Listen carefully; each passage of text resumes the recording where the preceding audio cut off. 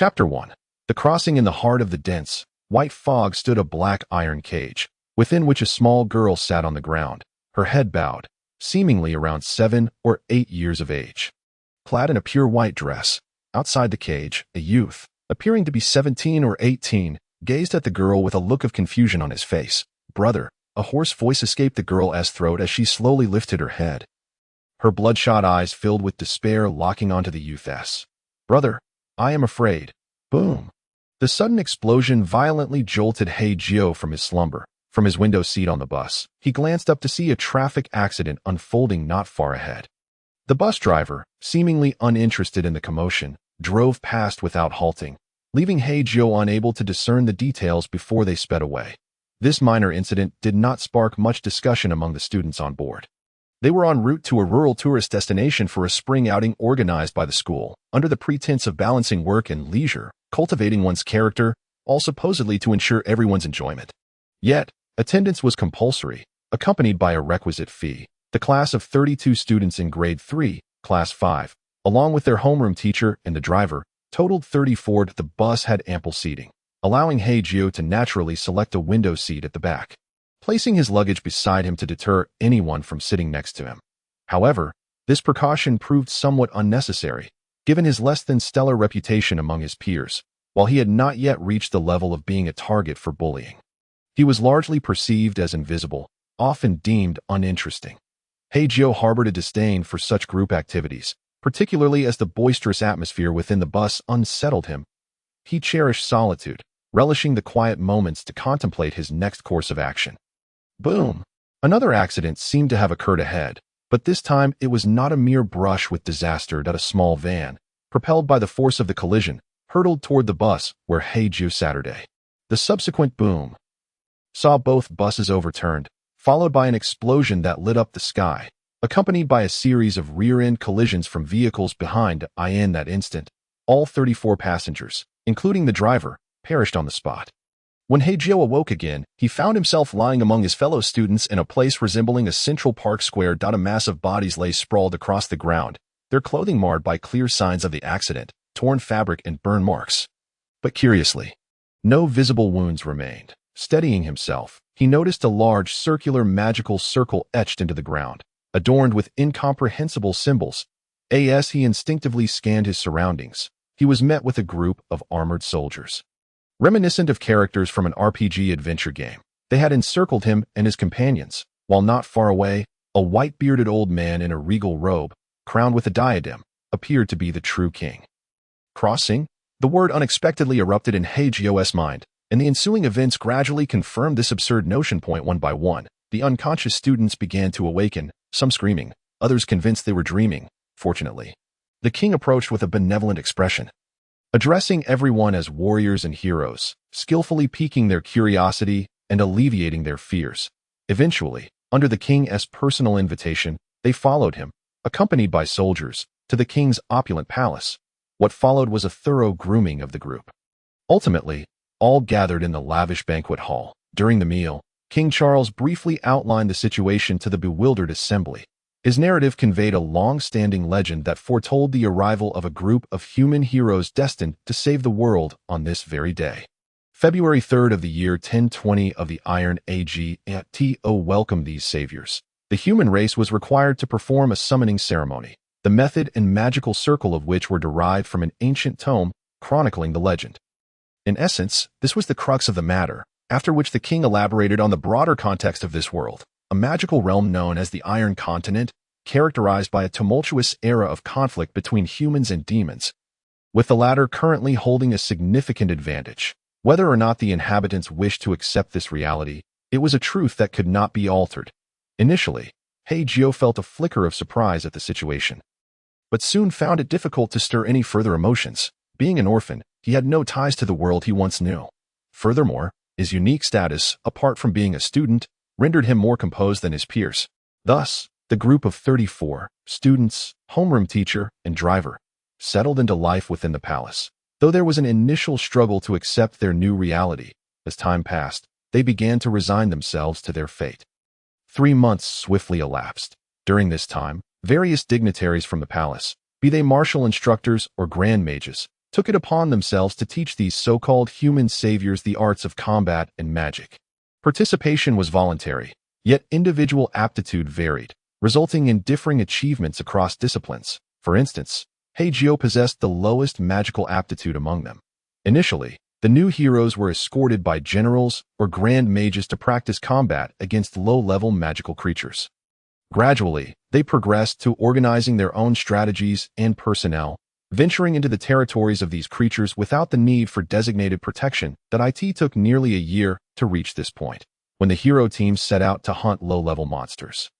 They often brought along a team of disassemblers. These individuals were responsible for processing the carcasses of slain creatures, extracting valuable materials to take back. In simpler terms, they were the pack mules of the operation. Currently, during the Class S hunting tasks, the tactical arrangements fell to Class President Hei Jiu, while the homeroom teacher and driver remained engaged with other duties within the palace, thus abstaining from the hunting activities.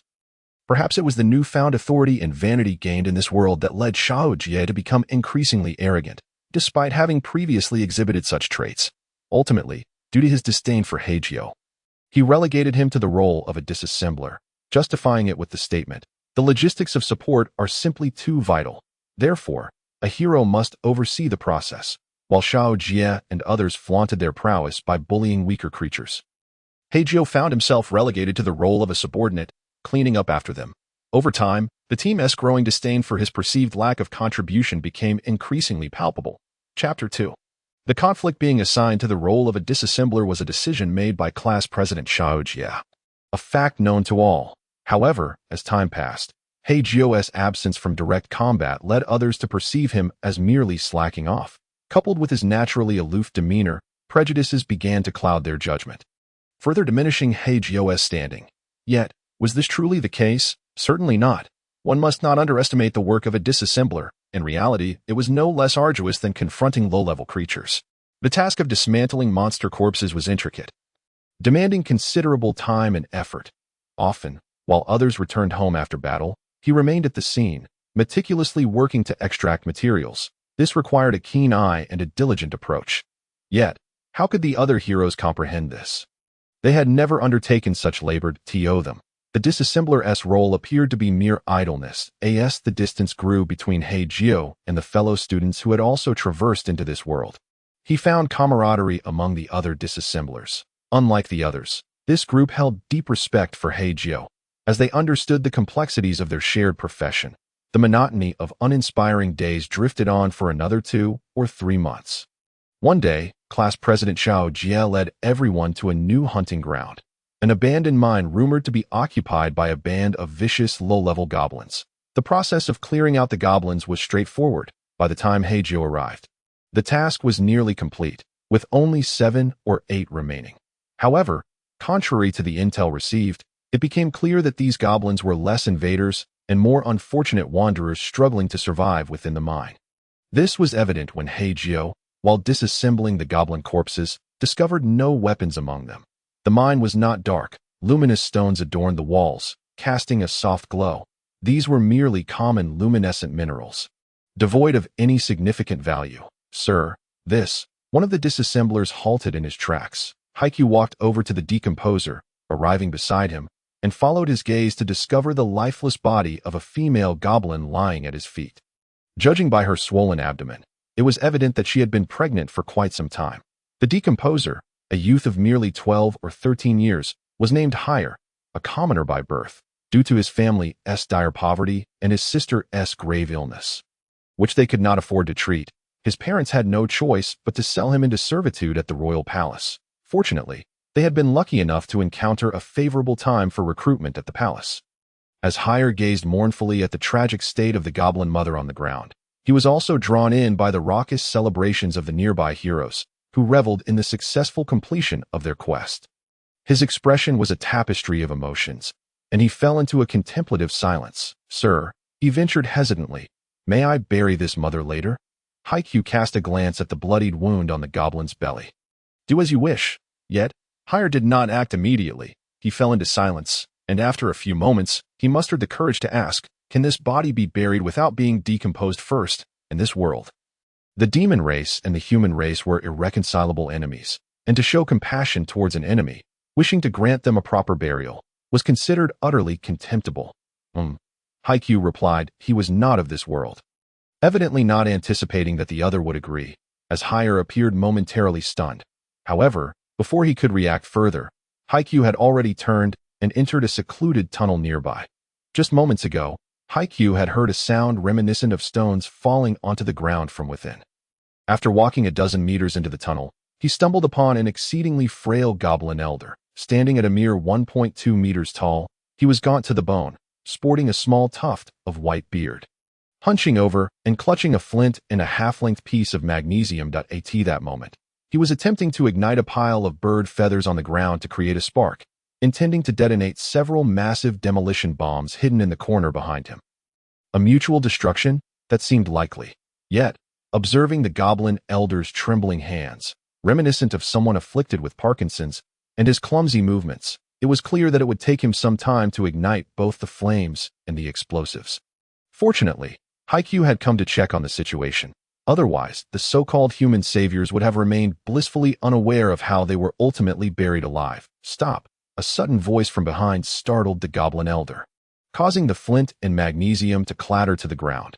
Upon turning to see a human, he instinctively scrambled to the corner of the wall, trembling as if he were a mouse confronted by a cat. An old man ought not to toy with such dangerous items, Hei Jiu remarked, picking up the flint and magnesium from the ground. After inspecting the elder's frail form and confirming he bore no hidden weapons, he turned to leave, leaving the goblin to sigh in relief, silently weeping as he lay there. With his entire family gone, he pondered whether he could truly survive alone in this world that wears black dog. Off slacking again. As Hei Jiu emerged from the cave, he overheard others discussing him. The nickname Black Dog was bestowed by someone with ulterior motives, and it certainly was not a term of endearment. The speaker was Hei Wei, a bespectacled rotund fellow who had always looked down upon Hei Jiu's solitary demeanor. In his eyes, Hei Jiu was merely pretentious, trying to appear profound and acting absurdly serious. Upon seeing Hei Jiu emerge, Hei Wei showed no restraint, instead adopting a more sarcastic tone. "Oh, I was wondering if you'd ever come out. Being a decomposer is quite convenient, isn't it? You get to collect your pay from the king without doing any real work. If you enjoy playing the errand boy so much, why not just leave the palace and start a decomposing guild at the Adventurers Association? It would save you from the pretense of being a savior." It was evident that Hei Wei was deliberately seeking trouble, but Hei Jiu was unfazed, ignoring him entirely. This only fueled Hei Wei's irritation, and feeling slighted, he brandished his black wooden staff, reciting an incantation. A fireball, roughly the size of a fist, hurtled toward Hei Jiu. Hei Jiu, wielding a dagger, a weapon he had chosen out of habit from his previous life, made no attempt to dodge. He simply drew his dagger and sliced through the fireball. In the next instant, he vanished from his spot, reappearing directly in front of Hei Wei. Before Hei Wei could comprehend the situation, Hei Jiu landed a punch squarely on his face, the sound of cracking teeth echoing as two of Hei Wei's front teeth flew out. And he collapsed to the ground, wailing in agony. "Ah, Black Dog hit me, Black Dog hit me." Hearing the commotion, a crowd gathered, several boys quickly encircling Hei Jiu, casting disdainful glances at him upon witnessing Hei Wei's disheveled state. "Have you had enough of this ruckus?" The class monitor, Shadowy, stepped forward and shoved Hei Jiu forcefully. "It's one thing to be unproductive, but for heaven's sake, don't drag us down with you. It's bad enough you've resorted to violence. Do you think no one can rein you in?" Chapter 3. Framed how surreal is the era of judging by appearances. The most surreal aspect lies in how perspectives shift alongside physical appearances. Shadowy came from a wealthy family, was handsome, and thus, before his transmigration, he was the Prince Charming for many girls in the class. Initially, the conflict was merely between Hei Jiu and the hefty boy. However, a few nearby boys, eager to mediate, intervened as a result of Shaojia's shout. A host of nearby girls, previously uninterested in the scuffle, gathered around. Unaware of the circumstances, they began to take sides and voice their opinions. "Why is it always you, Black Dog? Can't you let us have some peace?" "Exactly. You're weak yet insist on dragging us down. If I were you, I'd have left the palace in shame long ago." "How vulgar, resorting to violence, how disgraceful. Now you've managed to anger the class monitor. You've gone too far. Hei Jiu, apologize to him at once." The chorus of girls echoed, their indignation palpable. Those who knew the situation clearly were merely a handful of young girls. To an outsider, it might have seemed as though a gaggle of streetwise matrons were bickering. Did Hei Jiu feel the need to explain himself? He believed it unnecessary. The prejudices harbored by these individuals had piled up into an insurmountable mountain, and he had no interest in playing the role of the foolish man attempting to move it. Remaining silent, he turned and walked away, leaving the group to continue their derisive chatter. Surreal? Certainly. He had witnessed others being framed and ostracized for offending someone, such as when they maintained a good relationship with a girl liked by a boy, only to face retaliation. But had he ever seen someone who had committed no wrongdoing, merely being disliked due to their demeanor, facing collective disdain and exclusion? Perhaps it occurred, but it was likely rare that as he exited the cave, he happened upon Hei, who was returning after burying the pregnant goblin. Upon sensing something amiss, Hei glanced at the expressions and actions of the others and hurriedly pursued Hei Jiu, who was attempting to return to the palace. Sir, are you heading back? Hei inquired, and Hei Jiu nodded. Oh, you need me to bring anything for you? No need. With that, Hei Jiu mounted the horse he had ridden to the cave and rode back to the palace alone, leaving Hei standing there, sighing in resignation. He was acutely aware of the strained relations between Hei Jiu and the other heroes. He had intended to offer a few kind words to ease Hei Jiu's burden, but it seemed unnecessary now. That night, no one came to inform Hei Jiu about dinner, and he did not go either. However, Hei, ever perceptive, brought him a bowl of noodles. Around 9 o'clock, their homeroom teacher, Wang Li, knocked on his door. Upon entering, she immediately inquired, "Why didn't you come for dinner? Everyone said the servants called for you, but you threw a tantrum and didn't come. It was clear that someone had orchestrated this situation to vex him." "I had no appetite," Hei Jiu replied curtly. He understood well the temperament of his new homeroom teacher. In her late 20s, with short hair and striking looks, she was leading her first class, stubborn and easily swayed by others' opinions. She tended to take everything at face value. Hei Jiu disliked dealing with such individuals. "I heard that you hid Hei." There it was, just as he suspected. Hei Jiu thought. Those meddlesome people would undoubtedly report him. He started it, Hei Jiu explained, but upon hearing this, Wang Li frowned. "Yet everyone else claims Hei did nothing to provoke you. If you've already made up your mind, why bother asking me?" His words were calm, but Wang Li grew increasingly impatient. "Hei Jiu, this behavior is unacceptable. I'm tired. Can we discuss this tomorrow, teacher?" This was his way of showing her the door. What kind of attitude is that? Her impatience was evident. Yet she seemed to recall something that forced her to suppress her anger and adopt a tone of earnest counsel. "Hei Jiu, I understand. You can't entirely blame your disposition on your circumstances. Yes, you are an orphan, but that doesn't excuse you from hurting others because of your misfortunes." She rambled on, and Hei Jiu, in frustration, lay back on his bed and pulled the covers over himself, pretending not to hear. Ultimately, Wang Li, exasperated, stamped her foot in annoyance and left with a parting remark. "I won't concern myself with you anymore." Nearly halfway through his journey, he turned back, first letting out a huff, and then forcefully shutting the door he had forgotten to close. In the days that followed, no one from the hero squad informed Hei Jiu about their expedition. However, Hei would come daily after work to brief Hei Jiu on the day's activities. Although Hei Jiu insisted it was unnecessary, Hei, perhaps fearing Hei Jiu might grow bored, continued to chat with him each day. Gradually, these aimless days stretched into over half a month. During this time, the place Hei Jiu spent the most time in was undoubtedly the palace library, as he sought to deepen his understanding of the fundamental aspects of this world. After all, he could not remain here indefinitely. No, to be precise, Hei Jiu could already foresee the moment he would be unceremoniously cast out. This feeling lingered within him, strong and undeniable. Indeed, the eventual outcome confirmed his suspicions. Another fortnight passed, and on this day, a significant incident occurred within the palace. The statue of the first king of the Bai Kingdom had been smashed. The statue stood at the front of the grand hall, and in just one night, the 2-meter-tall stone figure had been reduced to rubble. This matter had nothing to do with Hei Jiu. Yet, that very night, the patrolling soldiers claimed to have seen a shadow resembling Hei Jiu fleeing the scene. Consequently, Hei Jiu was summoned to the grand hall to confront the soldier in front of the king and the gathered crowd. The soldier, unable to meet Hei Jiu's gaze, occasionally glanced towards Sergeant Shao Jie and the corpulent Hei. As Hei Jiu observed their silent exchange, he quickly grasped the situation's context. However, before he could speak, Sergeant Shao Jie stepped forward. "Your Majesty, I have already dispatched someone to search Hei Jiu's quarters. I believe we will soon have a resolution." Report. No sooner had he spoken than a soldier rushed into the grand hall, kneeling on one knee, and stated, "Your Majesty, the hammer used to shatter the late king's statue has been found beneath Lord Hei Jiu's bed, still bearing traces of the statue's dust. Please look into this matter." With that, he gestured, and another individual entered the grand hall carrying the hammer, placing it prominently in full view of all present. At this point, it was clear that the situation had been irrevocably sealed that in this world, there was no technology for fingerprint recognition, hence Hei Jiu and his accomplice resorted to such a method of framing. Yet, one must admit, it proved effective, and this time, they had succeeded. Chapter 4. Arrangements to elaborate further would be futile. To put it plainly, even an explanation would garner no belief. Moreover, Hei Jiu harbored no illusions that the king would lean towards the side of justice.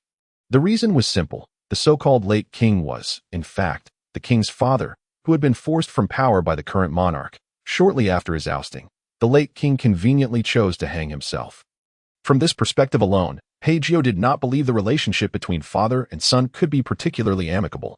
Within the library, there were numerous historical accounts documenting the bitter enmity that arose between families over royal power. It seemed likely that even the statue erected before the grand hall served merely as a superficial gesture to silence the populace, and as it turned out, the reality was precisely as Hei Jiu had anticipated. In this instance of framing, the king was not entirely blameless. Hei Jiu and Hei had indeed bribed the patrolling soldier. Yet, they were oblivious to the peril of committing treason against the crown within the palace. Furthermore, their target was a hero among the saviors. Therefore, mere moments after being bribed, the soldier rushed to report to the king. Initially, the king was merely surprised. However, upon reflection, he saw an opportunity to rid himself of that bothersome statue. Thus, he naturally chose to turn a blind eye. Additionally, he sought to curry favor with the heroes, and now that one among them had become a target for exclusion, it was rumored that he was rather weak. Otherwise, he would not have been cast into the disassembler. Consequently, the king was pleased to simultaneously appease the heroes while eliminating this inconsequential figure under a pretext of legitimacy. It could be said that this farcical trial had been predetermined for failure from the very beginning. The evidence is irrefutable. Hero Hei Jiu. Do you have anything to say? The authoritative voice emanating from the throne left Hei Jiu, who had not held any expectations, responding in a tone devoid of emotion. I have nothing to say. Very well. The destruction of the late king's statue is indeed a capital offense. However, considering you are not of this world and are our specially invited guest, I shall grant you a temporary reprieve. Yet, while the death penalty may be averted, the living consequences cannot be escaped. Henceforth, I revoke the noble hero status I previously conferred upon you.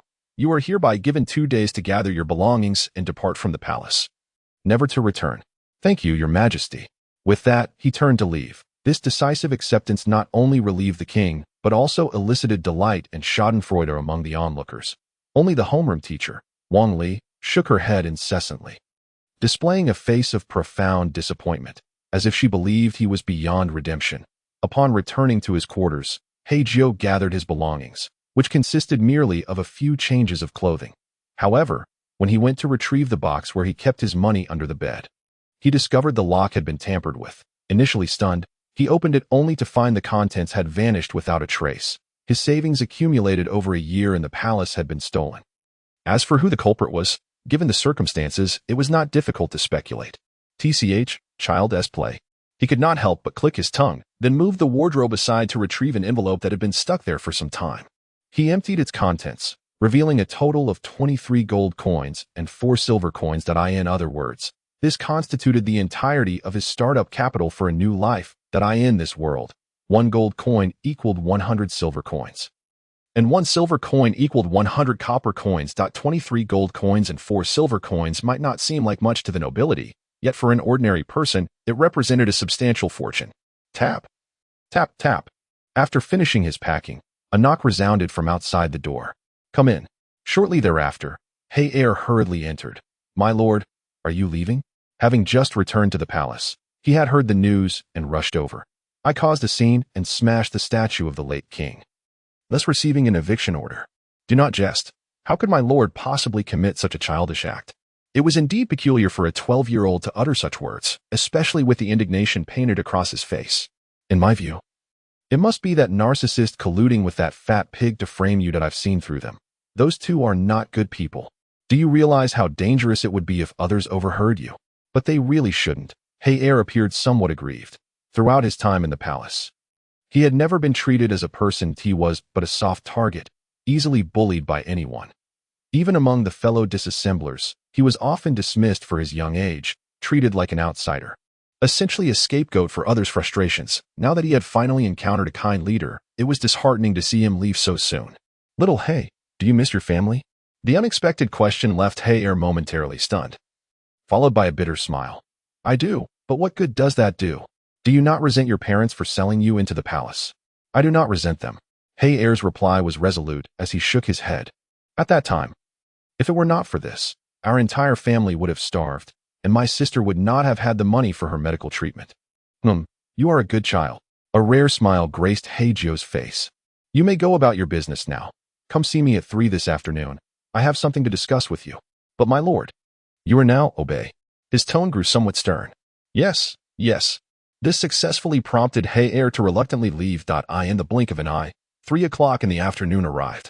Hei knocked on the door but received no response. My lord, he called out a couple of times.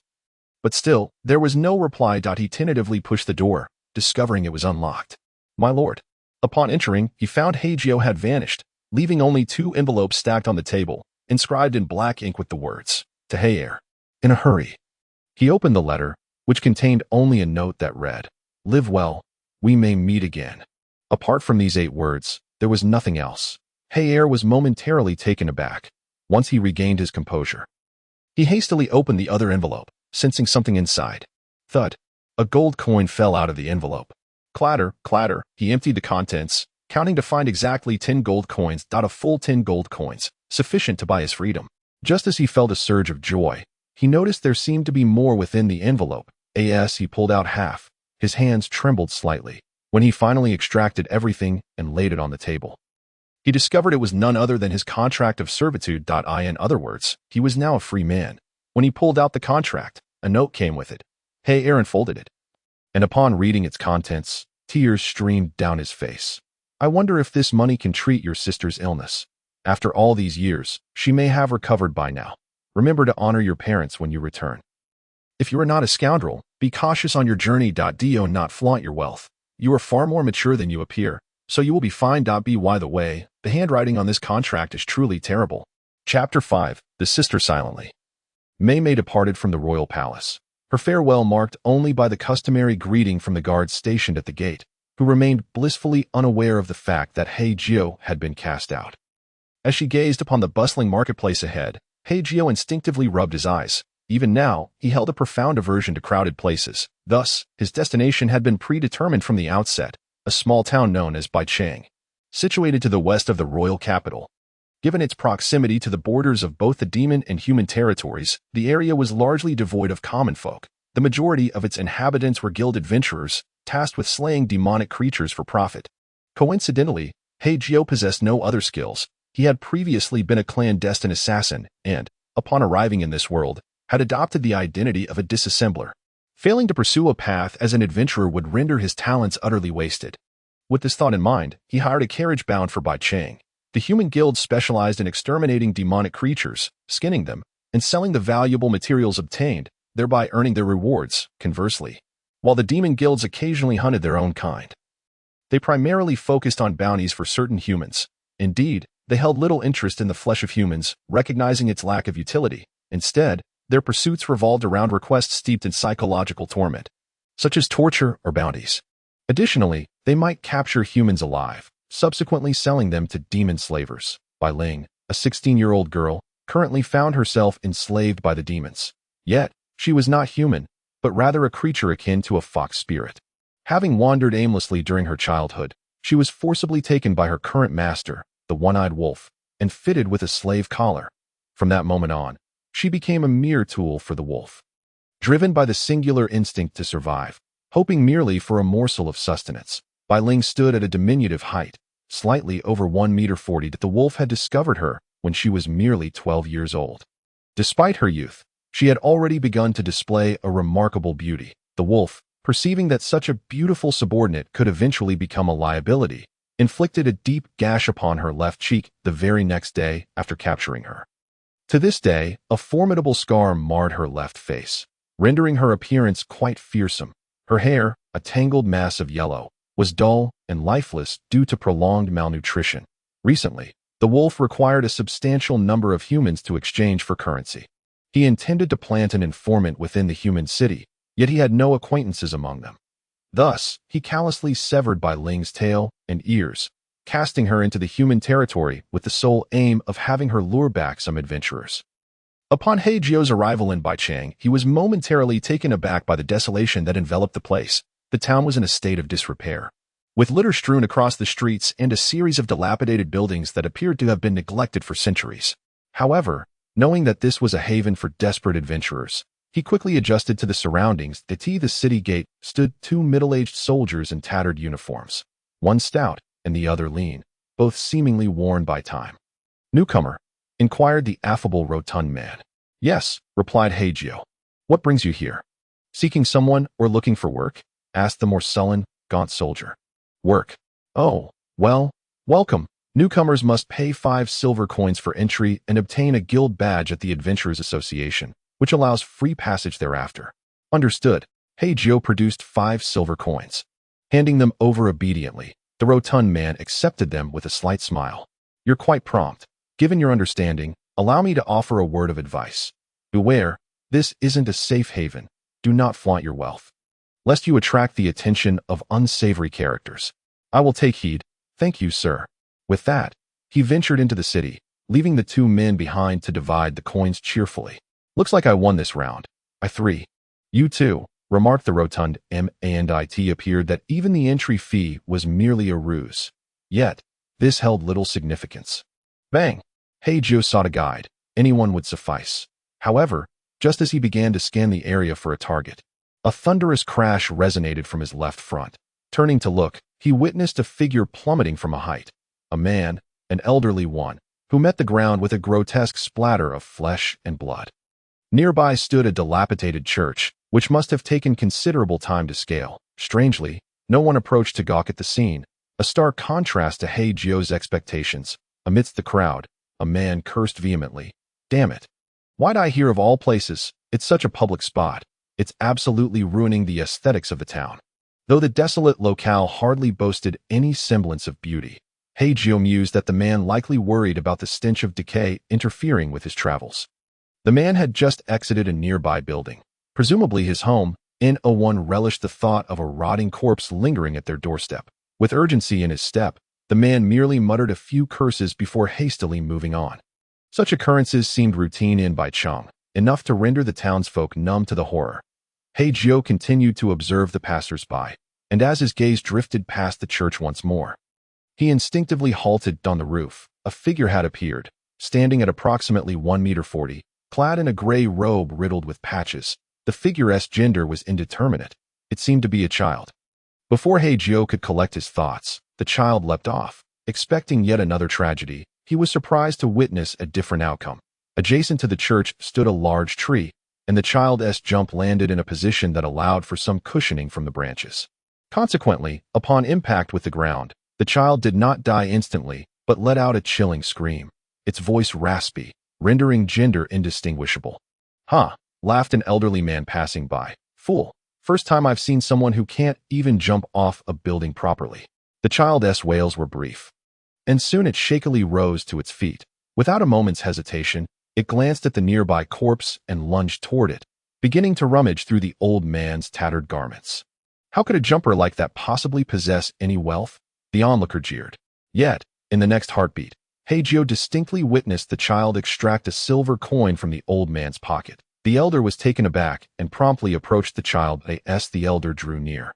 The child, having just finished its search, was attempting to sneak away. The elder's hand descended upon the child's shoulder from behind. The child flinched violently at the touch. Turning around, it was met with a resounding slap that sent it sprawling to the ground.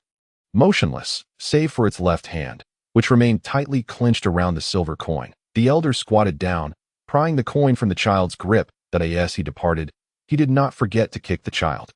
Hei Jiu approached, checking for signs of life, and found the child still breathing, albeit unconscious. Strands of malnourished yellow hair peeked from beneath the gray hood. Driven by curiosity, Hei Jiu removed the hood. The child appeared to be a girl of around 15 or 16. Her face smeared with grime and filth, rendering her features indistinguishable. A prominent scar marred her left cheek. However, when Hei Jiu glimpsed her right cheek, his body involuntarily trembled. Beneath her right eye lay 3 small black moles, arranged in a horizontal line, a distinctive mark that stirred memories of his sister, sold away when he was merely 10 years old. Chapter 6. The demon fox girl Hei Jiu's sister had been sold at the tender age of 8. Leaving him haunted by the passage of 8 years. If she were still alive, she would likely be of similar stature to the girl before him. Gazing at the closed wooden door ahead, Hei Jiu fell into deep contemplation. This was a small clinic nestled on a street corner in Bai Ling, its ambience reminiscent of an ancient apothecary. Within the wooden doors lay the area designated for treating patients. Moments ago, the clinic's proprietress had carried the fallen girl inside. With a creak, the door swung open, and a middle-aged woman clad in a white robe stepped out. "How is she, doctor?" "Well, how should I put it? She is not in serious condition," the proprietress replied, her expression tinged with uncertainty as she cast Hei Jiu a quizzical glance. "Is something the matter?" "Oh no, nothing at all. I merely find it curious that you seem quite affluent." "Affluent?" Hei Jiu inquired, puzzled. "Indeed. After all, how many individuals in Bai Ling would spend money on that kind of decorative slave, and to go so far as to pay for her medical treatment? That is a rarity." "Pray tell, young man." The proprietress's curiosity piqued. "What purpose do you have for such a creature? Are you relying on her to beg for your sustenance? Where did that notion arise?" Though his mind was rife with questions, he maintained a facade of calm. "Ah, still pretending, are we?" The proprietress shot Hei Jiu a knowing look, gesturing toward the door behind her. "You removed her ears and tail to make her appear more human, didn't you? Did you discern that?" Hei Jiu smiled wryly, feeling somewhat reassured. The proprietress beamed with pride. "Of course, it's normal for others to miss the details, but who am I? And to be honest, if one were to observe closely, it would indeed be difficult to discern that she is a fox. Ordinary people wouldn't scrutinize her that closely, would they? So, doctor, how is her condition?" "There's no need to worry. The creature is certainly different from humans and is in good health. It merely has a scrape, which I have already treated. The underlying issue is long-term malnutrition, compounded by a fainting spell from a bit of stress. Just needs some proper care. That said, I must address you. If you intend to send her out to solicit funds for you, do not be too stingy with her meals. After all, if you wish for a horse to run, you must feed it hay, correct? Furthermore, begging for money in Bai City is no easy endeavor. There are hardly any good souls here. It would be wise to let her explore alternative means of survival." The medical expenses total 2 silver coins. After inquiring with the landlady about nearby inns, Hei Jiu set off with the girl on his back. The inn was directly across from the clinic, and they arrived in just 2 minutes at the lobby. The building was quite old, and only a decrepit old man sat there reading the newspaper. Upon seeing Hei Jiu enter with a girl on his back, he shook his head knowingly and asked, "Are you new to Bai City and looking to rent a room?" His tone was somewhat unfriendly and impatient. "Yes." Hei Jiu nodded. "1 room. A 2-bedroom suite would be best, after all. My sister is not exactly a child anymore." "Your sister?" The old man paused, his demeanor softening considerably. "Oh, I happen to have a nice suite available with basic furnishings. The deposit is 5 silver coins. And the monthly rent is 6 silver coins. How does that sound?" "That works. I would appreciate your guidance." "Very well, follow me." The suite was located on the 3rd floor of the inn. After placing the girl on the bed and briefly inspecting the layout, Hei Jiu paid the deposit and 1 month's rent. He then locked the door and began inquiring with the landlady about the locations of local markets and other establishments. The girl was awakened by the enticing aroma of fried eggs. As she opened her eyes, she was greeted by an unfamiliar ceiling.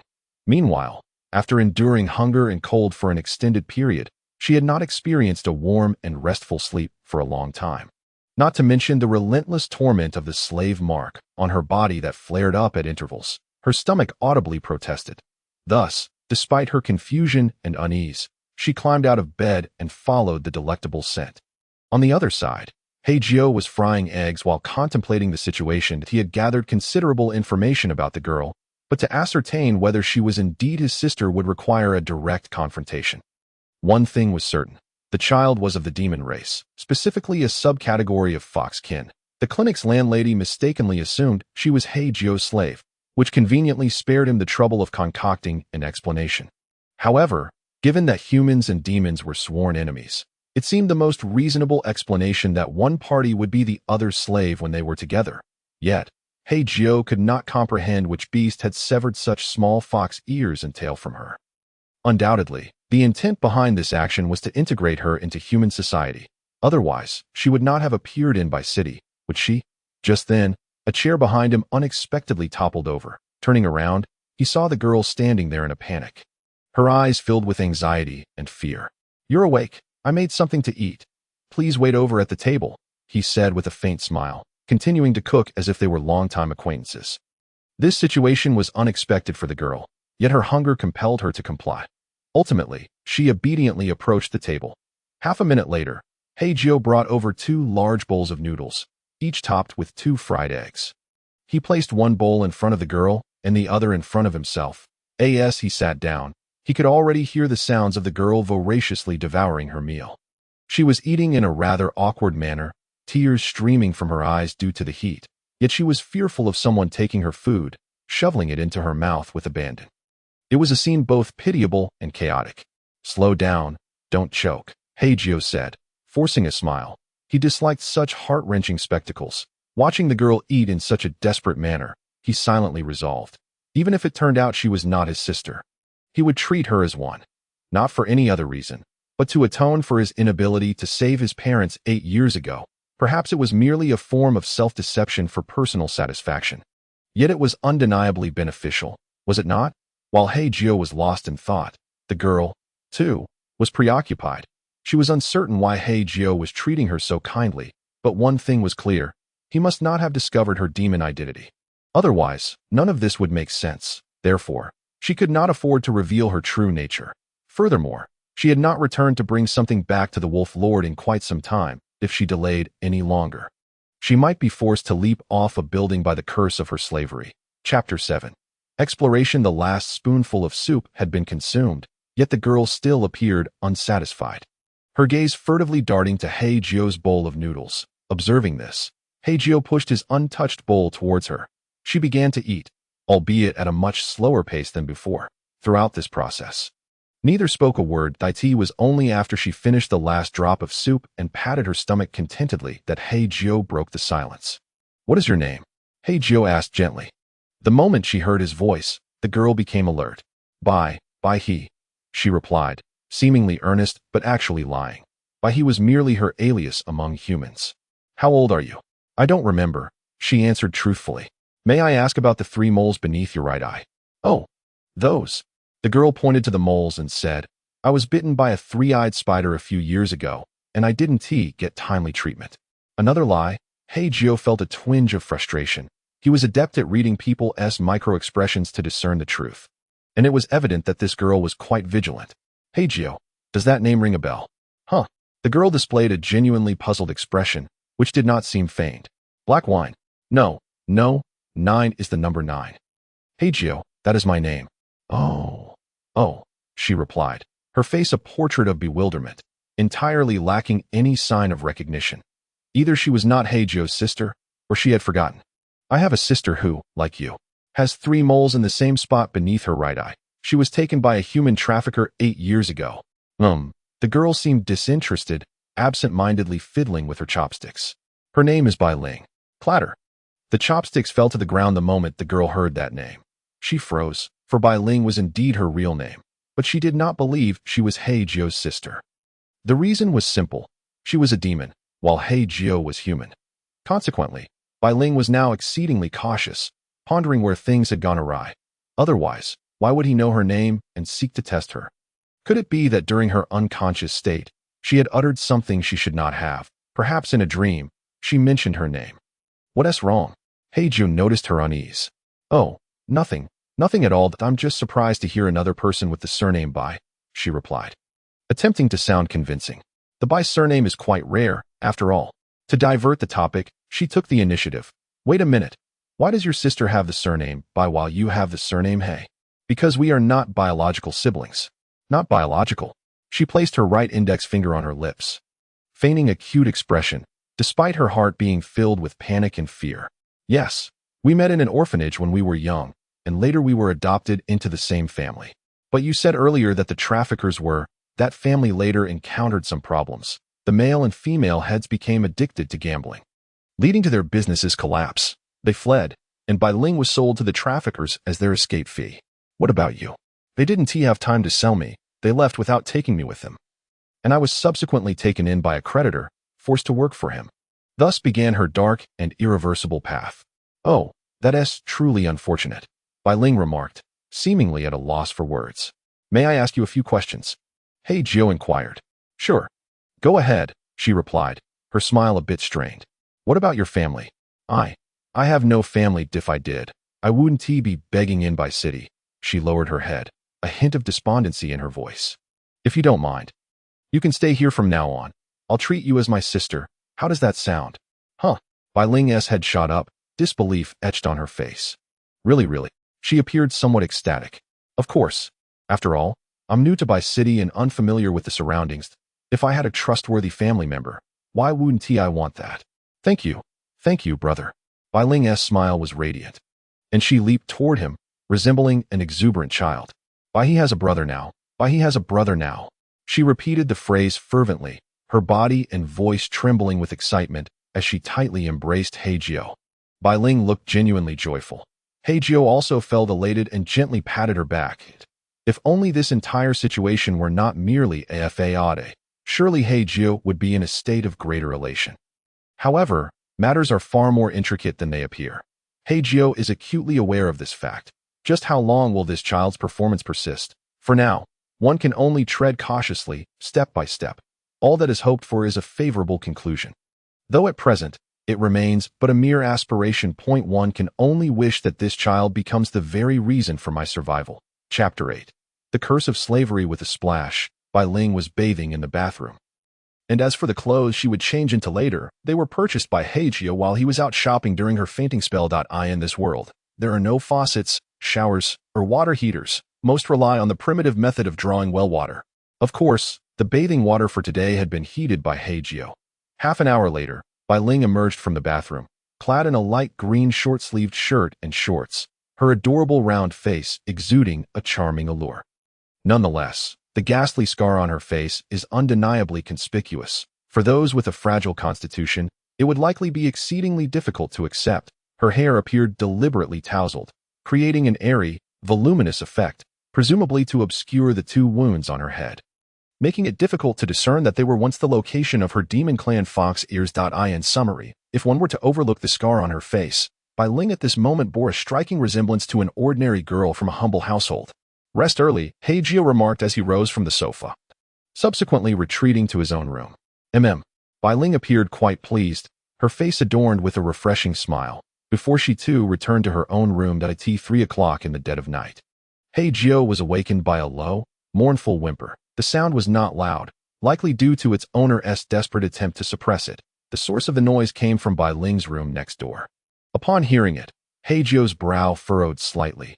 Pain. This was likely the singular sensation Bai Ling was experiencing at that moment. The agony penetrated to the very marrow, almost rendering her unconscious. Her face was drenched in cold sweat. This was yet another episode of the slave mark on her back acting up. By count, this was the third occurrence since her arrival in Bai City. The slave mark was a curse personally inscribed on Bai Ling's back by the Wolf Lord, its specific function being to inflict immense pain upon her if she strayed too far from him for an extended period. Thus, Bai Ling needed to return to the Wolf Lord's side at regular intervals. Originally, she was supposed to return a few days ago, but unfortunate circumstances left her with nothing to bring back. And returning empty-handed meant something dire, a reality Bai Ling was all too aware of. The Wolf Lord's wrath was far more terrifying than the slave mark itself. This was the shared sentiment of all the slaves under his command. The slave mark on Bai Ling would typically flare up every 3 days. And this marked her 9th day of absence. It was precisely this curse of the slave mark, coupled with her despair about life, that drove her to attempt suicide by leaping off a building, leading to her dramatic rescue by Hei Jiu. Knock, knock, knock.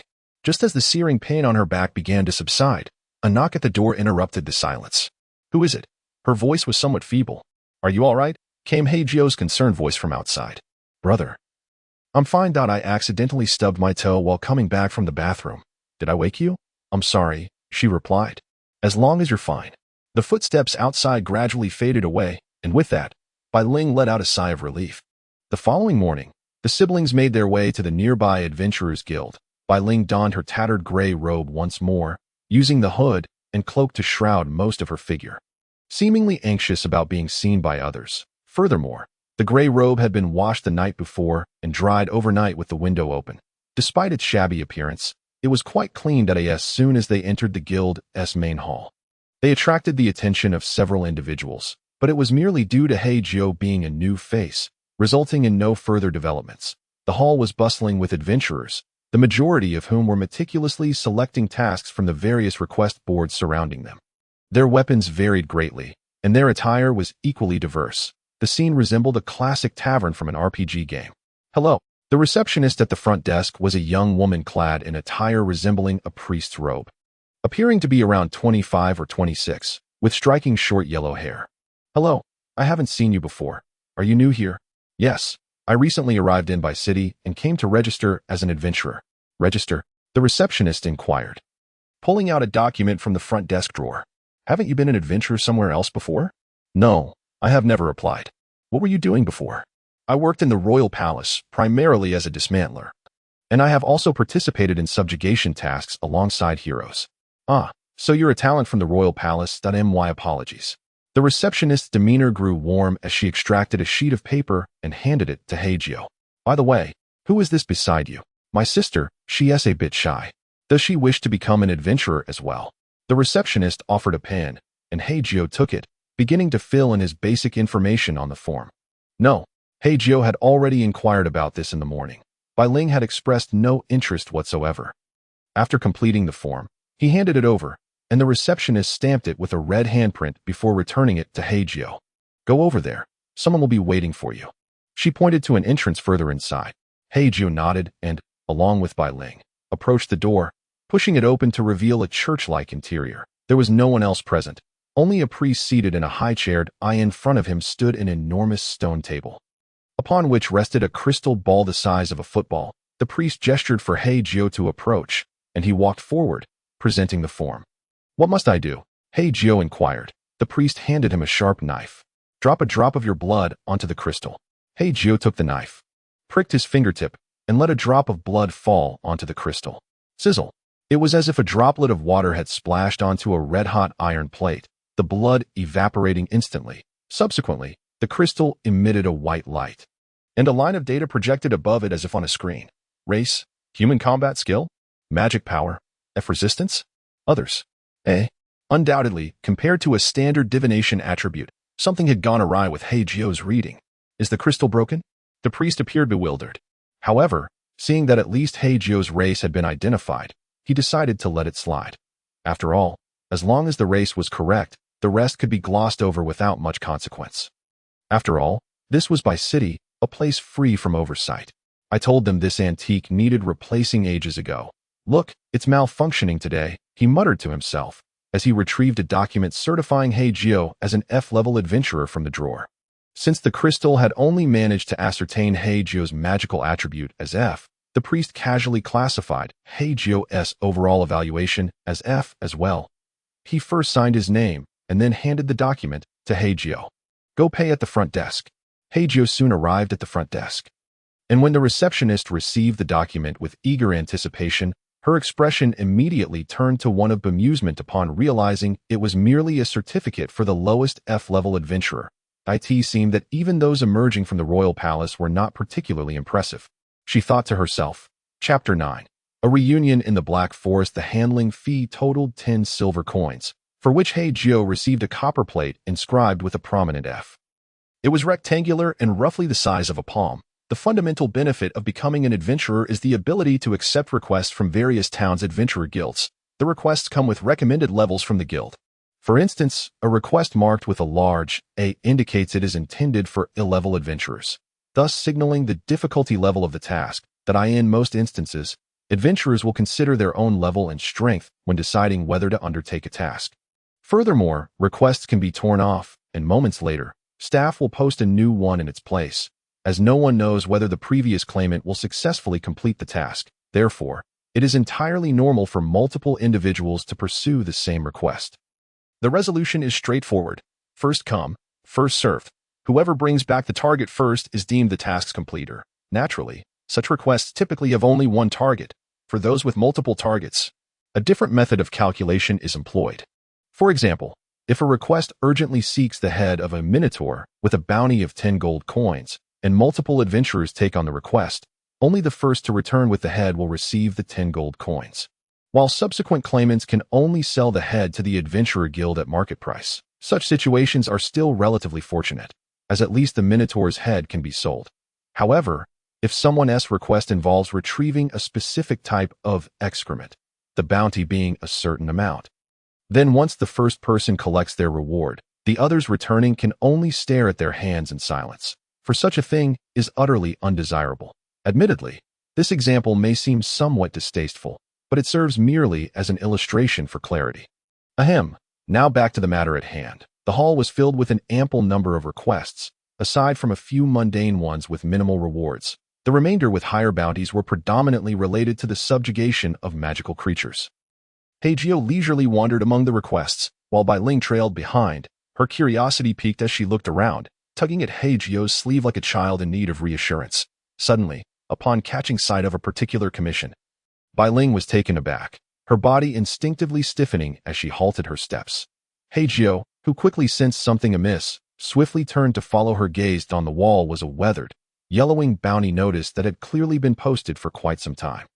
It featured a sketch of a wolfman. The Wolf Lord, a figure of Class A, had been engaged in human trafficking since the year 1008, having abducted numerous compatriots. His last known location of operation was the Western Black Forest. In the year 1018 of the Iron Era, a bounty of 400 gold coins was placed on him. Now, in 1021 of the Iron Era, this commission had remained unclaimed for 3 years. Perhaps someone had taken it up. And this was merely a replacement from 3 years prior. Yet, the fact that it still hung there, with the association administrator having failed to remove it, indicated that this so-called Wolf Lord had yet to be apprehended. Wait a moment, Wolf Lord, Wolfman Wolf? In an instant, Hei Jiu recalled the claws of a wolf, and his gaze involuntarily drifted to the scar on Bai Ling's left cheek. At that moment, Bai Ling's pupils were trembling uncontrollably, her left hand gripping Hei Jiu's clothing with increasing force, clearly betraying her fear and trepidation. With a sudden rip, as Bai Ling was lost in thought, Hei Jiu decisively tore down the bounty notice. She turned, bewildered, to look at him. Hei Jiu grinned mischievously. Take it with you. Who knows, you might be fortunate enough to encounter him. It would be good to have a reference, lest we mistakenly identify the wrong person. Hei Jiu's Navi enthusiasm prompted Bai Ling to shake her head in disbelief. Truly, this young lad was blissfully unaware of the gravity of the situation, she mused, feeling exasperated. Ultimately, Hei Jiu accepted 2 commissions for gathering herbs and capturing magical rabbits in the Black Forest. Such tasks were posted in the repeat commission section, eliminating any concern of being preempted by others. The so-called repeat commission section refers to tasks in high demand, which cannot be completed in a short time by a single adventurer. Consequently, these tasks are divided into multiple smaller ones for adventurers to select from. These types of tasks tend to endure over time, providing relatively stable income. With their plans set for the day, the duo ventured toward the outskirts of the city. Hei Jiu armed himself with his dagger and 2 small knives for dissecting monster corpses, while Bai Ling carried her newly purchased backpack, intending to use it for today's supposed harvest. Upon exiting, the gate guards did not hinder them, nor did they even request to see Hei Jiu's identification. It dawned on Hei Jiu that the notion of paying to enter or exit the city, or the idea that identification exempted one from fees, was nothing but a ruse. To put it plainly, there was no need to pay when passing through the city gates. After half an hour, they arrived at the Black Forest. The forest was aptly named due to the trees being entirely black. They appeared to be a species called dark trees, distinctly marking a sharp boundary between the vegetation inside the forest and that outside. Russell, the commission stated that the target herbs typically grow in the forest periphery. Thus, the siblings began their earnest search for herbs, hoping to also stumble upon traces of magical rabbits. Brother, I'm going over there. Bai Ling pointed towards a denser area of trees. Be careful. Shout for help if anything happens. Okay, with that. She swiftly ran off, while Hei Jiu continued his diligent search in his direction. Eventually, he discovered a herb beneath a low tree and promptly placed it into his waist pouch. Ah, he groaned as he stood up, stretching his back, only to hear a peculiar sound. The noise was faint, emanating from deeper within the black forest. It sounded as if something was in agony. Hei Jiu quietly approached the source of the sound, ultimately arriving at the edge of a deep pit. It was a large trap that had clearly been triggered. That moment, a goblin elder lay at the bottom, with a mangled boar beneath him, the size of a motorcycle. The tiger boar, a magical creature from the swine family, was so named for its fur pattern resembling that of a tiger, and it was a relatively rare monster. The pit was filled with numerous sharpened wooden stakes, indicating that the boar had been impaled after falling into the trap. As for the goblin elder, he had survived only because he landed on the boar's corpse, narrowly escaping death. However, due to the boar's body having stiffened in the depth of the pit, the elder had taken quite a tumble and was now groaning in pain. When Hei Jiu arrived at the edge of the pit, the goblin elder also caught sight of him. In that moment, both were momentarily stunned. Wasn't this the same pitiful old man who had attempted to ignite explosives in the mine, aiming to perish alongside the heroes? How had he ended up here? Hei Jiu was utterly perplexed. Chapter 10. A fortuitous encounter. This had only transpired a month ago, when Hei Jiu had yet to be ousted from the palace by those troublesome rascals. The heroes had banded together to venture into an abandoned mine to confront the fearsome goblins. Upon arrival, they discovered that it was merely a family of homeless goblin refugees. Yet, the noble heroes were not inclined to see it that way.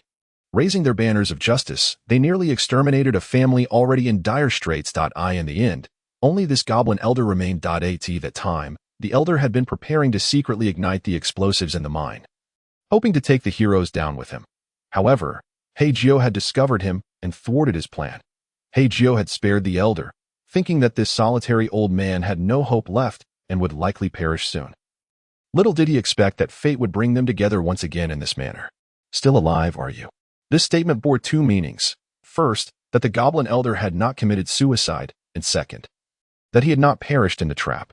Help, help me, came the croaky voice from the goblin elder, his grasp of human language not quite standard, yet comprehensible. Normally, goblins had their own means of communication, but some eager learners among them were willing to engage with humans. You truly trust me? Hei Jiu, bemused, began to slide down the edge of the pit. His use of you was not a term of respect, but rather a jest. Come on up then. Navigating around the stakes, he made his way to the elder, gently lifting him onto his back. You're fortunate to have encountered me. Had it been anyone else, who knows how many pieces you would have been cut into. Cough. Cough. Ha ha. The goblin elder chuckled instead. An old bone like me isn't worth much. Cutting me up wouldn't even cover the dissection fee. With that, Hei Jiu hoisted the elder back to solid ground, setting him down against a tree. How are you feeling? Can you move? Barely. I'll be all right after a bit of rest. Is that true? I'm not lying. I used to be a physician, so I know my own condition better than you do. Whatever, even if you claim to be gravely injured, I couldn't help you. Cough, cough. Thank you. By the way, when I last saw you, your clothing was not so ragged. Were you not of noble birth? How come you now appear as a commoner? The heavens have eyes. I was expelled by that bunch of fools. So you are a steam bun who is the same inside and out. Not at all. Heh. Cough, cough. Until just now, when you rescued me, I never imagined I would be able to converse so calmly with a human. Did you expect to tremble in fear at the sight of me? Few with a brain would not fear a creature capable of casually slaughtering its entire family. However, cough, cough, I suppose I was lucky enough to encounter an anomaly like you. The goblin elder displayed a smile that seemed to be a mix of self-deprecation and relief. By the way, where are you planning to go? While speaking, he jumped down into the pit and began to dissect the tiger boar. Meanwhile, he continued to engage in casual conversation with the goblin elder on the ground. In my youth, I had a child in Luotai town. I wish to see if he is still around. A glimmer of hopeful anticipation ignited in the elder's eyes. Luotai town. I've never heard of it. Is it a town of the demon race? Yes. You're not telling me that child is your illegitimate son, are you? The elder fell into silence. Then you must be quite the scoundrel. Old man, I was young and foolish. How old was he when you left? -2 months. -2 months. Hei Jiu was puzzled, but soon grasped the situation. Good heavens. You got someone pregnant and ran off before the child was born. And now that you have no hope left, you wish to return to find them. You truly are a paragon of virtue. Pa, cough, cough. If it weren't for you lot, would my whole family have been exterminated? What does that have to do with me? I am merely a dissector. Your family's demise was not at my hands. Besides, had it not been for me, you would have been long gone. From the content of their dialogue, it appeared as though they were quarreling. Yet the reality was quite different. The goblin elder's voice was frail and hoarse, lacking any forcefulness, while Hei Jiu's tone was dull, reminiscent of reading from a script. Thus, there was no spark of conflict between them. Young brother, may I ask your name? My name won't elevate your standing. It's Hei Jiu. I am called Gui Dao. They refer to me as Old Gui. You have saved me twice, and I shall repay you in the future. A demon intends to repay a human. Are you not afraid of being labeled a traitor to your kind? Gratitude knows no bounds. It has nothing to do with whether one is a demon or a human. Moreover, speaking of money, could you lend me a bit for my travel expenses? The old man appeared rather embarrassed. It's not much, just 2 silver coins. Consider it a small act of kindness. In the future, alas, help me retrieve this. As he spoke, an exceptionally long tusk from a tiger boar was pushed forward. Upon seeing this, the old man hastily crawled from beneath the tree and crouched by the trap to accept the boar's tusk handed to him by Hei Jiu. There's this one too. Another tusk was offered. And this time, it was an entire hide from the tiger boar.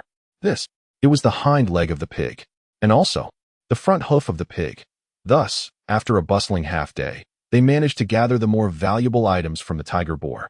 By the time they finished, Hei Jiu had also brought back several decent cuts of pork. Is 2 enough? Glancing at the goblin elder beside him, who looked at him with eager anticipation, Hei Jiu simply pulled out 5 silver coins from his pocket. The old man quickly received them, repeatedly expressing his gratitude. Brother, from not far behind, the voice of Bai Ling began to sound. The old man was visibly startled. After bowing to Hei Jiu in thanks, he hurriedly fled, quickly disappearing into the depths of the black forest. Brother, just as the old man vanished, Bai Ling scurried over to Hei Jiu. I found a medicinal herb and even saw the tracks of a magical hair. As soon as she approached, she was startled by the heap of items on the ground. What are these? Look, Hei Jiu gestured towards the dead boar in the trap. Bai Ling immediately understood the situation and quickly looked around. Then let us hurry. What if the owner of this trap returns? That would be troublesome. He appeared quite anxious, swiftly setting down his pack. Hei Jiu took it and quickly stuffed all the parts he had gathered into the bag. Soon, the bag bulged like a ball. Bai Ling reached out, seemingly wanting to carry it, which was indeed the only help she could offer. It's too heavy, let me handle it. Hei Jiu ruffled her hair and then slung the bag over his own back. Today could certainly be considered an early day off. Of course, in Hei Jiu's mind, the act of packing up someone else's trap spoils left him rather unperturbed. After all, what did it matter? Dignity. In this war-torn world where humans and demons coexist, how much value could that concept hold? Chapter 11. Expectations. Tiger boar tusks, tiger boar hides, and medicinal herbs. Sold together to the Adventurers Guild, they fetched a precise profit of 18 gold coins. Exiting the guild, both were in good spirits, especially Bai Ling, who appeared exceedingly joyful. Here, a small pouch containing 9 gold coins was handed to Bai Ling. She paused for a moment, then accepted it and opened it, looking somewhat flustered. Is this for me, brother? Yes, a 50-50 split. But I hardly contributed anything. Your mere presence by my side is the greatest assistance. Hei Jiu's words were calm, yet upon hearing them, Bai Ling's cheeks flushed. Unexpectedly, Hei Jiu continued. You are my only family. We should share our fortunes without distinction. Besides, you're not a child anymore. You ought to have a little treasure of your own. Thank you, brother. As Hei Jiu patted her head, Bai Ling obediently nodded, her expression complexed. In the afternoon, Hei Jiu accompanied Bai Ling on 2 rounds in the market. First, they procured some essential supplies for both of them. Secondly, he helped her choose some clothing. For she was indeed a girl who ought to have her own tastes and preferences. In the evening, they dined on pork chops, naturally sourced from that tiger boar. Overall, it was a thoroughly pleasant day. Bai Ling went to bed early, her face still adorned with a smile even in slumber. Hei Jiu lay quietly in bed, reflecting on the details of the trap from earlier that day. He pulled out a small item from his pocket, raising his right hand into the air. It was 2 tufts of white fur, as thick as toothpicks. This fur, discovered in the trap, did not belong to the tiger boar. Judging by the trigger mechanism of the trap, aside from the goblin elder and the tiger boar, no other creature had entered. In other words, There was no scenario where a fierce beast had fallen into the trap and subsequently escaped. Thus, who could these tufts of white fur belong to? The only answer Hei Jiu could conceive was that of the trap's owner. Whoosh! Flames suddenly erupted from his right hand, swiftly incinerating the two tufts of fur. Hei Jiu possessed minimal magical talent. Thus, this simple ignition skill was the entirety of his magical repertoire acquired in this world. Indeed, even after being taught numerous spells by the Royal Palace's Grand Mage, he had only mastered this ignition skill, typically useful for lighting fires for cooking. As for combat, with such a meager display of magical prowess, it might not hold a candle to a torch. Sizzle! As the white fur burned away, a faint wisp of smoke arose, accompanied by a faint acrid scent in the air. Wolf fur. The familiar scent caused Hei Jiu's eyes to narrow slightly. If that were the case, then the one who dug the trap was likely a werewolf. The following day, the two ventured once more around the periphery of the Black Forest. However, today did not bring the same fortune as yesterday. Instead, they collected a fair number of precious herbs.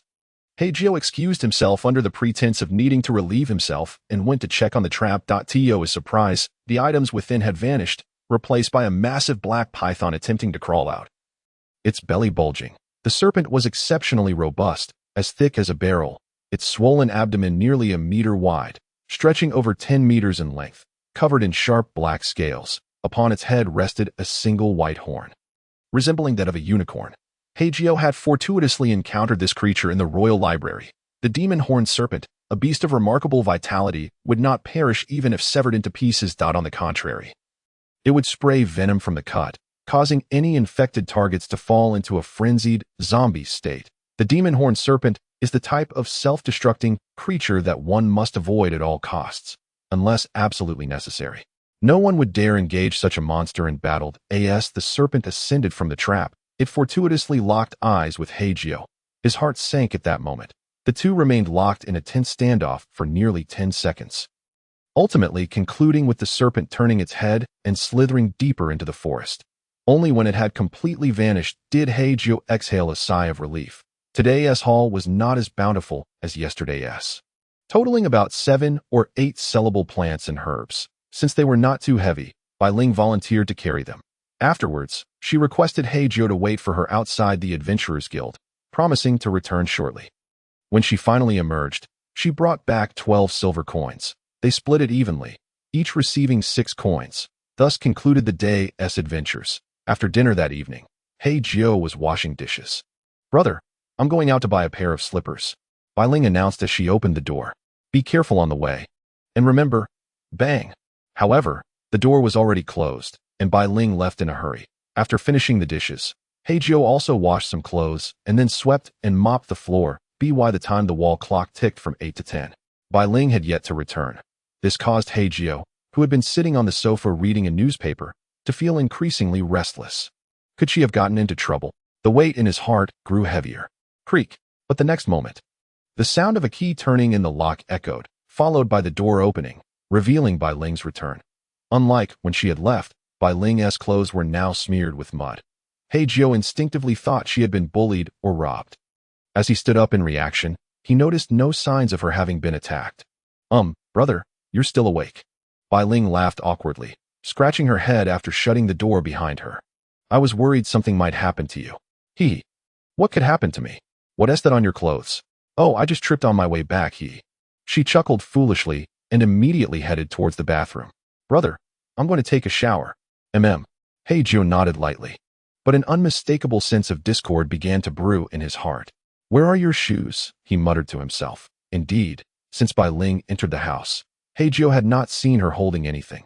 Her so-called trip to buy shoes seemed more like a mere excuse to step out. On the third day, they again ventured to the outskirts of the Black Forest. Today, Bai Ling seemed somewhat off, as if she were frightened or conflicted.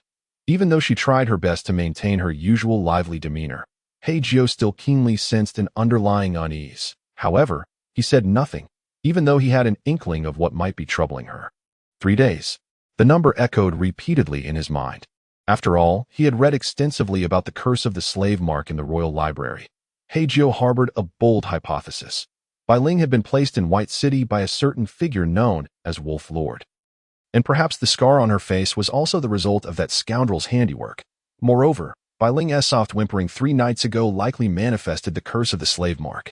Chapter 12. Betrayal. All of this remained merely conjecture. However, since Hei Jiu had already discerned that Bai Ling had been putting on an act in front of him, he refrained from probing into the matter, lest he alert her to his suspicions. Even if some things were false from the outset, as long as he did not expose them, he might still glean fragments of genuine emotions during this time. Hei Jiu was not the type to insist on laying everything bare. For him, allowing matters to progress gradually made it easier for Bai Ling to accept herself. The truly clever individuals have always excelled at feigning ignorance. Brother, let us go to a place. Indeed, what was destined to come has arrived. To the left, Bai Ling suddenly halted, grasping Hei Jiu's left hand, her smile radiating innocence. All right, Hei Jiu replied with a slight smile, allowing Bai Ling to lead him to a small lake nestled deep within the forest. Beside the lake stood a towering mountain, entirely enveloped by the dark woods, yet the trees in this vicinity were noticeably sparse. On the ground by the lake grew small black fruits, resembling strawberries devoid of speckles. Hei Jiu had encountered these fruits in a book. Poisonous berries. One bite would plunge a person into a prolonged slumber, lasting at least 48 hours. Brother, eat this, it is quite delicious. Bai Ling plucked a fruit and held it out to Hei Jiu. Hei Jiu glanced at her, noticing that her smile had begun to wane, her eyes reflecting more unease than anticipation. This was the fundamental fear of being caught in a lie. Sighing helplessly within, he adopted an innocent faade and naturally accepted the poisonous fruit. Sister. Oh, what? Do you like your brother? Of course, I like you. She was clearly flustered, yet still attempting to maintain her composure. Brother, why do you suddenly ask this? She forcibly adjusted her emotions, again assuming the demeanor of a naive young girl. What? The berry had already been placed in his mouth, followed by chewing and swallowing. As a brother, who wouldn't he wish to be liked by their sister? Bang! His body swayed and ultimately collapsed. Witnessing this, Bai Ling's heart finally felt a weight lifted. Phew! It was as if all burdens had vanished from her shoulders. She could not help but sit down. Since the moment she had left home the previous night, her heart had been suspended in uncertainty, but now, everything had finally reached the conclusion it deserved. It should be over now. Bai Ling's smile was present yet forced. As she gazed at the fallen Hei Jiu, a moment of confusion washed over her. I'm sorry. However, she quickly gathered herself, rising to her feet, approaching Hei Jiu, and removing the pouch of coins from him, placing it into her own pocket. You should never have trusted me from the beginning, she murmured before departing. Approximately 10 minutes later, she returned with a 2-meter-tall creature in tow. You wouldn't be trying to trick me again, would you? Last time, you had me bring back an old man. That old man didn't sell and ended up dead in the pit, and you weren't around then. The boss didn't spare me from scolding. A somewhat arrogant and rough male voice drew near. It was a werewolf, with a wolf's head and a human body, covered in black fur. He was incredibly strong, wearing loose shorts on his lower half while carrying a large knife on his back. At that moment, Bai Ling wore a face of flattery and caution as she led the way. Soon, she brought him to Hei Jiu's side. This time, it's a healthy man. The boss will surely be pleased. Last time, I was left with no choice but to bring back an old man. Hey, do you think this fellow can fetch a good price? Bai Ling rubbed her hands together, resembling a novice actor mimicking a cunning merchant. The werewolf, known as Hei, squatted down, examining Hei Jiu's body before nodding. Quite handsome, a young premium product. I reckon he'll sell for a good price. With that, he effortlessly tossed Hei Jiu over his shoulder and began walking back the way they came, with Bai Ling hastily following. Hei, when you see the boss, could you please say a few good words for me? After all, I haven't been back in a while. No problem. The boss has thought you dead for quite some time. But since you're back and have brought such a fine specimen, he will surely praise you. Well then, I'd appreciate it if you could speak well of me. Hei. Hei, I have something else I'd like to ask for your help with. What is it? Could you perhaps inquire with the boss about the matter of buying my freedom? Bai Ling tested the waters, her heart racing. Upon hearing the words, buying freedom, Hei instinctively glanced at Bai Ling's clothing. Do you have enough money? I think so. Oh, then that is fine. I'll ask the boss tonight. Thank you. Thank you, Hei, thank you. Bai Ling expressed her gratitude fervently. In that moment, a flicker of genuine hope ignited in her eyes. Hei Jiu was ultimately taken to a cave, with its entrance at the base of the mountain, guarded by 2 white-furred werewolves. Hei, carrying Hei Jiu, led Bai Ling deep into the cave. After navigating several twists and turns, they arrived at a vast and spacious area. Here, there was a stone stove and some racks for weapons, seemingly a gathering hall for the werewolf traders. Further inside, there were several tunnel openings, which led to cells for imprisoning slaves and resting areas for the werewolves, the various sections within interconnected like an underground kingdom of ants. Thud. Hei Jiu was carelessly tossed into a corner of the hall. One of the werewolves beside Hei could not help but remark, "Aren't you afraid he'll escape if you leave him here?" "Huh, what's there to fear?" Hei replied confidently. "This kid was fed poisonous berries by a dead fox. He won't wake for at least 2 days. By nightfall, I'll just take him to the cells. Suit yourself. Come on, let us eat." Not far away, 2 large pots simmered over the stone stoves. The left pot contained some sort of stewed meat, while the right emitted a strange odor from a mush of leafy vegetables. That moment, a line had already formed in front of the right pot. 8 individuals, ragged and emaciated, were clearly identifiable as demons. All of them were women, the eldest in her 20s, the youngest merely 7 or 8 years old. Bai Ling, whose attire was the cleanest among them, stood at the front of the line. Chapter 13. Sharing among slaves. These individuals were none other than slaves like Bai Ling, marked with the insignia of servitude that condemned them to a life of captivity. Their greatest hope for survival lay in the meager scraps they were served daily. The werewolves had gradually begun to ladle food from the left pot. While no one had yet come to serve from the right, and no slave dared to scoop food themselves, they could only wait with longing eyes, clutching their plates. Finally, the seemingly well-fed Hei approached. It appeared to be his turn to distribute food to the slaves. He took the plate Bai Ling offered, serving her a spoonful of mush before adding 2 pieces of meat from the left pot. Bai Ling's eyes brightened instantly, staring incredulously at Hei. Hei chuckled. "You've worked hard these past days. This is a reward for you." Thank you, Hei." Bai Ling carried her plate of meat and mush away to enjoy. The mush remained as unappetizing as ever, and the meat paled in comparison to Hei Jiu's culinary skills, which was what Bai Ling truly thought at that moment. But what could be done? Until she regained her freedom, this was her dismal fate, receiving meat as a reward. The other slaves behind her couldn't help but feel envious. The girls gazed longingly, lacking even the grace and composure expected of girls their age. Following behind Bai Ling was a scruffy little girl of 7 or 8, dirty all over, her face smeared with mud. With naturally curly short yellow hair, she wagged her tail eagerly, trying to please Hei, saying, Hei, I want to eat meat too." Her eyes were filled with pleading. Hei glanced at her, a slight smile forming. "All right." The little girl's heart soared with joy as she approached with her plate, lowering her head like one awaiting divine favor. Yet Hei made no move. Confused, the little girl raised her head, her expression one of pitiful bewilderment. Hei then said, "If you want to eat meat, don't use a plate. Hold out your hands." "Oh, okay." Perhaps captivated by the aroma of the meat, the little girl set aside her plate and extended her hands. She cupped them in a bowl shape, raising them high, then lowered her head again, assuming a humble posture as if awaiting a blessing. However, what she ultimately received was not stewed meat, but a ladle of boiling oil poured into her hands. "Oh!" The little girl screamed as she recoiled, her hands blistering and turning red from the scalding. Tears streamed down her face, but she dared not cry out. "Damn it! How dare you waste food? You're banned from eating for the next 2 days." Hei roared, sending the little girl scurrying back in fear, her ears drooping in defeat. She could only whimper pitifully as she sank down in a corner. "And you, who didn't bring back a single thing, still want to eat meat? What a delusional dreamer." Hei shot a disdainful glance at the little girl, then yelled at the next in line, "What are you standing there for? You want to starve too?" Frightened, the next one hurriedly offered up her plate. "Woo-woo." The little girl sobbed silently in the corner, her position right beside Hei Jiu's body. As she continued to wallow in her own grievances and sorrow. A sudden thud echoed as a dark object leaped to her feet, striking the toes of the unshod little dog girl. Lowering her gaze, she discovered a square black block, roughly the size of an ordinary die. Her blistered right hand, driven by curiosity, picked it up. After sniffing it carefully, she quickly realized it was a piece of beef jerky. Casting a swift glance around, she noted that no one was paying attention to her.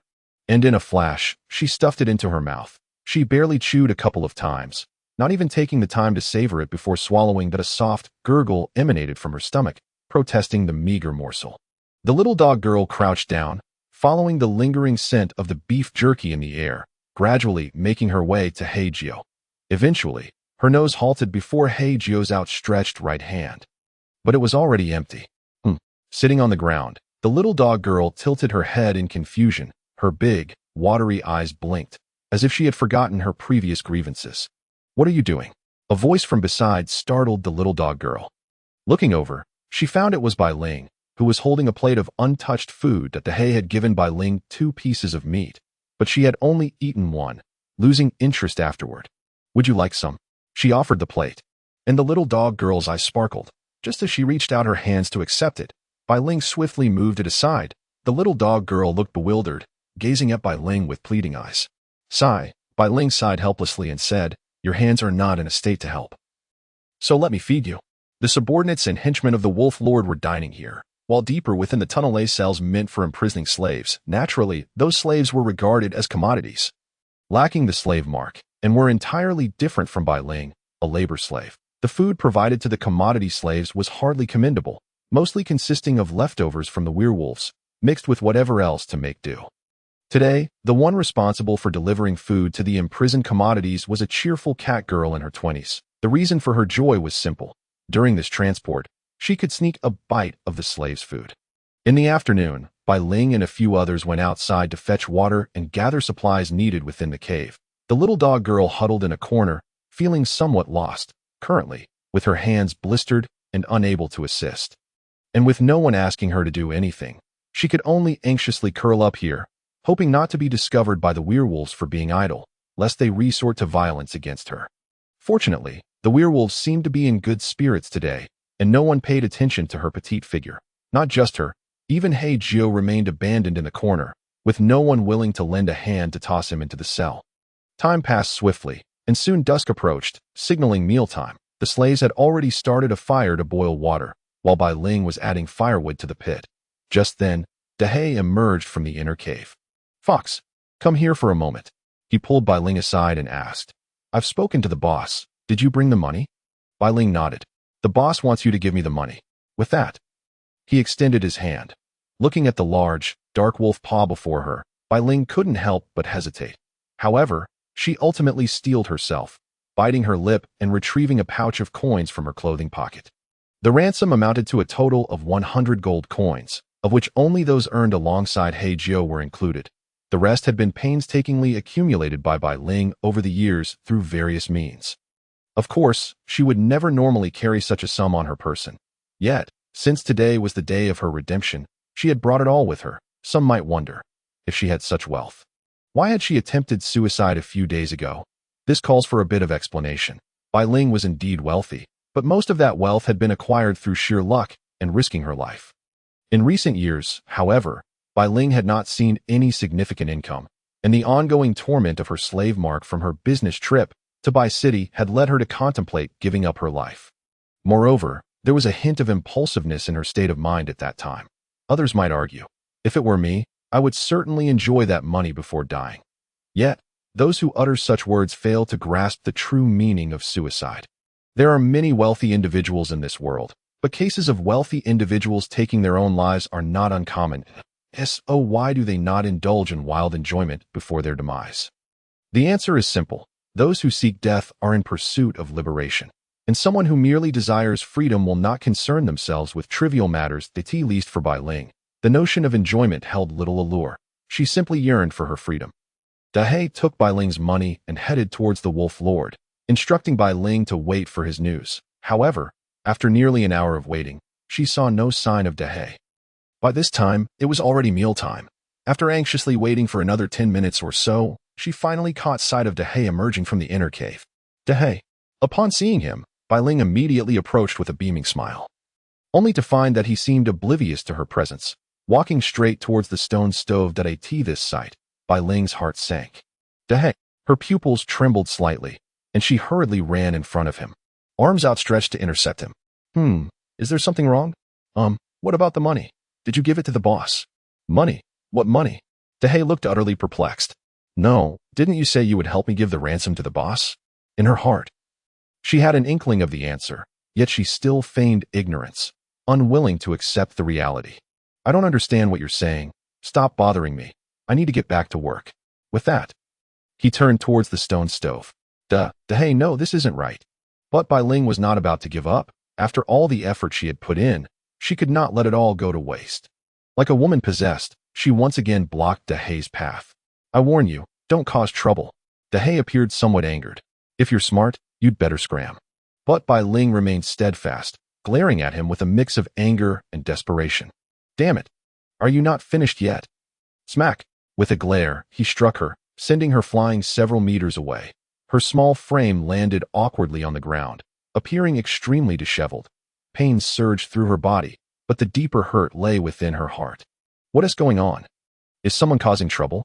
At that moment, a deep voice resonated from within the cave that it was the Wolf Lord, a towering figure standing 3 meters tall, clad in a loose black suit reminiscent of a butler's attire. Yes, boss, this dead fox has been pestering me about some money today for reasons unknown, Hei chimed in. Before the Wolf Lord could speak, Bai Ling, as if seeing a glimmer of hope, crawled to the Wolf Lord's feet. Wolf Lord, Hei took my ransom money. He said he would pass it to you, but now he denies it ever happened. Her eyes were filled with desperation, yet she remained oblivious to the fact that this was merely her own wishful thinking. The Wolf Lord, feigning concern, began to loudly inquire of Hei. Hei, is what the fox says true? How could that be, boss? She must still be half asleep. Besides, how could she actually possess 100 gold coins? Hei laughed, his tone dripping with arrogance. You're lying, Bai Ling exclaimed in frustration. Hey, calm down, no need to curse, the Wolf Lord interjected, attempting to maintain a facade of impartiality. Little fox, if you claim Hei took your money, what evidence do you have? Bai Ling was momentarily at a loss, and in her desperation, she pointed at Hei, saying, my money should still be on him. If you search him, you'll find it. Hey, that's crossing the line. The world doesn't revolve around you and your wealth. Is it a problem for me to carry a little money of my own? Hei retorted, his expression one of blatant defiance. While Bai Ling trembled with rage, finally, in a fit of anger, she picked up a stone from the ground and hurled it at him, striking Hei squarely in the face. Oh. Hei's anger flared instantly. Are you looking for death? He lunged forward, kicking Bai Ling, sending her crashing against the wall before collapsing next to Hei Jiu. Bastard! A trickle of blood dripped from her mouth, her eyes filled with fury, hatred, and injustice. This shouldn't be happening. This shouldn't be happening, the Wolf Lord lamented, shaking his head in a tone of a weary father. This is unacceptable, utterly unacceptable, Hei. Yes, let the little fox rest in the cell for a few days. His temper certainly needs some proper discipline. As he spoke, both wolves bore a glimmer of satisfaction in their eyes, and the underlying reason, it was simple. It had all been a performance from the very beginning that it is a shoddy performance specifically designed for the amusement of others. So, did Hei truly hand over the money to Langong? The answer is yes, he did. However, the transaction was conducted on a basis of an 80-20 split. He retained 20 coins for himself and granted Langong 80 gold coins. Naturally, Langong was well aware of this arrangement. After all, to maintain his position as the leader, he must leave some scraps for his subordinates. As for the idea of colluding to swindle Bailey, leaving her with nothing? Regrettably, Bailey is merely a slave, scarcely deserving the title of a human, so there is no question of having subordinates in her case. Chapter 15. The abilities of Hei Jiu. The cells used for imprisoning commodities are hardly worth mentioning.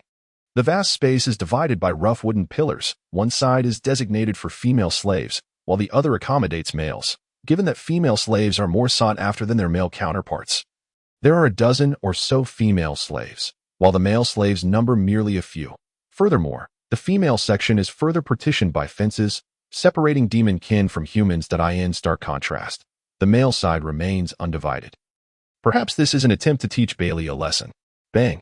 Hei hurled Bailey into the section reserved for human females. You best reflect on your actions. With that, he departed without a backward glance. Since Bailey had often come to the prison to distribute food, the majority of the commodities here recognized her. Even without her ears and tail, they still recalled her identity as a demon. Oh, isn't this the little fox? What brings you here? A robust male voice echoed from the male slave section across from the female area, and it is no wonder he sounded so sarcastic and agitated. After all, it was Bailey who had tricked him into this predicament. Soon, He began to hurl insults at Bailey, but she merely huddled in the corner, entirely ignoring him. Seeing this, the man grew bored. It could not contain his frustration. He decided to stir up trouble with the female slave sharing Bailey's cell. "Hey, don't you want to teach her a lesson? She is a demon, one of the same ilk as those beasts who captured us." "What do you mean by that?" No sooner had he spoken than a disgruntled voice emerged from behind him. Turning around, he found a towering minotaur, one of its horns broken. "Do you have a problem with our demon kin, human?" The man, realizing his misstep, hurriedly explained, Sorry, bull bro, I didn't mean it that way, that I was referring to them. Those damned werewolves. I misspoke. I apologize, please don't take it to heart." With that, he fell silent, awkwardly seeking a place to lie down. Meanwhile, the human female slaves remained mostly quiet, huddled together, effectively isolating Bailey in the corner. It was evident they harbored some trepidation regarding Bailey's demon identity, as the dangers posed by demons were deeply etched in their minds. Half an hour later, a cat girl entered, carrying a large bucket of unidentifiable slop. She began distributing food to everyone from behind the wooden barrier. "Xiao Bai, aren't you going to eat?" The cat girl, who had a good relationship with Bailey, noticed that everyone had received their portion while Bailey remained in the corner. Her back turned to the crowd. Unable to resist, she called out. Bailey merely shook her head, lacking any appetite. As darkness gradually enveloped the cave, the sounds of insects began to resonate outside. The cave was lively that night, as several werewolves had raided a human trading post and acquired a fair amount of fine wine at a tea this moment. Apart from the two dejected werewolf guards at the entrance, nearly all the werewolves were reveling in drink. Langdon was also partaking in the festivities, but not with his subordinates. Rather, he was in his own chamber, savoring wine while poring over the account books. "Sai, Dahe, have you seen Shawu lately?" inquired a white-haired werewolf. "Now that you mention it, I haven't seen him. I remember he mentioned checking out some traps a few days ago, and he hasn't returned since. But you know him. What can he possibly catch with those traps? Do you think something happened to him?" "What could happen? That kid is just playful. You know that. Let it be. He might show up in a few days. Come, let us keep drinking." "But I'm worried." "Oh, stop fretting and drink." Despite his concerns, the white wolf ultimately succumbed to Dahe's insistence and joined in the drunken revelry. As for his anxiety and unease, in truth, they had already become reality. Yes, Xiao Wu was dead. The one responsible for his demise was a creature known as the ghost-horned serpent. Indeed, it was the very creature Hei Jiu had encountered by the trap the previous morning. At that time, Xiao Wu, along with the remains of the tiger boar, had already been consumed by the black-horned serpent. The werewolves continued to drink and celebrate raucously. Meanwhile, the little dog girl nestled in a corner, her ears drooping. She was quite fatigued but forced herself to stay awake, all because she wished to wait until the werewolves were inebriated enough to sneak over to the stone stove and pilfer something to eat. In truth, the pot was already empty, but since it had yet to be washed, there might still be some residue left behind. The little dog girl was pinning her hopes on that morsel to stave off her hunger. Eventually, the drunken revelry came to an end, with the werewolves sprawled out on the ground, fast asleep. The other slaves also found their corners and dozed off. Now, undeniably, was the optimal moment for the little dog girl to act. She attempted to rise from the ground, but as soon as she exerted herself, she discovered her legs were numb, rendering her momentarily immobile. Thus, she summoned her strength, trying to stand in one determined effort. Whoosh! Finally, she managed to stand. However, it was not the little dog girl who rose, but Hei Jiu, who had been lying there for nearly the entire day. Since, Hei Jiu found the situation rather absurd. These werewolves had carelessly tossed him aside like luggage and then neglected him. Even though Dahe had mentioned locking him up at night, he was likely so preoccupied with drinking that he had completely forgotten. Can you imagine? A group of individuals so audacious that they did not immediately confine their captives. Their confidence and rationale stemmed solely from a fruit that induced deep unconsciousness. However, who would have thought that Hei Jiu was completely immune to such effects? Indeed, from the very beginning, Hei Jiu's fainting spell had been feigned. In reality, his resistance to such substances was virtually at maximum capacity. It was previously mentioned that Hei Jiu possessed a poor aptitude for magic. After diligently studying at the royal palace, he had only mastered a basic fire-starting skill. Yet, unbeknownst to others, this lack of magical talent rendered him immune to the accompanying effects of magic. This was a secret he had inadvertently discovered during his training at the palace. On that day, the Grand Mage summoned all the brave souls for a personal demonstration of a binding spell. As a result, all the brave souls present were immobilized, with the sole exception of Hei Jiu, who felt nothing at all. However, he did not reveal this. Instead, he pretended to be unable to move, along with the other brave souls, continually extolling the Grand Mage's magical prowess. Chapter 16. Taking action after that training session. Hei Jiu delved deeper into understanding this ability of his. This included consuming various magical substances, ultimately discovering that they had no effect on him. In the magical training hall, there were training dummies programmed to automatically cast attack spells. At night, Hei Jiu would stealthily conduct experiments, allowing the dummies to unleash attack magic upon him. The results were rather disheartening. The damage inflicted by magical attacks hardly diminished, yet all accompanying effects were completely absent. One might say that if this were a game, Hei Jiu's passive skill would be akin to an infinite purification. The toxic berry was indeed a fruit that could induce profound slumber. However, the toxicity of this fruit stemmed purely from its fusion with magical particles in the air. This is a magical world, and naturally, the air is filled with abundant magical elements. Furthermore, the vast majority of items, plants, creatures, and even medicines produced in this world are invariably linked to magic. Unfortunately, this is simply the technological tree afforded by this environment. Therefore, in a context where one is entirely immune to the accompanying effects of magic, how could Hei Jiu truly fall victim to poisoning? He waited and waited. After spending an entire day in that corner, he finally awaited the opportune moment. Rising, he discovered that aside from his coin pouch, all his daggers and other belongings remained intact. Nevertheless, even if they were missing, it mattered not. Look, not far away, there was an armory brimming with fine weapons for him to choose from. You. The little dog girl found herself at a loss for words upon seeing Hei Jiu stand. Hei Jiu, hearing her voice, paused momentarily in surprise. He had not expected this child to still be awake. It was understandable, considering the little dog girl had remained motionless on the ground, resembling someone in slumber. Shoo. He quickly crouched down and gestured for silence. Instinctively, he drew his dagger, pressing the blade against her throat. Upon seeing this, the little dog girl ceased her chatter, nodding vigorously. Be obedient, and I'll get you out. Hei Jiu smiled gently, his demeanor softening. He then retracted the dagger and retrieved a small handful of beef jerky from his inner pocket, placing it into the little dog girl's hands. Upon witnessing this, her eyes lit up, and she swiftly devoured the jerky without even chewing properly. Good girl, would you like more? Hei Jiu lowered his voice and gently touched the little dog's ear. The little dog nodded vigorously, her tail wagging with fervor. Once we get outside, I'll give you an endless supply of beef, all right? The little dog wagged her tail even more joyfully. But you must do something for me in return. Will you listen to my instructions? Yes. Yes. As long as you are kind to me, I will do whatever you say.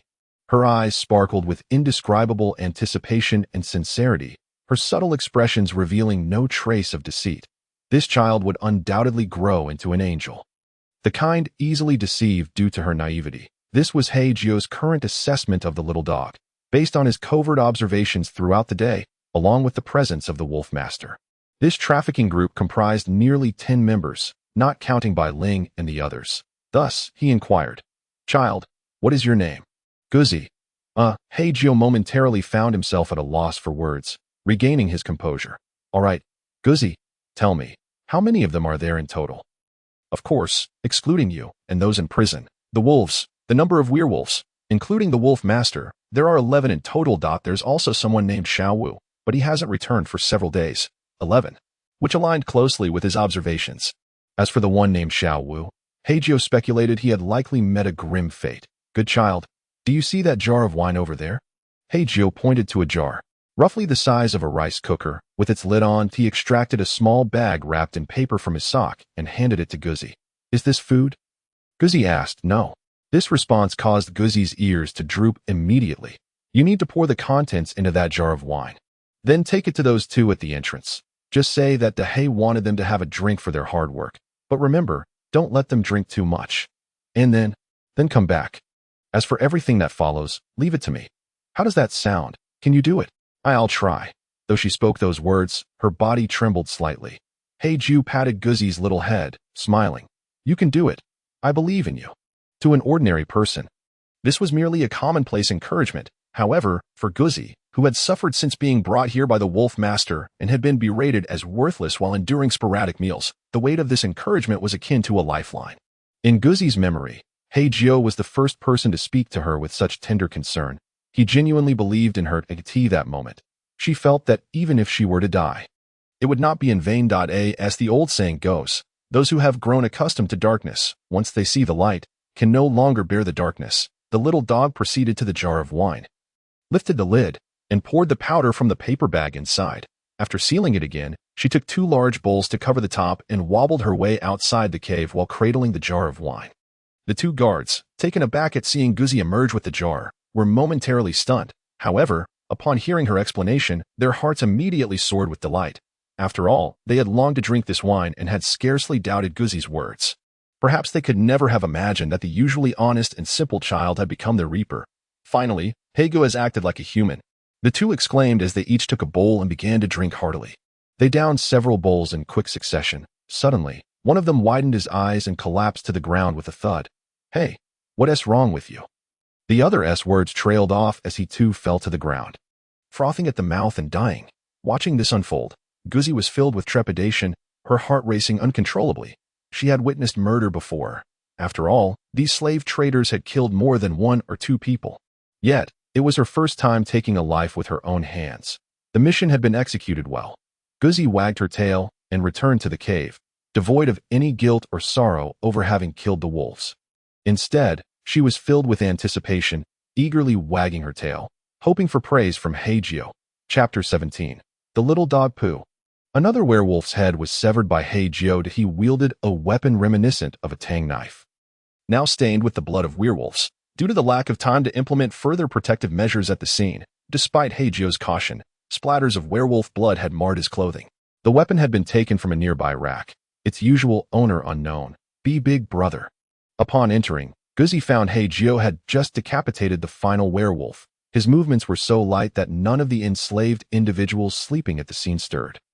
Guzzi approached Hei Jiu, showing no aversion to the blood on him. They have both collapsed. Well done.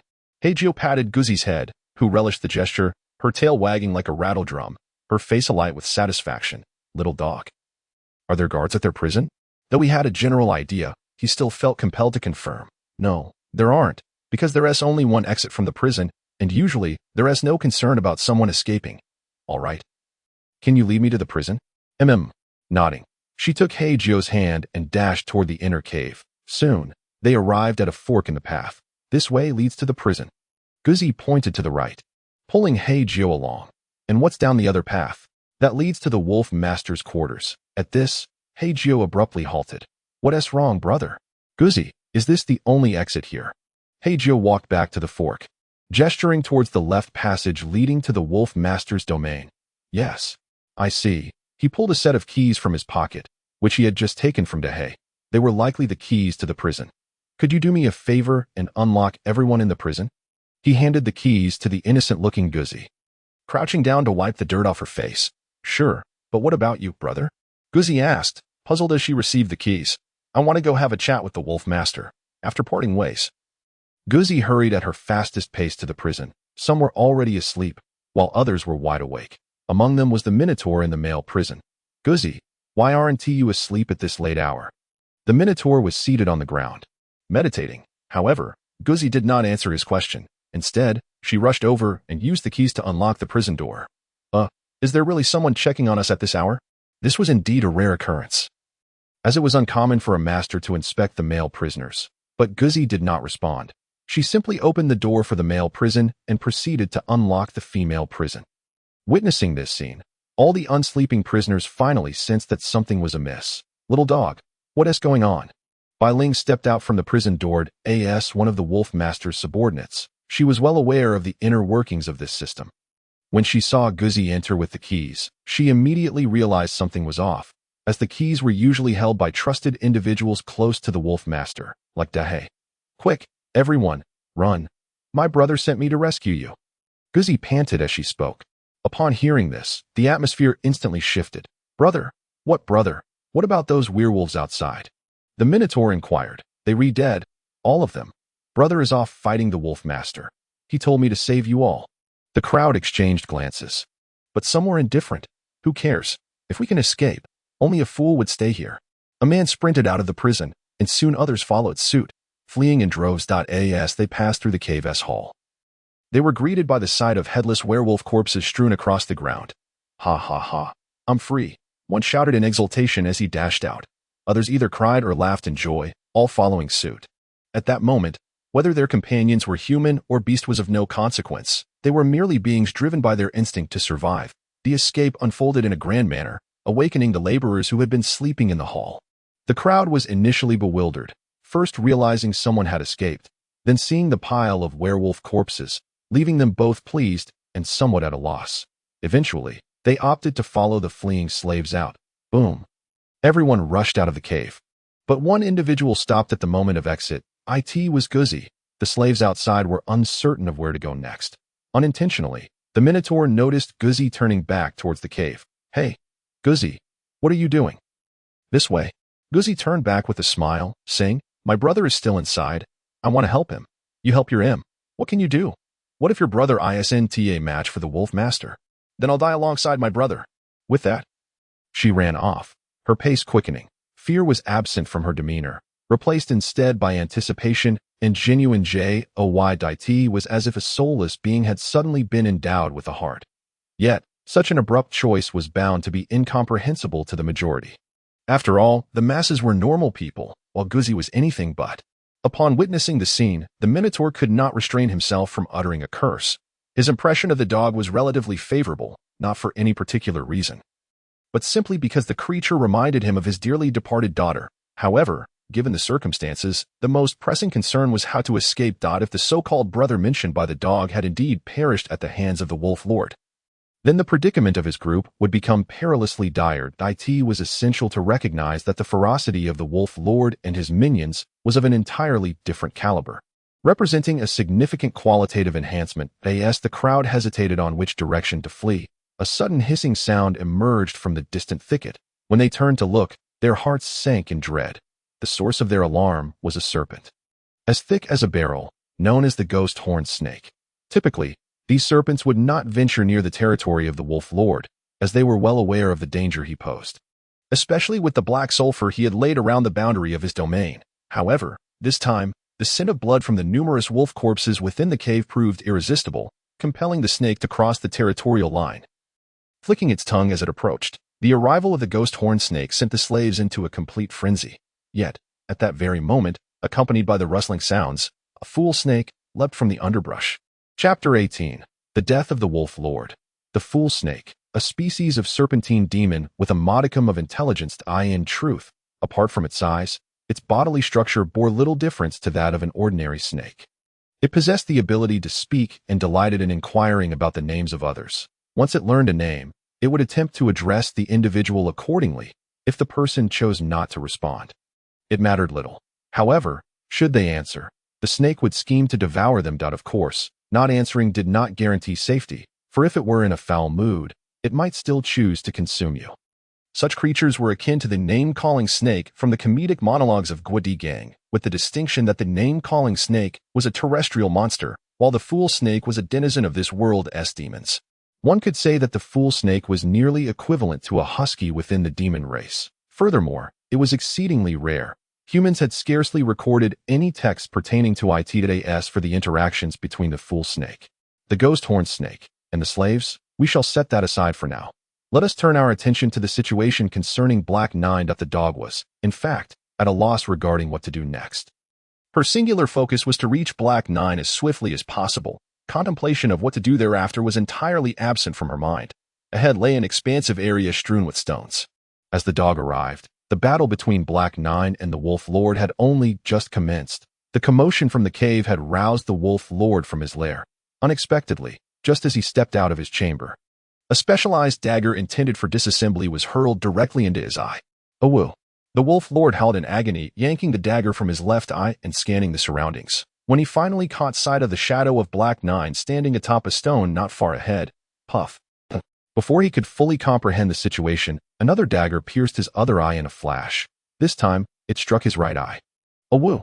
The Wolf Lord howled once more in pain. Perhaps he had never anticipated that he would become blind in mere seconds. Whoosh! However, Black Nine, a trained assassin, would not grant his target a moment's respite. Seizing the opportunity while the Wolf Lord was still disoriented, he closed in swiftly, brandishing his blade and aiming for the Wolf Lord's neck. Roar! But the Wolf Lord was not slow to react. With a furious roar, he expelled the dagger lodged in his right eye, and a cloud of white mist enveloped his body the moment the mist appeared. It generated a shockwave that sent Black 9 hurtling backward by several meters in midair. Black 9 adeptly found his footing and landed, leaving behind a trail of shoe prints. "Who sent you to kill me?" The Wolf Lord bellowed furiously, his body swelling to twice its size. Like a rampaging truck, he barreled toward Black 9's location, driven by instinct and scent. Seeing that blinding his opponent had not rendered him any less formidable, Black 9 could not help but click his tongue, swiftly leaping down from the stone. Bang! The stone was obliterated by the Wolf Lord's attack. Taking advantage of the Wolf Lord's exposed back, Black 9 launched a surprise assault, thrusting his tang sword straight into the Wolf Lord's back. However, clang! The blade snapped upon impact, revealing the inferior quality of the weapon. Damn! The unexpected weapon failure caught Black 9 off guard. Yet, there was no time to formulate a new strategy. As the Wolf Lord retaliated with a powerful swing of his arm, puff! Black 9 was smashed against the wall, crashing to the ground, a mouthful of blood spewing forth. The Wolf Lord, sensing victory, raised his right arm. With a flick of his thumb ring, a barely perceptible flash of white light emitted from it. Once the light faded, a massive axe materialized in his hands. He swung the axe with ferocity, charging at Black 9. Boom! The axe struck the ground where Black 9 had been standing, kicking up a storm of dust and creating a deep fissure in the earth. Yet, due to his keen instincts, the Wolf Lord realized that he had not struck his target. The scent and his primal instincts quickly alerted him to Black 9's presence behind him. Without a moment's hesitation, he swung the axe again. Alas, Black 9 evaded the strike once more. For an extended period, the two engaged in a deadly game of cat and mouse. However, as time progressed, the Wolf Lord became acutely aware of something amiss within his own body. Initially, he felt a growing weakness, and soon his legs trembled as it dawned on him that Black 9's speed had increased. Yet this was perplexing. When had his stamina ever been so depleted? "Get lost! What have you done to me?" he roared, chasing after the fleeting shadow of Black 9. In truth, Black 9 had indeed employed some underhanded tactics against him. The two daggers that had pierced the Wolf Lord's eyes were coated with a potent toxin. What was intended to be a dose sufficient to kill an elephant in 5 minutes had, to Black 9's surprise, manifested its effects at a much slower rate on the Wolf Lord. As time wore on, the inevitable moment arrived. 0.5 minutes later, with a resounding crash, the Wolf Lord collapsed. Ordinary folk might assume that the ordeal was over, yet Black 9 was nothing if not cautious. Having once been an assassin, he would not easily lower his guard. Thus, upon witnessing the Wolf Lord sprawled motionless on the ground, he unsheathed his dagger and hurled it towards the Wolf Lord's groin. Awoo! The Wolf Lord writhed in agony. Clutching his groin as he rolled on the ground, it was evident he had attempted to deceive Black 9 into approaching him, hoping for a last-ditch effort at survival. "I'll devour you." Using the last of his strength, he charged forward with his axe, brimming with fury. Black 9 sidestepped effortlessly. Boom! The Wolf Lord's entire body crashed into the adjacent wall, followed by his collapse to the ground. By this point, the toxin had nearly run its course through his system. To Black 9, the so-called final strike of the Wolf Lord was noticeably slower and less powerful than it had been at the start. The Wolf Lord lay on the ground, utterly drained. His axe was cast aside as Black 9 approached, retrieving it with deliberate intent. "Please, don't kill me. I'll give you anything you want," he pleaded, his voice garbled and desperate as he turned his head weakly. Tap, tap, tap. Yet, his supplications were of no avail. On the contrary, Black 9 quickened his pace, ultimately raising the axe for a decisive blow. Thud. The Wolf Lord's head was brutally severed from his body by the mighty axe. The A-rank bounty of 400 upon the Demon Lord had thus met its end. Chapter 19. The Search. Black 9 possessed a commendable trait, an unwavering vigilance. Immediately after severing the Wolf Lord's head, he prudently dismembered the creature's limbs, ensuring that the possibility of a resurrection was utterly eliminated. Moreover, he did not stop there. He proceeded to chop off all the fingers from both hands, completely negating any chance of the Wolf Lord reaching out to strangle him. During the earlier confrontation, the Wolf Lord had conjured a massive axe seemingly from thin air. Black 9 recalled that at that moment, the ring on the Wolf Lord's finger had glimmered. Now, that very ring lay within Black 9's possession. The Wolf Lord's hands were several times larger than Black 9's, rendering the ring akin to a bracelet for him. Yet, if it were to be worn as such, it would still be somewhat snug. The ring was unadorned, composed of a plain black metal, featuring a minuscule white gem that was seamlessly integrated into the design, hardly noticeable. Black 9 slipped the ring onto his index finger. To his astonishment, a miraculous phenomenon occurred. The ring gradually shrank until it fit perfectly onto his finger. So, that's how it works. Yet, the question remained, how was he to utilize this item? Pondering this, the ring seemed to respond to him. A flash of white light enveloped him, and within his mind emerged the vision of a spacious realm. This was a cubic domain, measuring approximately 7 to 8 meters in each dimension. In the corners of this space lay a collection of at least a dozen axes of various kinds. It appeared that the Wolf Lord had indeed been an aficionado of axes. Black 9 envisioned himself retrieving one of the axes from this intriguing collection. Subsequently, as expected, the axe materialized in his hand out of thin air. Hei Jiu envisioned returning the axe, and indeed, it vanished, returning to the ring that he imagined himself being stored within the storage ring. But this time, there was no response. It appeared that such a notion was futile. There remained ample space within the storage ring, so Hei Jiu decided to stow away the corpse of the Wolf Leader. Behind the wall where the door was located should be the Wolf Leader's room. Hei Jiu forcefully broke through the door and immediately began to toss everything that seemed valuable from the modest room into the storage ring. Among these items were a wardrobe with drawers, a chest whose contents were unknown, and a bizarre jar in the corner. His plan was simple. Whenever he found the time, he would take these items out one by one to examine what treasures they held. Thus, when Hei Jiu emerged from the Wolf Leader's room, only a few chairs and an empty bed frame remained. Brother, the dog, who had been hiding in the distance, wagged its tail and ran over. Hei Jiu attempted to store her in the ring but failed. It seemed the storage ring could not accommodate living beings. Did they escape? The dog approached him, nodding with an expression of anticipation. Well done. Hei Jiu patted her head, and the dog displayed a look of satisfaction. Let us go. The two held hands and made their way to the cave's main hall. However, the frequent sounds of swallowing there were indeed ominous. Surrounding the hall, for ghostly serpents were consuming the bodies of the werewolves. Hei Jiu immediately sensed the danger. Seizing the moment while the serpents were preoccupied with their meal, he scooped up the frightened dog and dashed outside. Yet, at that moment, there was no sign of anyone remaining outside. Dog, can you smell Bai He? Bai He who? The dog looked bewildered. I mean Bai Ling. As expected, the initial self-introduction had even featured a false name. Oh, over there.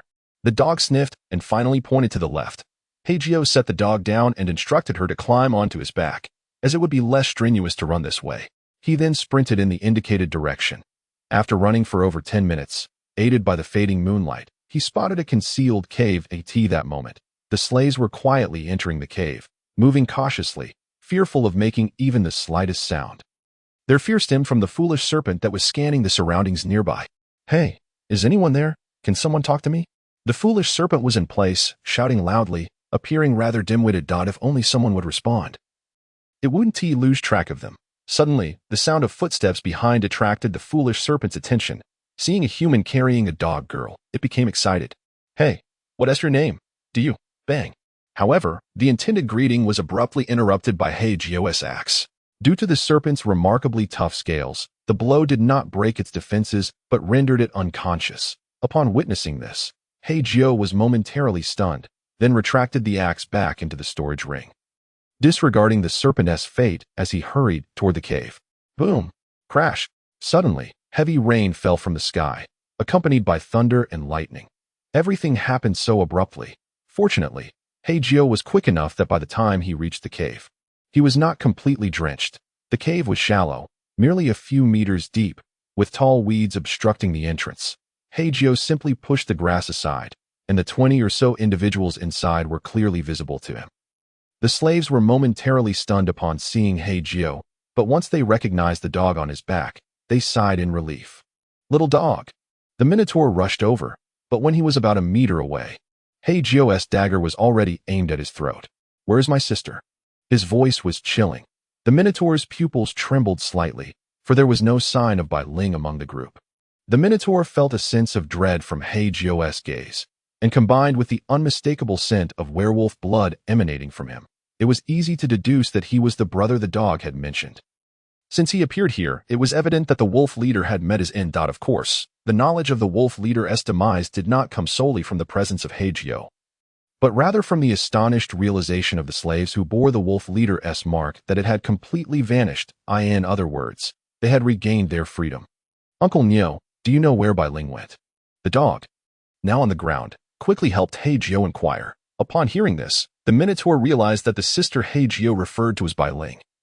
The fox got separated from us earlier. At the time, we were all in a rush to enter the cave, so the Minotaur hesitated, feeling somewhat awkward. Hei Jiu immediately sought a solution. Dog, can you smell? However, he only got halfway through his sentence, noticing the dog gazing toward the pouring rain outside with an expression of hesitation. Hei Jiu understood what that implied. Wait for me. Resolutely, he dashed outside. Chapter 20. Bai Ling indeed. Bai Ling's luck was not particularly favorable. While fleeing, she became separated from the others. By the time she regained her senses, the distant group was entering the cave, while she was alone, moving in the completely opposite direction. In between lay the gigantic foolish serpent, sneaking past to join the others and hiding in the cave. Bai Ling deemed that too risky and questioned whether the cave was indeed safe. Therefore, she chose to run in the opposite direction, sprinting forward, solely focused on distancing herself from this perilous place.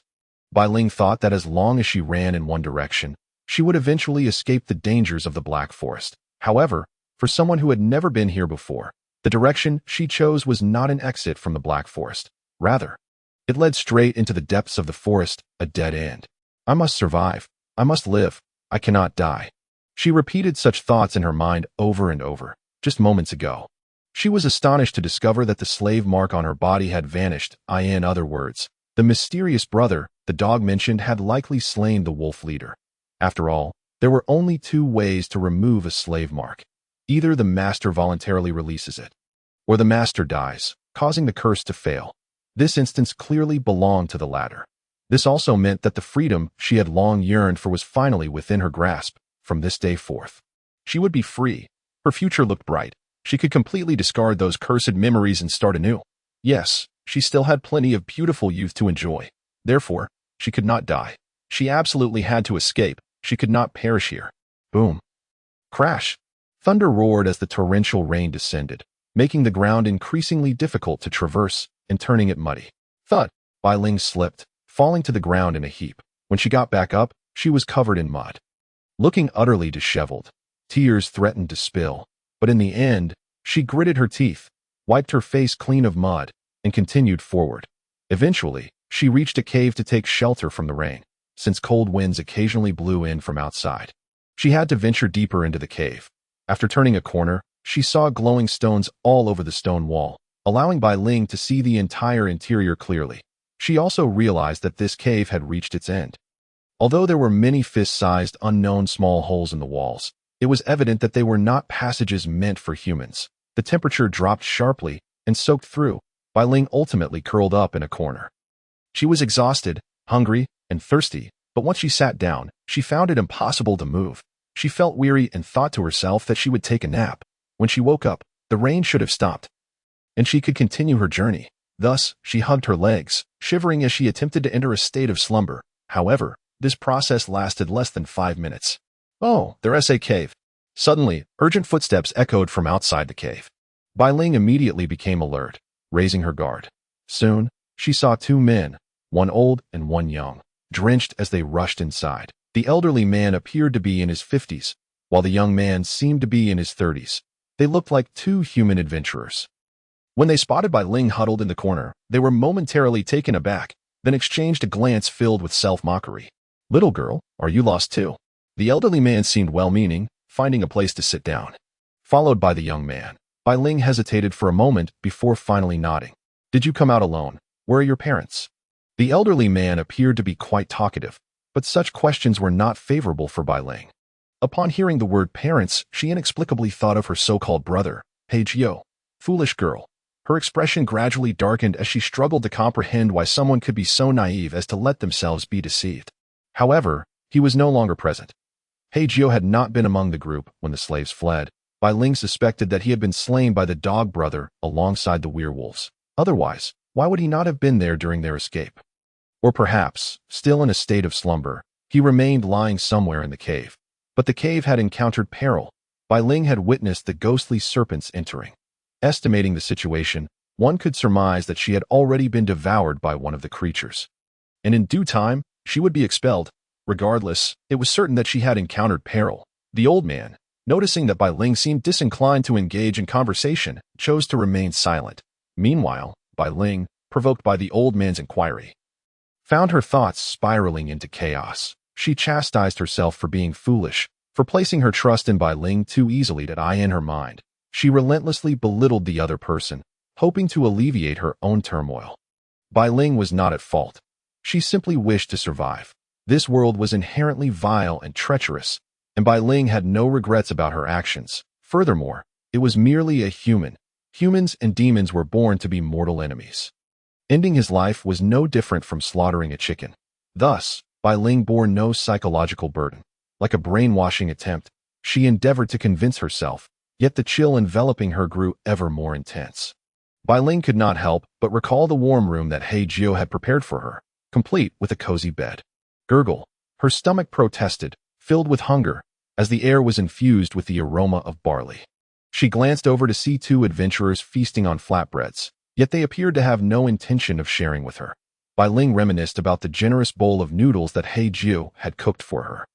She could indulge freely, and if it were insufficient, that fool would offer her his portion and head back to the kitchen to prepare more. Each time, he would add extra eggs for her, while he either had none or would simply place them in her bowl. Occasionally, Bai Ling pondered why he did not simply serve all the eggs when dishing out the noodles, since he had never eaten them himself. What a silly man he was! A smirk, tinged with both mockery and self-deprecation, crept onto Bai Ling's face. It was a smile, yet it bore little semblance of joy.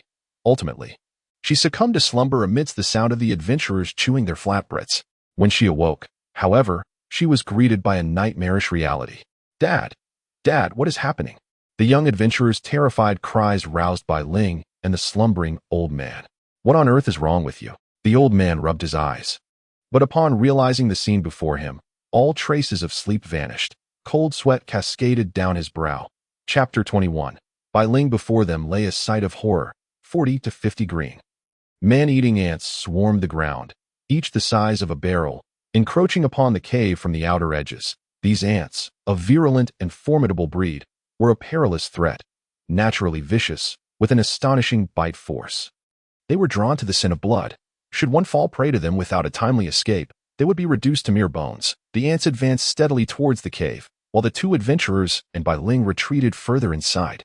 Fear and anxiety painted their faces, and the cave echoed with the ominous clicking of the ants. Soon, it became evident that they were running out of space to retreat. In a moment of desperation, the old man hatched a plan. Young lady, do you possess a knife? Regardless of its size, if we have a knife, we may yet find salvation. The two adventurers had lost their weapons en route and were left defenseless. Upon hearing the mention of a knife, Bai Ling, without hesitation, produced a small knife from her pocket and handed it over. However, as soon as the old man grasped the knife, he plunged it into Bai Ling's abdomen. Perhaps due to trembling hands, he missed his mark, ultimately stabbing her in the side. Yet, that sufficed, as blood gushed forth uncontrollably. While Bai Ling's face contorted in pain, the old man delivered a harsh kick, sending her sprawling against the wall. The scent of blood quickly permeated the air, and the man-eating ants, lured by the aroma, redirected their attention towards Bai Ling. Panic-stricken, she attempted to rise, but the old man would not allow her to escape.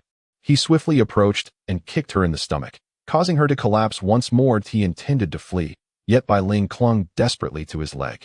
Help me. Please, don't abandon me. I don't want to die. Her pleas were accompanied by tears streaming down her cheeks.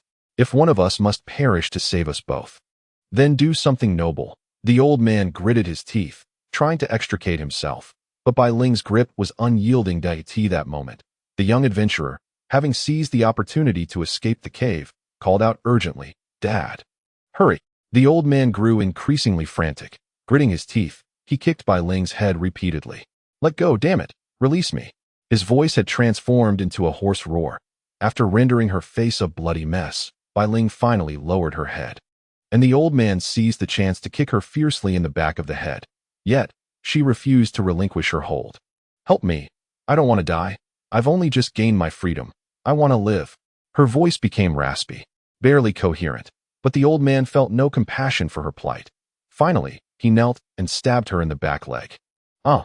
Her anguished wail echoed, and her grip faltered. Seizing the moment, the old man slashed her arm twice more. This time, Bai Ling finally let go. With great effort, she lifted her head to see the old man scrambling away, rounding a corner and escaping the scene. The sound of the man-eating ants grew louder. And Bai Ling sincerely wished she were deaf, overwhelmed by fear, dread, and anticipation. Ultimately, despair loomed closer, when the outcome seemed irrevocably sealed, and death approached with undeniable certainty. For reasons unknown, a sense of unexpected relief washed over the girl. Living is so exhausting, she mused. But liberation was just around the corner, was it not? With this thought, a faint smile tugged at her lips, only for 2 streams of warm tears to cascade down her cheeks. How regretful, she lamented. Memories of her childhood had faded entirely, leaving only the recollection of a prolonged journey of begging, marked by hunger and solitude. Living alone, struggling, suffering, and enduring loneliness, truly, existence was a burdensome endeavor. O great deity, had you heard Bai Ling's pleas, thus bestowing your mercy upon her through the wolf's adoption? If so, your sense of humor leaves much to be desired. Why, then, did you allow Bai Ling to descend into this world? Why permit such a despicable, useless, and loathed being to be born into this wretched existence? Bai Ling had exerted herself tirelessly, striving to fit into this cursed realm, adhering to its cruel rules merely to survive. She had done everything and had experienced it all. Yet, why did you refuse to cast even a glance in her direction? Why grant her false hope? Had Bai Ling truly erred? Oh, had she truly erred? In her mind, Hei Jiu's visage began to materialize. Was this punishment for betraying that foolish man? If so, everything suddenly made sense. Because Bai Ling had deceived that innocent soul, the merciful deity felt compelled to administer justice upon her. Was this considered fair? For a filthy rat like Bai Ling, perhaps this was a fitting conclusion. Yet, was that boy still alive? If only he were alive, the weight of her guilt might lighten somewhat. Of course, such a notion was merely a luxurious self-deception. If that boy were alive, he would undoubtedly be cursing Bai Ling's shameful betrayal from somewhere. Should he discover her identity as a demon, he would not hesitate to sever her head and sell her dismembered body to the Adventurers Guild. If that were the case, perhaps it would be better this way. The sound of the man-eating ants grew closer. Not if there were a next life, she hoped to be reborn as a mouse. Surrounded by countless siblings, living for the sake of family, ultimately perishing within the belly of a cat. After all, Bai Ling had a fondness for cats. It is all over. Let me vanish completely. The man-eating ants drew nearer and nearer. Hee, as she observed the ants crawling toward her with their jaws agape. A smile of utter despair graced Bai Ling's face. Mr. Hei Jiu, if you are still alive, will you forgive me? The girl's tone dripped with self-mockery. Unlikely. Yet, reflecting on her life, it had indeed been profoundly lonely. No one would care about her existence, nor would anyone harbor negative emotions regarding her demise. Long live fairness. Long live justice. The man-eating ants, now inches away, opened their mouths, their serrated teeth clashing with a chilling sound. Farewell, wretched world. Bai Ling smiled as she closed her eyes. Then, boom. A colossal axe descended from the heavens, obliterating the nearest man-eating ant into a pulp. Chapter 22. It's all right, child. Boom. Another giant axe plummeted from above, crushing yet another man-eating ant before Bai Ling, as she remained in a state of bewilderment, struggling to comprehend the sudden turn of events. Boom, boom, boom. Additional axes rained down, annihilating the surrounding ants while forming a wall of axes that completely separated Bai Ling from the swarm. The unexpected assault, accompanied by the stench of fallen comrades, sent a warning through the air. Immediately command the man-eating ants to turn their direction outward. In the field of vision ahead, a panting, mud-covered youth appeared. And in his hand, an axe materialized seemingly out of thin air. Upon closer inspection, the axe was surprisingly of the same size as the boy, weighing no less than 100 pounds. Yet, the youth possessed enough strength to drag it along the ground. Creeping, the man-eating ants began to charge towards him. The boy took a deep breath, dragging the axe and swinging it at them in a frenzy that was akin to a chaotic melee in a video game, the axe spinning and whirling like a meat grinder. The horrifying sound of flesh being cleaved and the cacophony of the ants' screeches reverberated throughout the cavern. Who is it? Bai Ling, suddenly filled with hope, felt as if she were in a dream. Yet, her battered body lacked the strength to move. Straining to turn her head, she sadly realized that the massive axe completely obstructed her view. Thus, she could only listen to the sounds of battle in the air until it reached its conclusion. Who is it? Who could possibly come to save her? Her mind could conjure no one who would act so foolishly. She desperately pondered this confusion and doubt. Several minutes passed, and the battle finally ceased. Thud! Something fell to the ground. Boom! It sounded like the axe hitting the earth. Then, silence ensued. Outside, all sounds had vanished. The ants' eerie screeches were gone, along with any other expected noises. What is happening? Where are the people? Why is there no sound? Bai Ling's pupils began to tremble in realization. She grew anxious, fearing that her savior and the ants had perished together. Rustle. Thus, as her body finally regained some strength, she struggled to support herself, crawling towards the exit like a wounded serpent, enduring immense pain. As she barely passed the axe-formed barricade, a gruesome sight met her eyes, a heap of man-eating ant corpses. Some were crushed to pulp, while others lay severed in half, a truly barbaric scene. Yet, from her vantage point, she could not discern where her so-called savior had fallen amidst the mass of bodies. Don't move.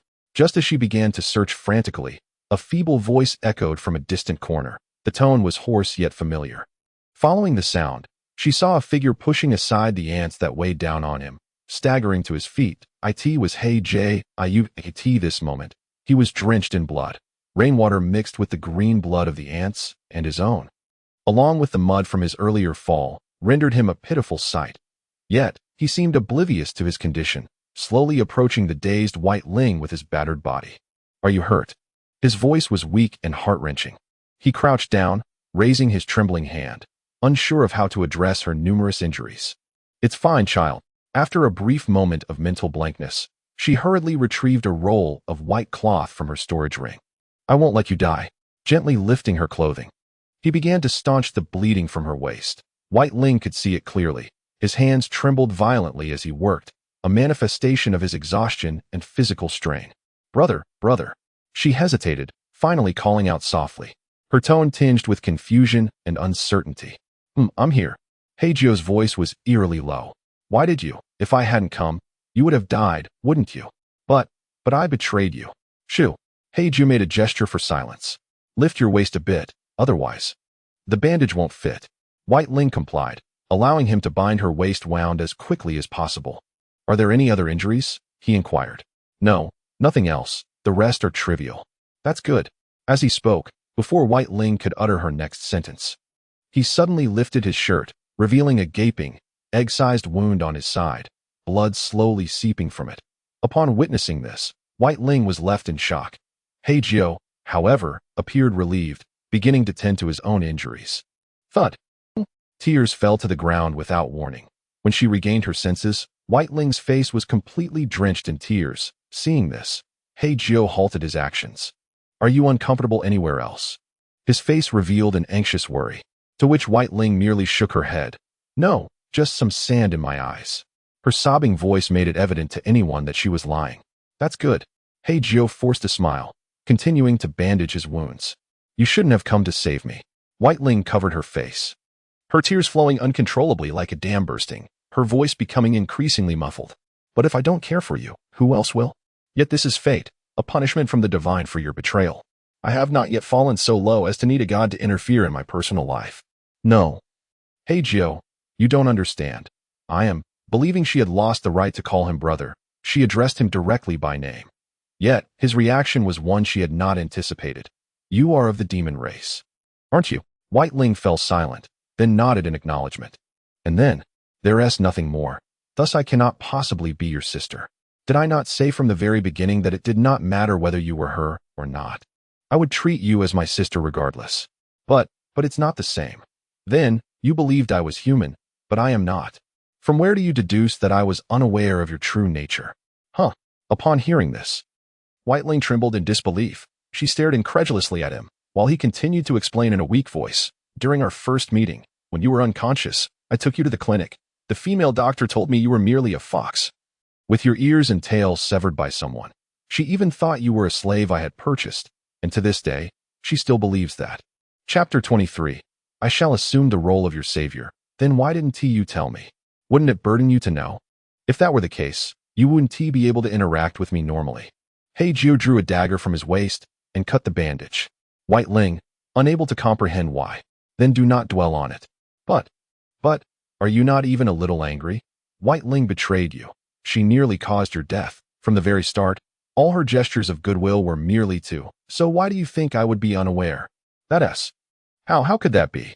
The girl's expression was one of utter disbelief. Once the bandaging was complete, Hei Jiu stood up, searching for dry wood on the ground. Do you remember that night on the third day we were together? I heard your cries of anguish from your room. Though the sound was faint, it was undeniably painful, wasn't it?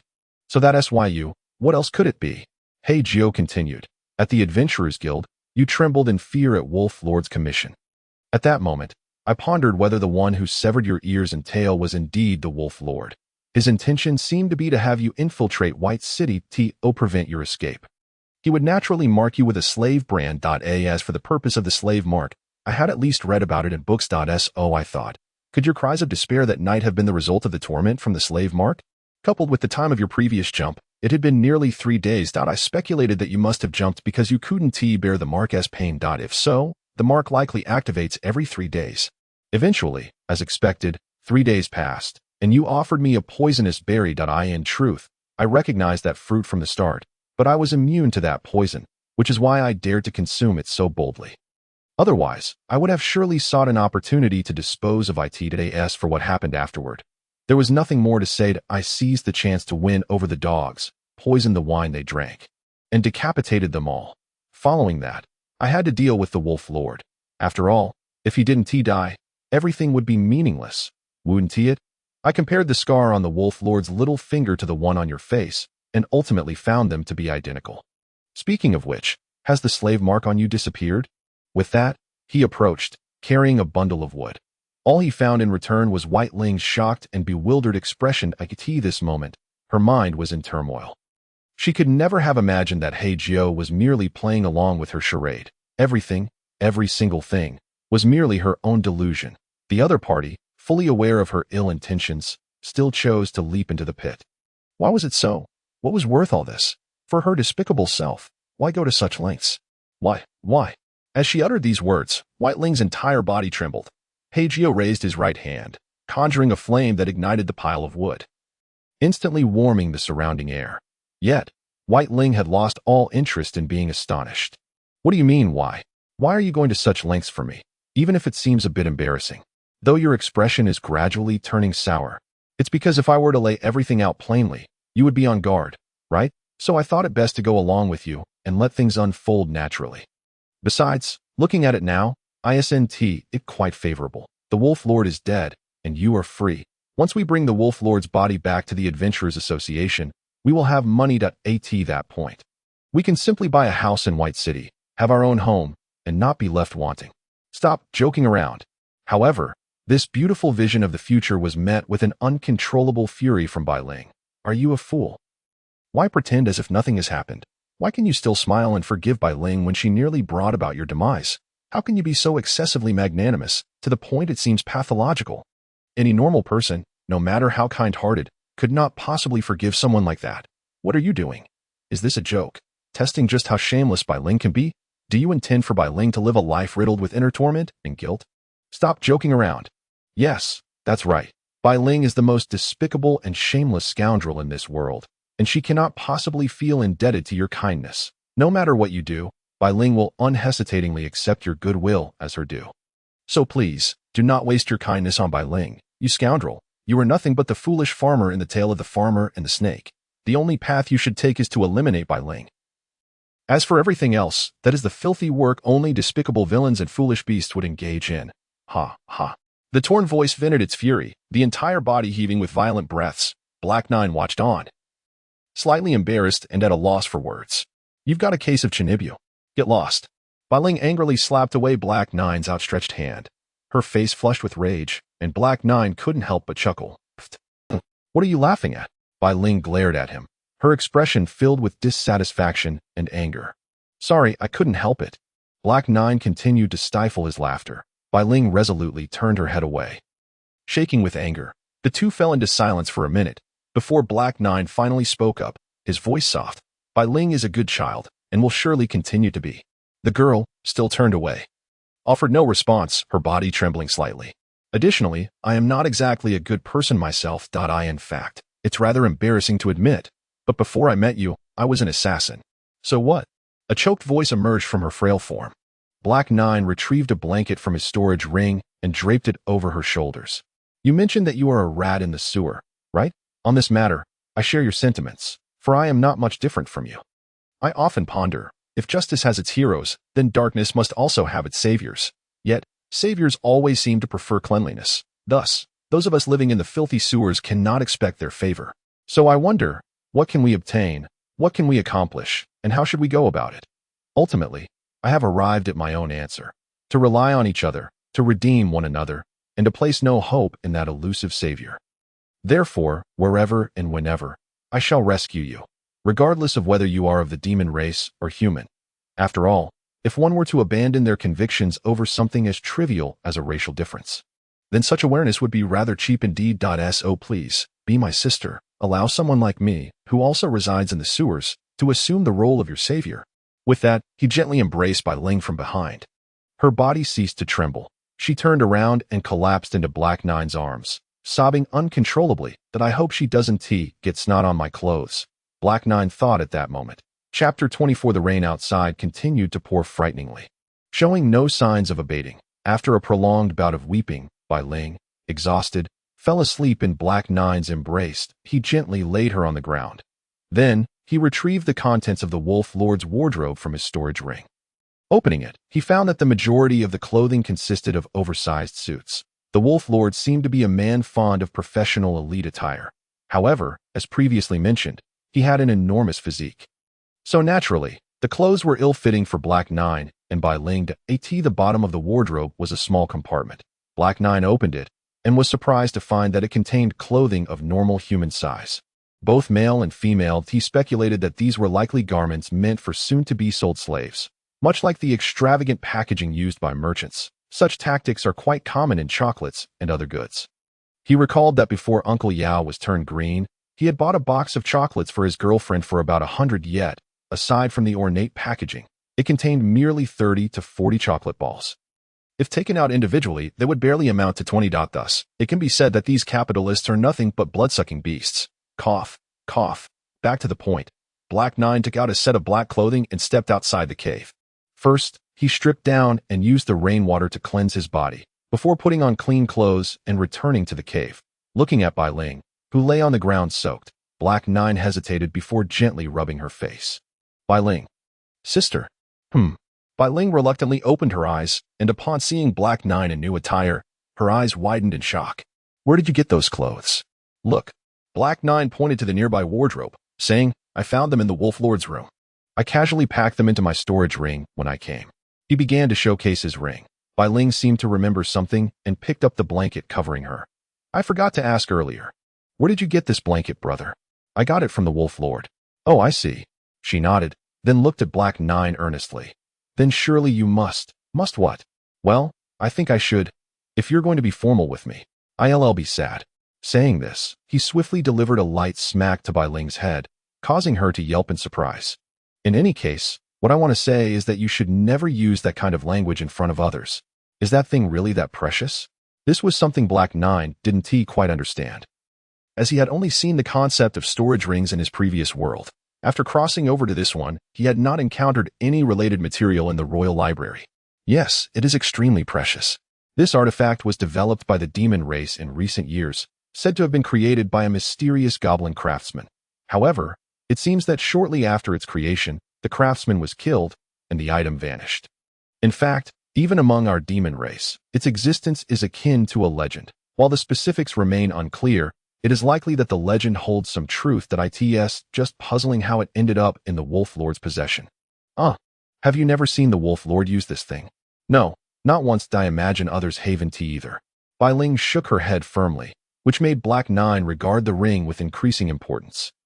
He turned the ring 180 degrees, positioning the gem that emits a soft glow away from his palm. Thus, as long as Black Nine closed his fist while using it, the white light would not escape.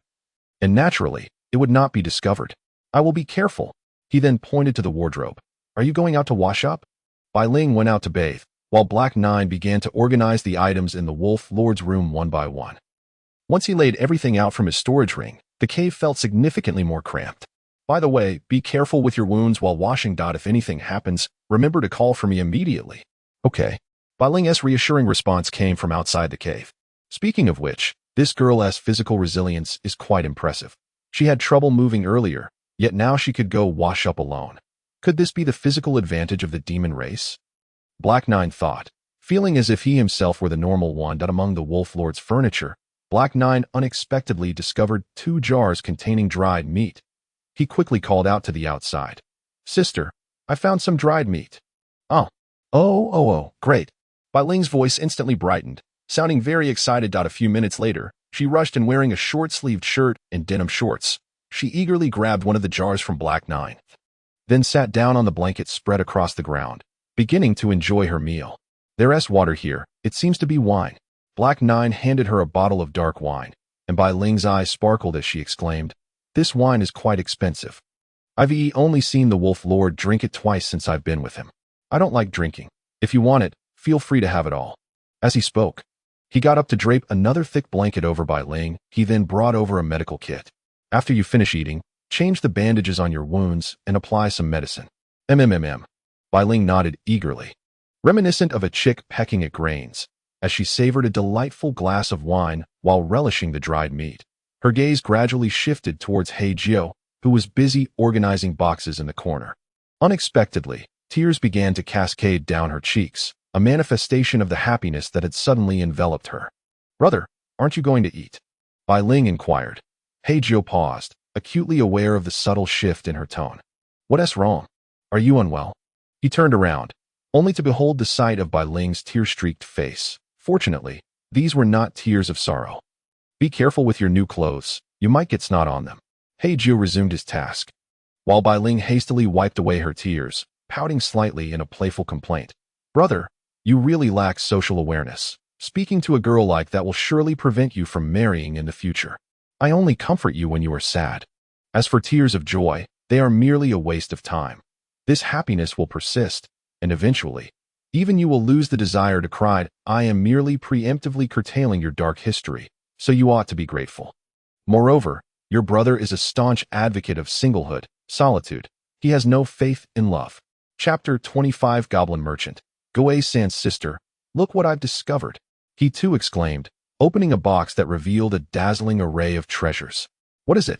Bai Ling asked, glancing over as Hei Jiu stepped aside, revealing an entire chest filled with gold coins before her astonished eyes. How much is this worth? She exclaimed, her excitement palpable. I estimate it to be around 10,000. Hei Jiu said, presenting the box to Bai Ling. If you're interested, feel free to count them. He then resumed searching for useful items among the other contents. Meanwhile, Bai Ling joyfully busied herself with counting the coins. Aside from the chest of gold, there was nothing particularly valuable left from the remnants of Wolfgang. Hei Jiu had hoped to find treasures akin to his storage ring among these items, but it seemed he had overestimated their worth. He stowed away wardrobes, shackles for slaves, axes, and other assorted high-end furniture into his storage ring before joining Bai Ling to replenish his strength with dried meat. The jerky was quite dry, and after only a few bites, Hei Jiu found himself feeling parched. However, as he did not drink alcohol, he simply retrieved a cup from his storage ring and hastily collected some rainwater outside. As the two were comfortably recuperating in the cave, they were suddenly interrupted by the sound of hooves approaching from outside. It appeared that a carriage was passing by, but it soon came to a halt at the cave's entrance. The sound of footsteps approached the cave, prompting the siblings to heighten their vigilance. Hei Jiu instinctively stowed the box back into the storage ring, gripping an axe in his hand. As they exchanged wary glances, a goblin entered, followed closely by a hulking tiger-headed man. The goblin appeared to be in his 20s, dressed like a prosperous merchant, standing at about 1.6 meters tall and surprisingly handsome. The tiger-headed man behind him towered over 2 meters.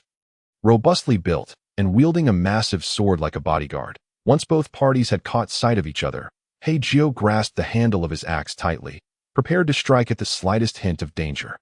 The tiger-headed man, upon regaining his composure, unsheathed his large blade at once. Wait a moment. The goblin merchant suddenly seemed to recall something. Halting the impending clash, he quickly produced a painting from his waist and began comparing it to Hei Jiu with a smile. Do not strike. Do not strike. We are allies.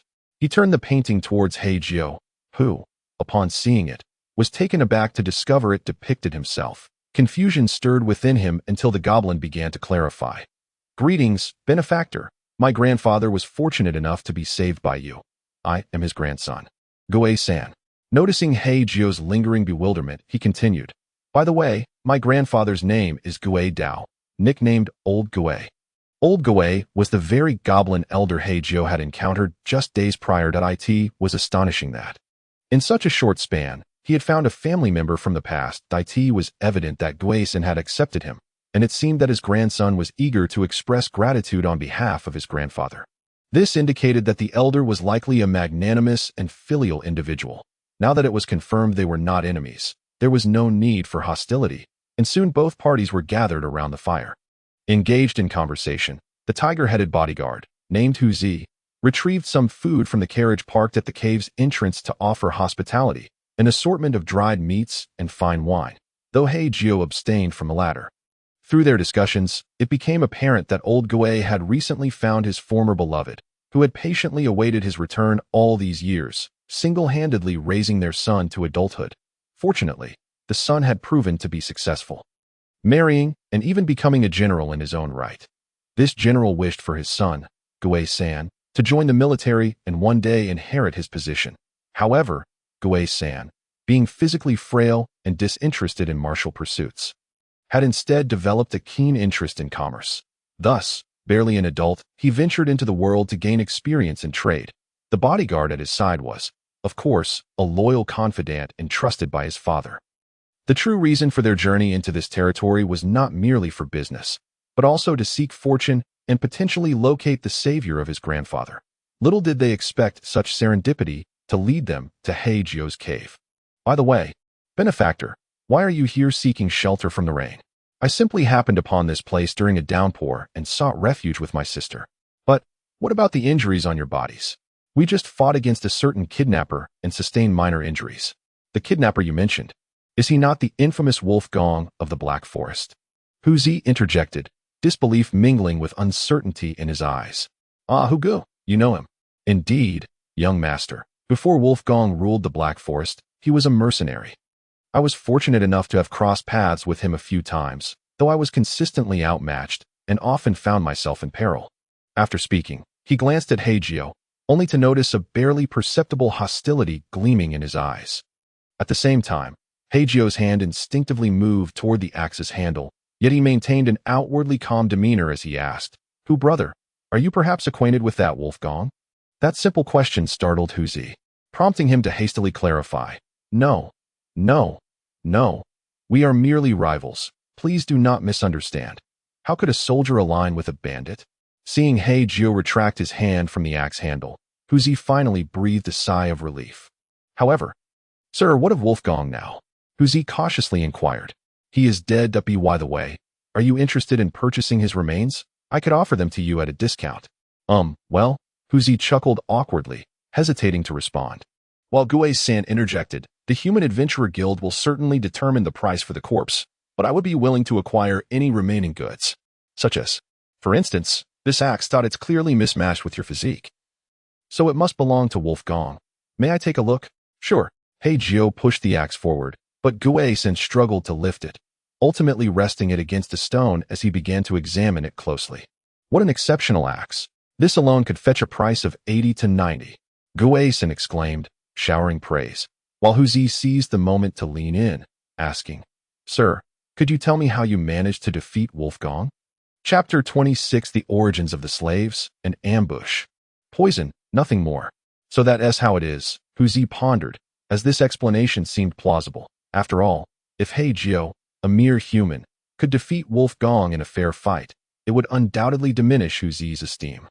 Nevertheless, he would not underestimate Hei Jiu's prowess. The fact that he had slain Wolfgang and was capable of wielding his weapon was sufficient evidence of his extraordinary capabilities. Sir, may I inquire further? Huzi gestured towards Bai Ling, who was contentedly munching on dried meat. You mentioned this young lady is your sister, yet she is clearly of the demon race? Ah, a demon. Gui-san's curiosity piqued as he directed a questioning glance at Hei Jiu. How did you discern that? I could smell it. Of course, some scents are beyond human perception. He continued to regard Hei Jiu with intrigue. Sighing, Hei Jiu explained, Wolfgang severed her ears and tail to facilitate her infiltration into human territories. However, after encountering me, we were able to recognize each other. We are not biological siblings. We merely grew up together, but she went missing for a time. Disregarding racial identity, solely avenging childhood bonds. Truly, you are a man worthy of reverence. No wonder old Gui spoke of you as being different from other humans. It is evident now. Indeed, however, it must be said that the Wolf Lord has truly exhibited a bestial nature, ruthlessly turning against his own kind within the demon race. This is precisely why I assert that slave traders are utterly unworthy of being called merchants. Gui-san shook his head disapprovingly from a distance. Before approaching, well then, my benefactor, what do you think of the price for the axe at 95 gold coins? Agreed. Very well. Huzi, go fetch the money. No need to rush. Huzi stood up only to sit back down immediately. Hei Jiu interjected. I happen to have a number of fine axes hidden in the Wolf Lord's lair. You may collect them at that time. Really? Gui-san's eyes sparkled with excitement. In fact, you may take everything from the lair, provided that the Gui Jiao Shi, who will be cleaning up the bodies of the Wolf Lord's subordinates afterward, has departed. Gui Jiao Shi. That shouldn't be much of an issue. They are merely interested in food and will likely leave once they have eaten. That's good to hear. Additionally, there's one more matter for you to assist with. My benefactor, please speak freely. Help me eliminate a group of people. Upon hearing this, everyone present froze in place, the atmosphere becoming palpably tense. A group. Yes, they are not particularly troublesome. They are merely the slaves under the Wolf Lord's control. They are utterly defenseless, lacking any combat capability, and are currently hiding in a cave to escape the rain, roughly 20 or so of them. Wait a moment, brother. Upon hearing this, Bai Ling immediately became anxious. Brother. Her speech became stammered. They are all innocent, but they are aware of your identity as my sister, belonging to the demon race, despite my indiscretion. But the common wisdom of this world dictates that humans and demons cannot coexist. Imagine if your identity were to be exposed. It would undoubtedly affect our lives. Therefore, to prevent those unnecessary individuals from speaking out, they must all be eliminated. Does that mean the dog must die as well? Did you not say the dog had helped you? The dog may live. She is a good child, and I trust she will not betray us. However, the others cannot be spared. Absolutely not.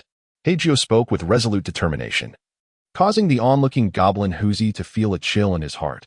This human was willing to challenge the Wolf Lord for his sister, indicating he must be a person of loyalty and honor. Yet, who could have known that beneath this facade lay such darkness? Moreover, he spoke with an unsettling calmness, devoid of any sign of remorse. But among them, some are my friends, and I do not wish for them to perish. Yet, my child, they are ultimately outsiders. Furthermore, in today's society, being overly compassionate is inadvisable. You will be criticized by the masses. Who cares? As long as my brother is happy, that is enough for me. Must we live in secrecy forever just to be together? Although being treated as my brother's slave is not entirely unpleasant, I still desire to openly be with my brother as siblings. I will fulfill that wish for you, but not at this moment. As you can see, your brother is still weak and currently unable to change our circumstances. Thus, we must live in the present. This is the harsh reality. Be obedient, my child, for your brother acts in the interest of our happiness. But I cannot bear it. Bai Ling had long been wavering. She knew Hei Jiu spoke the truth, yet she found it hard to accept. But this is the right thing to do, is it not? After a brief silence, Bai Ling finally nodded. However, at the same time, she turned her head away, looking deeply troubled. This caused Hei Jiu's heart to ache slightly. Sister, if I were to kill them, would you hate me? How could I? Bai Ling is no longer a child. Then would you feel sorrow? No. Speak honestly. I would, but it should not last long. Is that so? Hei Jiu rubbed his eyes. Then perhaps it is best not to kill them after all. Bai Ling, coming back to her senses, looked utterly astonished. Hei Jiu pondered thoughtfully and explained, upon careful consideration, it seems rather unworthy to jeopardize the bond between us siblings over a group of worthless slaves. Subsequently, he broke into a smile, and the excited Bai Ling immediately leaped into his embrace, beaming with joy. Then, how shall we deal with them? Well, Hei Jiu turned his gaze toward Gue-san, who chuckled awkwardly at the sight. My benefactor. How may I assist you? Among those 20 or so slaves, there are over a dozen demons and a few humans that I hope you can find a suitable place for those demons, if their parents are still alive. I would like you to return them to their original homes. My benefactor, this request puts me in a difficult position. All the assets of the Wolf Lord's lair, aside from the weapons, will be yours for free. Rest assured. It is merely a matter of finding a proper home for a group of unfortunate slaves. How could that be a big deal? Since my benefactor has commanded it, I shall certainly do my utmost. Gue-san pounded his chest. But perhaps due to his excessive vigor, he soon began to cough violently, prompting Huzi to roll his eyes in response. Then, my benefactor, if it is so, let us discuss the details. The Wolf Lord's lair. No, I mean the specific destinations for those demon slaves. I did not realize you were so invested. What else? A merchant is deeply concerned about their reputation. Do you truly think I am the sort of revolting swindler? That would truly leave me bereft of words. Chapter 27. The Communication Board. It is as follows, my benefactor. Finding a place for the helpless slaves is not difficult. My family, while my father serves as a general, is also the owner of the largest merchant association in our region. With that, he puffed out his chest, brimming with pride, and deliberately paused, awaiting Hei Jiu's praise. Yet, to his dismay, Hei Jiu did not respond, leaving Gue-san feeling somewhat awkward, eliciting suppressed laughter from Huzi and Bai Ling nearby. Ahem, as I was saying, if the slaves are without support, I can leverage my position as a minor employer in the merchant association to arrange for them a decent job. Even those who are inherently dull-witted or quite young can be assigned caretakers for guidance and education that I believe their future lives will not be difficult.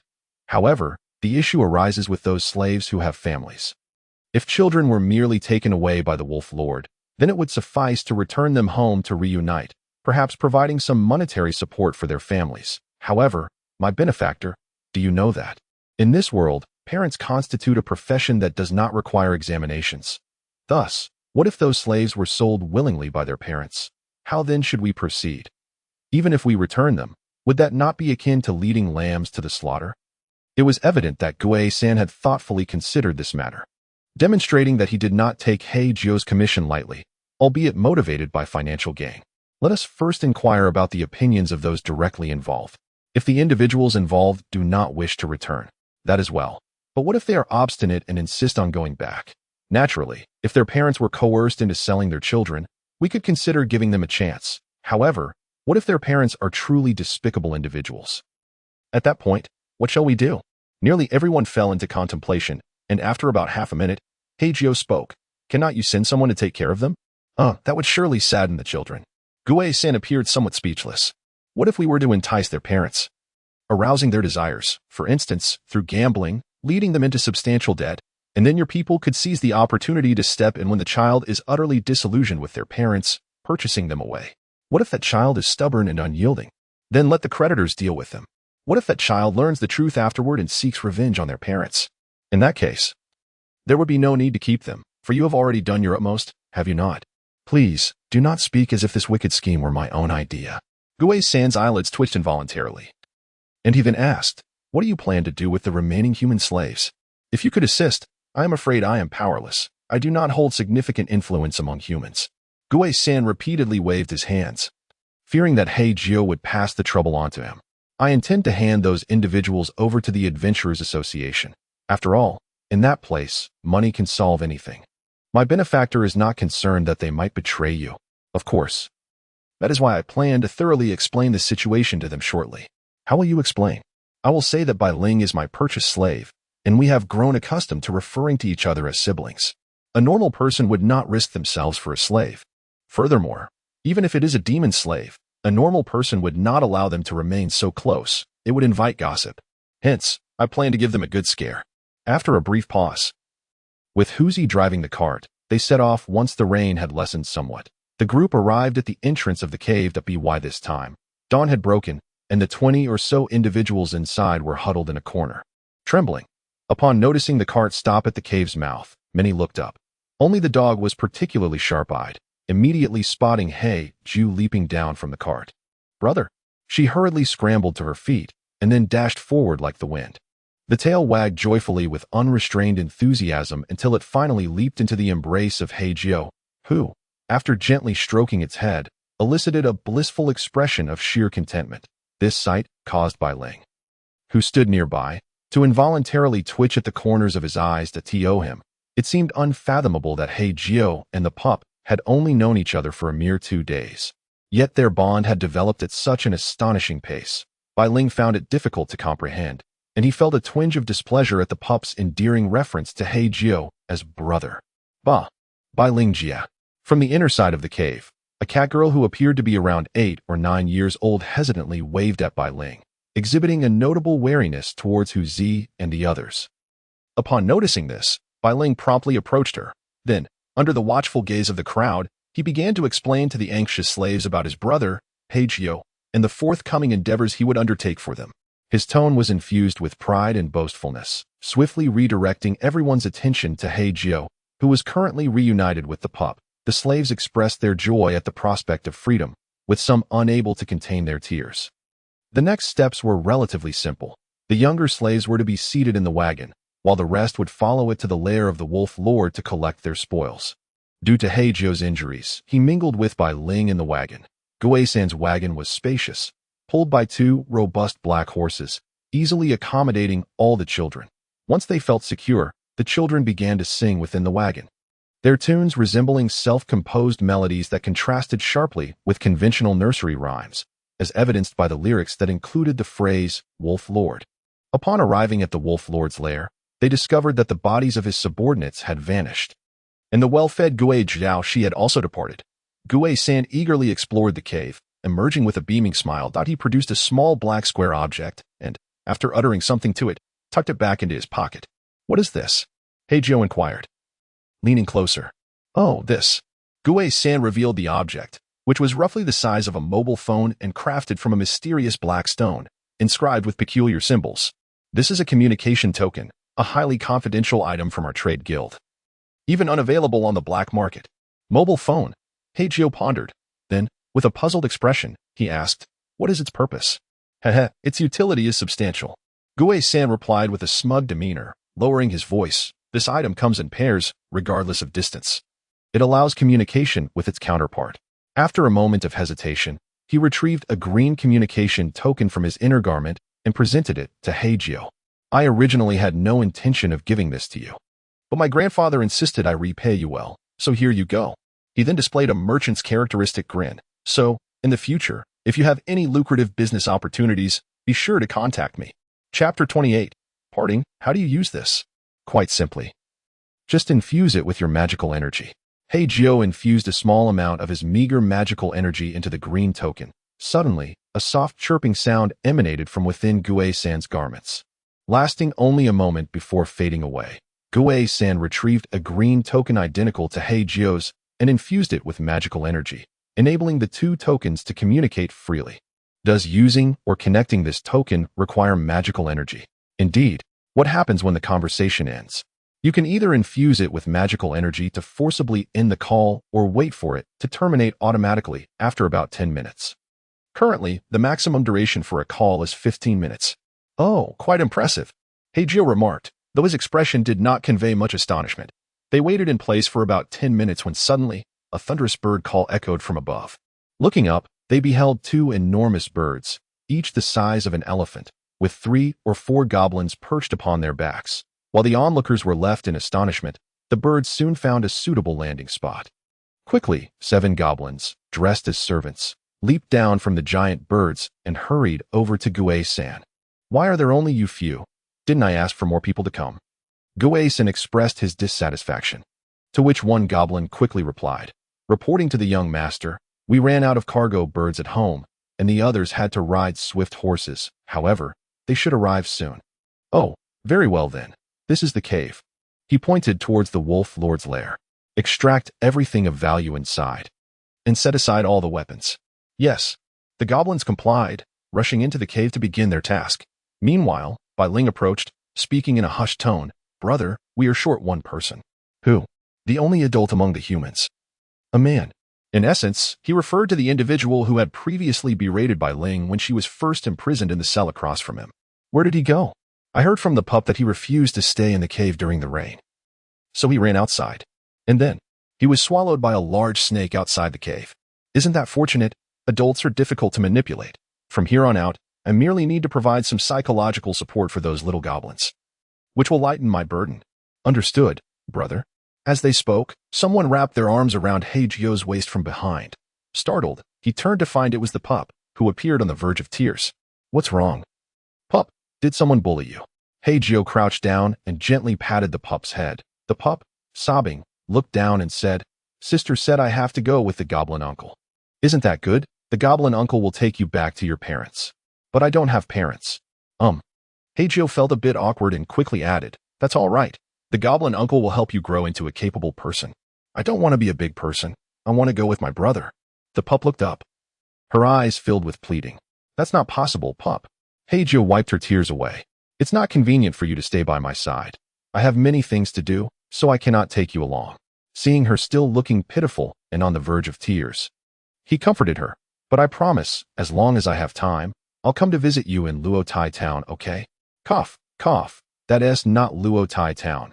It's the Luo Tai Gua. The term Luo Tai town has been obsolete for decades. Gui Sen interjected. Unable to contain himself, Hei Jiu shot him a glance, speechless, then rephrased. In any case, as long as I have the opportunity, I will visit you at your goblin uncle's. All right. You are a good child and will listen. Won't you? Yes, I will listen. Though reluctant, she ultimately nodded and extended her pinky. Then let's make a promise.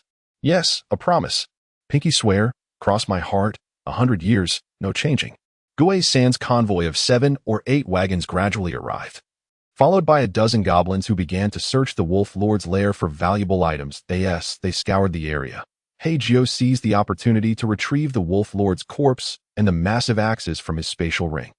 He then pretended to have been hiding there for quite some time, inviting them to assist in organizing the collected items. Eventually, everything was sorted out.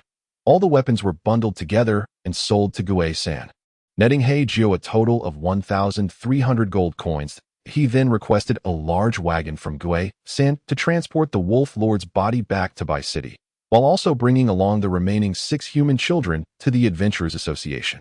With plans for their separation set, the demon slaves boarded the cargo birds and wagons, preparing to follow the merchant convoy back to the Luo Tai Gua, all in high spirits. The only one left in tears was the pup, who sat on the bird's back, weeping profusely, prompting the nearby Minotaur to feel utterly speechless. Don't be sad, pup, in the future. The Minotaur attempted to console her, but inadvertently grabbed a handful of her tears. Quickly retracting his hand in defeat. On the way to Bai City, Hei Jiu drove the wagon. Beneath the floorboards lay the dismembered remains of the Wolf Lord, yet the children seated beside him showed no signs of fear. Bai Ling was busy instilling the proper mindset in them regarding what to say and what not to say upon their return. She warned that if anyone dared to speak out or betray them, their family's fate would mirror that of the Wolf Lord on the ground. The children nodded vigorously, fear evident in their eyes. Before long, they arrived at Bai City, the 2 guards at the city gate. Upon seeing the newcomer, Hei Jiu couldn't help but ask, Hey, buddy, where have you been for several days? And you even brought back a wagon. I ran into some trouble and got delayed. What? Do you want to inspect the wagon? Of course. The plump and thin guards sauntered over. As soon as they lifted the wagon's curtain, they were met with the gruesome sight of the Wolf Lord's bloody head, prompting a horrified scream from the stout guard. Mother of God! The stout guard fell to the ground in fright, while the thin one nearly toppled over as well. However, when he caught sight of one of the children in the wagon, his expression shifted dramatically. Papa! The child in the wagon instantly recognized his father, exclaiming as he leaped forward. Afterward, the 2 embraced and wept bitterly, momentarily attracting the attention of numerous passersby.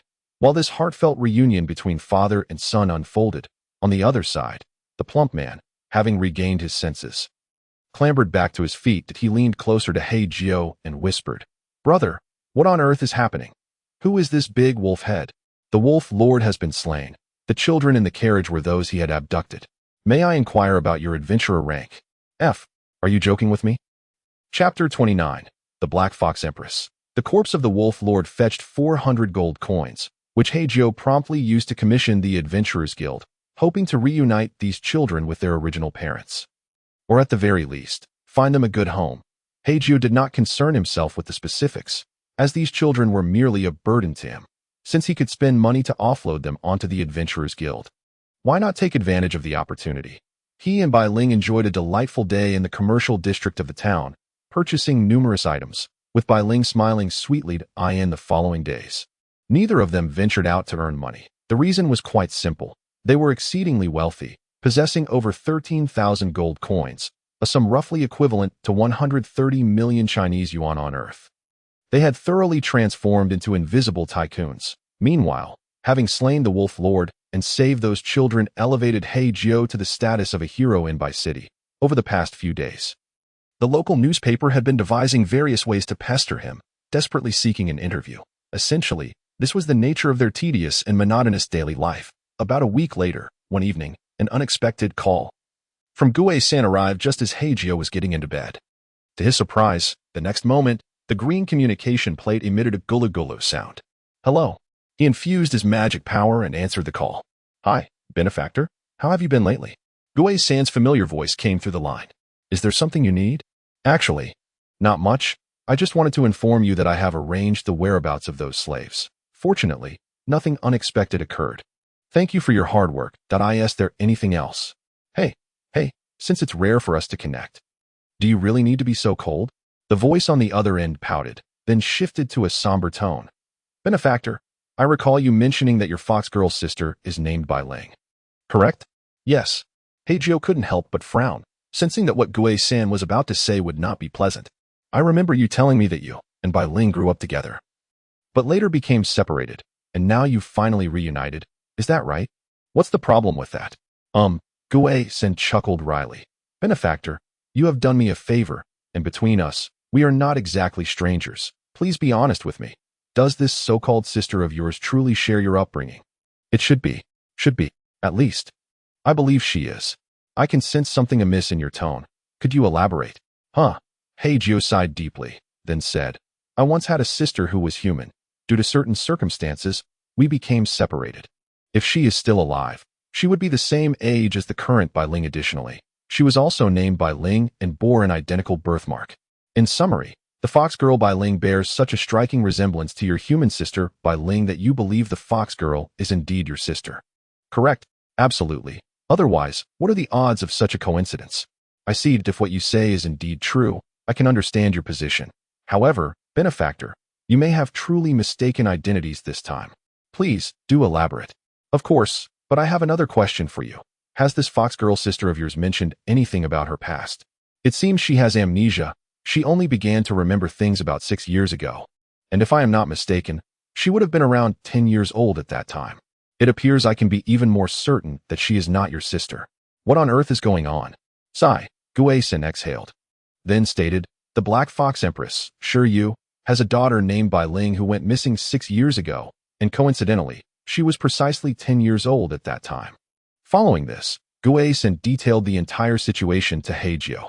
The story unfolded as follows. Gue-san had stumbled upon a missing person notice from the western demon-ruled nation of the Black Fox Kingdom. The image depicted a fox girl around 10 years old, and Gue-san immediately recognized her resemblance to Hei Jiu's sister. Upon further inspection, he found that they shared the same name, Bai Ling, and the current age was approximately 15 or 16, but the notice clearly stated that the photo was taken 6 years prior, and Bai Ling had been missing since then.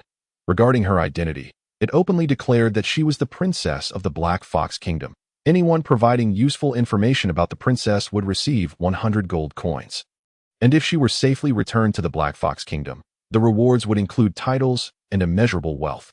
Given the gravity of the matter, Gue-san took the initiative to investigate the background of this notice. It was indeed peculiar that a missing person notice could be updated after 6 years. Upon investigation, Gue-san discovered some intriguing details. The so-called third princess, Bai Ling, had not been favored by the king and queen during her childhood. The reason being, she was perceived as dull-witted, seemingly lacking in intelligence compared to others. Coupled with her timid nature, she often made mistakes, leading her parents to exclude her from their affection early on.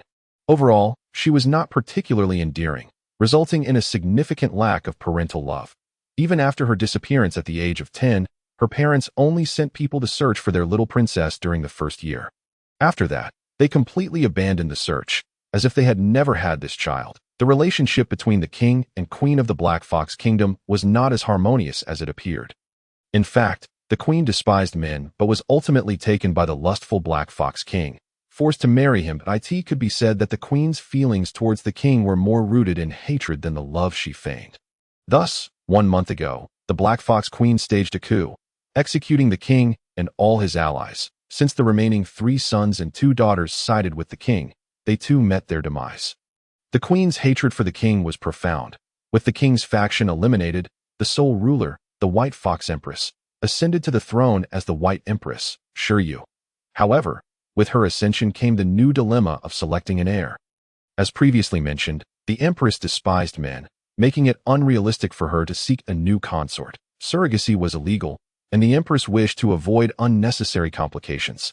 Hence, she turned her gaze towards the missing Bai Ling, leading to the current scenario of numerous missing person notices being disseminated. Chapter 30. Is it, or is it not? Gui-san's opinion was entirely dependent on Hei Jiu's own decision, but if Hei Jiu was unwilling to relinquish Bai Ling, he would not press the matter. However, if Hei Jiu truly intended to bring Bai Ling along, Gui-san advised him to ensure that he took him with them. He would cover all transportation costs. As for the reason, it was that the Daluo Iron Kingdom had long sought to establish good relations with the Black Fox Kingdom. Unfortunately, the latter's formidable strength rendered them dismissive of their overtures, resulting in numerous missed opportunities to even meet the king. If this time they could leverage the return of the princess to foster goodwill between the 2 nations, it would undoubtedly be a significant gain for the Daluo Iron Kingdom. Such matters should be left for the king to consider. What business is it of a general's son? Alas, not so. Benefactor, to be frank, the king has promised his second daughter to me, so I naturally have to do something for my family, right? A political marriage. No, what else could it be? Gui-san on the other end couldn't help but smile wryly. My father has fought valiantly on the battlefield all his life, achieving great merit in the Daluo Iron Kingdom. If I do not marry a princess back as a shield, my family may find themselves in peril from the king's wrath. This was indeed a reality. The power struggles among the nobility were exceedingly brutal. The relationship between rulers and their subjects was not as harmonious as it appeared on the surface. If a minister's accomplishments became too significant, threatening the ruler's position, it was unlikely that they would end well, regardless of their loyalty. In any case, I have said all I needed to say. If you truly intend to go to the Black Fox Kingdom, please do contact me. My personal suggestion, just a personal suggestion, benefactor, is that I think it would be beneficial to take your sister along. Who knows, she might regain her memories. Beep. As time ran out, the communication plate automatically disconnected. Setting it aside, Hei Jiu's mind was entirely preoccupied with another matter. According to Hei Jiu's original thoughts, Bai Ling had been sold at the age of 7, and after living for 3 years, she had perished at 10. Following her death, she had traversed into this world, albeit with complications during the process, resulting in her loss of memory from Earth and a transformation of her race. Hei Jiu had always believed that this deduction was quite reasonable, thus far. In terms of age, name, and the 3 moles beneath her right eye, she bore an uncanny resemblance to his sister. However, if we were to follow what Gui-san has suggested, then the fox girl Bai Ling cannot possibly be my sister. Instead, she is unequivocally a true native of this world. How is that fair? Why should it be so? Hei Jiu gradually began to feel a sense of agitation. Sharing the same name is merely a coincidence, as is their similar age. Yet now, even their birthmarks are identical. How could you possibly tell me she is not my sister, but someone entirely different? How can Hei Jiu accept this so easily? No, it cannot be like this. There must be another explanation. He rubbed his heavy eyelids, and then proposed another theory. Could it be that time itself is the issue? When I was struck by a car on Earth, my body must have been severely damaged. However, upon arriving in this world, I was completely unscathed. Does this imply that crossing over is an exceedingly advanced form of magic, if it can traverse space and connect 2 disparate worlds? Is it not possible that it can also transcend time? In other words, regardless of how long Bai Ling lived on Earth after being sold, whether she reached her 30s or even her hundreds, could it be that after her death, her soul directly reincarnated into this world 16 years ago? After all, if crossing space is already quite unscientific, then why should crossing time be deemed impossible? Alternatively, perhaps the flow of time differs between the 2 worlds. Regardless, One cannot deny that Bai Ling from Earth might indeed share a thread of connection with this world's fox girl Bai Ling. If that were the case, then everything would make sense. Their age is merely coincidental, their names the same by chance, and the 3 moles beneath her right eye serve as a clear mark of Bai Ling's reincarnation into this world. Yes, it must be so, but is it really? Hei Jiu let out a weary breath. He understood well that rather than asserting this as fact, he wished it were true. All of this was merely his own wishful thinking. So what should he do? As always, I suppose. After all, he had promised the little fox that regardless of whether she was truly his sister, he would treat her as such, even though his sister on Earth bore no blood relation. The next morning, as Bai Ling, with her disheveled hair, sat in a chair, completely oblivious to any semblance of girlish decorum, drinking meat porridge heartily, Hei Jiu hesitated over whether to discuss the matters of the Black Fox Kingdom with her. If he were to bring it up, from what angle should he approach it? Moreover, could this untidy little girl before him truly be the princess of the Black Fox Kingdom? Could there be a mistake? Brother, do you have something on your mind? Bai Ling noticed the unusual demeanor of Hei Jiu that morning. Although his expression remained unchanged, his uncharacteristic silence easily sparked her imagination. Let us eat first. We can talk about it while I comb your hair afterward. Oh, okay. Bai Ling thought little of it and continued to eat. Soon, the meal was finished, the table cleared, and the dishes washed on the balcony. Bai Ling leaned against a wooden chair, basking in the warm morning sun, while Hei Jiu gently combed her hair from behind. I just received some news concerning you. What kind of news?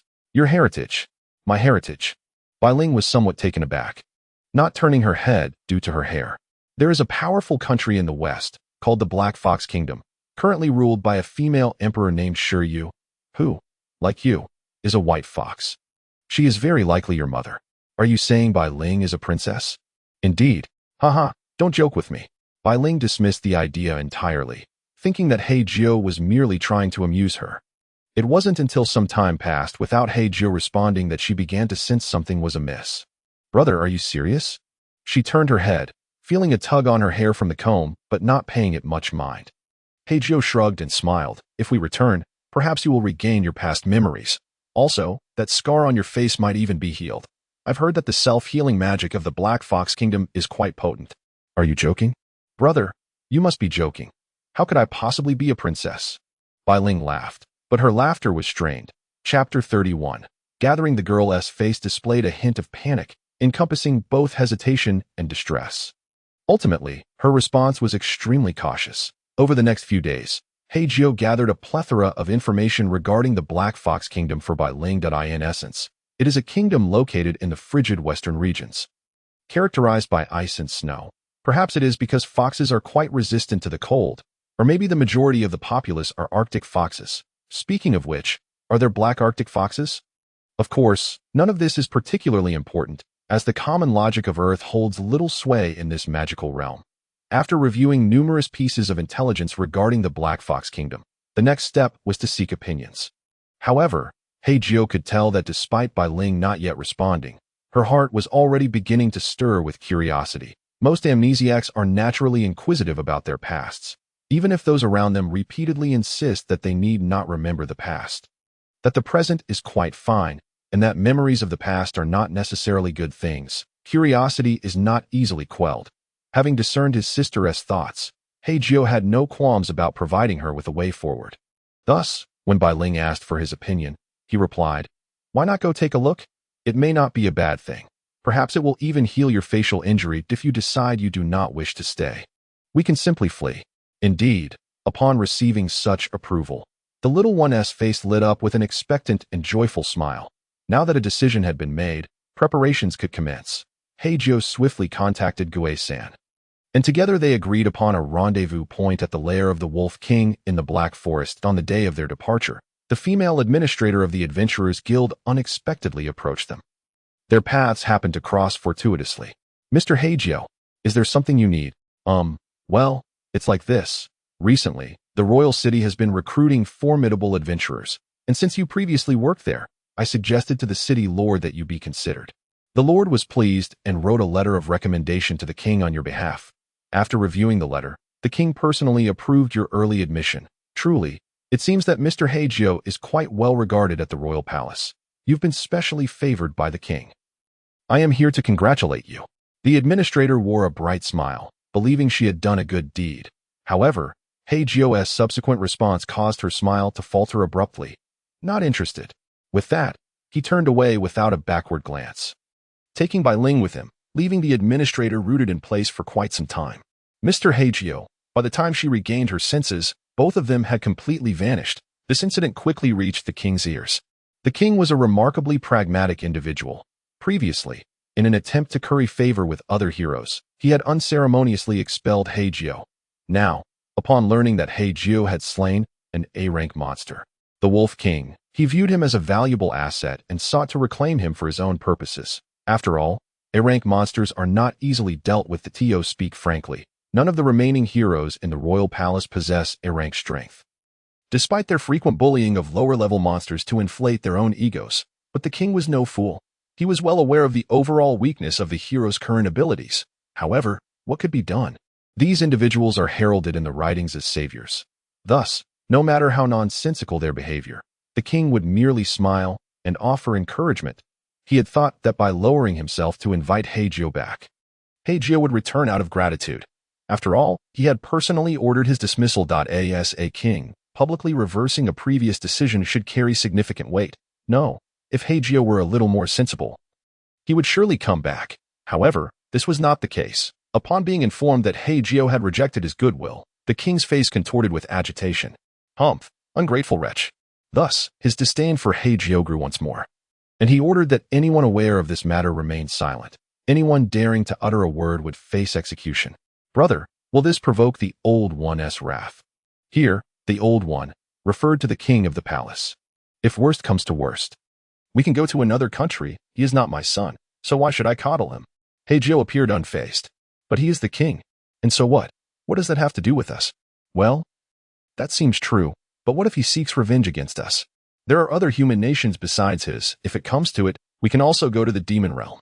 But then, we would have to claim that you bought me as a slave. Thinking about it that way is rather amusing. The two chatted as they walked, soon arriving at the entrance to the Wolf King's lair, where Goblin Gui-san had been waiting for quite some time. Beside him stood a dozen or so formidable-looking men, all tiger head people. Naturally, Huzi was among them. Additionally, there were several shaggy giant horses, each the size of a small van, resembling miniature beasts. However, this was hardly surprising, as these mounts were suited for the 2 to 3 meter tall tiger head people. Hey, you're here. Huzi waved enthusiastically from a distance. As the siblings approached, they had yet to utter a word when, brother, a crisp and familiar voice suddenly rang out from ahead. It was Guzi, clad in a short-sleeved shirt and denim overalls, her ears perked up and her little tail wagging like a propeller. In stark contrast to our last encounter, this freshly bathed Guzi had transformed into an exceedingly adorable little loli. With a bright smile, she dashed towards Hei Jiu, who effortlessly caught and embraced her. However, her gaze then shifted to Gui-san, revealing a hint of discontent. Cough. Gui-san chuckled awkwardly. This child insisted on coming along, threatening to go on a hunger strike if she couldn't. Isn't it fortuitous? Having a child by our side will surely put others at ease. Yes, it allows us to present a friendly facade. Otherwise, why would I dare to venture out with so many people? Why a horse? Don't you have flying birds at home? Or is it that the Iron Country looks down upon such matters, unwilling to part with even a few birds? Hey, now you're being a bit petty, Gui-san replied, explaining, we are heading to the frigid western regions, where we will encounter countless airborne predators along the way. Comparatively, traveling by land is much safer. Let me introduce my brothers to you. Don't underestimate them. Each one is a capable aide under my father's command. Then why aren't there any goblins? Are you here just to argue? Chapter 32. The Empress, Part 1. The destination has been confirmed, and the route charted. There are 4 carriages in total. One carries Hei Jiu, Bai Ling, and Guzi. Another holds Huzi and Gui-san. The remaining 2 are laden with supplies needed for the journey, as well as gifts for the rulers of the Black Fox Kingdom. The other tiger soldiers ride on giant horses, flanking the carriages. This mission holds great significance. Bringing too many people could easily draw attention and lead to a host of troubles. Therefore, Gui-san adopted a more discreet approach. Before departing, the king of the Iron Country joyfully patted Gui-san on the shoulder. Should Gui-san succeed in fostering good relations between the two nations, he would fulfill one of his wishes upon his return. Gizen's wish is simple. to annul his engagement and avoid a political marriage with the king's daughter. He also hopes the king will be magnanimous and not retaliate against his family for his desire to withdraw out of course. Such a wish is merely a fleeting thought. He lacks the courage to voice it. He estimates that his only option would be to provide some political capital for his father. He can only hope that the old coot will refrain from nagging him about his merchant status. Nonetheless, despite his father's disdain for Gizen's merchant endeavors, the creation of the largest trading company in the Iron Country was ultimately for Guyan's sake. He is somewhat of a proud middle-aged goblin. As the journey progressed, half a month slipped by unnoticed. With less than 3 days remaining to the Black Fox Kingdom, they arrived at a desolate forest, aptly named Dead due to its withered trees. That day, they set up camp there. As night fell, they gathered around the campfire, consuming the rations they had carried with them. Everyone, be sure to wear extra clothing tomorrow. We're approaching the frigid zone, where snow will abound. Keep warm. Guyan began to brief everyone on what to watch for in the coming days, handing a hooded black robe to Hei Jiu. From this point onward, there will be no human kingdoms ahead, and the demon tribes beyond are even more antagonistic towards humanity. Starting tomorrow, you should wear this to effectively conceal your human aura. Otherwise, we might attract unnecessary trouble. That I hope you understand. Hei Jiu nodded, accepting the black robe and putting it on. Brother, you look so handsome, Guzi exclaimed, sparking smiles among the group. Hei Jiu waved his hand, proclaiming, "See, don't I look like a professional mage?" Indeed. Little Guzi clapped enthusiastically, prompting others to join in the applause. After all, entertaining a child is a delightful endeavor. That night, Bai Ling and Guzi shared a tent, while Hei Jiu had one to himself. At around 11 o'clock. Hei Jiu's tent was illuminated by candlelight as he read a book about the toxic plants of this world. This toxin is quite potent. I wonder how it would perform when applied to a blade, he mused, before shifting his thoughts to weapons. He pondered whether he should acquire a powerful artifact. For his strength was insufficient. Without a formidable weapon, the road ahead would undoubtedly be arduous. Ideally, he hoped to find 2 daggers, as his profession had accustomed him to their use. If not, a tang sword would suffice. He wasn't particularly fond of the cumbersome great axe wielded by Wolfgang, as it was rather unwieldy. While lost in thought, he heard the soft sound of footsteps outside the tent. Looking up, he saw Guzi, still bleary-eyed, clutching a pillow. "What's wrong, child?" "Brother," Guzi replied, her expression tinged with sadness and fear. She approached Hei Jiu's bedside, looking down as she confessed, "Guzi had a nightmare. Though. What did you dream about?" Hei Jiu set his book aside and gently stroked her head. "That I dreamed that my brother disappeared," she said, tears beginning to flow. Hei Jiu smiled reassuringly. "It's all right. I'm here." He wiped away her tears, trying to offer some comfort, but his gaze drifted to the pillow in Guzi's hands, noticing her slight embarrassment. A sense of helplessness welled up within him. "Dog. Brother." They both spoke simultaneously before pausing. "You go first," Hei Jiu urged. Guzi, a bit shy, finally said, "Guzi wants to sleep with you." Of course that he shifted aside, allowing Guzi to leap onto the bed, wrapping herself around Hei Jiu and giggling merrily. This behavior resembled that of an ordinary dog, but this time it was an anthropomorphic canine. "What were you going to say earlier, brother?" Guzi inquired. Hei Jiu glanced at the book beside him and replied, "I was planning to tell you a story. Would you like to hear it?" "Yes." Her soft voice elongated in excitement. Hei Jiu began recounting a story told to him by his second foster father back on Earth. "The story I want to tell is about a little girl who sold nuclear bombs." "What's a nuclear bomb, brother?" "A powerful kind of magic that can obliterate a vast area in an instant." "Oh, now, I shall begin. Guzi nodded eagerly. Once upon a time, there was a little girl who was very unfortunate. Unbeknownst to them, half an hour slipped by. Later, the girl pressed the nuclear bomb button, and on that day, countless people saw her grandmother. As Guzi listened, she gradually fell asleep, emitting soft snores. Hei Jiu carefully slid out of bed, intending to relieve himself outside. Upon exiting the tent, he first noticed Bai Ling's tent nearby. Out of concern, he peeked inside, finding her sound asleep and unharmed. "Hey, sir, still awake?" Huzai and several tiger soldiers were gathered around a fire, keeping watch. They stood up as Hei Jiu emerged from the tent. "Nothing much, just a quick trip," Hei Jiu replied, walking towards a large tree a short distance away. After spending about half a minute behind it, he noticed some strange carvings on the trunk. Is this a prank? Hei Jiu initially thought of the typical so-and-so was here scenario. However, considering the desolate wilderness, it seemed odd for anyone to carve such a thing here. The characters appeared somewhat familiar, but the engraving was so poorly done that he hadn't recognized it right away. GYGPPP, he silently mouthed the phrase, then found it uninteresting and turned to head back to his tent. As he turned, he blinked, and when he opened his eyes again, he found himself in an entirely different scene, basking in radiant sunlight amidst a lush green forest. Chapter 33. The Empress, Part 2. The sensation in his body felt peculiar, yet it was a strangely familiar feeling. Hei Jiu distinctly remembered experiencing this sensation the last time he crossed over. His heart sank as he pondered, have I crossed over once more? Surrounded by a verdant forest, the foliage was not dense, allowing sunlight to flood in effortlessly. All in all, it looked nothing like the place he had just been. What a joke. I merely stepped outside for a moment, and now I find myself transported. Panic began to creep in as he searched for a way out. Ultimately, upon exiting the forest, he caught sight of a village, and in the distance behind it, he could faintly see the endless snow-capped mountains. The village appeared lively, with smoke rising from chimneys. However, he was uncertain whether it belonged to humans or demons, and entering recklessly could lead to being captured as a prize. Hey, brother, what's your name? Just as he contemplated his next move, a somewhat familiar raspy voice called out from behind him. Hei Jiu. Hei Jiu, caught off guard, blurted out his name as he turned around. The moment he did, he froze in shock. Before him stood a gargantuan black serpent, as thick as a barrel and stretching over 10 meters in length. The serpent's scales glistened ominously, rigid and gleaming, their edges betraying a dangerously sharp intent.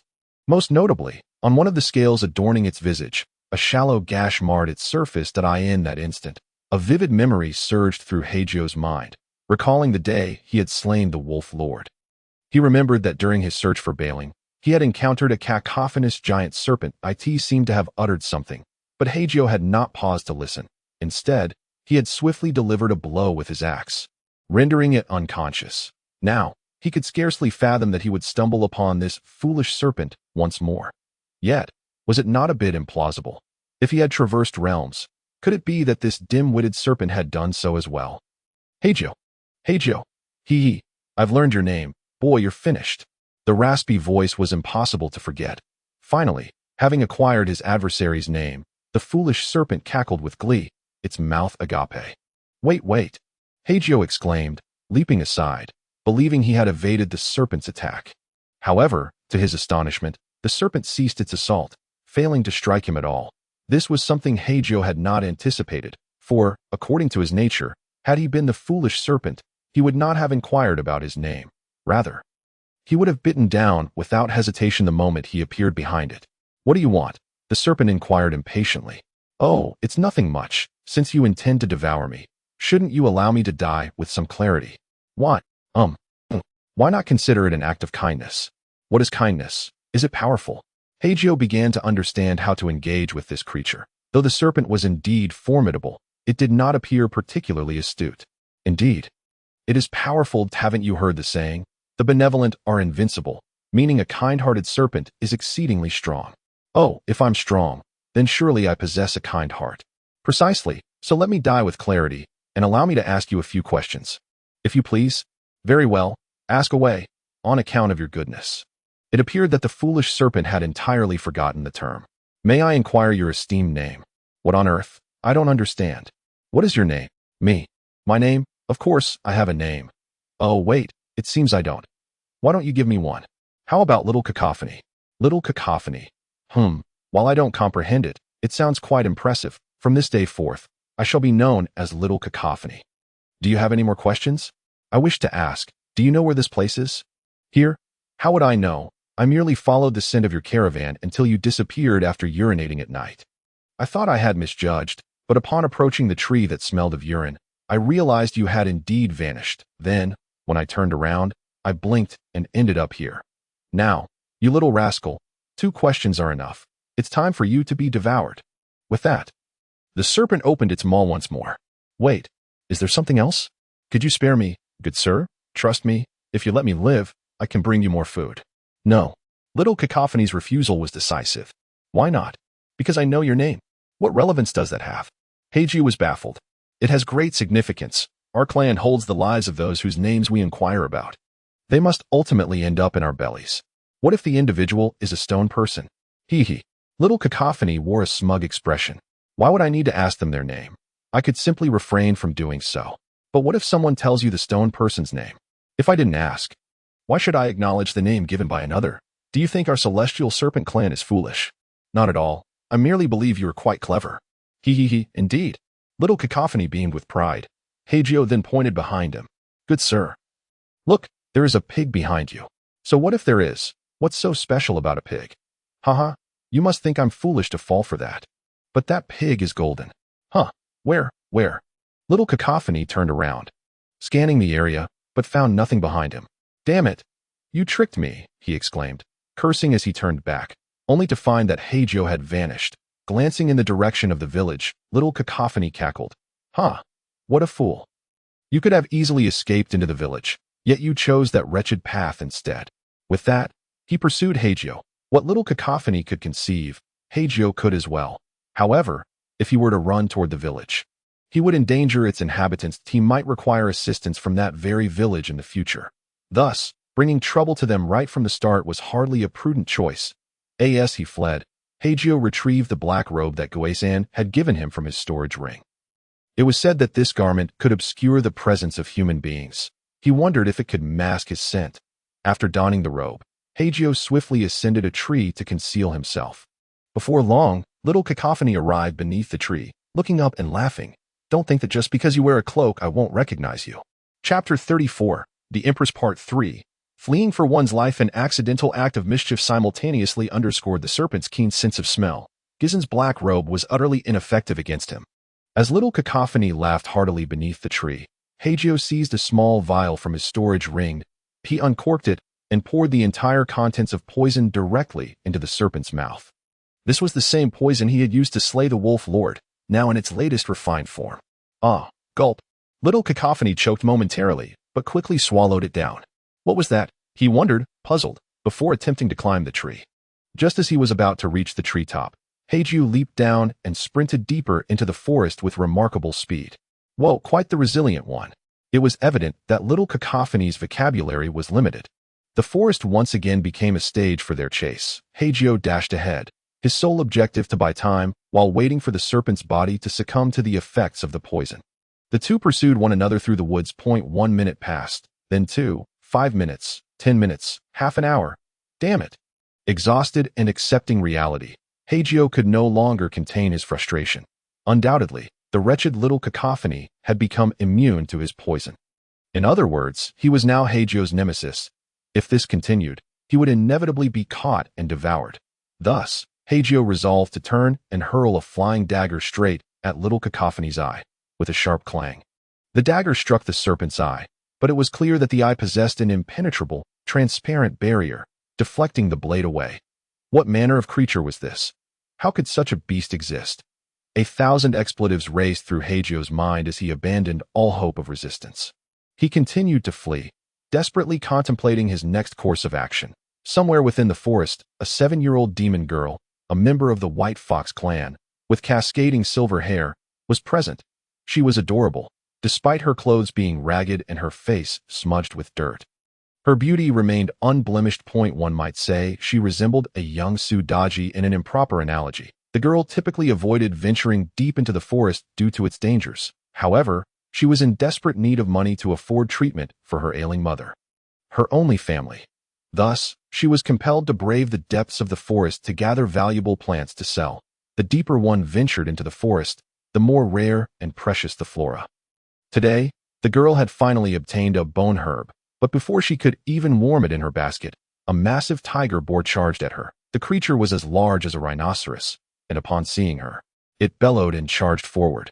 The girl turned to flee, but in her haste, she stumbled aside. Boom! The tiger boar collided with a tree, its teeth embedded within the trunk, rendering it momentarily stuck. It grunted and struggled to free itself, shaking the tree violently as it did so. The girl, utterly terrified, sat trembling on the ground, paralyzed by fear and forgetting to escape, just as the situation seemed poised to unfold with the tiger boar breaking free and devouring the girl. A commotion erupted nearby, drawing closer.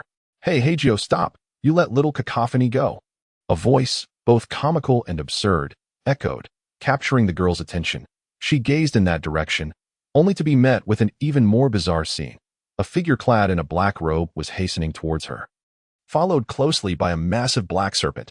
The girl was momentarily dumbfounded, her mind rendered blank in sheer disbelief. Before she could regain her composure, the robed man executed a swift maneuver, sliding through the gap beneath the tiger pig. A resounding crash followed, accompanied by a pitiful squeal from the pig. The small creature collided forcefully with the tiger pig, sending dust and debris swirling into the air. As the haze began to dissipate, the scene revealed itself to be utterly chaotic. Trees had been forcibly uprooted, and one of the tiger pig's teeth lay broken on the ground. Meanwhile, the creature lay bloodied and moaning pitifully. In stark contrast, the small figure appeared unscathed, merely shaking its head before erupting into a furious tirade. "Who dares to obstruct my pursuit of Hei Jiu?" Upon glancing down, it noticed the bloodied tiger pig sprawled on the ground, wearing a disdainful expression. "Is it you, this wretched creature? Your incessant wailing is utterly unbearable." With that, it clamped down on the tiger pig's neck, killing it instantly. Turning to the girl, who was still in shock, it inquired, "Did you see which way Hei Jiu went?" The girl, overwhelmed by fear, had no idea where Hei Jiu might be. Just then, a voice called out from a short distance away, "Hey, I'm over here." Upon hearing this, the small creature's mood brightened as it eagerly followed the sound, showing no interest in the girl or the pig's carcass that could have easily filled its stomach. Once the small creature had chased after Hei Jiu, the girl finally regained her senses. Her first thought was one of fear, but soon she began to realize that she had seemingly been saved by the man in the black robe. If initially he had merely been fleeing and had inadvertently led a snake to kill the pig, later, by deliberately calling out to lure the serpent, he was undoubtedly ensuring his own safety. This was a good person, the girl thought, a rarity in the village. In her flustered state, she began searching for the bone grass she had accidentally dropped. "Hei Jiu, don't run away." It must be said that the small creature's physical prowess was quite impressive. After running for so long, it was still able to talk. The incessant racket of its voice was starting to irritate Hei Jiu. Eventually, Hei Jiu reached the edge of a cliff and had to come to a halt. Seeing this, the small creature seized the opportunity, leaping forward with its mouth wide open. However, Hei Jiu merely sidestepped, and the small creature plummeted into the abyss. "Hei Jiu," was the last sound uttered as it fell. Chapter 35. The Empress's Tale, Part 4. Well, let's just assume he is dead. Hei Jiu was quite pleased with this turn of events. In any case, his demise served as a lesson. While focus is commendable, one must not neglect their surroundings. One must not become like this cautionary tale, where the pig collided with a tree, and he collided with the pig.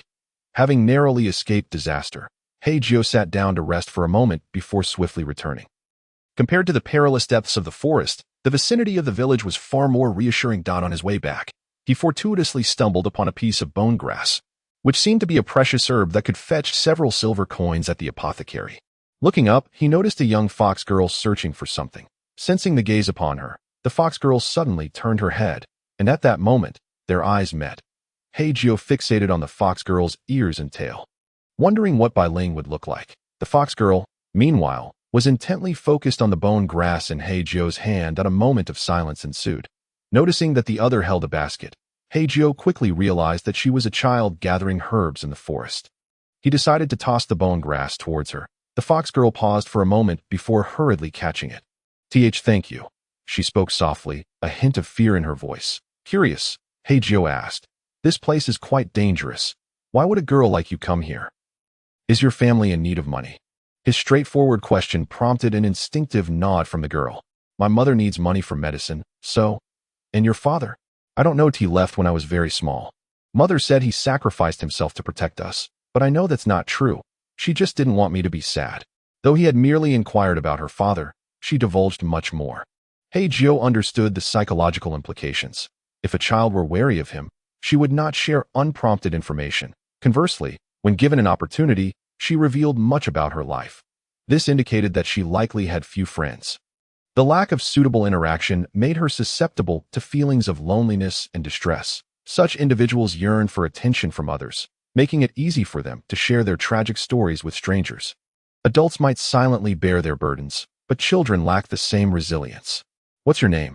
Hei Jiu inquired, now having a clearer understanding of her situation. You are, what a lovely name." "Thank you." The little girl blushed, perhaps due to infrequent compliments. Hello. I am Hei Jiu, a wandering merchant seeking refuge. I happened to spot a village while on my way here. Are you from that village? Yes, I am. Given that there was only one village nearby, Ewer was quite certain. Is there an inn in your village? Well, it seems there isn't, Ewer replied, noticing Hei Jiu's troubled expression. But if you don't mind, you could stay at my house. We just happen to have a spare room. Is that all right? What will your mother think? It's fine. Really, I make the decisions in my house, and my mother will agree. Besides, you saved me earlier. It's the least I can do. Well then, I appreciate your kindness. Not at all. With a naive smile. She seemed delighted to have found a new conversation partner. By the way, Ewer, does your village have an adventurers guild? Yes, it does, but I'm not very familiar with it. Why do you ask, big brother? Well, I thought I might sell this pig. It should fetch a decent amount. With that, he approached the tiger pig. Upon hearing this, Ewer finally grasped the situation. That's true. So much meat must be worth a lot. However, I don't think the Adventurers Guild buys pig meat. The market might have buyers. You've got it wrong. The real value of the tiger pig isn't its meat. It's its hide and these tusks. Why is one broken? Oh, I see. I don't know much about this. Ewer placed her index finger on her lips. Deep in innocent thought, looking quite adorable that Hei Jiu began to dissect the pig. Ewer couldn't help but lean closer, curiously watching and asking, have you done this before? You seem quite skilled. Yes, I was an adventurer for a while before becoming a merchant. What race are you? Why are you wearing that black robe? I'm a humanoid. Have you heard of them? Humanoid. Ewer repeated, recalling something. Isn't that the noble magical race that looks just like humans, but has a lifespan comparable to elves? Really? Is that how amazing they are? Absolutely. Her eyes sparkled with excitement. My mother told me that humanoids are a very mysterious magical race that prefers seclusion. They're extremely intelligent and rarely appear before the public eye. Most importantly, they are exceedingly rare, with rumors of some even having gone extinct. Indeed, much of what you've said is correct that I usually reside in uninhabited mountains, hence my lack of knowledge about the world. By the way, child, what year is it now? The year of iron, 995, February 22nd. 95. Hei Jiu's body jolted. If what Ewer said was true, then he had traveled back 25 years from the year of iron 1020. This was quite absurd. Therefore, his future goal became clear. He must find a way to return.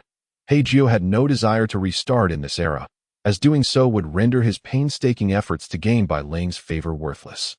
He extracted the pig's tusks, skinned the tiger, and fashioned ropes from its tendons to bind several pieces of meat, wrapping them in large leaves. Hei Jiu then followed Ewer towards the village. Isn't it hot wearing that robe? Would you like me to hold it for you? Thank you, Ewer, but there's no need. Whether it's revealing my humanoid identity or being mistaken for a human, neither situation would benefit me. Indeed.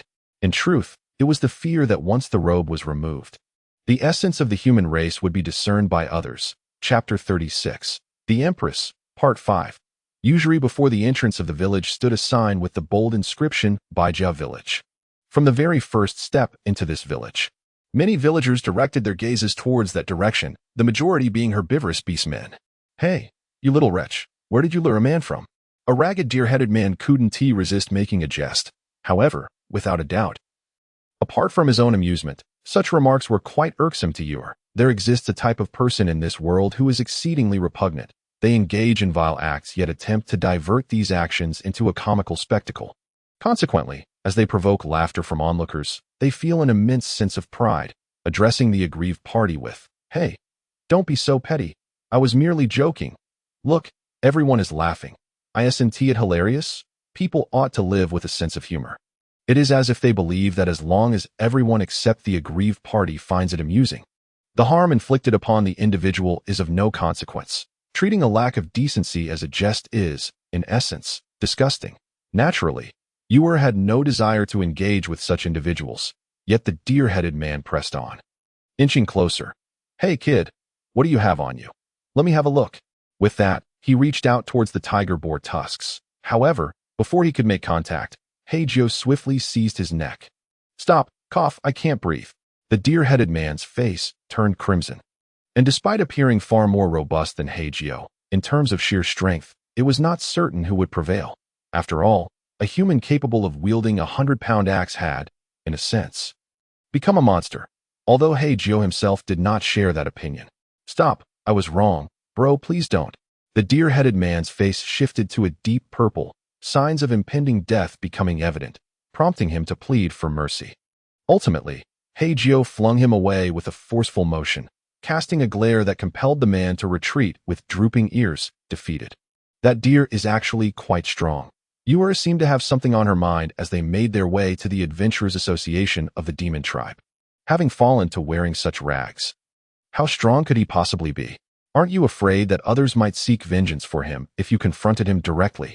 He has fallen to wearing such rags. It's clear he has no backing. Who knows? Perhaps there are beggar gangs around. In such a small village, if there were a beggar gang, it would be rather unreasonable. Yes, that does seem to be the case. The two soon arrived at the Adventurers Association of the Demon Tribe. It bore little difference from that of the human tribe. However, the request board held few quests for slaying monsters. Instead, the majority were bounties, both for humans and demons alike. Hei Jiu inadvertently spotted a quest for collecting bone grass. A brief assessment revealed that each stalk was worth 5 silver coins.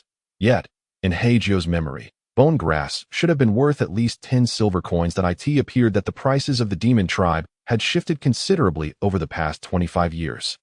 The members of the Adventurers Association were preoccupied with their daily struggles for survival, showing little interest in the newly arrived figure clad in black robes. This contrasted sharply with the villagers who often had idle time to gossip.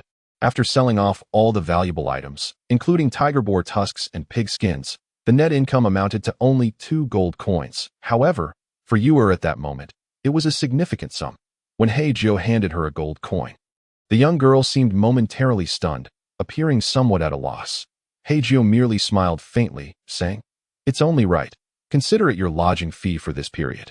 Yura wanted to refuse, but upon thinking of her mother at home, she ultimately abandoned the words on her lips. Her home was situated on the outskirts of the village, a modest 2-story earthen dwelling. From any angle, it unmistakably represented a family of poverty at that moment. 2 burly men, a bull-headed man and a goat-headed man, stood at her doorstep. Upon seeing them, Yura quickly hid behind Hei Jiu, visibly anxious. Yet it was clearly too late. The 2 men had already spotted her and approached with menacing intent. Well, look who decided to come back," the bull-headed man exclaimed, reaching out to grab Yura, only to have his hand swatted away by Hei Jiu. Huh. He paused, then scrutinized the black-robed figure before him. "Who are you?" "Her friend." "Oh. Well then this doesn't concern you. Stay out of it, kid." Grabbing someone in broad daylight without cause is hardly a commendable act. Repaying debts is a matter of principle. Her mother owes money to Sister G. And now that her mother is incapacitated, if we don't take her as compensation, do you think we'll take her dilapidated house? He shot a glare at Yura behind him. "You little wretch. If you know what's good for you, come along with us. If it weren't for your decent background, do you think Sister G would care about you? Just come back with us, and after a few years, you can start receiving clients. Hiding like this makes it seem like Sister G won't provide for you. Countless people wish to walk this path, yet they don't even have that opportunity. Sister G, the only madam engaged in such transactions in the village. Although this business was rarely discussed openly, nearly all men knew that during the village's nights, there were dealings in the brothels. Over the years, due to Yura's mother's prolonged illness, she had accrued significant debt to Sister G. That Yura trembled behind Hei Jiu, while Hei Jiu calmly inquired, "How much?" "What? You want to pay her debt?" "Brother, with all due respect, as just a friend, it hardly seems worth it. That's none of your business." "How much?" 15 gold coins, got it." "Heh, I doubt you do." He had barely finished speaking when Hei Jiu casually produced a handful of gold coins. A total of 15, neither more nor less. In truth, these coins had been drawn from his storage ring, merely concealed by his garments. No one had anticipated that Hei Jiu would genuinely produce such a sum, leaving everyone present momentarily stunned. "The money is here. Don't bother us again." "Oh, right, all right." The bull-headed man reached out to accept the coins, but Hei Jiu withheld them. "Whereas the IOU, the written agreement. You don't expect to take this without documentation, do you?" Oh, quick, goat, go fetch it from the steward." Soon, the goat-headed man returned with over 20 loan agreements. The total sum indicated on these documents amounted to 10 gold coins. It was reasonable to assume that the extra 5 coins were interest. These individuals were indeed quite unscrupulous. Chapter 37. The Empress, Part 6. Yuer's mother Hei Jiu had Yuer confirm the authenticity of these documents. Finally, when she nodded, he handed the money to the bull-headed man. The bull-headed man stared at the coins in his hands, unsure of how to react. They had not anticipated recovering any money today.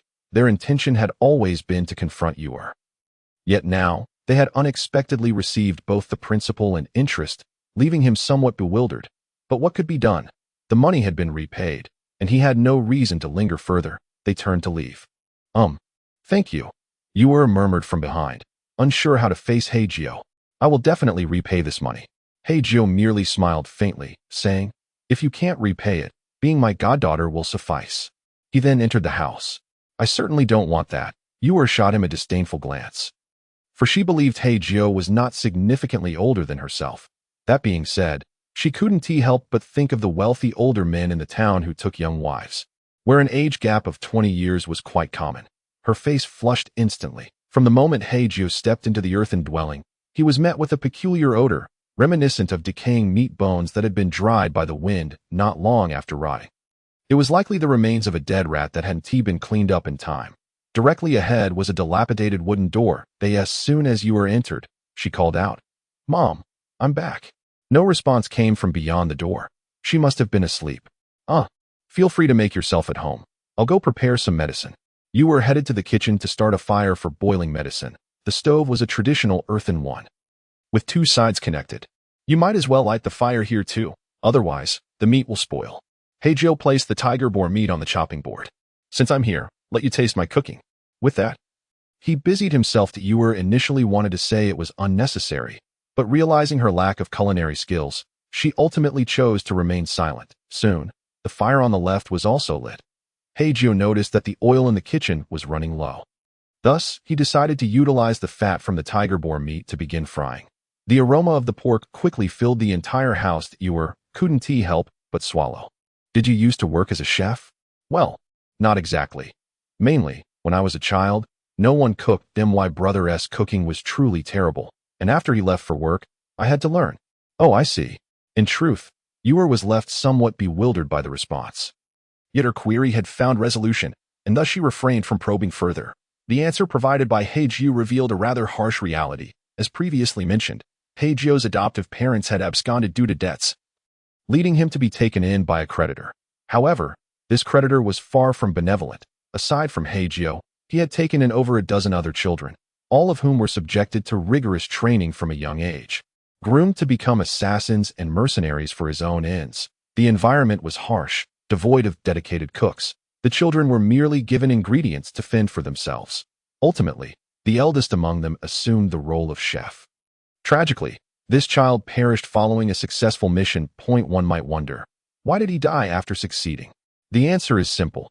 The mission entailed becoming a human bomb, leveraging the innocent appearance of a child to lower the target's guard, only to detonate oneself in a final act of destruction. This child was merely 14 at the time of his demise. The official explanation later provided was, he was too incompetent to keep up with training and could only cook. Hence he had to be eliminated. The meal was soon prepared, albeit with the household lacking rice, leaving only potatoes. Thus, the staple consisted of pork alongside potatoes. Yuer carried the medicine and food to her mother's room. When she re-emerged, half an hour had passed. Her own meal had grown cold, and Hei Jiu suggested reheating it. Yuer, however, shook her head, indicating it was of no consequence. She then began to eat with delight, her eyes sparkling with joy. Another half-hour later, he retrieved her mother's empty bowl and chopsticks. Mother's voice isn't strong. It's quite soft, but she asked me to tell you not to stand on ceremony, to consider this place your home. Thank you for your kind words towards your mother. In the afternoon, the two ventured out to purchase rice, flour, oil, salt, soy sauce, vinegar, and even, at last, Hei Jiu treated Yuer to several exquisite outfits. The young girl was overjoyed yet felt deeply embarrassed, for all the expenses were borne by Hei Jiu. On numerous occasions, she had intended to pay herself, only to find the shopkeepers insisting on accepting only Hei Jiu's money, all the while promoting various wares. The outcome was such that they ultimately required a cart to transport all their purchases back home. After their busy day, night had fallen. Following dinner, Yuer took a bath and donned a gray dress. Upon emerging, her beauty was striking, as if she were a natural-born beauty. "How do I look?" she inquired, her cheeks flushed with shyness. Hei Jiu, engrossed in observing a mouse pilfering vegetable leaves from the kitchen corner, snapped back to reality and applauded enthusiastically.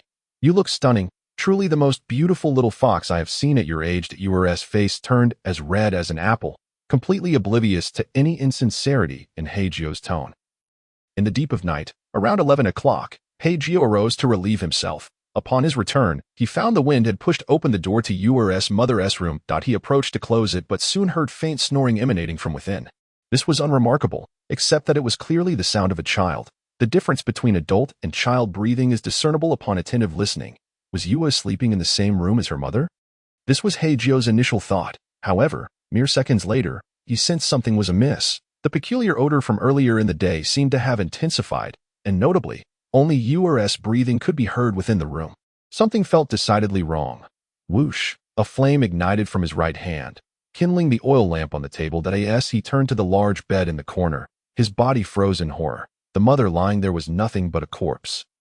Long deceased. Beside the corpse, Yuer lay with her head resting on the bed, clutching one of her mother's skeletal hands, as if accompanying her in eternal slumber. Chapter 38, The Empress Part 7. The existence of a corpse. The time of death of the corpse was at least 6 months prior, rendering it utterly desiccated. From the parched skin and fur, it was evident that this was indeed a fox woman, Yuer's mother.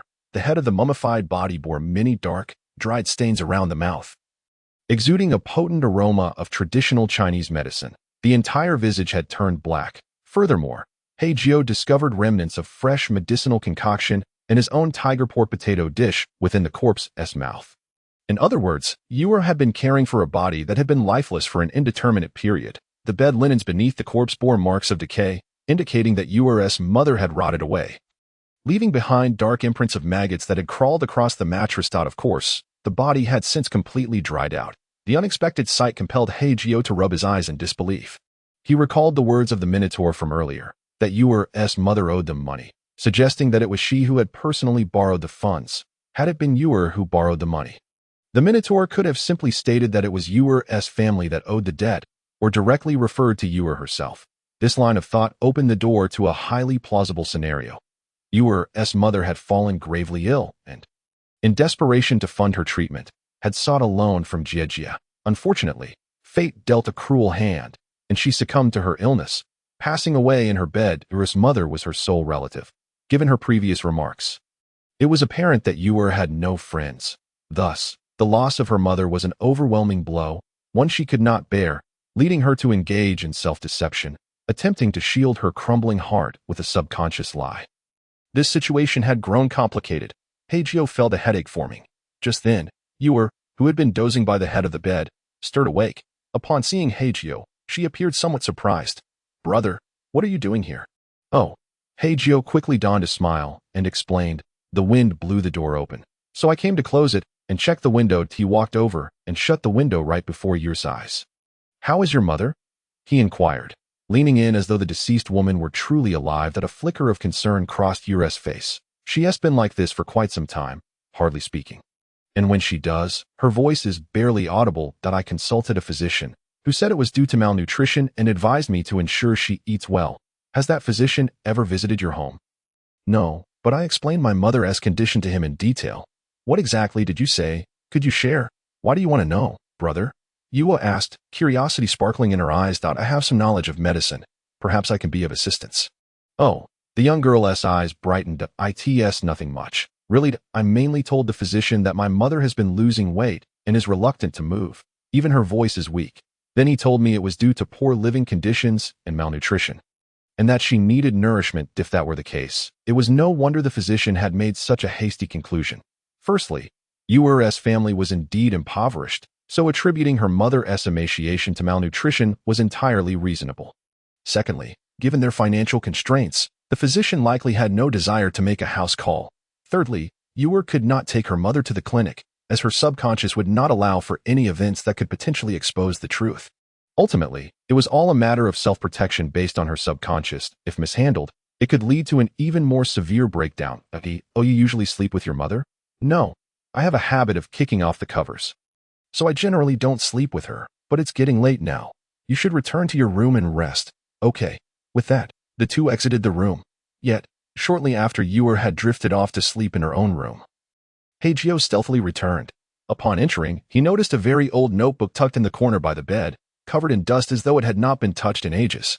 Hei Jiu took the notebook back to his own room. When he opened it, he discovered it contained records of vegetable prices and the musings of the author, resembling a blend of a diary and a ledger. The entries indicated that the author of this diary was none other than Ewer's deceased mother.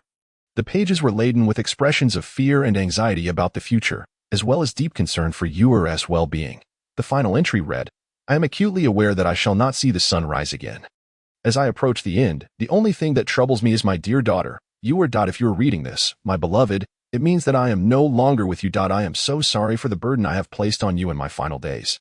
I have failed you, never providing you with a good life. For a while now, I have been borrowing money from Hei Jiu, extending the repayment period as long as I could.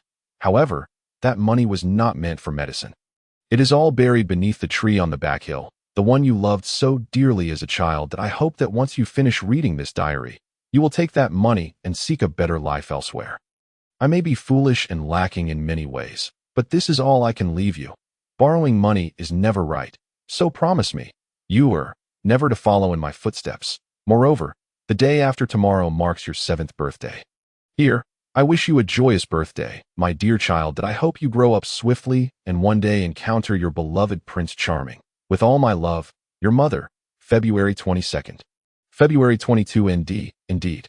Upon finishing the letter, Hei Jiu found himself enveloped in a complex mix of emotions, for by sheer coincidence, today is indeed February 22 Furthermore, during the day, Hei Jiu had inquired about your age, to which you replied you were 7. What does this signify? It indicates that you will turn 8 the day after tomorrow. Additionally, it is worth noting that your mother passed away exactly 1 year ago today, due to the overwhelming grief. Your subconscious has unconsciously prevented you from encountering this diary until now. However, this is unintentional.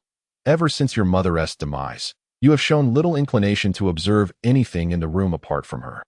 Let alone the diary, which lies forgotten in a secluded corner. What must be the depth of trauma for a child who has cared for a corpse for an entire year? Now, with a year having elapsed, if one were to reveal the truth to her, would she truly be able to accept it?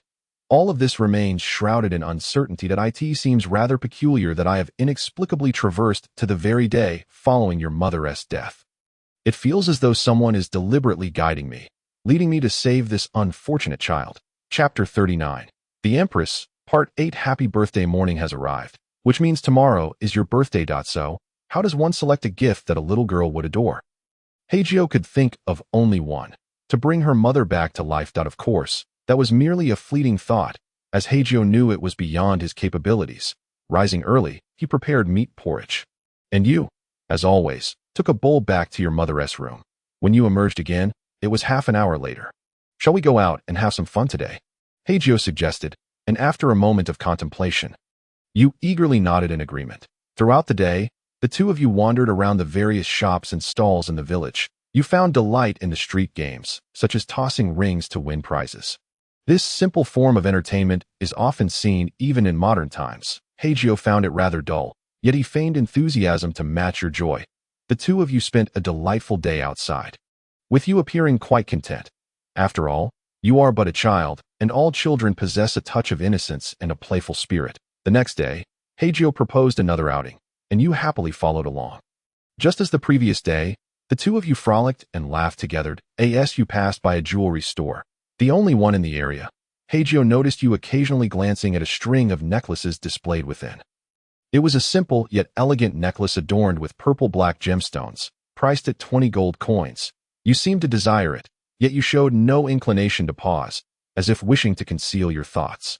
The two of you continued on to the spot where you had played games the day before. Along the way, Hei Jiu excused himself briefly to use the restroom. Upon his return, he found you sitting alone in a deserted corner. Nearby, a group of children were shouting and tossing rings in hopes of winning their desired prizes. In stark contrast, you sat dejectedly, your ears drooping and 5 rings remaining in your hands, the same number you had when he left. In other words, the moment he had stepped away, you had ceased playing. Hei Jiu was certain that you enjoyed this game, yet it appeared that you longed for someone to converse with rather than merely play. How unfortunate, he thought. Feeling a twinge of helplessness as he approached you in that corner, he extended his hand toward you. You, with your head bowed, were startled to see familiar feet before you.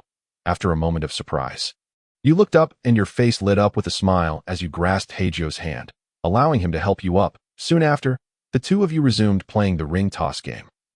Like the other children, you cheered yourself on, albeit in a softer voice, yet it undoubtedly came from the heart. As dusk fell, the two of you returned home in high spirits. Upon arriving at the doorstep, you noticed a large box waiting for you. Curiosity piqued. You couldn't resist leaning closer to inspect it. It was a wooden vine box, devoid of any labels or decorations, leaving you wondering what lay inside. "What is this?" you asked. Puzzled, Hei Jiu approached, lifting the box. "I bought some shoes. They were probably just delivered." Upon hearing it was shoes, your interest waned, and you ceased to inquire further. Dinner proceeded as usual, with one notable difference. After you emerged from your mother's room with an empty bowl, you were surprised to find that your noodles were still warm. "I noticed your noodles were cold, so I reheated them for you," Hei Jiu explained as he chopped wood in the kitchen. You smiled sweetly in response. That evening, after taking a bath, you emerged to find a large cake adorning the table. Beneath the cake lay a wooden vine tray, strikingly similar to the vine box you had seen upon your return at dusk. It dawned on you that Hei Jiu had deceived you. There were no shoes inside that box. That moment, the oil lamp in the room had extinguished, making the 8 burning candles atop the cake all the more conspicuous. You approached the cake, lost in thought, feeling a sense of confusion and disorientation, as if you had lost your own identity. Ultimately, tears began to flow unbidden down your cheeks. On your 7th birthday, you were engulfed in the sorrow of losing your mother, crying throughout the day. However, on your 8th birthday, someone had taken the time to prepare something special for you. This was something you had never anticipated. As you stood there in a daze, a somewhat awkward rendition of the birthday song suddenly echoed from behind you. "Happy birthday to you. Happy birthday to you." Hei Jiu abhorred singing, fully aware of his lack of talent and the cacophony of his voice. One must possess self-awareness, and Hei Jiu was particularly cognizant of his singing abilities. Yet, what choice did he have? Hiring a professional band could frighten you, or, worse, they might include someone who had bullied you in the past, making it a futile endeavor. Thus, Hei Jiu grit his teeth and, with a forced smile, completed the song. After finishing, he felt as if he had been reborn and approached you, presenting a delicate jewelry box. "Happy birthday." You were gazing at the exquisite little box before you. You instinctively accepted it, then opened it. Upon seeing the gemstone necklace within, your mind instantly cleared. This must be very expensive. Is it? I feel it hardly suits you. I apologize, for not being able to procure something better, so please, bear with it. No, this is truly too precious. I can't wear it. The shopkeeper doesn't accept returns. Then sell it to someone else to recoup the loss, perhaps to Sister Zhu next door. Hei Jiu placed his hand atop your head, crouched down, and gently ruffled your hair. "Your refusal will sadden me. Brother, I didn't mean to." "Then accept it.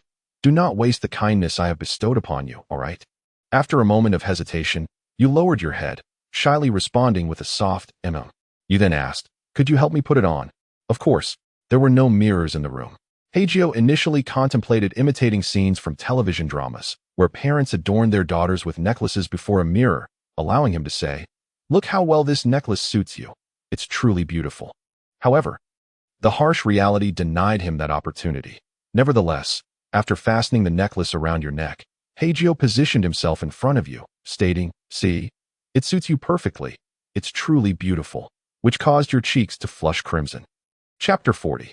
The Empress, Part 9. Reasons that cannot be acknowledged. Complimenting a child carries little psychological burden, and this holds true for someone like Hei Jiu, who treats it as merely entertaining a child.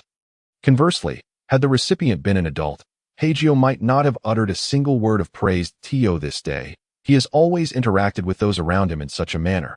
Your birthday was filled with joy, and both of you savored the cake in a cheerful atmosphere. It wasn't until Hei Jiu cut you another slice that you, with cake smeared across your lips, shook your head, declaring you could eat no more. Only then did Hei Jiu begin to broach a more serious topic. This evening, you were different from before. The most significant detail was that you did not mention your mother. Not only that, but you showed no intention of taking cake to her room. This indicated a subconscious avoidance, revealing that deep down, You were aware of your mother's passing.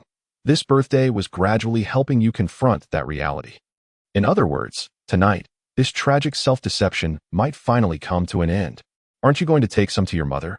Hei Jiu probed tentatively, and at the mention of mother, you stiffened visibly. Mother! Tears began to flow anew. Then, with rigid movements, you picked up the cake from your plate and attempted to leave. However, just as you stood, Hei Jiu grasped your hand. What is it, brother? Right Air is smiling, though the smile is painfully forced. His entire body trembles slightly, as if he is about to encounter something exceedingly terrifying. Right Air, let us attempt to let go of the past and start anew, shall we? Ha, ha ha. Brother, what are you saying? She appears somewhat flustered, then turns to leave. I need to take a cake to mother. She rarely gets to enjoy cake, and today I must ensure she has a good meal. Her expression gradually becomes grave, and Hei Jiu, feeling uneasy, follows closely behind.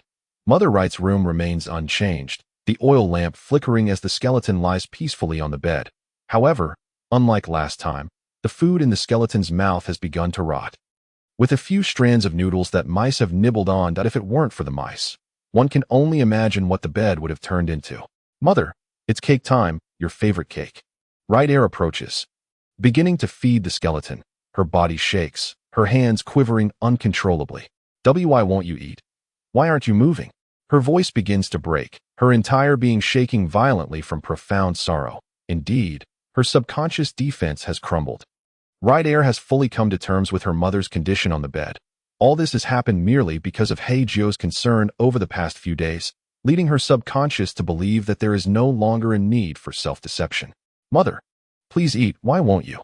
Piece after piece of cake is fed into the skeleton's mouth, and Right Air's breathing quickens, teetering on the brink of madness. That's enough, Right Air.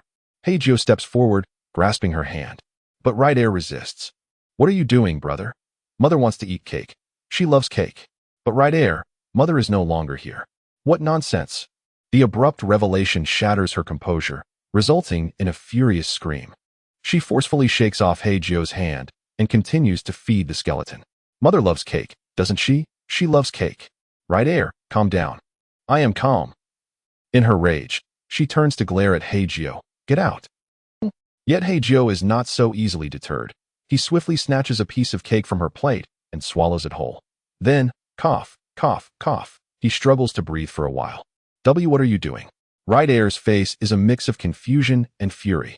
She mutters to herself. Never mind. There's more outside. Mother wants to eat cake. Mother wants to eat cake. She walks out as if entranced. Seeing this, Hei Jiu rushes forward, wrapping her in his embrace. It's all right. Child, it's all right. Let go. Let go of me. Mother wants to eat cake. Didn't you hear her speaking? Right Air struggles desperately, eventually sinking her teeth into Hei Jiu's left arm. The fangs of the fox girl are no less lethal than those of a true fox. Ow! She trembles, emitting the unique low howl of a fox, while tears flow freely, mixed with Hei Jiu's blood streaming from his wounded arm. It's all right, child. Hei Jiu speaks gently, devoid of any resentment, while soothingly stroking her head. Brother is here. Brother is here. Perhaps wearied, her emotions gradually stabilize. Ultimately, she exhales, but her first words are, Mother must be here, otherwise, Right Air will have no family. This, perhaps, is the crux of the matter. The little fox, terrified of loneliness, cannot accept the sorrowful truth of her solitude. Her voice is laced with tears, akin to an abandoned stray cat or dog. It's all right, brother is here. But brother will leave eventually, one tee. Right Air weeps even more sorrowfully, burying her face in Hei Jiu's embrace, her tears quickly soaking his chest. Hei Jiu hesitates for a moment before making his promise. Then I will take you with me. Brother will do his utmost to ensure you are not alone. Really? She looks up, her large, watery eyes filled with hope. Yes. He smiles and nods, and as she gazes at him with the hopefulness reserved for a savior, Hei Jiu adds, By the way, Right Air, I think my left hand has lost some feeling. Right Air cannot help but exclaim. Hastily releasing Hei Jiu, she quickly retrieves the antiseptic and bandages she had just bought and begins to dress his wound. Throughout the process, she dares not meet Hei Jiu's gaze, filled with guilt and a hint of shame. The atmosphere grows awkward until Hei Jiu breaks the silence. I found a diary, which I believe your mother left for you. Would you like to see it? He pulls the diary from his clothing. Right Air pauses for a moment, then replies, let us talk about it later. After finishing the bandaging, she takes the diary back to her room. As she leaves, she deliberately bows an apology to Hei Jiu, who responds, it's all right. Speaking of which, we should bury Mother tomorrow. She deserves to rest well. Right Air nods in agreement. Chapter 41. The Empress Tale 10. A dream of South Branch before dawn the next day. Hei Jiu hears the sounds of cooking coming from the kitchen. He rises and peers through the door crack, observing Right Air diligently tending to the fire. The scene unfolds because Right Air feels she ought to cook a meal for Hei Jiu. After all, he has been the one cooking for days. It hardly seems proper for the host to always have the guest prepare the meals, though her cooking may not be the best. She can certainly manage something as simple as noodles. Speaking of noodles, this is likely the best dish Right Air can whip up, given its simplicity. She busies herself for over half an hour, while Hei Jiu waits patiently in the room. Once he sees that the kitchen work is complete, he feigns just waking up, yawning as he heads to the kitchen. There, he is greeted by a large bowl of noodles topped with 2 poached eggs. Leaving him astonished, Right Air stands beside the table, wearing an apron, her face expectant, with a streak of soot across her cheek, likely from the charcoal. Did you make this? He inquires, feigning surprise, and after she nods, he takes a big bite, his expression lighting up. Not bad, just the right amount of salt. This noodle is quite delicious, he praises, even though, strictly speaking, it is slightly too salty. But seeing Right Air's joy from the compliment, he decides to indulge her, and she serves herself a bowl, enjoying the meal without realizing the seasoning is off. Perhaps her taste preferences are simply stronger. After all, she made it herself, and naturally, she would season it according to her own palate. Noticing that Right Air's bowl lacks poached eggs, Hei Jiu takes one, and, before she can protest, states, don't make it seem like we're poor. It's just an egg. There is no need to skimp. The term, we brings a smile to Right Air's face, indicating that they have become family. It is uncertain whether they are siblings or something more, but as Right Air contemplates, her mind drifts to the wealthy men in town who take young wives, causing her face to flush crimson. In the morning, Hei Jiu contacts the mortuary in Bai Ling village to arrange for a coffin to be delivered. He instructs them to notify him when it is time for the burial. When 4 sturdy young men arrive with the coffin, the leader, a kind-hearted man, offers, would you like us to help lift her into the coffin? It would be a simple task, saving you the trouble. No need. We can handle these trivial matters ourselves. All right. Hei Jiu prefers to keep Right Mother's condition hidden from others. He pays 1 gold coin for the coffin and tips each of the 4 men a gold coin, leaving them pleasantly surprised. Thank you. Thank you, big brother, they exclaim, and Hei Jiu replies, come back after lunch. I need to discuss the burial details with Right Air. You should get the tombstone carved as soon as possible. Sure. Absolutely. With that, the 4 men depart happily. In truth, Hei Jiu already has a location for the burial in mind, as expected. In the morning, Right Air takes him to the back mountain mentioned in the diary. Beneath a massive old tree, she digs up a jar, opening it to reveal 10 gold coins and 5 silver coins. The gold coins were borrowed from Sister G, while the silver coins must be the entirety of Right Mother's inheritance left for her daughter. After extracting all the money, Right Air weeps uncontrollably. Hei Jiu silently stands by, offering his quiet companionship. After a few minutes, Right Air wipes her tears and places the coins into a carefully prepared small pouch, evidently designed for holding keepsakes. Let us bury Mother here, she declares resolutely, pointing to the ground beneath the tree. In the afternoon, the mortuary staff arrives, and Hei Jiu has already placed Right Mother's remains in the coffin. They lead the 4 bearers to the burial site, while 3 of them busy themselves digging the grave, and one returns to the mortuary to inform the others. Soon, stones for the grave and the tombstone are brought over. After a busy afternoon, as dusk falls, Right Mother's grave is finally completed. The inscription upon the stone was remarkably simple. The grave of Bai Fong heir, beloved daughter Yu heir. The souls of the departed were left behind by the mourners of Hei Jiu after the debts were settled, allowing only the remaining individuals to converse with the dead beneath. Mother, may you rest in peace. I am sorry. Yu heir has delayed you for an entire year. Yu heir knelt before the grave, her voice choked with emotion, bowing her head 3 times in reverence. Subsequently, Hei Jiu also knelt beside her, striking the ground 3 times with a resolute thud, proclaiming, rest easy, dear sister. I shall take good care of Yu heir. As long as I draw a breath, I will ensure she is never mistreated. The path ahead remained uncertain for Hei Jiu. However, he held on to the hope that one day he would discover a way to return and would certainly take Yue along with him. After all, he had made a promise that ultimately entailed bringing Bai Ling a sister. Speaking of Bai Ling, it seemed she was destined to be born in another 10 years. Hei Jiu had already resolved that. Should he fail to find a way back, he would simply linger in this era. Living out a mere 25 years, he could only hope that when he, at the age of 43, reappeared before the young girl, she would still recognize him. Moreover, he contemplated seizing this opportunity to journey to the kingdom of Bai Hu, perhaps even saving her on the day she loses her memory many years hence. In doing so, she might evade the clutches of the Wolf Lord and escape the myriad sufferings that were never meant to befall her. Yet, in the present moment, his charge was not Bai Ling, but rather the much younger girl, Yue. Both were of the Bai Hu lineage, and who could say what familial connections might arise in the future? Of course, these were merely idle musings, and Hei Jiu deemed them improbable. After laying her mother to rest, Yue's spirits undeniably lifted. From that point onward, her demeanor gradually brightened, at least in comparison to her initial state. Their pleasant moments together stretched on for nearly half a month. During this time, Hei Jiu diligently sought information regarding a means of return, as well as any tidbits that might lead him back. Alas, the results proved exceedingly disappointing. No relevant information surfaced. Instead, he had taught Yue to cook splendidly, granting her a valuable skill for survival in Bai Jia village. One evening, after a long day absorbed in botanical literature, Hei Jiu felt his mind clouded with fatigue. Thus, he retired early to bed. When he next opened his eyes, he found himself standing before a great tree, seemingly lost in contemplation.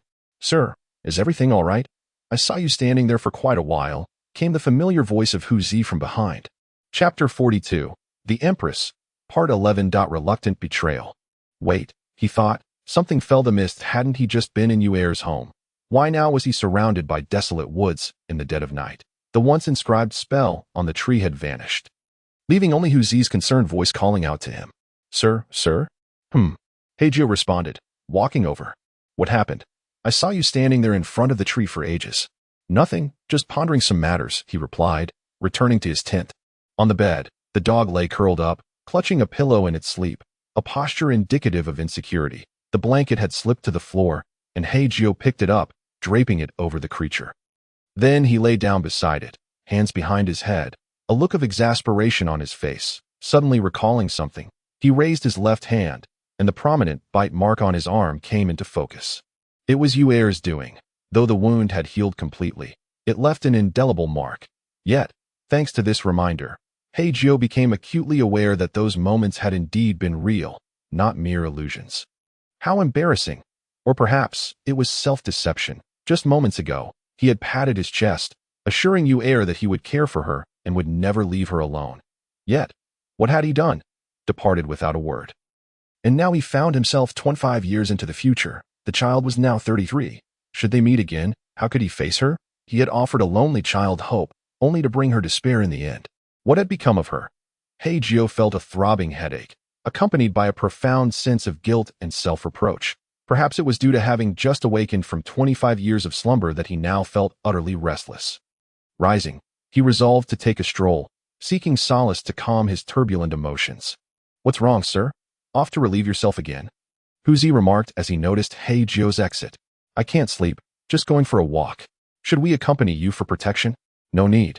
I'm not that delicate. All right then.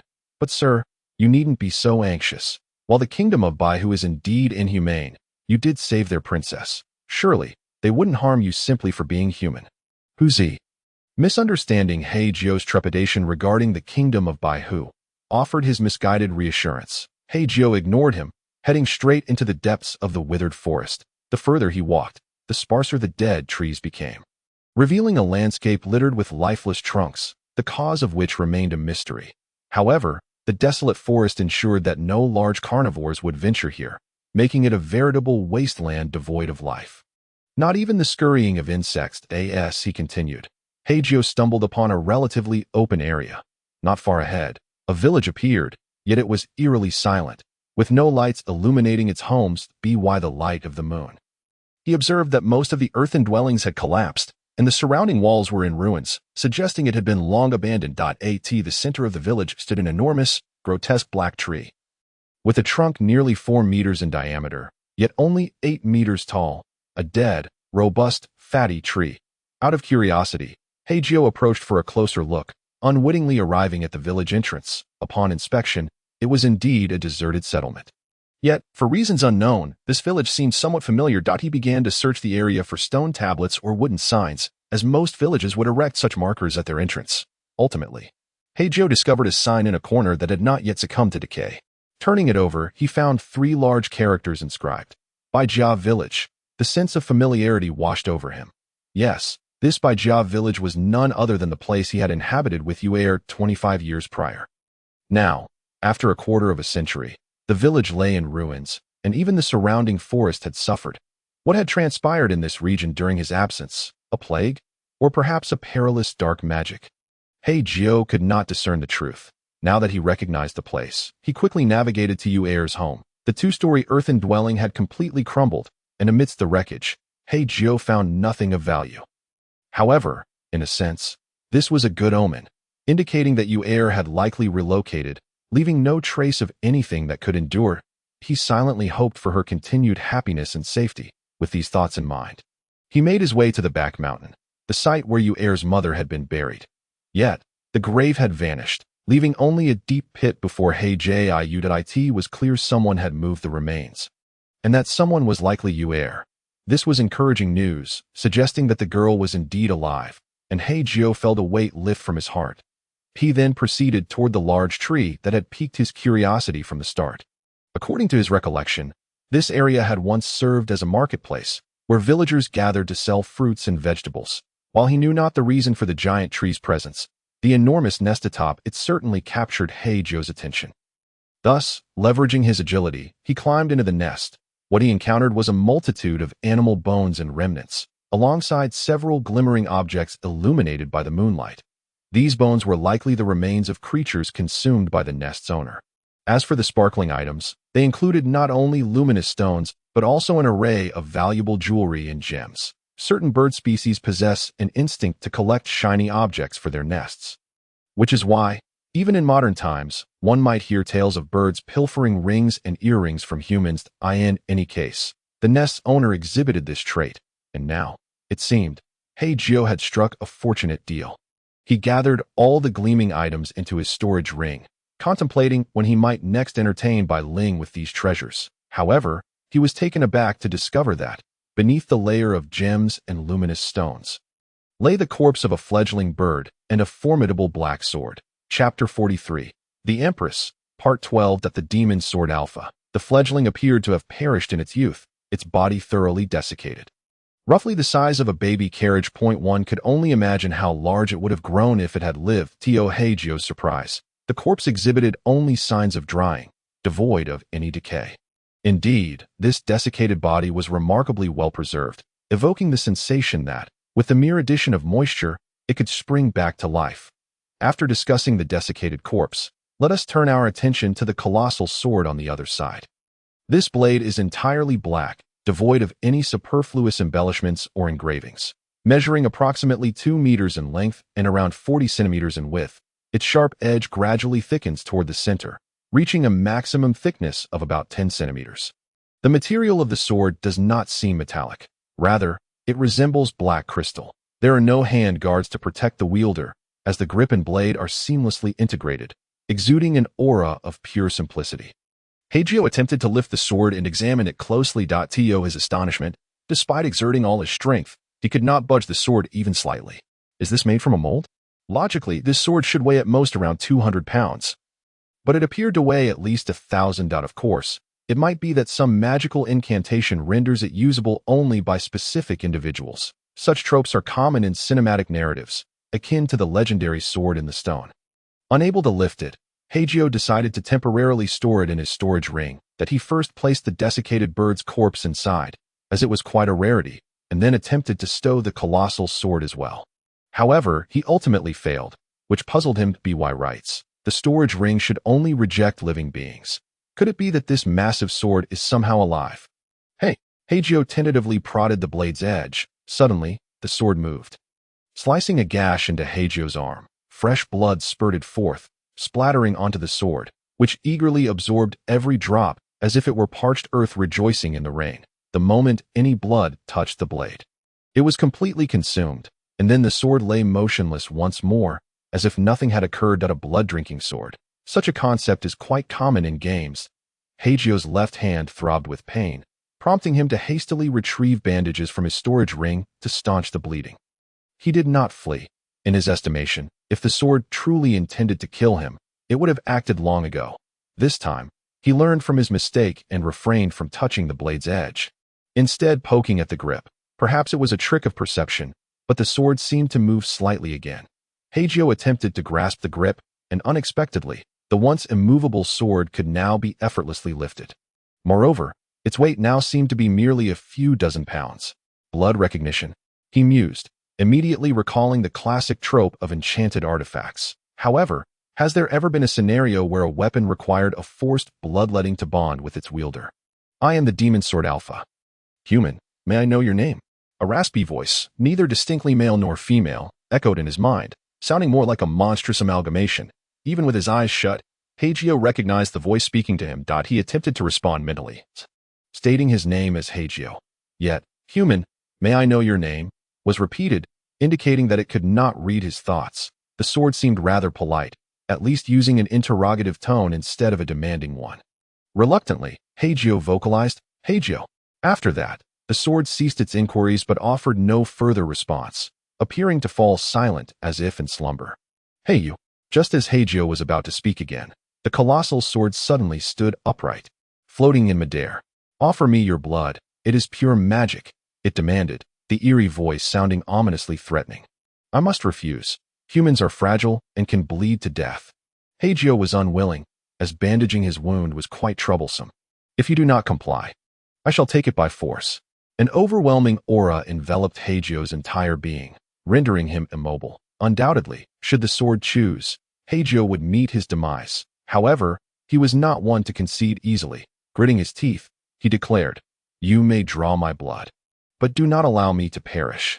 Of course, the oppressive force dissipated, liberating Hei Jiu's body. Reluctantly, he unwrapped the freshly bandaged wound. With a slight squeeze, blood flowed freely, and the demon sword Alpha eagerly floated over, greedily lapping up the crimson liquid. Is it to your liking? Hei Jiu inquired, but the sword offered no reply. To be honest, if you truly desire my blood, would it not be quicker to simply kill me? Hei Jiu probed, to which Alpha responded, Do you take me for a fool? I would never repay kindness with malice. Are you not doing just that? This is a unique circumstance. I require pure blood to restore my basic functions. This accursed voice must be returned. As she spoke, her voice began to take on a sharper tone, gradually morphing into a distinctly feminine timbre. It seemed this mighty sword had a rather feminine disposition. That has nothing to do with me. You claimed you would not repay kindness with malice, suggesting I have done you a favor. Is this the attitude you show toward your benefactor? Continue to prattle, and I shall silence you. Very well. Hei Jiu wisely chose to remain silent. However, as time passed, he grew increasingly lightheaded, ultimately succumbing to unconsciousness from blood loss. Tisk. The demon sword Alpha, still consuming his blood, could not help but click her tongue, abruptly halting her feast. Then, a dark mist enveloped Hei Jiu, enveloping him completely before seeping into his body. Miraculously, the wound on his left arm began to heal at a visible rate, leaving only a faint scar in its wake. That he found himself in a vast, white expanse, surrounded by swirling mist. As he finally regained consciousness and rose from the ground, a figure composed entirely of swirling black mist, taking the form of a voluptuous woman, approached him. Do you find me attractive? Her hair, formed of dark mist, writhed in the air as if alive. The question left Hei Jiu momentarily bewildered. Without warning, the misty woman slapped him, jolting him awake. Chapter 44. The Empress's Tale 13. The threat of the demon's sword upon opening his eyes. The sky remained unchanged, and the moon hung as it always had. This indicated that he had not been unconscious for long. Otherwise, dawn would have already arrived. Rising to his feet, he discovered that his left arm had fully healed. Nearby, the demon sword Alpha stood upright, seemingly unbothered. Awake, her voice was entirely restored, though it was far from endearing. instead evoking the image of a deranged woman. Yes, thank you for sparing me, Hei Jiu acknowledged, well aware of who had healed his wounds. However, since she had already tasted his blood, they were now even. Admittedly, Hei Jiu had been at a disadvantage from the start, but he preferred to adopt the notion of mutual non-indebtedness to swiftly distance himself from her. Then, until we meet again, Hei Jiu declared, turning to leave without a backward glance. Yet, upon glancing back, he saw her floating gracefully behind him. What are you doing? Repaying your kindness, she replied decisively. No need for that. You do not get to decide that. Very well. If it is indeed a matter of gratitude, can you perform a task for me? Once completed, we shall be even. Speak your mind. Keep your distance, and never appear before me again. In your dreams. Hei Jiu's expression shifted to one of exasperation. This is not gratitude. This is vengeance. Think what you will. Listen here. Madam, I do not care what kind of demon sword you are or if you're a divine artifact. You pose a danger to those around me, and I cannot bring you back with me. Furthermore, I have no affinity for colossal swords. I was a former assassin, preferring daggers or sabers. In short, I disdain large swords. They are cumbersome and impractical. Have you ever seen an assassin wielding a colossal sword in battle? I assure you, I will not harm your friends. As for the suitability of weapons, how can you know without trying? Why not merge with me? I am not heavy at all. I do not require that, Hei Jiu retorted, turning to leave, only to find Alpha trailing closely behind. Speak, what do you truly want? Hei Jiu demanded. I desire your blood. Alpha was candid. Then why not just kill me outright and drink your fill? Killing the goose that lays the golden eggs is unwise. A steady supply is far better. Then how about imprisoning me? Do you think I have not considered that? But what if you were to take your own life in despair? The lifespan of humans is already short. I do not wish to take that risk. Sigh. Ultimately, he could only exhale deeply. Could you not choose another to serve as a blood reservoir? I still have much life to live. Your blood is the purest and most delectable I have encountered in millennia. I do not believe anyone else could suffice as for your lifespan. There is no need for concern. I shall extend it while ensuring your health, at the very least. It shall not be shorter than your natural span. How will you accomplish that? That is a secret of a maiden. How old are you? 18. What nonsense. Just a moment ago, you claimed it was several thousand years. 18. The blade was poised menacingly above Hei Jiu's neck. Indeed, Sister Jian shall forever remain 18. The wise chose to bow to the merciless reality. May I inquire how we shall address each other from now on? You may call me as you wish. As for me, you may simply use my name. Alpha, TSK. It sounds rather unpleasant coming from your lips. Let's just settle on sister. So, Sister Jian, how often do you intend to draw my blood? It depends on the situation. Rest assured, it will not affect your health. By the way, lad, are you truly not considering a union with me? If possible, I would appreciate a different phrasing. Upon saying this, he caught the hilt of the sword that Alpha had sent floating through the air and hurled it towards a distant mountain. Hey! To his surprise, it barely traveled a few meters before the Alpha swiftly turned back midair. What do you take me for? A flying knife? Is this how you play? Speak carelessly, and I shall chop you up. Oh, reluctantly. He swung with one hand, aiming at a massive boulder a good 3 or 4 meters away, as large as a truck. With a powerful swing, he wondered if he could send forth a shockwave like in the games. To his astonishment, he indeed succeeded. Accompanied by the forceful swing, an invisible shockwave surged forth. With a tremendous crash, the boulder shattered instantly, and the ground cracked open, forming a straight fissure that pointed directly at the boulder. Humph. How about that, lad? This was merely a fraction of my might if you continue to offer me your blood, allowing me to regain more strength. Oh dear. Boom. Before Alpha could finish her boast, Hei Jiu struck down towards the ground with great force. With a resounding crash, a deep trench measuring 3 to 4 meters appeared instantly in the earth. Truly, a fine method for digging a grave. Indeed, close-range attacks inflict far greater damage than ranged ones. Hei Jiu mused to himself, realizing at that moment that a great sword might not be inferior to a dagger. I shall find a way to eliminate you one day. Alpha was evidently displeased with the sudden experiment. She did not appreciate being interrupted while boasting. However, Hei Jiu feigned ignorance, attempting once more to retract her into his storage ring, yet ultimately failing again. Do not waste your energy. That trivial barrier cannot contain me. You have already attempted twice today. You know. Do you think I cannot sense it? By the way, find me some clothing. It's rather bothersome to be exposed like this. I was thinking the same, which is why I intended to store you in the ring. Their thoughts were quite different. Alpha simply wished to avoid being without clothing, while Hei Jiu sought to avoid drawing too much attention. Go back and ask Gui-san. He might have a suitable sheath for you. If possible, do not reveal any of my abilities to them. It is wise to keep wealth concealed. And I need not teach you that. Yes, yes, he agreed, as if soothing a child, then took Alpha from midair and wrapped her in a piece of cloth from his storage ring, carrying her back. On the way back, Huzi, seeing Hei Jiu carrying something unknown, insisted on getting a closer look. Hei Jiu did not hide the truth, stating he had found a knife. Initially curious, Huzi's expression soured when he saw the knife's simplistic design devoid of any embellishments. Immediately declaring, "This knife looks rather shabby. The one who forged it must be quite poor." This angered Alpha, causing her to tremble in Hei Jiu's embrace. Chapter 45, The Empress's Tale, Part 14. Arrival at the Black Fox Kingdom. Gui-san was blissfully snoring in the middle of the night when he was abruptly yanked awake by Hei Jiu. Reluctantly opening his eyes, he was dismayed to see Hei Jiu, exclaiming, "What is it, benefactor? Why are you awake at this hour? The sun has yet to rise. Help me find a sword sheath." A sword sheath? Gui-san looked utterly perplexed, then turned his gaze toward the bundle in Hei Jiu's arms. "Did you acquire a sword?" "No, I found it while strolling outside. I think it suits me quite well." "Let me take a look." Gui-san eagerly unveiled the cloth, revealing the entirety of the demonic sword. His eyes instantly sparkled, as if recognizing the weapon. "Do you know it?" "No, but I believe I have seen a similar type of weapon in a book. It seems to be a demonic sword." "Benefactor, may I examine it closely?" "Sure."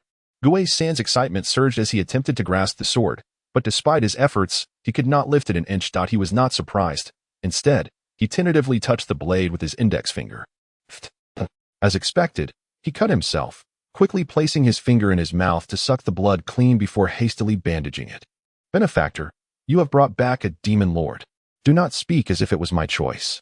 Gui-san was no fool. Upon hearing this, he quickly deduced some truths. He merely smiled, saying, "I do not know what transpired between you two, but since you can handle it, and it has not harmed you, it indicates a connection.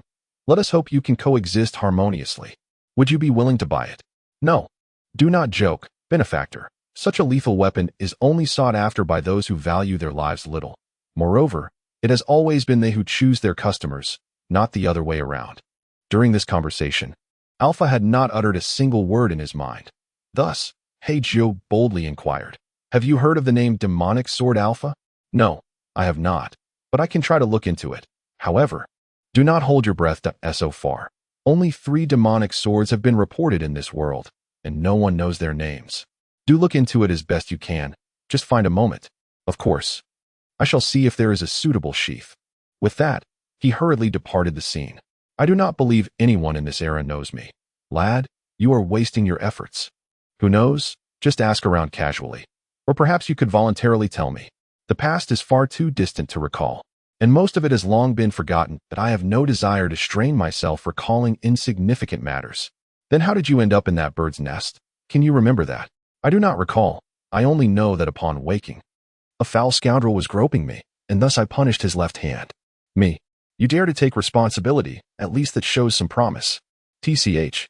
Hei Jiu felt it was quite unworthy.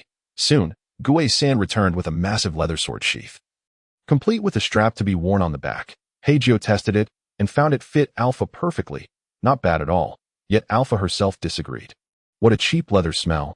You should have a custom one made for me at your earliest convenience." Hei Jiu felt utterly speechless at Alpha's disdainful remarks. The next day, the caravan continued its journey toward the Black Fox Kingdom. Everything seemed normal, except for Hei Jiu, who carried a 2-meter-long black sword slung across his back. To be honest, the sword was larger than Hei Jiu himself, making it quite inconvenient to carry, especially in cramped spaces. However, Alpha saw it differently. According to her, the sword must not leave Hei Jiu's side unless absolutely necessary, claiming it was for the sake of protection as a gesture of gratitude. Curious, Go-Air and Bai Ling asked about the sword, and Hei Jiu simply stated that he found it and liked it very much, so he decided to keep it. Bai Ling remarked that carrying such a large sword was impractical and suggested placing it in the storage ring. Hei Jiu quietly informed her that the sword was alive, which frightened Bai Ling into silence, only advising her brother to be careful. The carriage continued toward its destination, battling against fierce winds and snowstorms along the way, encountering several avalanches during their ascent. Fortunately, they ultimately reached their destination. A month had passed since the day Hei Jiu found the demonic sword. Before them stood a grand city, its name emblazoned above in bold characters, Black Fox. This was the Black Fox Kingdom, a rapidly developing stronghold of the demon race amidst the icy wilderness. As the caravan approached the city gates, the guards began their inspections. Bai Ling hurriedly approached the small team leader at the gate, exchanging hushed words that indicated a prior acquaintance. Upon learning the purpose of their visit, the team leader's face exhibited a look of astonishment. Is this true? Indeed.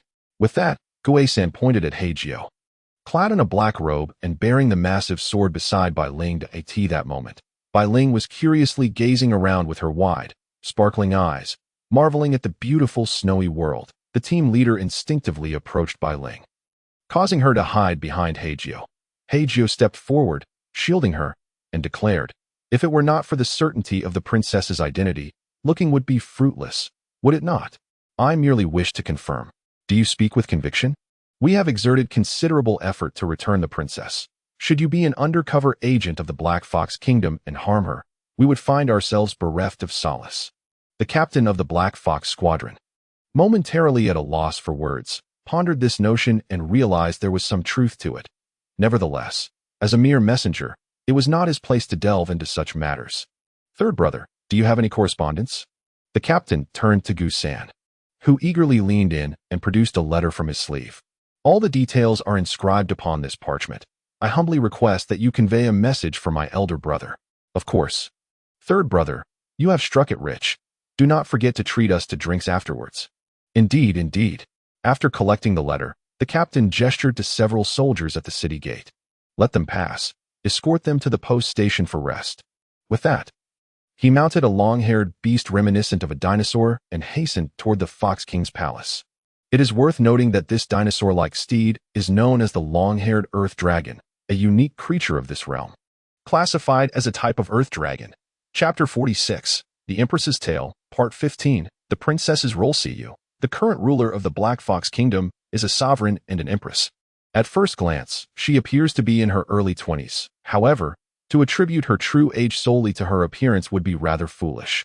Members of the fox subspecies often possess extended lifespans, typically living between 200 to 300 years. Their growth rate before maturity is largely akin to that of ordinary humans, but it gradually slows post-maturity. Consequently, a fox maiden in her 20s bears little distinction from one in her 50s or 60s.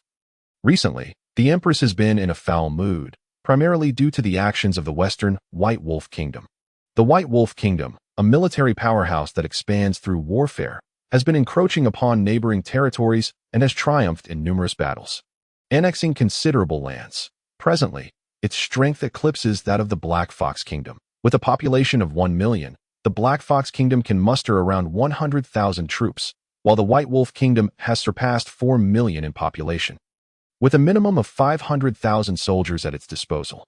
Undoubtedly, the two nations are not on the same tier. The atmosphere in the Black Fox Kingdom has been tense of late, closely tied to the looming threat from the White Wolf Kingdom. Recently, a diplomatic envoy from the White Wolf Kingdom arrived, ostensibly for a visit but, in truth, to issue a threat.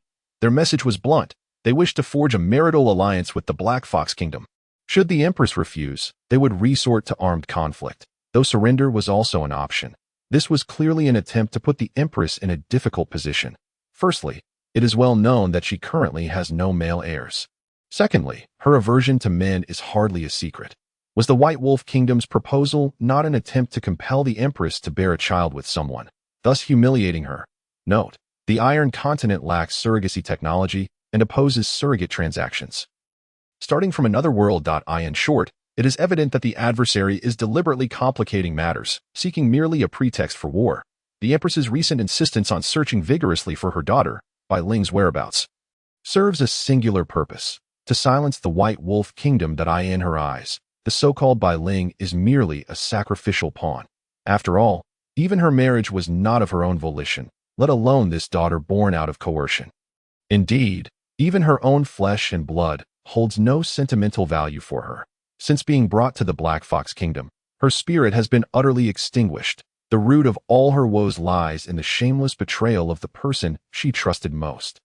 However, would surrendering her daughter to the White Wolf Kingdom ensure that they would spare the Black Fox Kingdom? The answer is a resounding no. The Empress is not so naive.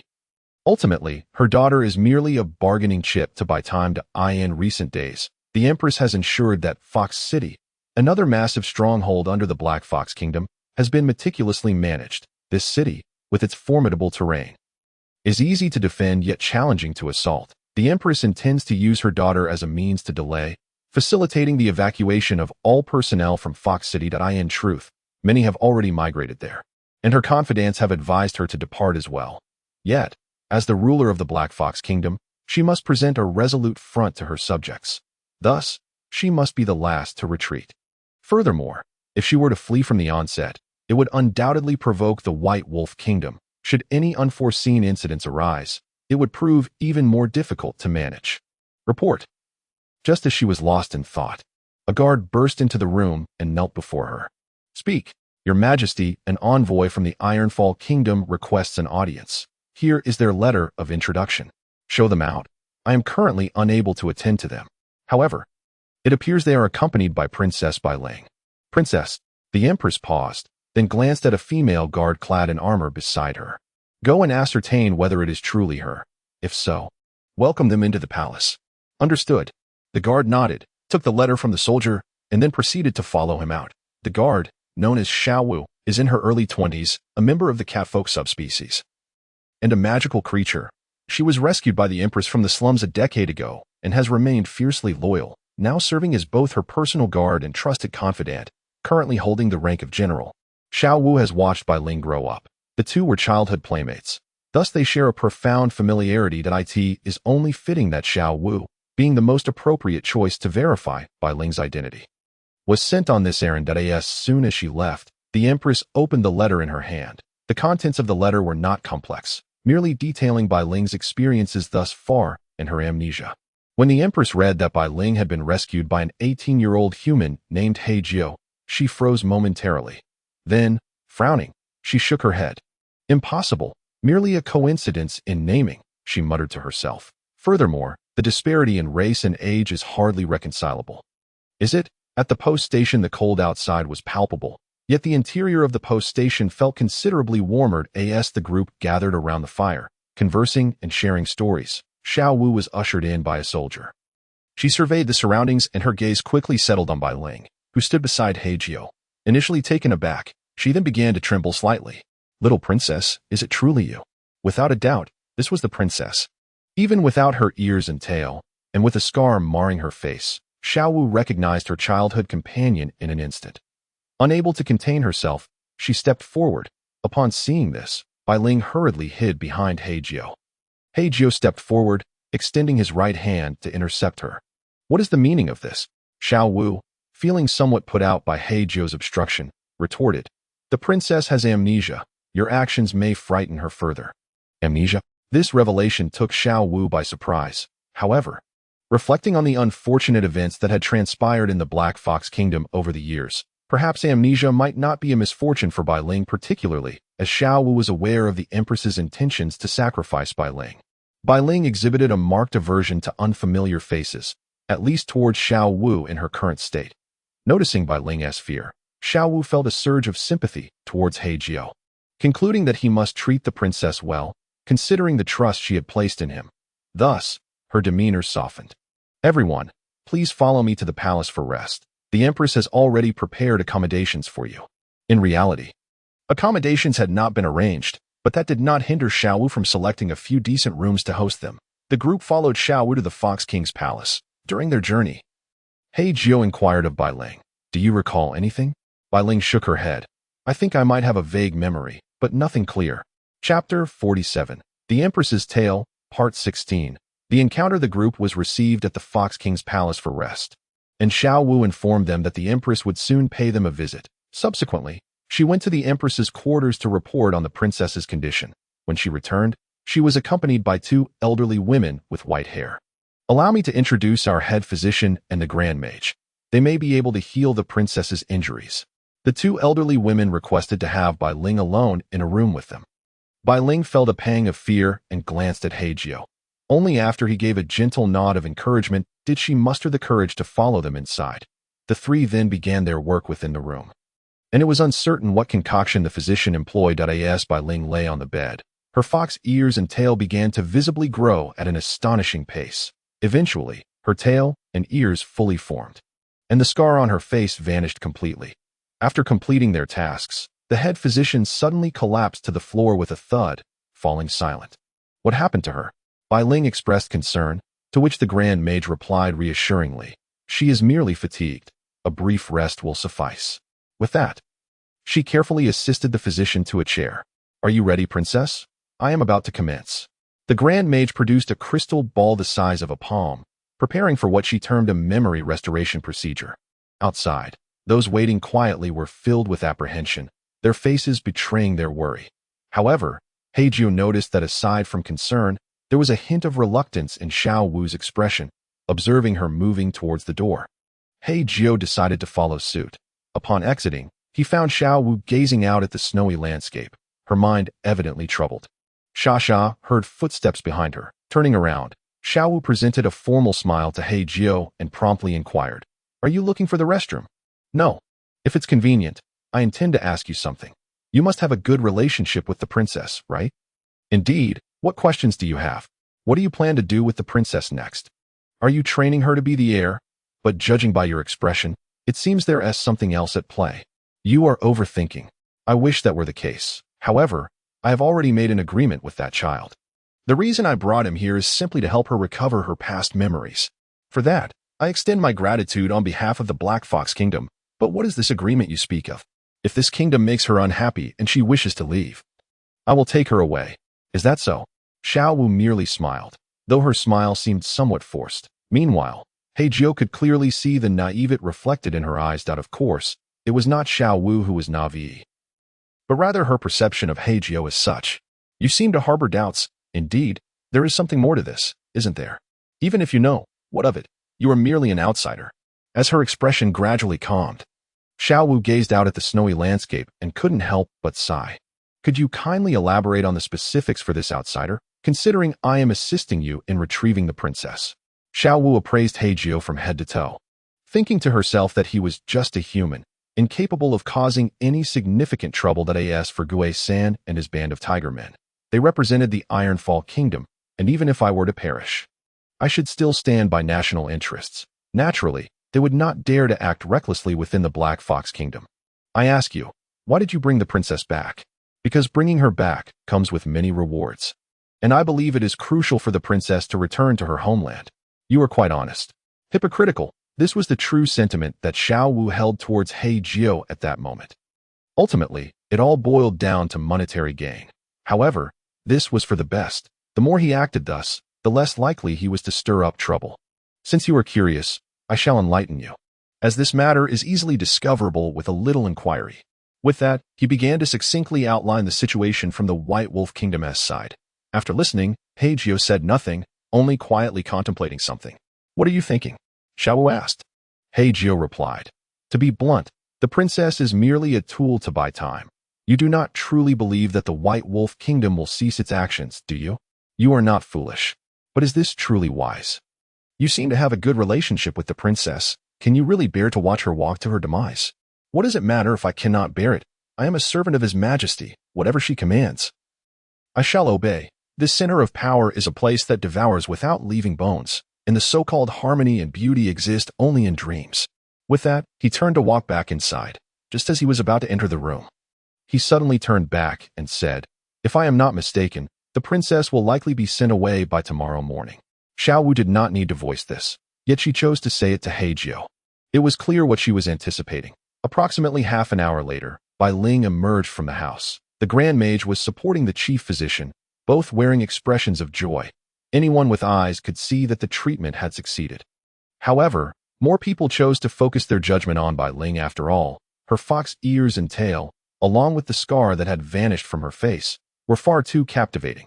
Everyone was elated, showering their congratulations. Except for Hei Jiu and Bai Ling herself. Both feigned an air of great happiness, but Hei Jiu's acting skills far surpassed those of Bai Ling. "Princess, how are you? Have your memories returned?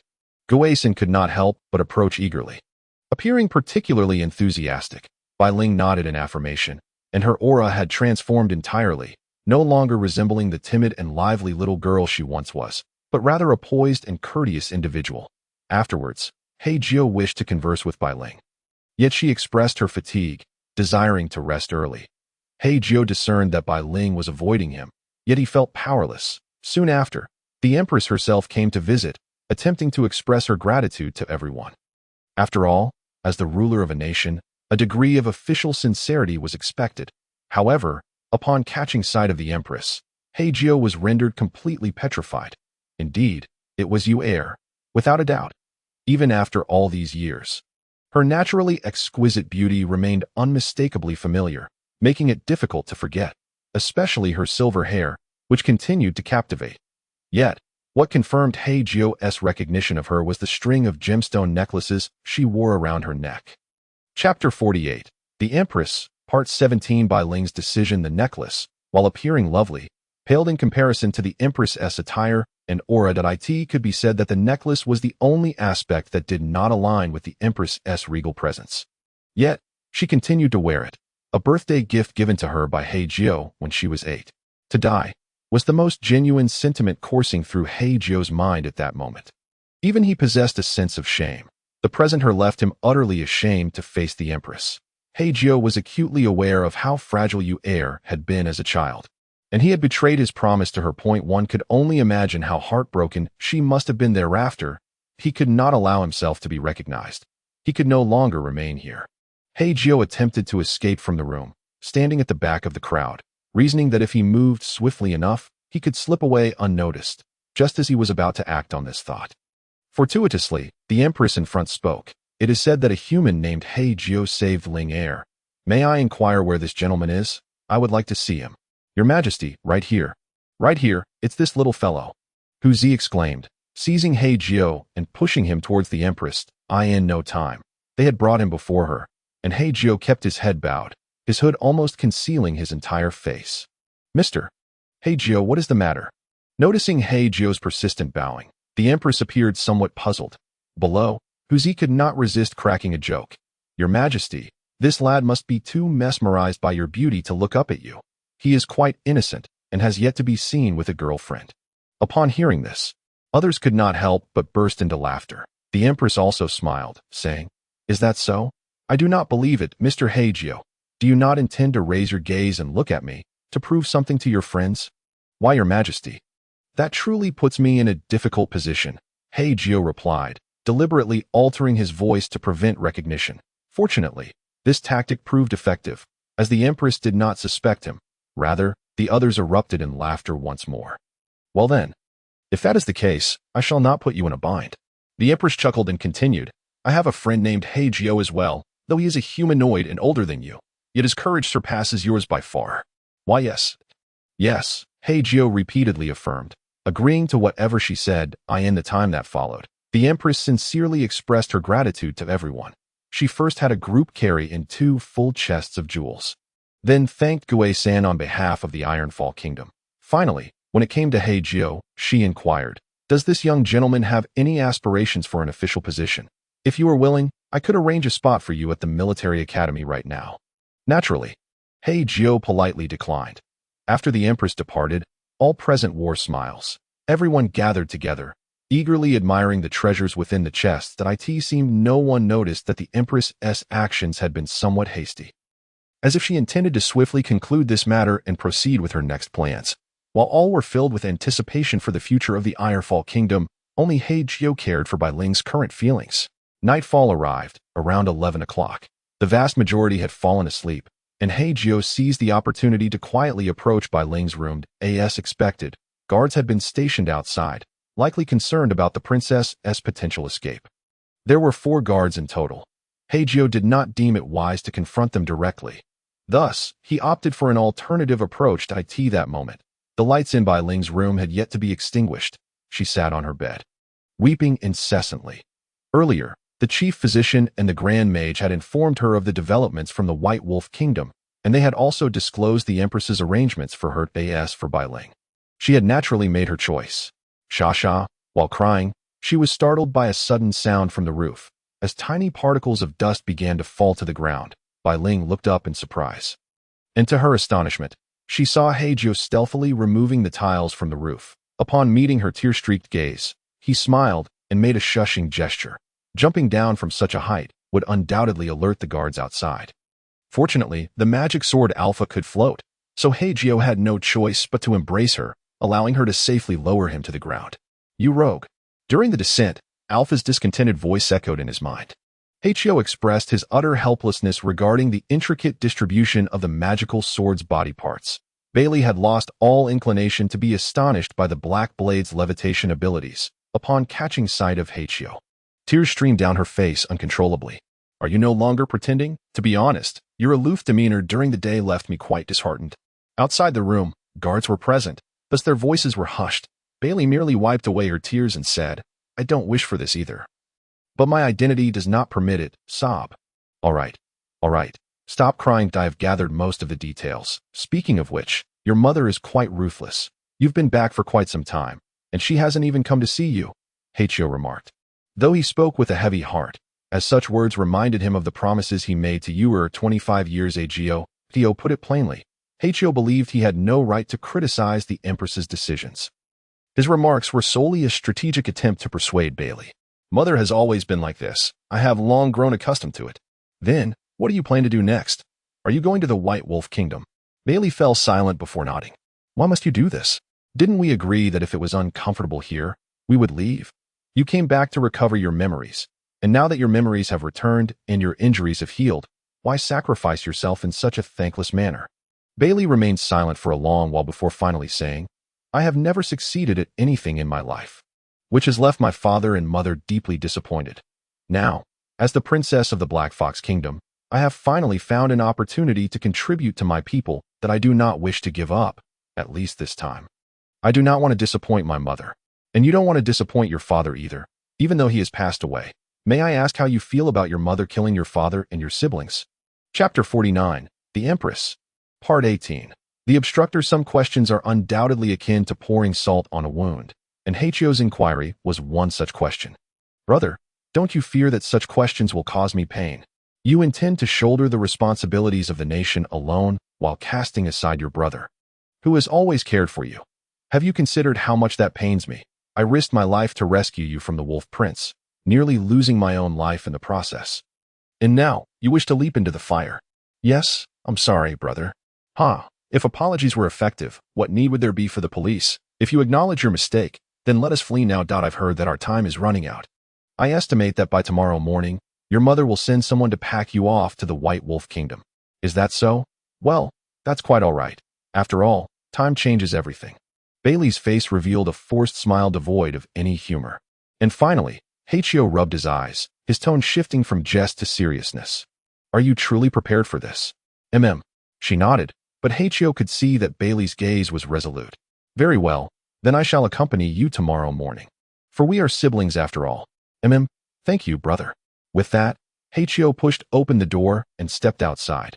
The guards at the entrance, expecting the princess, were taken aback to find a man emerging instead.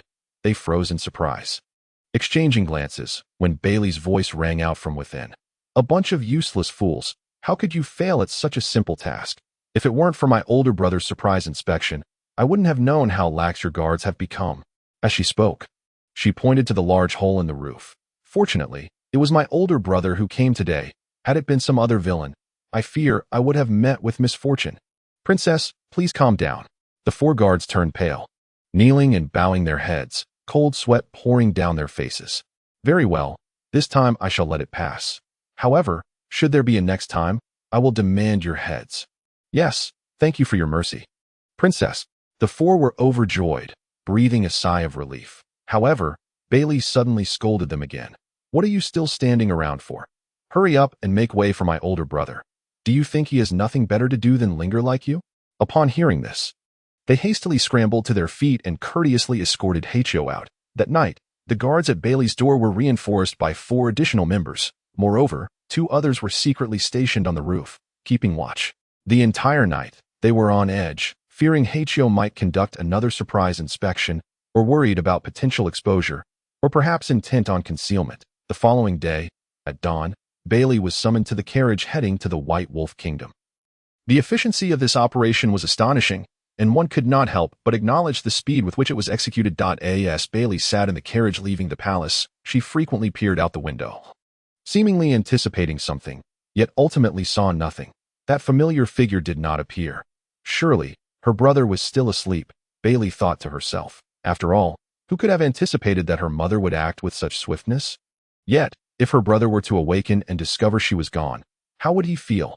Bailey bowed her head and began to pray. May he find happiness in the days to come, and may he be forever content. As long as her brother was happy, she would have nothing to worry about. The escorting convoy soon exited the city, led by Xiaowu, who was feeling quite conflicted. It could be said that no one in the entire caravan was in high spirits. Bailey and Xiaowu were one thing, but the others accompanying them felt an immense sense of frustration. Delivering the princess to the White Wolf Kingdom meant that the Black Fox Kingdom was capitulating, and while everyone understood this was unavoidable, it did not alleviate their pent-up anger. As they passed through a mountain pass, several fallen trees obstructed their path. Xiaowu, at the forefront, furrowed his brow. His extensive experience told him this was a deliberate blockade. Were they bandits or brigands? Xiaowu surveyed the surroundings. Soon, a man dressed in black robes, with an absurdly large sword strapped to his back, emerged from behind the tree branches. The black robe stood out starkly against the white expanse of snow. Without a word, he unsheathed his massive sword, blocking the way. Is it you? Xiaowu frowned, recognizing the intruder as Hei Jiu. If you wish to pass, leave the princess behind. Do you even know what you're doing? Xiaowu erupted in anger, feeling a tumult of emotions, whether to be pleased or enraged. Hei Jiu paid no mind and shouted to Bailey in the carriage, I'm sorry, sister. It seems I care more about my own feelings than yours. If you hate me for this, feel free to blame me later. But for now, with that, he swiftly charged towards Xiaowu. His movements were rapid as lightning, rendering him almost invisible. In truth, Hei Jiu's speed was not inherently so fast.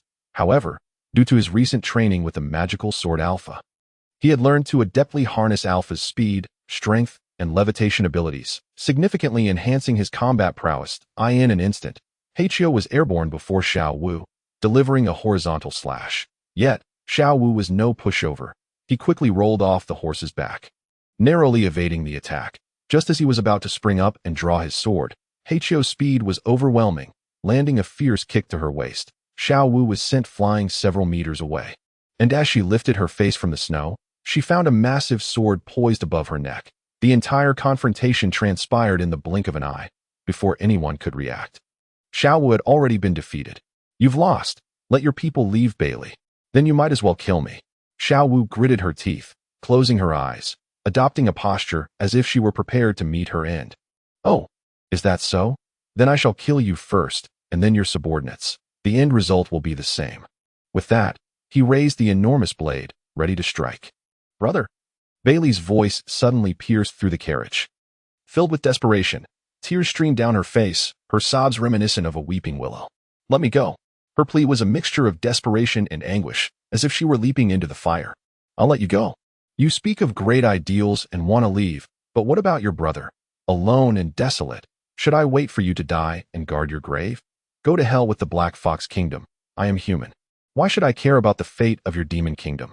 Chapter 50. The Empress, Part 19. The Deceit of the White Wolf Kingdom. Cough, cough.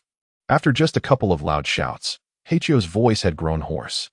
He rarely yelled like this, and such a loss of composure had strained his vocal cords considerably. But I am a princess. This is my mission. To hell with your mission. Hei Jiu's throat was pained. To hell with the princess title.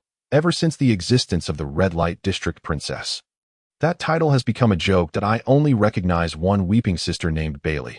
I couldn't care less about your so-called mission. Just let me go. The more she cried, the more agitated she became, until she ultimately lost her breath and fainted. Alas, princess, princess. The guards nearby hurriedly stepped forward to assist, and in an instant, Hei Jiu appeared before them. During this process, no one intervened. Firstly, they were uncertain if they could prevail. And secondly, the opposing party was the princess's elder brother, who would undoubtedly not harm her. If they were not careful and inadvertently injured him, the princess would certainly hold them accountable later, to be honest. The guards were just as perplexed about how to proceed.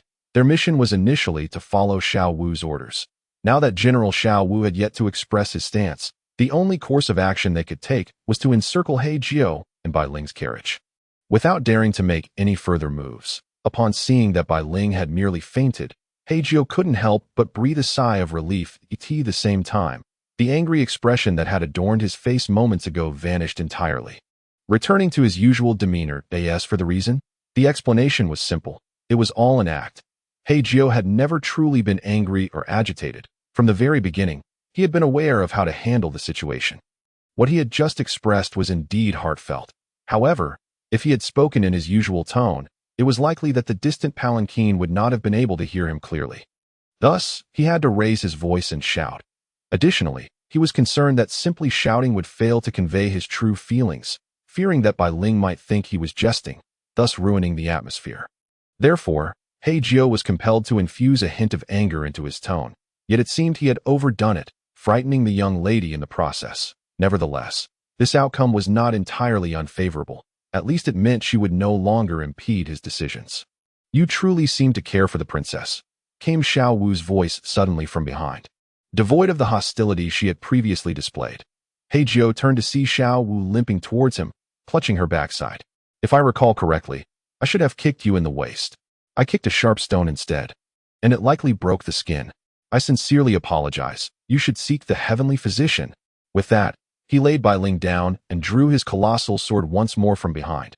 However, Xiao Wu merely chuckled. "No need to fight. I am not your match. From the very first move, I knew you were holding back. Victory and defeat belong to the realm of the strong. Take the princess and go." Hei Jiu sheathed his sword. "But first, you must kill me." Hei Jiu's action came to a halt, and the other soldiers began to fidget with unease. "General, this cannot be," one soldier exclaimed.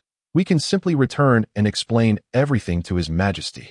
"Silence," he bellowed, causing his subordinates to fall silent instantly. He then turned to Hei Jiu and said, "I have let down His Majesty. It would be difficult for me to meet her again if I do not perish. After you kill me, take the princess and never return." The faces of the surrounding soldiers turned ashen, while several of the older brothers glared at Hei Jiu from behind Xiao Wu, their expressions seemingly saying, "If you dare make a move, I will fight you with all I have."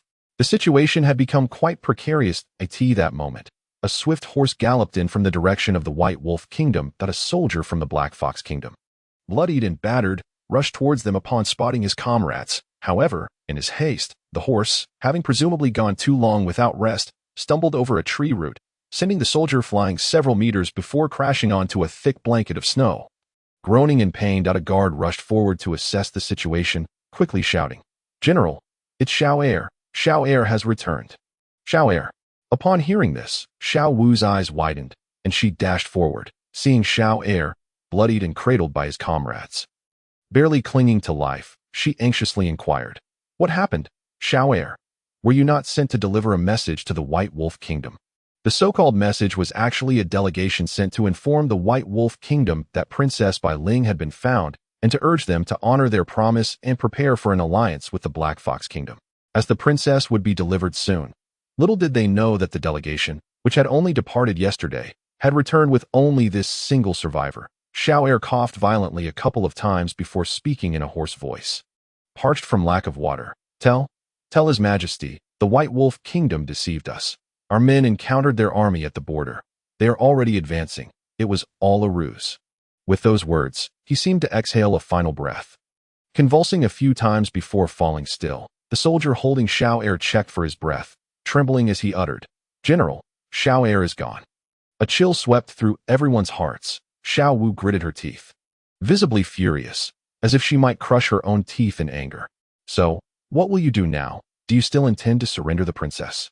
Hei Jiu's voice resonated behind them. Xiao Wu immediately erupted in a tirade. "Surrender? No way. We must return to the city and ensure that His Majesty and the princess evacuate quickly." On the journey back, Hei Jiu joined Xiao Wu's convoy, sharing a carriage with Bai Ling. Had he known things would unfold this way, perhaps he need not have come at all. Hei Jiu could not help but think this, and shortly thereafter, the convoy hastened back to Black Fox City. When Xiao Wu unveiled the news of the White Wolf Kingdom's assault, chaos erupted throughout the entire Black Fox Kingdom. The last batch of citizens hurriedly made their escape. Meanwhile, the Empress, disregarding the protests of her advisors. Donned her royal armor and took a contingent of her elite troops to the city gates to prepare for battle. Silence. How could a ruler abandon her people and flee? Do you wish to trap me in dishonor? The empress berated her advisors. In the distance, the horizon echoed with the sounds of thousands of soldiers approaching that if they did not retreat soon, they might find themselves with no opportunity left. The stubborn empress was causing her ministers considerable distress. As time passed, the last of the citizens boarded the carriages, and the city was left with a colossal bird and a dozen carriages to facilitate the escape of the remaining populace. The bird, known as the snow eagle, is an exceptionally frost-resistant avian species. The geographical location of the Black Fox Kingdom is so unique that the high altitudes are often swept by fierce, killing winds. Consequently, it is rare to see any birds in this region, let alone a means of aerial transport. Generally, anything airborne is swiftly dismantled by the killing wind. Under such conditions, the snow eagle is the only creature capable of soaring through the killing wind. However, these birds are exceedingly rare, even more so than endangered species. There was but a single one in the Black Fox Kingdom. Your Majesty, the citizens have all evacuated. We must flee, one minister reported joyfully, as if he had won the lottery. But upon hearing the empress's response, his expression fell instantly. The empress gazed thoughtfully at the encroaching army, seemingly resolved, and stated, "The speed of the citizens cannot match that of the enemy. If we flee now, we may escape unscathed, but the enemy will undoubtedly pursue the citizens, leading to their doom that I must remain here to buy time for their retreat as long as I am present. They will not hastily pursue." She added, "If you wish to leave, do so. I will follow shortly. Do not jest, Your Majesty. You will perish." A group of ministers nearly burst into tears. Unexpectedly, the empress chuckled softly, then let the princess ascend to the throne. "If you bear even a modicum of affection for me, please ensure she is well cared for, so that she may become a capable ruler." This statement was akin to a final testament, causing several ministers to weep openly. Just as the empress prepared to face her fate with valor, a figure suddenly appeared behind her. "You!" the empress exclaimed, her body trembling at the sound, instinctively turning around. This time, Hei Jiu did not bow his head. The empress saw him clearly that it was the same face, the same familiar smile from 25 years ago. "You!" Her eyes widened in shock, leaving her momentarily speechless. "I am sorry," Hei Jiu said. And before she could react further, he struck her on the head with a swift motion. The empress collapsed, unconscious, as Xiaowu quickly supported her. While everyone around was stunned by the scene, Xiaowu shouted, "What are you all standing there for? Hurry and cover the empress's retreat." Only then did the group regain their senses and rush to protect the empress as they made their way to the escape vehicles. Soon, everyone boarded the means of transportation, be it carriages or the snow eagle, and hastily departed amidst the sounds of neighing horses. Ultimately, the empress was hoisted onto the snow eagle, which was large enough to accommodate over 20 individuals within its sturdy enclosure. Among them were Bai Ling, San, and Go-Er. Bai Ling's significant status allowed her to access this mode of transport, while San and Go-Er remained behind to wait for Hei Jiu, thus delaying their own departure. Go-Er adamantly refused to leave without searching for his brother, prompting San to reluctantly accompany him in the search. Huzi and his companions served as the personal bodyguards of San. Their departure was contingent upon that of their leader. Consequently, the entire group remained behind. Subsequently, they were all assigned to the Snow Eagle by Xiaowu. Flap, flap, under the skilled navigation of the Snow Eagle's pilot. The majestic aircraft finally ascended into the skies. Just as everyone believed they were safe, a sharp cry escaped from the dog. This exclamation roused the drowsy Bai Ling and startled a nearby minister, who, in his shock, spilled water from his bottle onto the unconscious empress lying on the ground. The icy water jolted the empress awake. Seeing this, the minister hastily knelt and bowed in apology, but before he could utter a word, and before the empress and Bai Ling could grasp the situation, the dog cried out, Brother hasn't come up yet." The crowd was momentarily stunned, with Huzi quickly scanning the surroundings. "Damn, the master truly hasn't come up. Benefactor. Hei Jiu." San shouted at the top of his lungs, but the space in the cabin of the Snow Eagle was limited, accommodating only a handful of people. No matter how hard they searched, they could not locate their target. Chaos ensued among the group, while Bai Ling and the empress found themselves in a similarly precarious situation. The mother and daughter duo almost simultaneously rose to look out the window, only to see Hei Jiu, bearing a massive sword, smiling and waving at them from atop the city wall. Bai Ling was instantly taken aback. "Stop, quick, stop!" However, the Empress interjected, her face filled with anxiety. Bai Ling was momentarily confused, pondering why the Empress was so agitated when she had no direct connection to Hei Jiu. Yet, she was swiftly pulled back to reality by Xiaowu. "Do not stop, continue flying." Xiaowu's expression was grave as he met the Empress's incredulous gaze and stated, "Returning now is tantamount to seeking death. The White Wolf army is already at our doorstep. Though I do not comprehend the reason for your Majesty's current distress, I must ensure the safety of both the Empress and the Princess. Xiaowu, I command you to halt." The Empress's tone was laced with fury, yet Xiaowu showed no sign of yielding. "Do not allow harm to befall the Princess or your Majesty." He signaled to his subordinates, and several guards swiftly stepped forward to shield the Princess and the Empress in a corner, preventing them from causing any further chaos. "You rascals, do you intend to rebel?" "Stop, my brother is still down there." The mother and daughter, in a fit of exasperation, vented their frustrations, yet to no avail. They were quickly restrained by the guards, rendered unable to move. Observing this scene, Gui-san and the others could only sigh deeply, while the dog continued to wail pitifully. Ultimately, the mother and daughter were bound in the corner of the cabin, yet they could still peer through the window to observe the unfolding situation below. As the Snow Eagle soared further away, their line of sight nearly escaping the confines of Hei Jiu City, Bai Ling's heart-wrenching cry echoed into the sky. "Jiuer!" This heartfelt call reached Hei Jiu, who stood on the city wall. Initially taken aback, he soon wore a relieved smile. The name Jiuer was known only to Bai Ling from their past life on Earth, confirming that the child was indeed his sister. The greatest mystery in his heart had finally found its resolution. The boy, wielding the giant sword, resolutely approached the vast army of 200,000. "Forgive me, Bai Ling, I am sorry. Ruo, if I can buy enough time for your people to escape. Will you forgive me?" Chapter 52. The Empress, Part 21. Jiuer in a certain orphanage on Earth. Bai Ling had only been 3 years old upon her arrival. Her personality was quiet and introverted, leading to a lack of friends. Hei Jiu, arriving at the orphanage at the tender age of 2, had lived as a solitary figure for 4 years until Bai Ling, at 3, unexpectedly entered his life. Like the attraction between opposite poles of a magnet, these two lonely children ultimately found solace in each other. Unlike Bai Ling's self-doubt, Hei Jiu's solitude stemmed from frequent altercations with other children.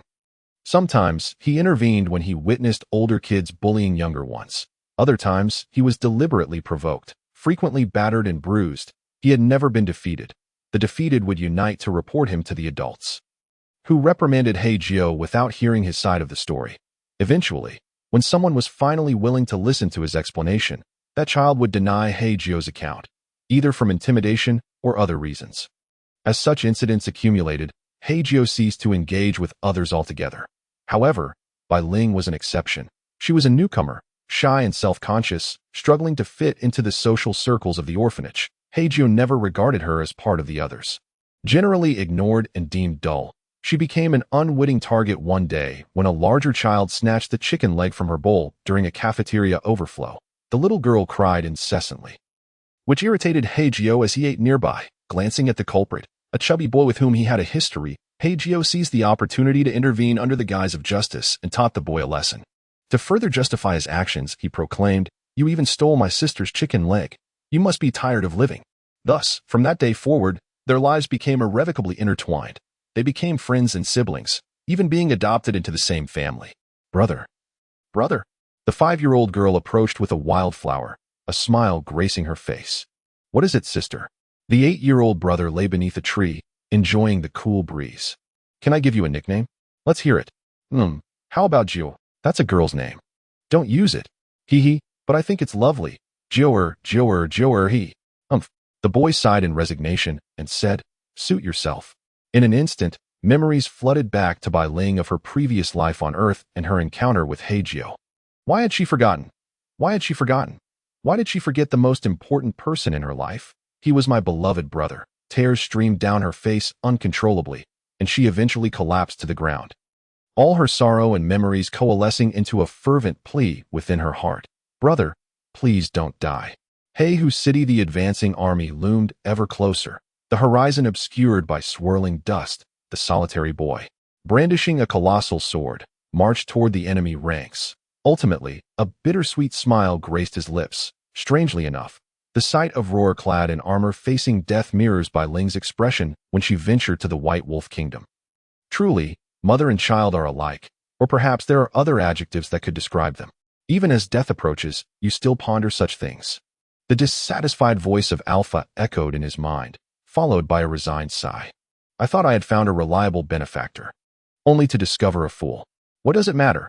As long as I can eat well this time, I shall strive to bleed out, ensuring you enjoy yourself thoroughly. Just a simpleton. Alpha, spit it out. Thank you. The response was a moment of stunned silence. Then, why the sudden gratitude? It's nothing. If you weren't here, I certainly wouldn't dare stand in this place, so, before I perish, please hold on a little longer for me. All my blood is yours. With that, he surged forward, rapidly closing the distance to the enemy ranks. With a sweeping strike, his massive sword unleashed a powerful shockwave, cleaving through a throng of soldiers, reducing them to a gruesome spectacle. Enemy attack. The frontline commander of the opposing forces promptly signaled with his banner, prompting the surrounding troops to rush toward the commotion. Fire arrows. A volley of arrows filled the air, paving the way for the advancing wolf soldiers. In that critical moment, a surge of dark energy erupted from the cursed sword that enveloped Hei Jiu, shielding him from the onslaught of arrows. Do not jest, little brat. Alpha's voice, tinged with mockery, resonated in his mind. What right do mere humans have to instruct us? With that, the dark energy expanded rapidly, encircling Hei Jiu, ultimately forming the upper half of a female figure composed entirely of darkness. This towering entity, standing 7 to 8 meters tall, was devoid of any impurities. Her hair flowed like venomous serpents, and her fingers bore claws reminiscent of a vengeful demon.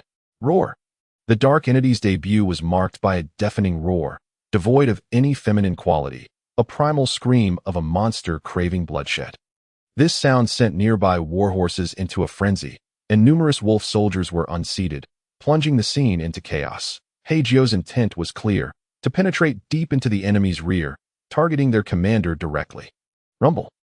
Each swing of the cursed sword spelled doom for a multitude of soldiers. Akin to harvesting chives, Hei Jiu relentlessly maneuvered toward the densest clusters of enemies. Distant attacks were rendered too perilous to execute, for they would undoubtedly inflict catastrophic damage upon their own ranks. The White Wolf Army's advance was abruptly halted by Hei Jiu's fierce onslaught, just like the relentless grass-cutting mode in a game. The number of fallen soldiers continued to surge. However, Hei Jiu was drawing ever closer to the commanders at the rear of the enemy forces. TSK, this fellow is surprisingly formidable. Hei Jiu, what do you think? Standing atop the commander's carriage was a middle-aged catman, dressed in a suit, anxiously stroking his beard. This was General Mao Jiu, the commander responsible for the war. Beside him stood a slender white wolf clad in a robe, likely the protective mage attendant. Hei Jiu, I believe watching from a distance is quite agreeable. Chapter 53. The Empress Saga, Part 22. Suicide Command. Undoubtedly, the sudden appearance of the monster took the White Wolf Army by surprise.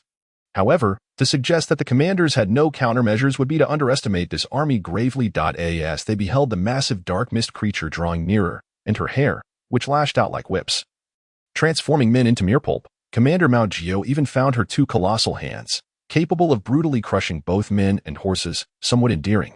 Hey Jiu, do we have a plan? At this rate, we might both end up as casualties. Do not fret. I must first ascertain the nature of our visitor. Hei Jiu replied, commencing an incantation. Immediately, his staff propelled forth a dozen fireballs of various colors towards Hei Jiu's direction. Instinctively, Hei Jiu dodged, yet the fireballs seemed to possess a will of their own, ultimately exploding against the dark mist monster. Boom! The successive detonations echoed like firecrackers, and apart from Hei Jiu, not a single White Wolf soldier survived in the vicinity of the blasts. The ground was strewn with the dismembered corpses of the white soldiers. TSK. It appears the compensation for the families will need to be increased. Keep a lid on it, or we may find ourselves facing the Emperor's wrath later on, Mao Jiu lamented, rubbing his temples in exasperation. These are necessary sacrifices, Hei Jiu retorted, a peculiar smile spreading across his face. It seems our probing has yielded results. This monster fears light. It must be a product of dark magic. Isn't that supposed to be merely a legend by now? But that sword, I suspect it's a magic sword. What do you think? Can we retrieve it? Let us give it a try. Hei Jiu declared, casting a white orb into the sky. The surrounding mages began chanting spells. Channeling streams of white light magic towards Hei Jiu, he raised his staff, and a colossal orb of light appeared above his head, absorbing the energy sent by the other mages, growing larger and brighter until it was blinding to Hei Jiu. All right, that's enough. My eyes hurt. Hei Jiu complained, but Hei Jiu seemed to ignore him, continuing to gather power until the orb reached the size of a minivan. Go, he bellowed, sending the massive light sphere hurtling towards Hei Jiu. Meanwhile, the situation for Hei Jiu was far from favorable. The dark mist shield of the magic sword could block most attacks. However, the fireballs that had previously targeted him were quite troublesome. The other colored fireballs were manageable. Their dark energy successfully repelled, though the shockwave caused Hei Jiu some minor injuries. Yet, the white light fireball could not be fully obstructed by the dark energy that it detonated with a force that shattered the dark mist, leaving Hei Jiu's left hand severed. Curse it, if I were at my peak, I would not fear such trifles. The furious voice of Alpha echoed in his mind. The blood that flowed from Hei Jiu was quickly absorbed by the magic sword, allowing the dark mist creature to recover, but Hei Jiu's left hand remained incapacitated. Enough chatter, stop the bleeding. Holding the sword with one hand, losing his left hand would not pose a significant issue. A torrent of dark mist surged into Hei Jiu's body, staunching the bleeding and rapidly healing his wounds, though his left sleeve hung limply. The two of them sighed in relief, only to soon witness a massive light sphere barreling towards them from behind. Hei Jiu had no time to ponder alternatives. He leaped onto the magic sword, soaring into the air towards the enemy's rear. Alpha abandoned her half-woman, monstrous form, enveloping both Hei Jiu and herself in a sphere of dark mist, hoping to completely shield them from this devastating blow. Both Hei Jiu and Alpha had made their decisions, their resolve intact. However, the officers and soldiers of the White Wolf Army, witnessing a dark sphere pursued by an even larger white sphere, had their mental fortitude utterly shattered. Tisk, it's over.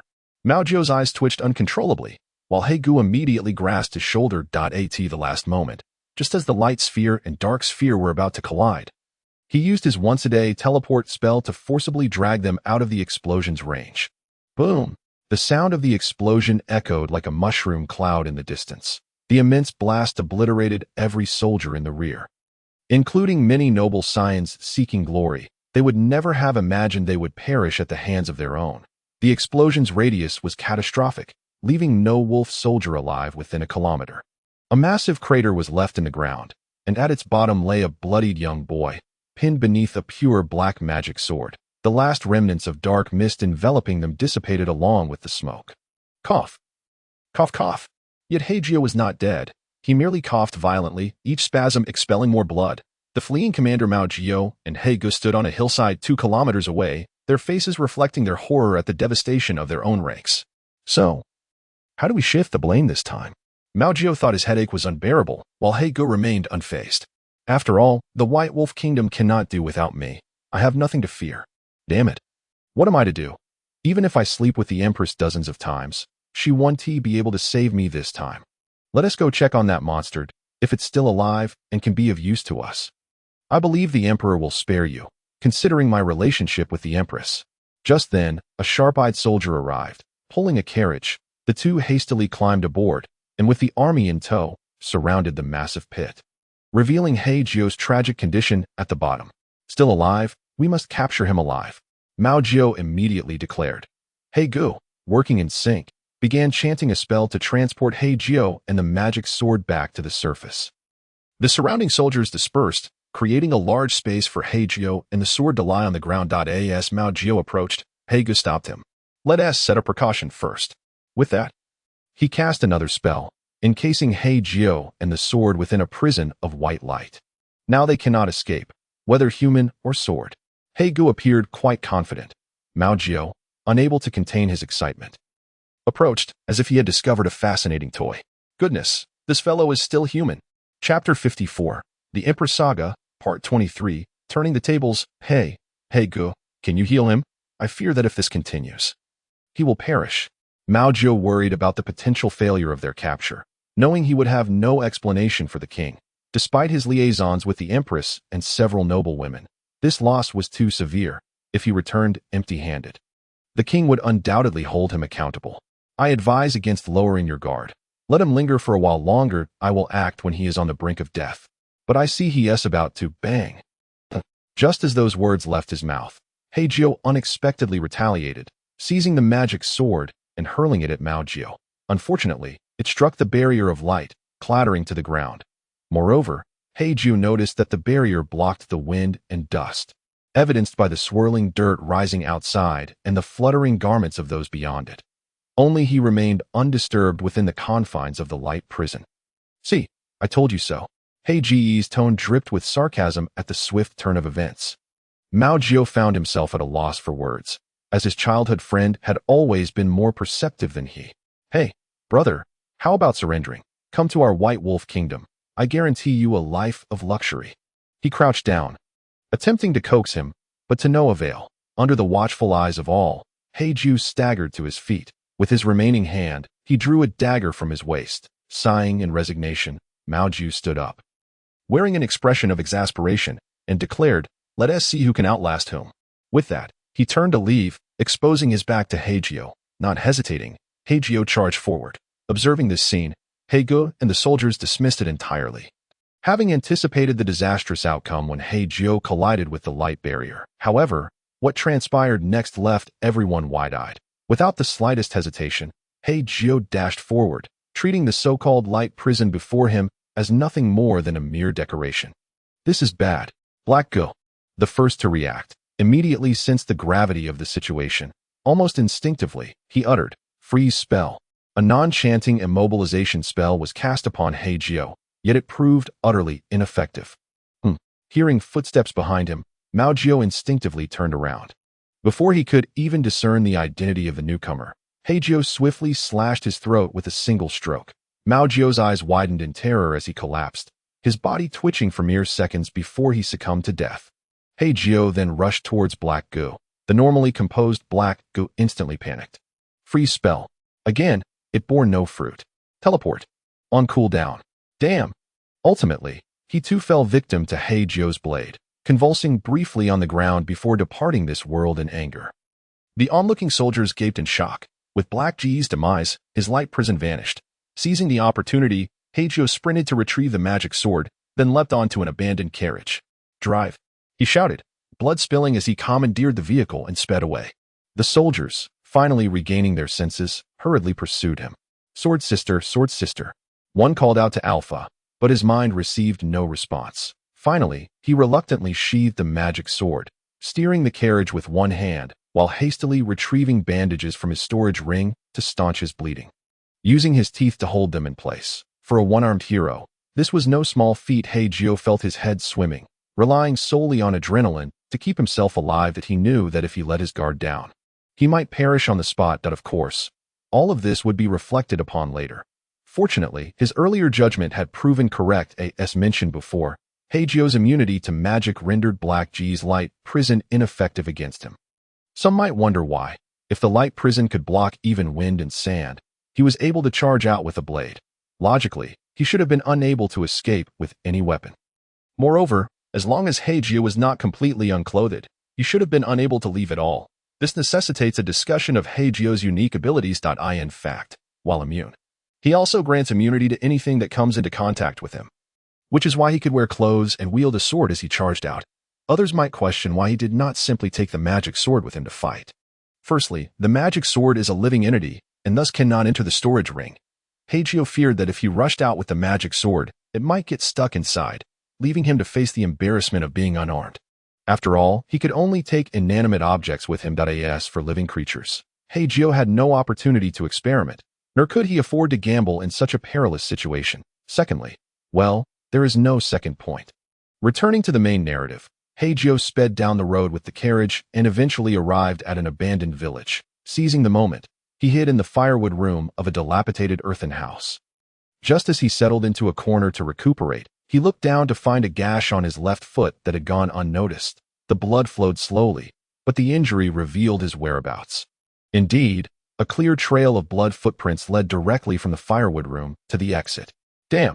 He cursed his own carelessness. Foregoing further recuperation, that he hastily wrapped the wound with a makeshift bandage and discarded his shoe, replacing it with another from his storage ring. Rising, he prepared to change his position. Look, the carriage is here. There are bloodstains. That kid must be nearby. Brothers, do not be afraid. That kid is cornered. Even we can capture him and bring him back to the king for a reward. Indeed. Brothers, if that monster had real skill, why would he flee? His flight only proves his guilt. He has no escape route. Everyone, take a whiff. Outside, the commotion of the wolf soldiers grew more frenzied as the sounds drew nearer. Hei Jiu boldly pushed open the door and dashed out that he could not allow himself to be caught like a fish in a barrel. Over here. A keen-eyed soldier immediately spotted the fleeing Hei Jiu, and his shout drew the entire crowd rushing in that direction. Hei Jiu exerted every ounce of strength to escape, while the white wolf soldiers pursued him relentlessly on foot. Ultimately, he found refuge in a concealed firewood room. Just as he intended to sit down and rest, suddenly, a series of knocks echoed from behind the door. Then, a familiar, grating voice shouted, "Hei Jiu, is Hei Jiu inside? That damn dog-ridden Hei Jiu, are you there?" Chapter 55. The Empress, Part 24. The opportunity of the little tinkerer despite Hei Jiu's mental fortitude surpassing that of ordinary individuals. The moment he heard that familiar, unpleasant shout from outside, he felt utterly stunned for quite some time. Little tinkerer? Hadn't he fallen off a cliff and perished? Was he back? Speaking of which, did he not fear the cold in this icy weather? Would he not hibernate? But was not a snake a cold-blooded creature? As he pondered how to handle these two enemies, a commotion erupted outside. "Damn it, Captain, over here. Can you not speak? Did I provoke you for you to come after me?" "No. Captain, there's a snake here. Damn, it's a huge one." "Oh, really?" It seemed they had spotted it, as the captain then declared. "A large snake appearing out of nowhere must indicate trouble. It is undoubtedly allied with that monster. Mage squad, eliminate it quickly." Following this, the sounds of magical projectiles began to rain down outside, accompanied by little tinkerer's indignant shouts. "You dog-ridden thieves! Are you here to steal my Hei Jiu? Let me tell you. He is mine, if you know what's good for you." Boom. Just as he spoke, a fireball exploded right in front of little tinkerer's mouth. While it caused no real harm, it left him in great discomfort. "Damn you all. A bunch of bandits trying to steal from me. I'll fight you all." With that, his massive form began to swell, and he charged forward, engaging the wolf soldiers. Outside, the sounds of little tinkerer's raucous taunts echoed. "Thieves. Dead thieves. I'll make you pay for trying to steal my Hei Jiu." This caused the surrounding onlookers to be filled with dread. In contrast, Hei Jiu inside the house was largely unconcerned. Seizing the moment, he made his escape from the firewood room. As he left, he glanced back at little tinkerer's predicament, his body stiffening. Before him, the outskirts of the village were already swarming with white wolf soldiers and their horses. Due to the narrow confines of the village, everyone had to dismount and fight on foot. Thus, the scene unfolded of a massive snake, as thick as a loaf of bread and stretching about 100 meters long, mercilessly slaughtering the white wolf soldiers. Yes, you heard right. The enormous serpent, thick as a loaf of bread and about 100 meters long, was none other than Little Tinkerer himself. Present, Little Tinkerer had acquired the skill of giantization. When he had knocked on Hei Jiu's door moments ago, he was of normal size, but after being provoked by the white wolf soldiers, he had grown enraged and used his newfound ability to engage them in battle. Hei Jiu could hardly believe his eyes, as it felt as though he were dreaming. He had long-standing grievances with Little Tinkerer, whose original strength had already been a source of great concern for Hei Jiu. Now, with Little Tinkerer having grown larger, how could Hei Jiu possibly feel at ease? Yet, the priority was to escape swiftly. There would be a way out when the time came. Thus, Hei Jiu swiftly fled into the depths of the snow-covered mountains, soon disappearing from sight. Now that Hei Jiu had successfully escaped, let us turn our attention to Little Tinkerer. As previously mentioned, due to his excessive seriousness, Little Tinkerer had ultimately fallen into the abyss. The cliff was no less than 3,000 meters high. A normal person plummeting from such a height would undoubtedly be reduced to a pulp. Yet, Little Tinkerer emerged unscathed. He had merely been knocked unconscious for a time, the exact nature of his body's structure remaining a mystery in any case. As with all tropes, surviving a great calamity often leads to unexpected fortune. At the bottom of the cliff, Little Tinkerer encountered an elder of his kind, another foolish snake, albeit one with significantly higher intelligence than Little Tinkerer. The elder proclaimed that their meeting was fated, and if Little Tinkerer was willing to take him as a teacher, he would impart all his knowledge to him. In response, little Tinkerer retorted, "Who the hell do you think you are? Why should I speak to you in that tone? Take you as a teacher. Just because you used a few advanced terms I don't understand doesn't mean you're smarter than me. Hey, old man, have you seen Hei Jiu? I'm looking for him." Consequently, he was soundly beaten by the elder snake after being forced to bow and accept his tutelage. Following that, little Tinkerer attempted to flee several times, only to be captured and beaten each time. However, he had one notable trait. He was tough and resilient, and no matter how many times he was beaten, he remained undeterred, while the elder snake found himself injured on multiple occasions. "Let me go. Old man, I need to find Hei Jiu. Don't get in my way." Thus, he incessantly shouted in the elder snake's ear, driving the elder to the brink of exasperation.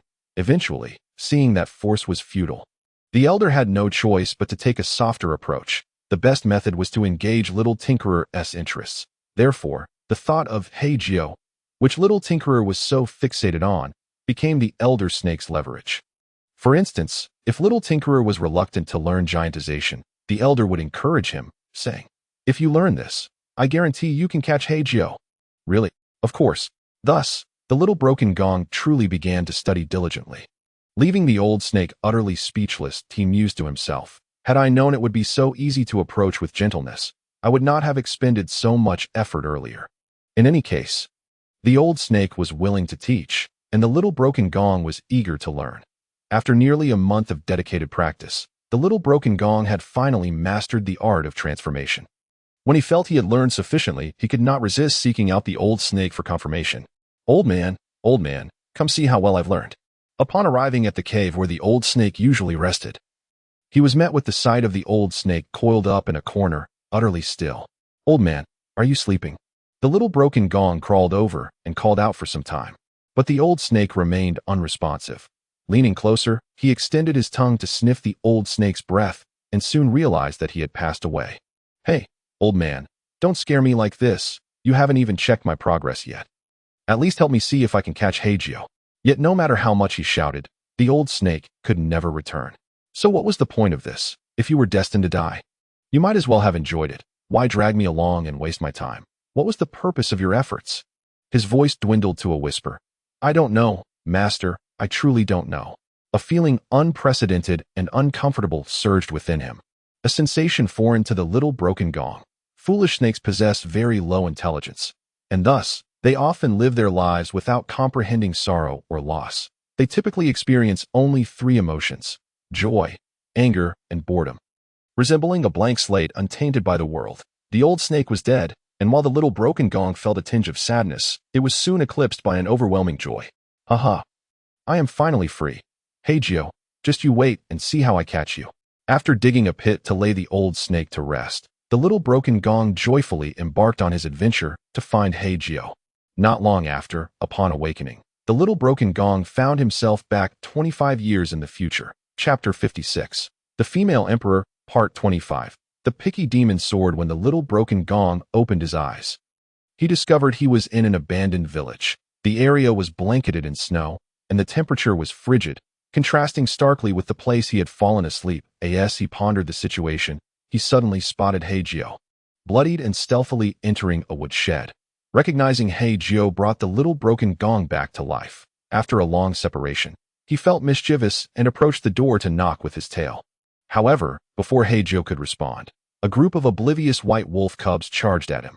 What followed was a remarkably harmonious scene of both parties engaging in a playful scuffle. Hei Jiu had made his escape. Yet the little broken gong remained entangled in a fierce battle with the white wolf soldiers. He possessed a remarkable advantage: his tough hide and immense stamina. The little broken gong fought with the white wolf soldiers from dawn until dusk, and then from dusk until dawn again, suffering not a scratch and merely a hint of fatigue. Ultimately, the white wolf soldiers, seeing no chance of victory, were forced to retreat. Witnessing this, the little broken gong could not help but mock them mercilessly. "Ha ha! Trash! With such meager skills, you dare to steal from me." He then returned to the shed's entrance. Restoring himself to his usual size, he intended to knock on the door, but found it wide open. After searching the area, he discovered not a single trace of Hei Jiu. "Damn!" he exclaimed in frustration, as he still heard the sounds of the white wolf soldiers retreating. "It's all their fault. If it weren't for them, I would have caught Hei Jiu by now. Anger surged within him, and he transformed in place, demolishing the woodshed in a fit of rage. Then, like a mad dog, he began to slaughter the fleeing White Wolf soldiers. They suffered catastrophic losses, scattering in all directions. By the time the remaining soldiers regrouped at the border of the White Wolf Kingdom, there were barely 30,000 left. From an original army of 200,000, less than 3 days had passed before only approximately 30,000 remained, most of whom bore injuries, some even missing limbs, likely facing early retirement. Upon learning of this disaster, the king of the White Wolf Kingdom nearly succumbed to shock. What infuriated him further was the absence of any official to take responsibility for the debacle. Why? It was simple. Commander Hei Jiu and the great mage Hei Jiu had been slain by Hei Jiu. The other commanders had similarly perished at their own hands, leaving only soldiers behind. Even the highest-ranking officers were merely minor officials following orders, with no one left to shoulder the blame. Could the blame be cast upon those who initially proposed the assault on the White Wolf Kingdom? Yes, but who would dare to accuse the king? In summary, the fragmented information gleaned from the surviving soldiers painted a grim picture. The monster youth wielding a great sword had slain nearly 120,000. The sudden appearance of a giant serpent accounted for approximately 50,000 casualties. That of the 120,000 killed by the monster youth, around 50,000 had fallen to the hands of Commander Hei Jiu and Great Mage Hei Jiu, including all the generals and noble heirs of the White Wolf Kingdom. Consequently, the power of the White Wolf Kingdom was severely diminished. It was likely that for a long while, the kingdom would not dare to take any further action. Turning to Hei Jiu, he ultimately found a cave to rest in. Truthfully, he was hanging on by a thread. Now, in a secure environment, the weight on his heart finally lifted. He collapsed to the ground, motionless. Bang, bang, bang. Initially, his heartbeat was rapid, but it gradually slowed. With each passing moment, it became slower and slower, until, just before his heart was about to cease. Hang in there. The voice of Alpha echoed in his mind. Then whoosh. A rush of dark energy erupted from the demon's sword, surging toward Hei Jiu. The dark energy entered Hei Jiu, reviving him. Ugh! His chest began to swell, and like a drowning survivor gasping for air, he coughed violently while struggling to breathe. Hei Jiu felt nauseated, and unable to hold back, he vomited a pool of blood. Finally, he lay back down, panting heavily. Sword sister, you're still alive. Of course, Alpha's voice was noticeably weaker than before. But fortunately, she was not gravely harmed. That bastard mage killed me, and though I woke up halfway through my slumber, I couldn't make a sound or move. TSK, what a shame about all the blood you shed on the way here. Had I been able to move, it would have all been mine. I'm quite frustrated. You are the blood-sucking sword, so why don't you absorb the enemy's blood? If you had done so to restore your strength, we wouldn't be in this dire situation. That's easy for you to say that. If you had been eating poop your whole life and suddenly tasted chicken legs, would you still want to eat poop? Cough. A lady shouldn't say such crude things. Take care of yourself first, kid. Quickly, give me some blood. Once I recover, I'll heal you. I can't move. You'll have to take it yourself. Such a hassle. With that, the demon's sword wobbled into the air and made a cut on Hei Jiu's left leg. Does it hurt? She asked while feeding. Honestly, I can't feel much anymore, sister. Hurry up. I'm feeling dizzy. As he spoke, he fainted. Alpha felt it was about time and stopped feeding. Soon, dark energy began to emanate from her, rushing toward Hei Jiu. In no time, the visible wounds on Hei Jiu healed at an astonishing rate. Observing Hei Jiu's empty left arm, Alpha muttered to herself, "This will probably take some time. While your blood is indeed remarkable, relying on it for sustenance will inevitably alter its flavor. It is better for you to take care of yourself. That's far preferable to a diluted taste. Don't you think?" Hei Jiu's blood could replenish Alpha's magical power, and in turn, Alpha could use her magic to heal Hei Jiu. However, healing did not equate to restoring blood. If a person lacked sufficient blood, they risked succumbing to excessive blood loss. To prevent this, Alpha would use her dark energy to replenish Hei Jiu's blood reservoir. However, this would inevitably dilute the flavor of Hei Jiu's blood. Hence, Alpha could not afford to continuously water down Hei Jiu's blood. The so-called dark energy watering was merely an urgent measure to keep Hei Jiu safe. As long as Hei Jiu took care of himself afterward, his blood would regain its rich flavor, and the previously watered-down blood would gradually leave his bloodstream, merging into his flesh and providing enhancement. Chapter 57. The female emperor, Part 26. The newspaper of the White Wolf Kingdom in Fox City. The female emperor was infuriated by Xiao Wu's self-righteous kindness. Yet she could not scold him. After a few simple reprimands, she returned to her dark chamber, despondent and lost in thought. The female emperor's mind was in turmoil. She could not comprehend why she had encountered Hei Jiu in such circumstances. And even more perplexing was that he appeared unchanged from 25 years ago. Humanoid. The female emperor suddenly remembered something. Yes, the humanoid race. The humanoid race is a magical species known for their long lifespans. Therefore, even if they age slowly, it is entirely reasonable. How could she have forgotten this? But if that were the case, why did Gui-san and the others insist on calling him a member of the human race? The female emperor was at a loss. Ultimately, she made her way to the study, instructing Xiao Wu to summon Gui-san, Huzi, and their company, which, of course, included Bai Ling. From their recounting, it was abundantly clear that they were utterly convinced that Hei Jiu was indeed human. Yet, when the Empress raised the possibility that Hei Jiu might be humanoid, this group regarded her with incredulous gazes, albeit subtly. Could it be that Mother recognized Brother beforehand? Bai Ling spoke up, her tone laced more with reverence than emotion. However, within her demeanor, there lingered a hint of hostility. The Empress, unfazed, simply replied, "You have truly encountered a good person, though it is regrettable that he is a deceiver who cannot even uphold his promises." Bai Ling countered, "Mother is overly concerned. Brother is but 18 now. And I do not believe he could have made any commitments to you that if he did, it would surely be mere childish folly. It is hardly fair to place the blame solely on him for your credulity towards a child." In truth, Bai Ling was entirely in the dark, yet she feigned conjecture, albeit failing to hit the mark. Her actions merely revealed her defensiveness regarding matters related to Hei Jiu. Observing this, the Empress offered a derisive smile. "A child?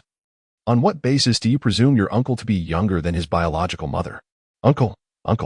The pronouncement stunned everyone present. The Empress continued, "If you are indeed his sister, then what does that make me? Who encountered him 25 years ago? Mother, are you implying that you met Brother 25 years ago? What else could it mean? Do you think I jest? What a joke. I have never heard Brother speak of such matters. Perhaps he simply did not consider you family enough to confide in you." Her tone bore a tinge of triumph, causing Bai Ling's eyes to twitch in irritation. "My bond with Brother cannot be undermined by any deceit. Moreover, having lived 2 lives, how could I?" She faltered mid-sentence, her frustration evident as she stormed off.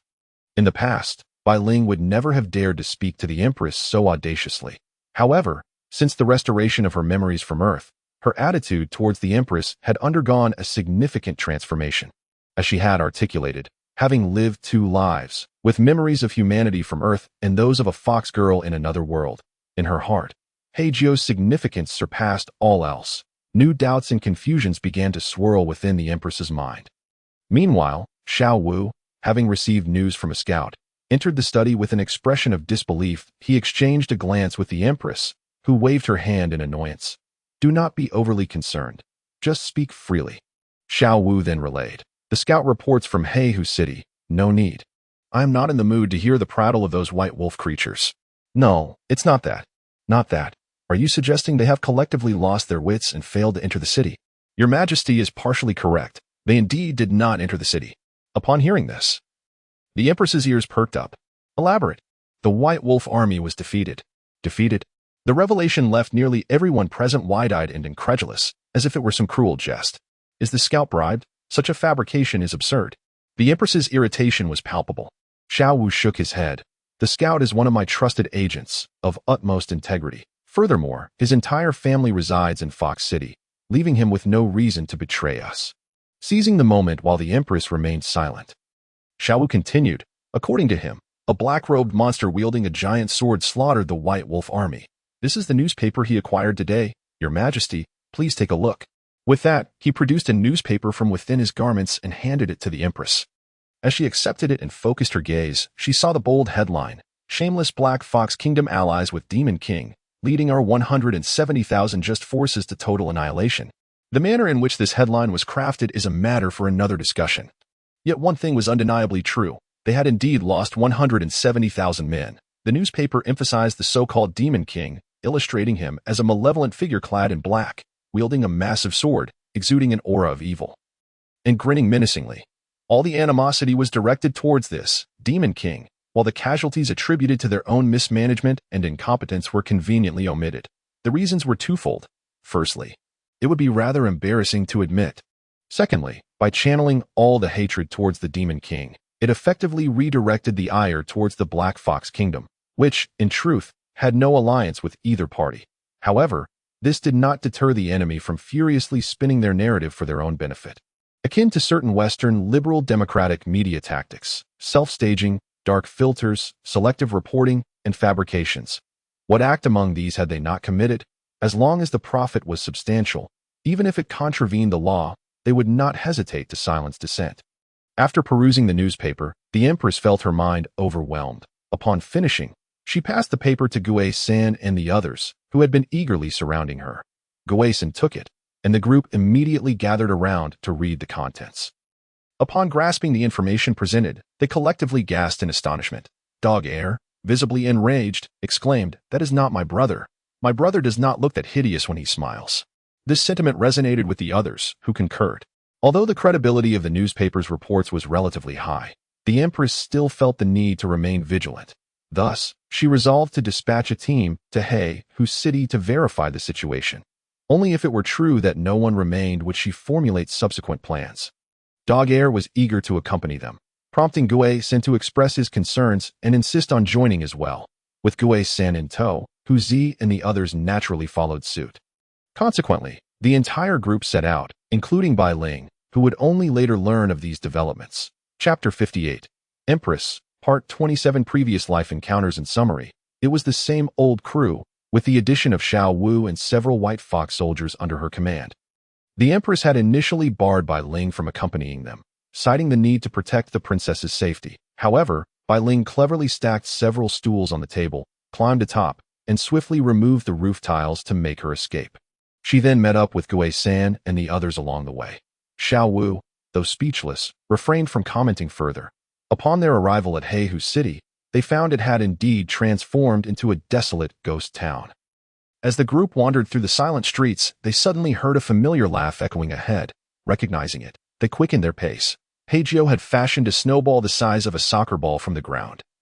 But lacking his left hand, he used a large spoon to launch it at Alpha, who was meditating in midair. Unbeknownst to her, she was struck with the snowball, and her sword spun a full 180 degrees as she retorted. "You find this amusing, do you?" Hei Jiu grinned triumphantly. "I can hit you with one hand. Do you even know how to play, sis?" "Oh." Alpha's tone dripped with sarcasm, and then dark energies surged forth.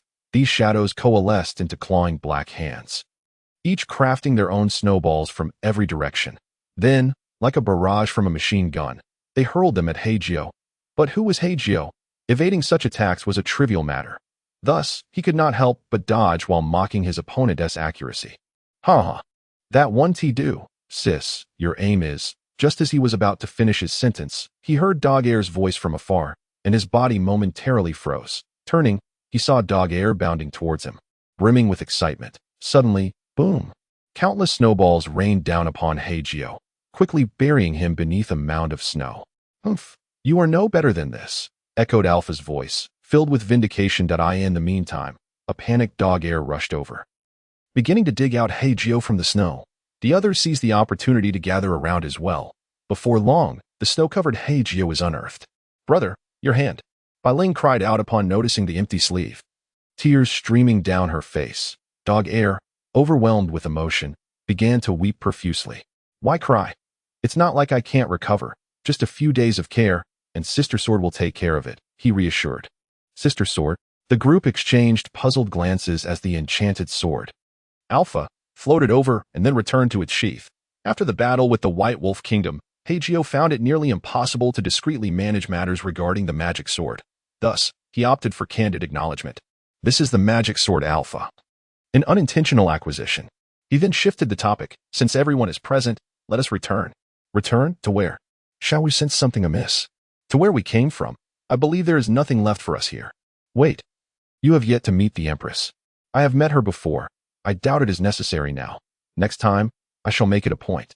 Is brother truly that afraid of mother? Hei Jiu could never have anticipated that the final jab would come from his own sister.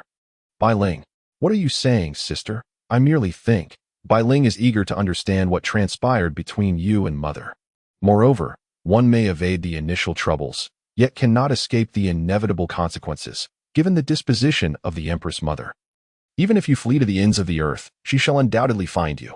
Hei Jiu fell into a profound silence, then remarked, I shall only speak with you, for this is, after all, a matter pertaining to your family. Are you my father? Pa. What nonsense is this?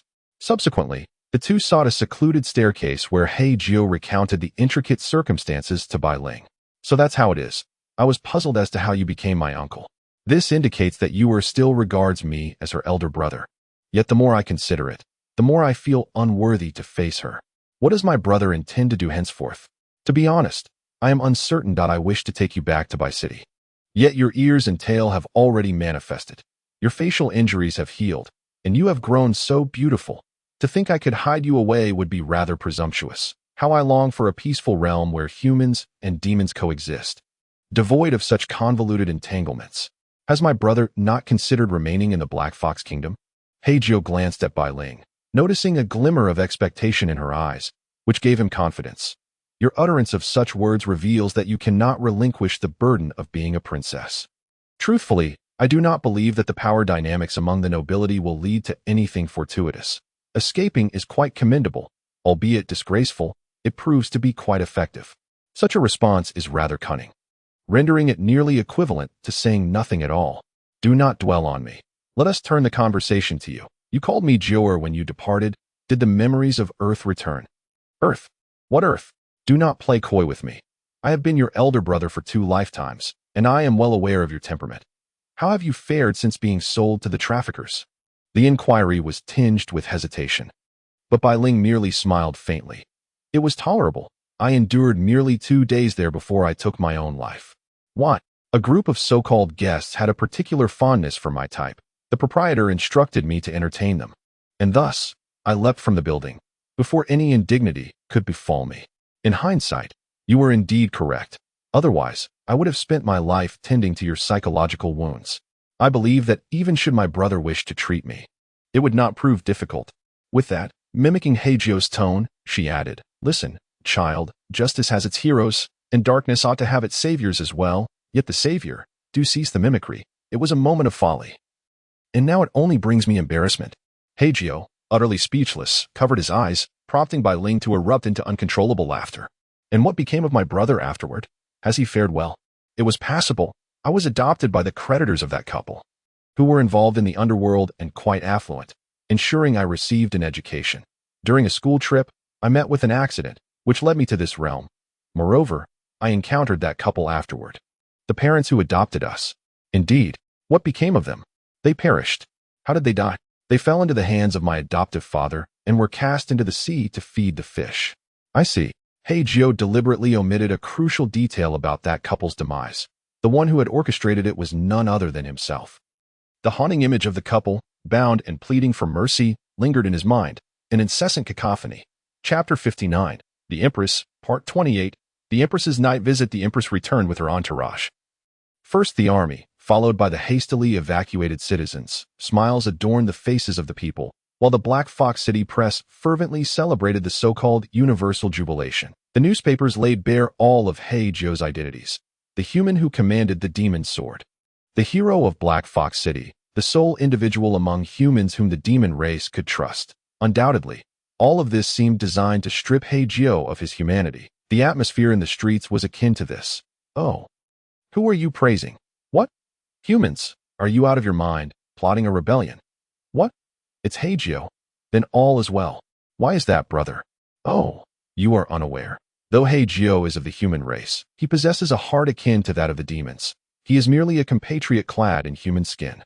In summary, this sentiment rapidly spread, buoyed by the press. People exhibited a rather curious behavior. If a person you greatly admire hails from a group you detest, you will instinctively separate the individual from that group in your mind. Even if they belong to that group, while continuing to denounce it, you will emphasize that they alone are virtuous. This reflects a form of self-deception and an underlying hope that to assert that the Empress's influence was absent from this atmosphere would be something Hei Jiu could never accept. Yet, the Empress's most remarkable trait was her swiftness. By the time Hei Jiu sensed the disquiet in the city, it was already too late. That night, as Hei Jiu lay in the palace, he heard a knock at the door. It was well past midnight, and insomnia plagued him, so he had yet to drift off to sleep. Approaching the door, he peered through the crack to find the Empress outside. What could she want? Since returning to the palace, Hei Jiu had not encountered the Empress even once. Thus, her personal visit that night filled him with trepidation. Should he feign sleep and ignore her, just as he pondered this? The next moment, bang! The Empress kicked the door wide open. Hei Jiu, caught off guard, was knocked to the ground in a state of utter disarray. The Empress gasped in surprise, hastily moving to assist him, then abruptly halted her gesture, saying, "You could have simply opened the door." She then entered the room unceremoniously and took a seat on a stool. What brings you here?" Hei Jiu stammered, standing to the side. Visibly anxious, the Empress noticed that his left hand had fully regrown and glanced at the colossal sword lying on the bed, but said nothing, merely inquiring, "How has your recovery been of late?" It's been all right. Do you not have anything you wish to say to me?" I shielded the citizens during their retreat, so can we not put an end to the grievances of 25 years ago?" This response took the Empress completely by surprise, causing her to tremble. "Is that why you came? What other reason could there possibly be?" Hei Jiu offered a bitter smile. The Empress opened her mouth, at a loss for words. In truth, ever since Bai Ling elucidated the circumstances of Hei Jiu's transmigration to the Empress, she had already forgiven him. After all, she was not an unreasonable person. Once she grasped the gist of the matter, it was easy for her to come to terms with it. The Empress remained silent, and the room fell into an awkward silence. While the Empress was unfazed, Hei Jiu wished for nothing more than to vanish into the ground. Clap! Suddenly, the Empress stood up, and Hei Jiu quickly exclaimed, "Oh, must you leave so soon? Alas, I have not even brewed tea. Perhaps you can stay a while longer." "Very well. Then, do take care. Do visit often in the future." The conversation abruptly halted, leaving Hei Jiu in a state of profound embarrassment, the mocking laughter of Alpha echoing in his mind. The Empress, now seated again, poured herself a cup of cold tea. "Are you truly so afraid of me now?" "Not at all," Hei Jiu replied with a wry smile. "I merely feel unworthy to face you. Having been unfaithful to my word and failing to fulfill my promises, frankly, I do not know how to confront you. Your humility renders me unable to express my anger. I recall you once told me your name was Yu. Yes. The name Yu was an alteration made later, a reflection of my scoundrel husband's peculiar tastes. I apologize." "What do you have to apologize for? Had I been by your side back then, perhaps you would not have. Shall I attempt to make amends?" "What must I do?" "Marry me." "Are you unwilling?" "No, it's not that. It's just, this is quite inappropriate." Hei Jiu stuttered, his tone betraying his discomfort. The Empress merely smiled wryly. "I comprehend. It is only natural to feel disdain, so do not take it to heart." "No, that's not. Really, there is nothing of the sort. I simply have no thoughts in that regard at this moment." "So, it's not feasible." Upon witnessing Hei Jiu's flustered demeanor, the Empress could not help but burst into laughter. "Look at you. I was merely jesting." "Is that so? Hee hee." Hei Jiu smiled awkwardly, yet felt a wave of relief wash over him. "Linger is set to begin school the day after tomorrow. What are your plans?" "This is news to me. May I ask if it is her choice or yours?" "Both, ultimately. I persuaded her. Given her current temperament, it is unlikely she would yield so easily. Indeed, which is why I told her that as long as she fulfills her role as a princess, I will do everything in my power to keep you in the Black Fox Kingdom." Though Linger does not voice it, I can see that she is reluctant to relinquish her responsibilities as a princess. Ultimately, that child still desires the approval of those around her, especially her kin. Yet, she fears that if she remains as a princess, you might choose to abandon her. But you cannot truly let her go, can you? In simpler terms, you have made her a multitude of empty promises. Do you wish to assist her in binding me here? Even if I do nothing, you will remain. For you are far too indulgent towards Linger. I find it hard to believe you cannot perceive her genuine thoughts. This statement was not entirely incorrect, as siblings across 2 lifetimes. Hei Jiu understood Bai Ling's temperament exceedingly well. Although her current relationship with the Empress was not particularly favorable, the memories of this life made it impossible for her to sever that maternal bond. "So, what do you wish for me to do?" Chapter 60. The Empress, Part 29, A New Beginning. The Empress arc concludes, "It is quite simple. I desire for you to protect Linger. In the capacity of a future elder of the Hei Jiu Kingdom, you wish for me to become your vassal. The throne will inevitably belong to Linger in the future. You are essentially laboring for your sister's legacy. And what about you? As you claim, All of this is considered from Bai Ling's perspective. What are your own thoughts? Me. The Empress suddenly stood up, advancing towards Hei Jiu, slowly cornering her until she found herself in a dead end of the room. Wait. Wait. Hei Jiu was instantly flustered, and then the Empress leaned in close to her ear, biting her earlobe gently as she whispered, "As long as I can see you often, that is sufficient." With that, she turned and left the room. Hei Jiu, startled, sat on the ground for quite some time, dazed. Not 2 minutes after the Empress had departed, Bai Ling stormed in, brimming with fury. Upon seeing Hei Jiu sitting in the corner, she immediately approached and exclaimed, "What on earth transpired between you and Mother? I just encountered her on the way, and her face was as red as an apple. I consider you my brother. Is it not enough for you to regard me as your sister? Now you even aspire to be my father. What on earth was happening?" Faced with Bai Ling's accusations, Hei Jiu felt a throbbing headache, particularly with Alpha's mocking laughter echoing in her mind. The next morning, Xiao Wu arrived early for a visit. Hei Jiu initially thought she was taking him to breakfast, but instead, he was led directly to the grand hall where the ministers usually gathered. Naturally, seated at the highest position was the Empress. At that moment, all the other ministers turned their gazes towards Hei Jiu, while he remained utterly bewildered, unaware of the underlying reasons for this attention. "Hei Jiu, heed my command." The Empress's sudden proclamation contrasted sharply with her demeanor from the previous night. Hei Jiu felt a bit disoriented, his mind blank, but the Empress paid him no mind and continued, "Given Hei Jiu's contributions to the protection of the Heihu kingdom, I hereby appoint him as the Grand General of the kingdom. Furthermore, he shall assume the role of the Lord of Wretched to commence his duties tomorrow. Does anyone oppose this? Your Majesty is wise." All the ministers, as if rehearsed, expressed their agreement in unison. Following that, the Empress simply uttered the words "dismissed," thereby concluding the meeting without granting Hei Jiu a moment to voice questions or objections. By the time Hei Jiu gathered his thoughts and intended to inquire with the Empress, she had already vanished. Subsequently, other ministers approached him to offer their congratulations, none of whom he recognized. They were merely there to familiarize themselves with him. Thus, the situation unfolded as such. Upon returning from the grand hall, he discovered Bai Ling waiting for him at the entrance. Hei Jiu recounted the events of the morning, and upon hearing that he had been assigned to Yueching, Bai Ling's face lit up with joy.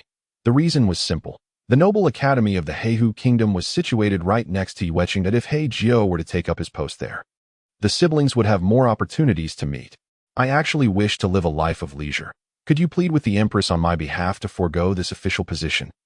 I have no genuine interest in the accompanying obligations." Regarding Hei Jiu's naive wish, Bai Ling merely chuckled. How could that be possible? That afternoon, Gui-san and the others came to bid farewell to Hei Jiu. They first congratulated him on his new official position and then remarked, "Having been away for some time, it is time to return home and report to the king. You must not forget us, brothers. Do come visit us in Ludi Kingdom when you have the chance." In short, it was merely a round of pleasantries. Goer intended to stay behind, but due to her prior promise to Gui-san to become an exemplary merchant and her apprenticeship under him, she reluctantly departed. Tears streaming down her face as she left, she turned back multiple times and finally shouted from a distance, "Brother, I will definitely return. I will become the most outstanding merchant and come back to find you." Woo-woo. Subsequently, she was carried away by Huzi, still sobbing uncontrollably. After bidding farewell to Gui-san and the others, the next matter to address was Bai Ling's enrollment. The noble academy Bai Ling was to attend was called Hu Guan Academy. This institution was primarily established to educate the noble offspring of the Heihu kingdom. Of course, if there were any exceptional commoner candidates, they would also be sent there for training. It is worth mentioning that Xiao Wu graduated from this academy ahead of time. Hu Guan Academy was located in the more remote western region of the Heihu kingdom. The information was sealed off year-round, and the terrain was perilous. Since it served as a fortress that was easy to defend but difficult to attack, even with the recent assaults by the Bai Ling army on the Heihu kingdom.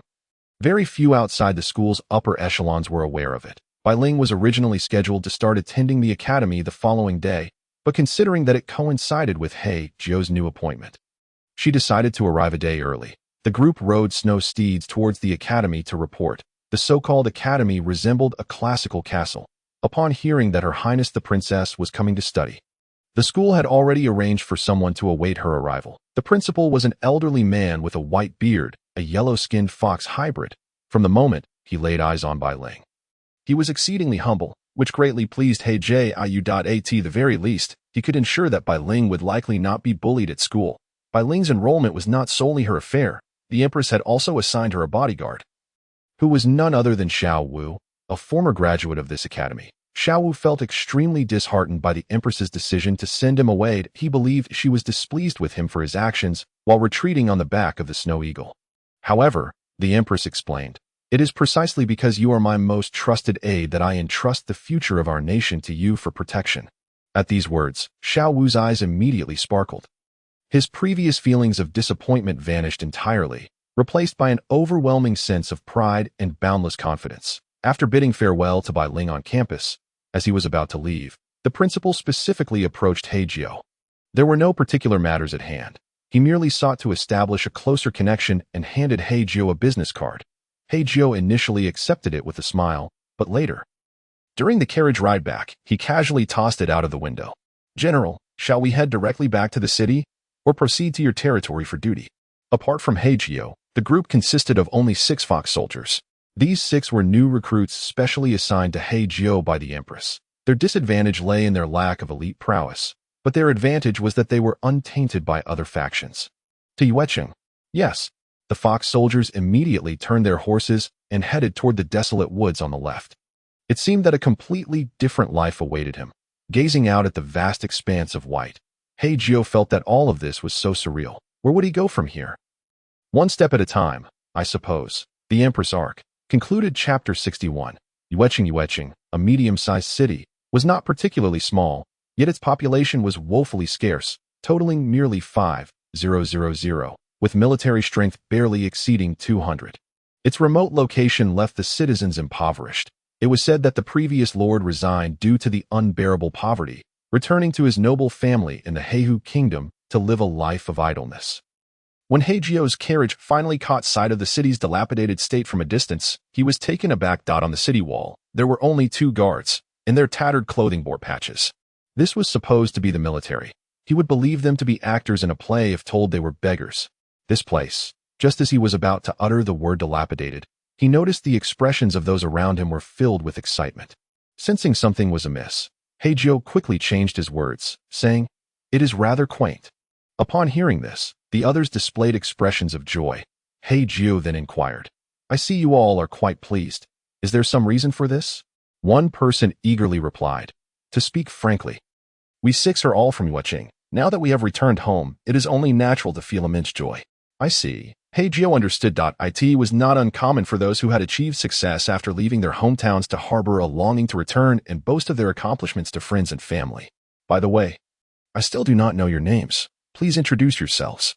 Following that, everyone introduced themselves one by one. Among the 6, the eldest was 30 years old, while the youngest was only 16. Their names, from oldest to youngest, were Allah Fu Air, 30 years old, A Fu Air, 25 years old, A Air Fu La, 23 years old, Allah Air Fu, 20 years old, Bei Hai Shui Dao, 19 years old, and Bian Bu Xia Chu, 16 years old. In summary, these names were quite cumbersome, so Hei Jiu decided to assign them numbers instead.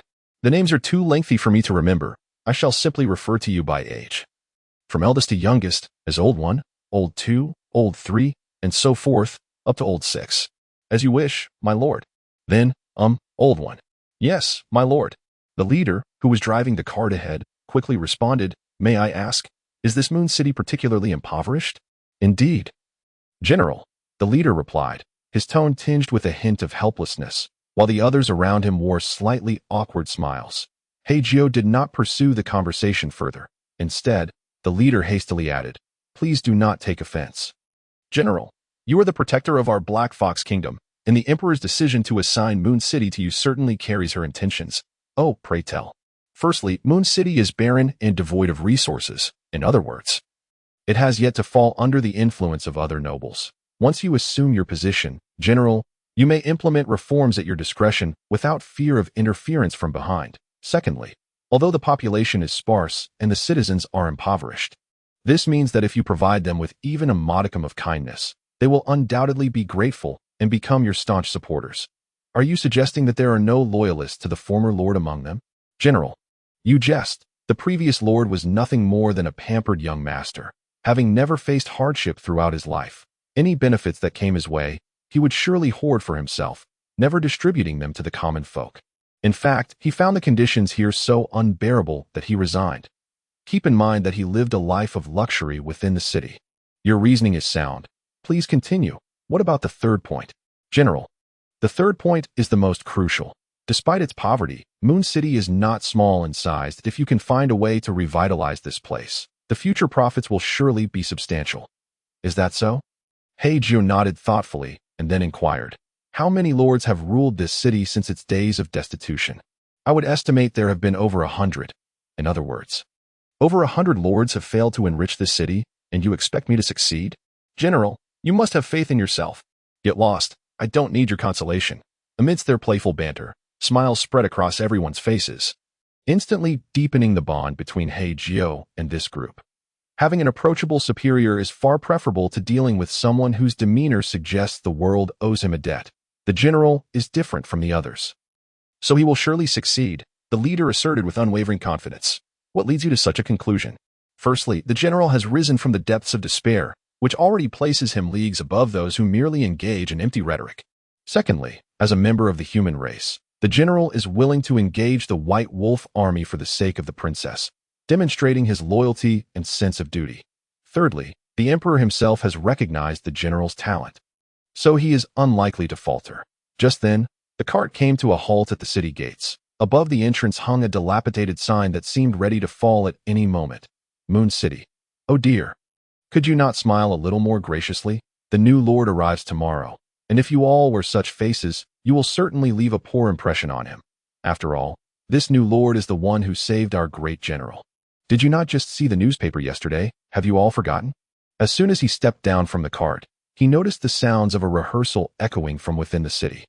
There were no guards at the gate, but two were stationed on the city wall, their gazes fixed on the expensive cart as they began to speculate about which noble's offspring it belonged to and why it had come to Moon City.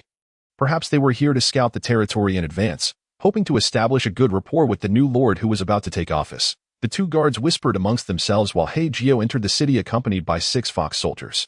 Shortly after, they encountered a throng of ragged citizens and a similar number of shabby soldiers. At the forefront stood a middle-aged man from the Black Fox clan, vociferously berating the performers, utterly oblivious to the arrival behind him. Hey? Why is everyone silent? Speak up. Continue your retorts. I'm doing this rehearsal for you, am I not? I only wish for you to leave a good impression on the new lord so that he may treat you well in the future. Do you wish for the new lord to be just like the last fellow? Am I not speaking the truth here? Realizing that he had been shouting for quite some time without a single response, and noticing that everyone's attention had shifted behind him, the middle-aged man finally grasped the situation. He turned swiftly, only to be sent sprawling to the ground by a kick from the leader. Upon recognizing that the one who had kicked him was his long-lost younger brother, and seeing him looking quite refined, a surge of joy filled his heart. Oh brother, how come you? Before he could finish his sentence, the leader clamped a hand over his mouth and then smiled at Hei Jiu. General, I apologize for the disturbance. This is the Vice Lord of Moon City, Al, and also my brother. Chapter 62. Vice Lord Al had put considerable effort into this rehearsal. However, due to Hei Jiu's unexpected arrival, the entire event had turned into a farce. The Lord, upon hearing from his brother that the newcomer was indeed the Lord, and that he bore an uncanny resemblance to the illustration in the newspaper, Al quickly donned a humble expression, scrambling over to greet him. I bow before you, my lord. The others, witnessing this, hastily knelt, exclaiming their respects. Rise, everyone. I have just arrived and am not yet familiar with the customs here. However, I am not particularly fond of such frivolous displays, so disperse. We shall address matters tomorrow. As the crowd stood and exchanged glances, they gradually dispersed. Only a few ragged children in the corner peeked over, their faces grimy and unwashed for what seemed like ages. Hei Jiu pointed at the children and asked Al, who was brushing off the dust from his trousers, what is the situation with those children? My lord, they are just a few beggar orphans. Nothing of great consequence, Al replied with a forced grin. Nothing of great consequence. Indeed, which city in this world is devoid of beggars? It is quite normal. As the Vice Lord, do you not intend to address this issue? Do you wish for me to? Al made a gesture across his throat, and the leader, witnessing this, rushed forward and kicked him to the ground. Get lost. The leader's veins bulged with rage, while Al scrambled to his feet, saying, "Forgive me, my lord. I shall have these children removed at once, lest they offend your eyes." "What did you just say?" The leader, incensed, struck him twice across the face. "Do you think of the general as such?" "What the general means is, why have you not taken proper care of these children?" "Take care." Al was momentarily taken aback, and after a lengthy forced smile, it turned into a bitter grin. "My lord, we are so poor that it is a miracle these children are still alive. With the weather growing colder, many elders have already perished from the cold, but as vice lord, I am truly—" He broke down in tears, wailing, "Seeing them suffer makes me suffer too. I might as well die." Clatter. Just then, a dagger fell before Al. Startled, he looked up to see Hei Jiu gazing at him with an expressionless face. "Then go die." "No. No.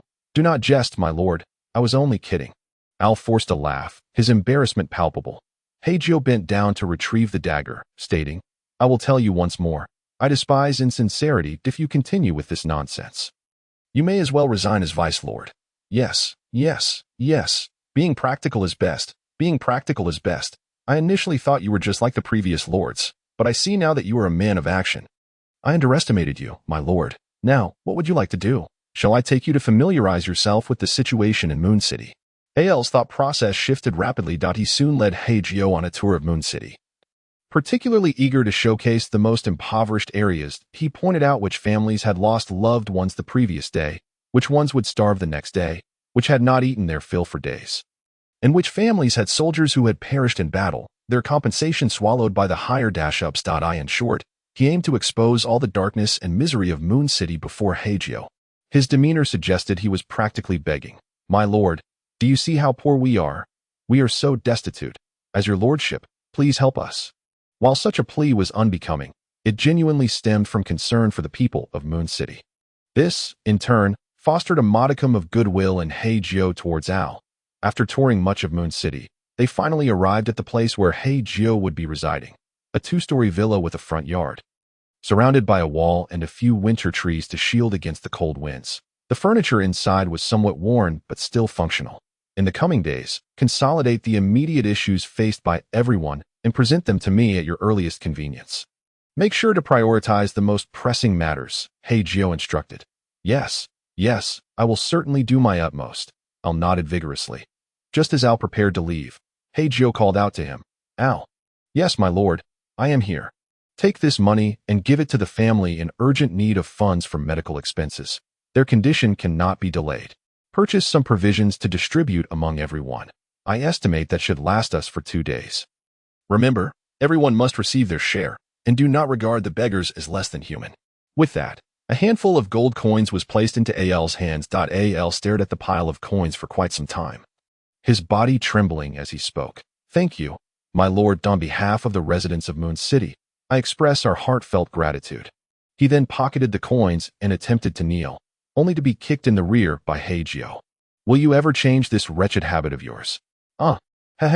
I've grown accustomed to it." Al replied with a forced smile. He continued, "However, General, our city lacks both a pharmacy and a grain market. We will likely need to venture to a nearby town. Thus, we require a few more individuals. As a deputy lord, cannot you find people to assist? The issue lies in trust, my lord. Have you ever heard the saying that desolate mountains and vile waters breed cunning folk? There is certainly some truth to it. I fear those rascals might steal from us on the way." This was a rather pragmatic concern.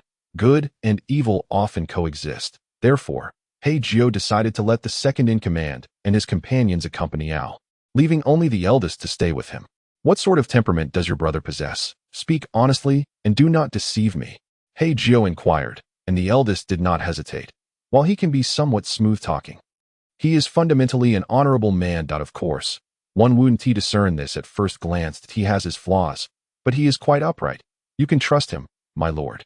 You are not deceiving me merely because he is your brother, are you?" "Not at all. It would not be worth it to mislead you for his sake. I can distinguish between matters of greater and lesser importance." "Then tell me, what are your thoughts on the future development of this city? You know your homeland better than I do. Share your insights." "I shall dare to offer my humble opinion." The eldest then began to describe the current state of Moon City. Chapter 63.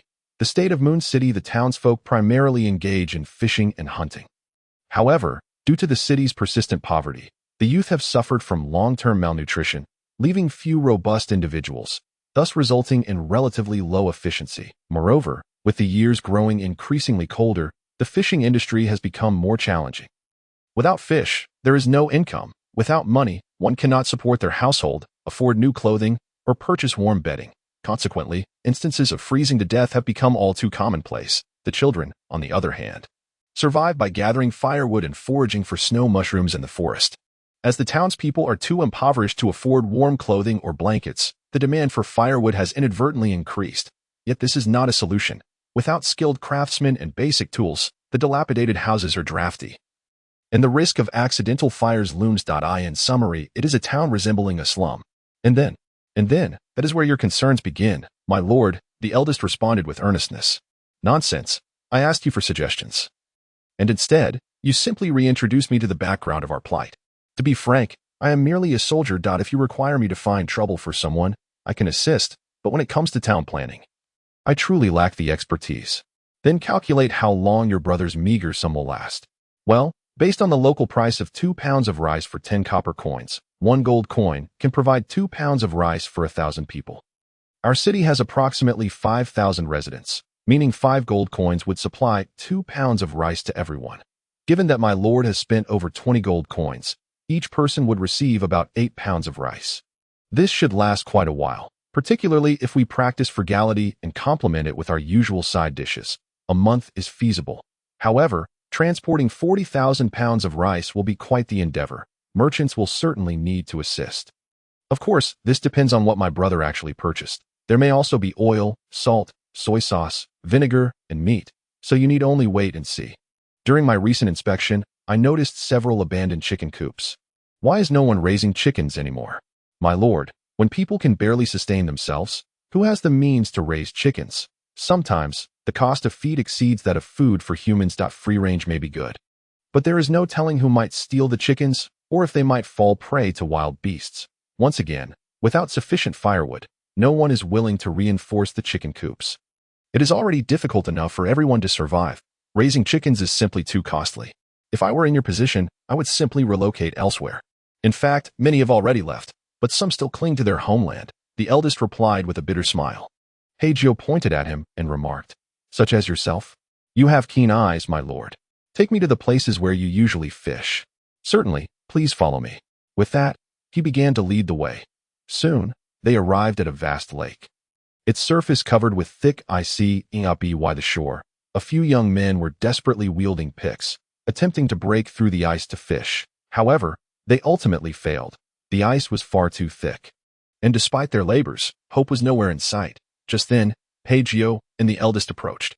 My lord, the lord of the city, one young man exclaimed, immediately kneeling, followed by the others in a show of respect. This is not a significant occasion, henceforth. Let us dispense with such meaningless formalities. I see you are attempting to break the ice. How have your recent catches fared? In truth, my lord, we have not caught any fish for many days, the group replied, revealing their bitter smiles. Then what have you been eating during this time? Roots, or perhaps searching the snow for mushrooms? Such carnivorous beings have fallen to this plight. If the herbivorous demon tribe were to witness this, they would surely laugh at you. That cannot be said, my lord. Do you not also consume vegetables?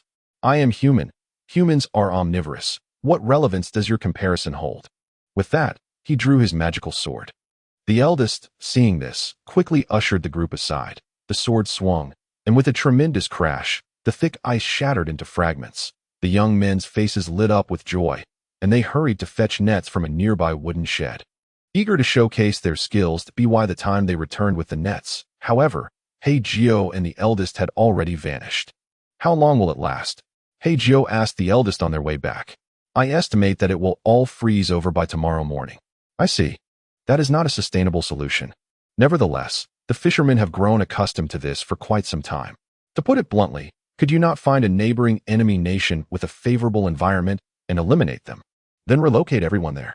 Well, the small nations around here are generally allied with the Black Fox Kingdom, and there is no reliable pretext for such action. Then calculate the total cost for me. My lord, please proceed. Tear down all the ramshackle, dilapidated houses in the slums that cannot shield from the wind or rain. If so, I estimate that aside from your residence, all would need to be demolished. How much would it cost to hire people for the demolition? No cost at all, if you are willing. The townsfolk would gladly work for free in exchange for firewood. The problem remains. Where will they reside afterward? Is it expensive to build a house in your area? It depends on whether it is a wooden or cement structure, as well as whether it is for a single occupant or a family. What are the respective costs? A wooden house for a single occupant is inexpensive, around 40 silver coins. A family house is approximately 1 gold coin.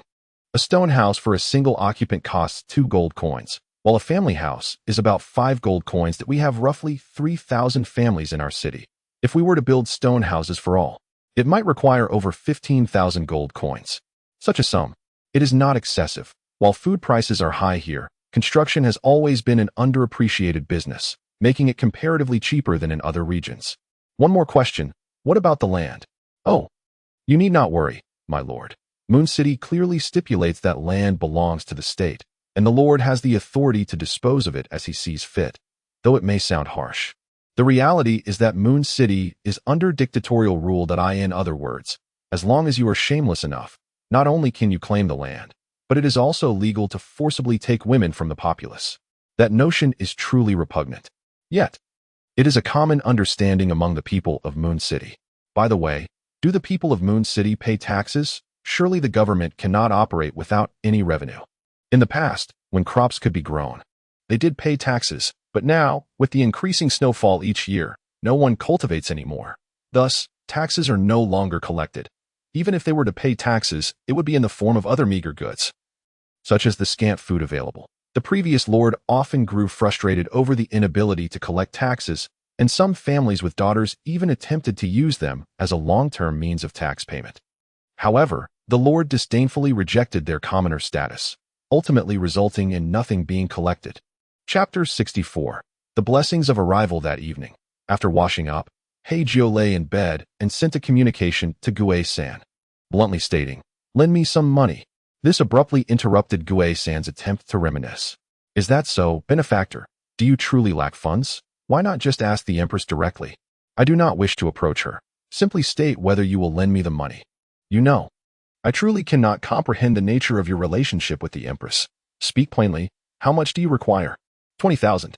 My goodness, that is quite a sum. Surely you are not recklessly spending due to some quarrel with a noble youth. Allow me to offer you a piece of advice. My friend, refrain from indulging in the vices of drinking, gambling, and promiscuity, lest you tarnish your reputation. The Moon City is in dire straits. The common folk can scarcely survive. I plan to demolish the existing houses and construct anew. Oh, I see. 20,000 sufficient. Can you borrow more? If it were anyone else, I would surely say there are no funds available, but the one requesting this money is none other than you. My benefactor. As long as I whisper a few sweet nothings to my fiancée, her father will undoubtedly reimburse me. Lowering his voice, he added, "You know as well as I do that the Ironfall Kingdom has longed to befriend the Black Fox Kingdom. How much can you manage?" 35,000 at most. Any more would be unreasonable, but this must wait until I return home. I am still on the road. Then I must trouble you. Oh, it's nothing. Just remember that you owe me a favor. With that, the call was abruptly ended. Meanwhile, Hei Jiu's mind began to formulate plans for the future of Moon City. Before dawn the following day, the sounds of a bustling crowd could be heard outside. At that moment, dozens of freight carts laden with firewood, rice, oil, and salt were stationed before Hei Jiu's door. Deputy Mayor Al, having toiled throughout the night alongside his companions and the sellers, finally managed to transport all these supplies back. The group was utterly exhausted, yet Al still raised his voice to berate the onlookers. The situation was quite simple. Upon hearing that the city lord intended to distribute grain, everyone had rushed home to spread the word. Thus, by 5 o'clock, before the sun had even risen, a throng had gathered. Torches lit the area around the city lord's residence, illuminating the scene. The people held bowls and pans, eagerly awaiting someone to emerge and distribute the grain. The crowd was so numerous that the recently awakened elder brother and the weary second brother drew their swords to guard the supplies, hoping to prevent any unruly behavior. Fortunately, no one dared to cause trouble. Deputy Mayor Al believed that such a significant matter required the city lord to say a few words before announcing the distribution of grain. He urged the crowd to quiet down and remain patient until the city lord awoke. However, the enthusiasm of the masses seemed too fervent. They chattered incessantly, paying no heed to Al. Hence, Al found himself shouting at the crowd in frustration that in truth, the din of the crowd was bearable to Hei Jiu. It was the sharpness of Al's voice that proved too piercing to allow him any further rest. Rising from his slumber, he donned his black robe and strapped on his weapon, striding outside. That it was no surprise that upon seeing Hei Jiu emerge, the crowd fell silent. Simultaneously, a wave of anxiety washed over them, as they wondered if they had perhaps overstepped their bounds. What if they had awakened the city lord and he decided against distributing the grain? Oh dear, how foolish they were. Oh, why the sudden silence? Please, continue your chatter. You were quite animated just moments ago. When the crowd ceased their noise, Al mistakenly believed it was due to his influence and continued to shout. That was until Hei Jiu kicked him from behind. Al quickly turned around.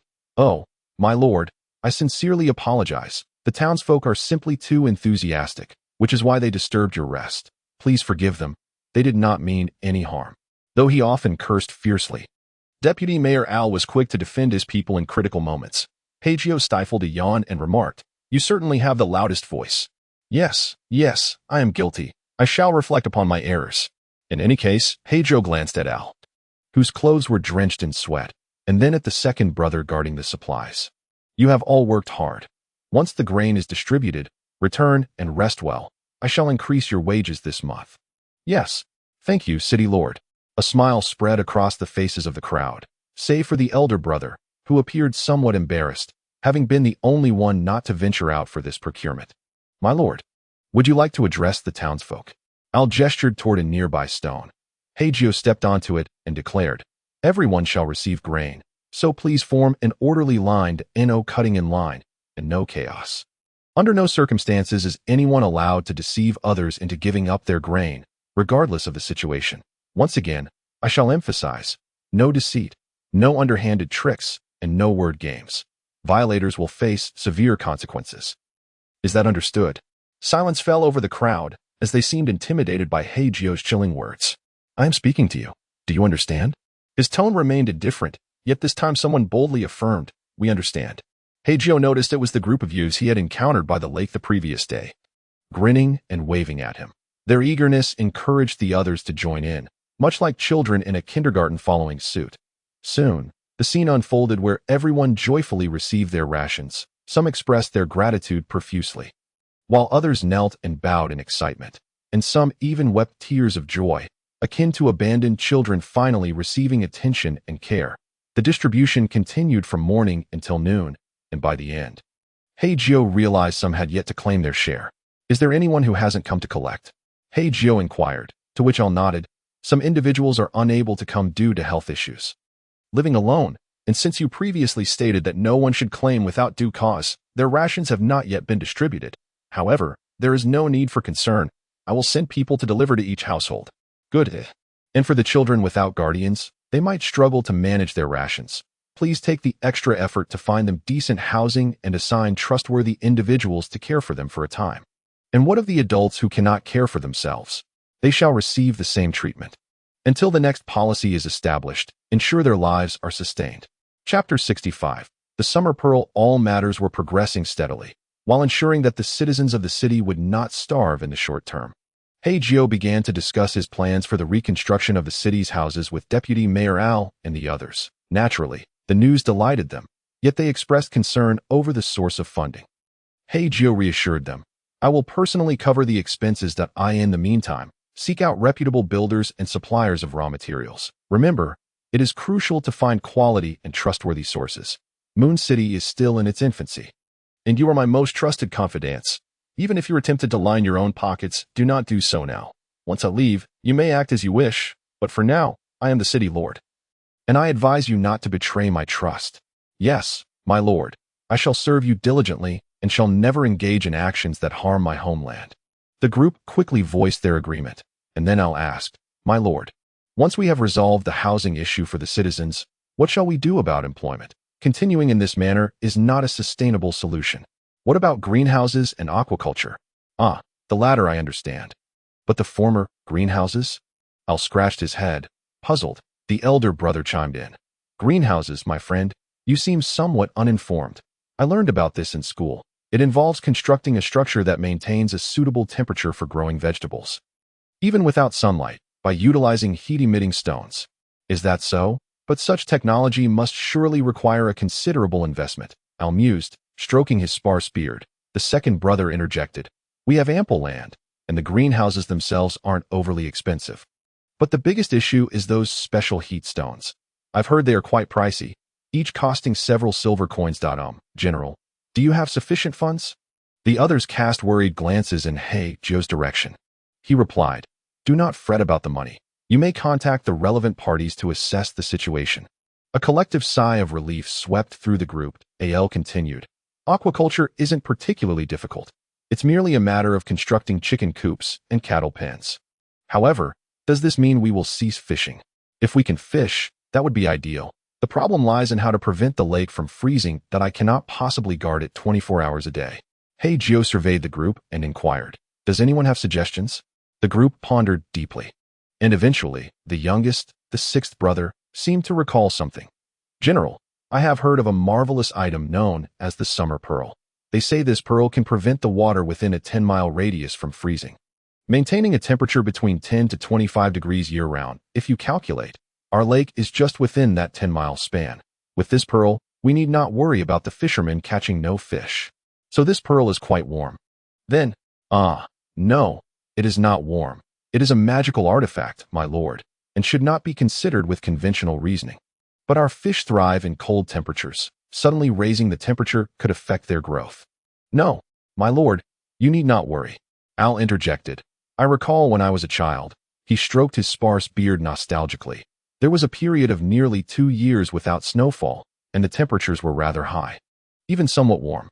Yet, despite this, no dead fish have been observed in the lake. Moreover, the fisherman's income has doubled over the past 2 years. Our family has feasted on fish to the point of excess. Indeed. General, suggested the eldest. Even if the water temperature alters the fish's behavior to such a detrimental extent, we could simply procure fish fry that thrive in warmer waters that we could treat it as a form of aquaculture. Couldn't we? You make a valid point. Nodding, he then turned his gaze to the sixth. The policy has been established. Now, where shall we acquire the Dingxiao pearl? I have heard it was once in the possession of the king of the Deer Nation, but later stolen. It is now said to be in the hands of the human nation of Shagu in the east. Shagu? Is that the small nation adjacent to the imperial capital in Baiqing? I am unfamiliar with Baiqing, but I know the imperial capital. It must be the nation the general refers to, ruled by a king named Charles. That I hear he is an exceedingly narcissistic individual. One would expect that a sane person would not name their country imperial capital, right? Noticing the uneasy expression on Hei Jiu's face, the eldest inquired, might there be some connection between you and this matter? It is nothing of great consequence, merely a coincidence that I have recently come from the imperial capital. The crowd exchanged surprised glances, soon replaced by expressions of concern. Then, General, you do not overthink it. It is not as you imagined that I was expelled, and ironically, it was that very King Charles who conspired to falsely accuse me. So that is the case, the crowd responded, smiles breaking across their faces. What is with your cheer? Do you relish in my misfortune? You are overly concerned, my lord. We merely feared that you might be taken by the humans. Now that we know your relations with them are less than amicable, we feel somewhat reassured. The eldest voiced the thoughts of all present, to which Hei Jiu simply replied with an "oh," refraining from elaborating further. He then looked to the sixth. If what you say is true, that the Dingxiao pearl lies in Shagu, can you provide more specifics? For instance, who exactly possesses it? As for that, General, I truly do not know. It may require an inquiry with the king of that nation. I have only heard rumors. In that case, I shall undertake the journey myself. Anyone willing to accompany me? Almost everyone raised their hands in eager response. Hei Jiu cast a disapproving glance at Al. What are you doing here, making a ruckus? Who will oversee the city if everyone joins? Al awkwardly chuckled twice and reluctantly lowered his hand. Hei Jiu pointed to the youngest, the sixth, since the intelligence regarding the Dingxiao pearl came from little six.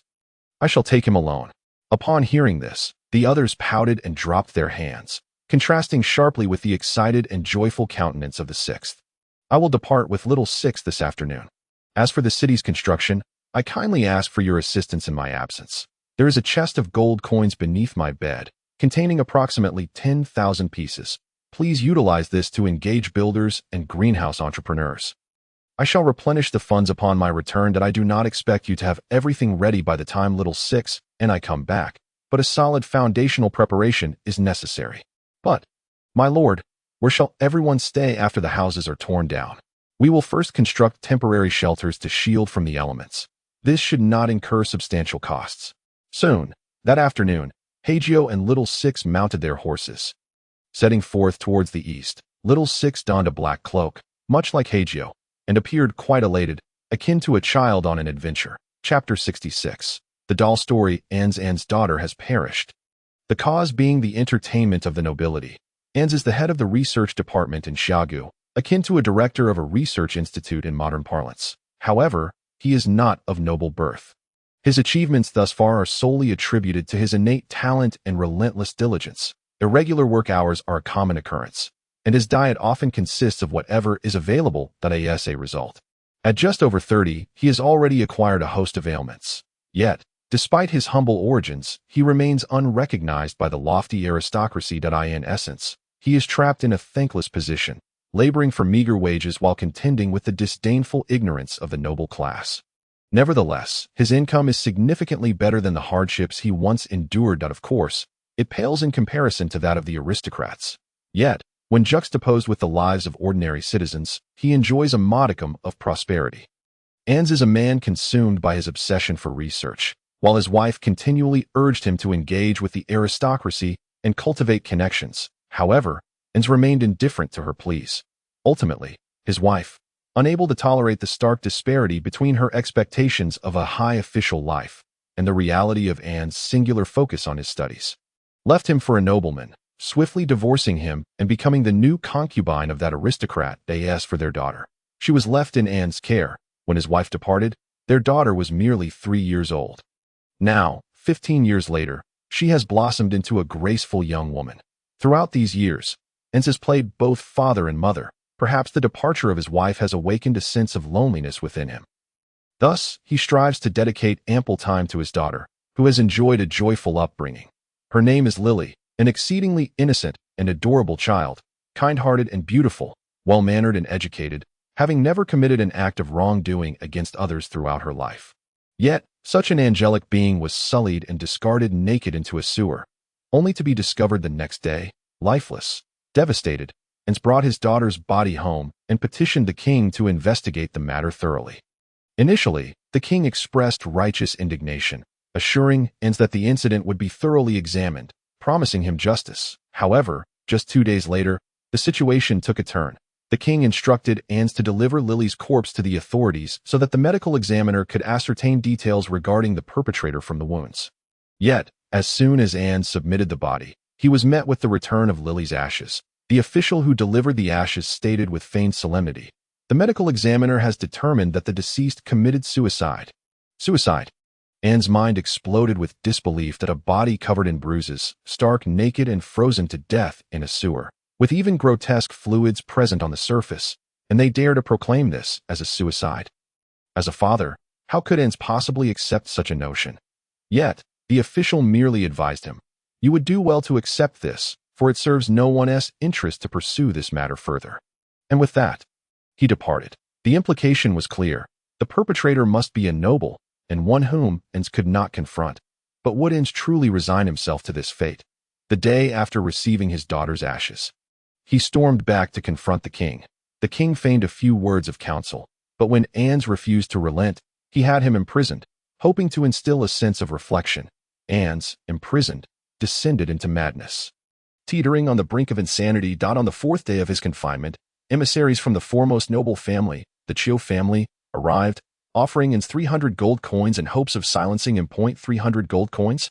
How laughable, to think that such a paltry sum could compensate for the life of his daughter. Jiu family. So it was you.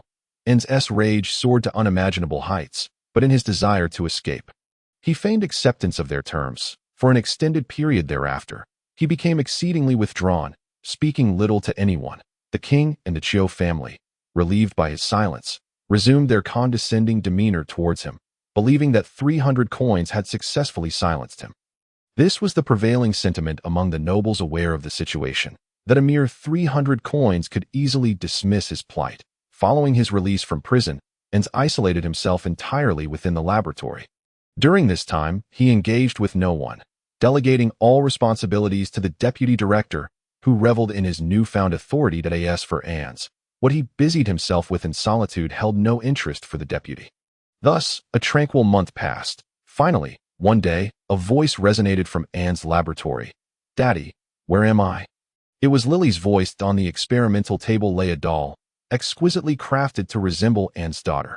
However, it was merely a wooden skeleton, devoid of skin.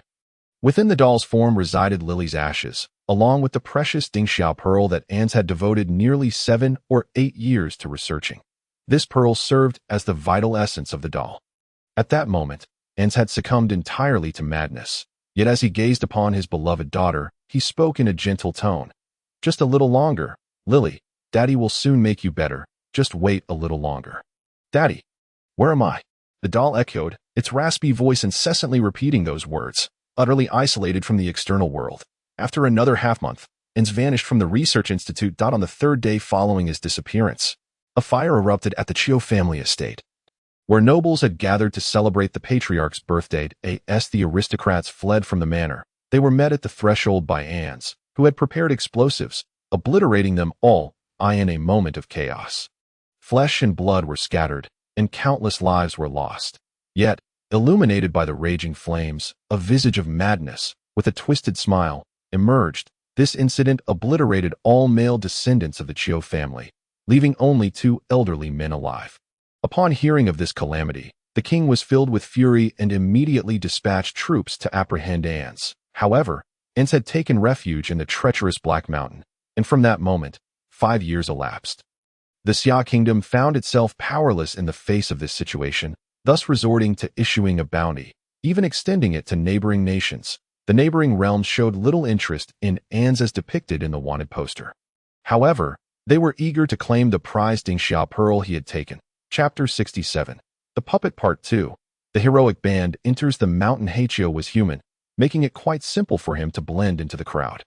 Liuzi, being a black fox, had to mimic Hei Jiu's usual appearance, donning a dark cloak to conceal his fox-like features. From Moon City to the Xia Kingdom, the duo spent nearly half a month merely traveling.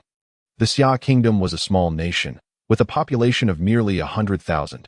Yet perhaps due to their contentment, the local residents managed to lead a decent life. Furthermore, as an ally of the imperial capital, as long as they kept their heads down and avoided trouble, they would not suffer too greatly. As long as the capital stood in blunt terms, it was akin to being a dog for the imperial capital.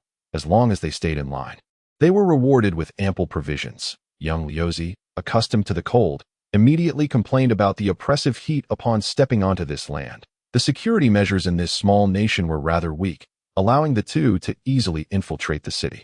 After some inquiries, they discovered that the Dingxiao pearl had been stolen by a traitor named Nzit. It was said that he had committed numerous atrocities.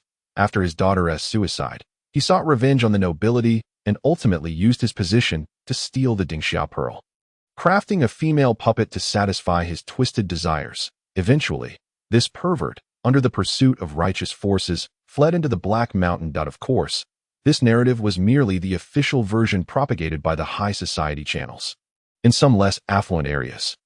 However, they heard a different tale. The young master of the noble Jiu family had first assaulted and then murdered An's daughter, and since the Jiu family was related to the empress, they protected one another.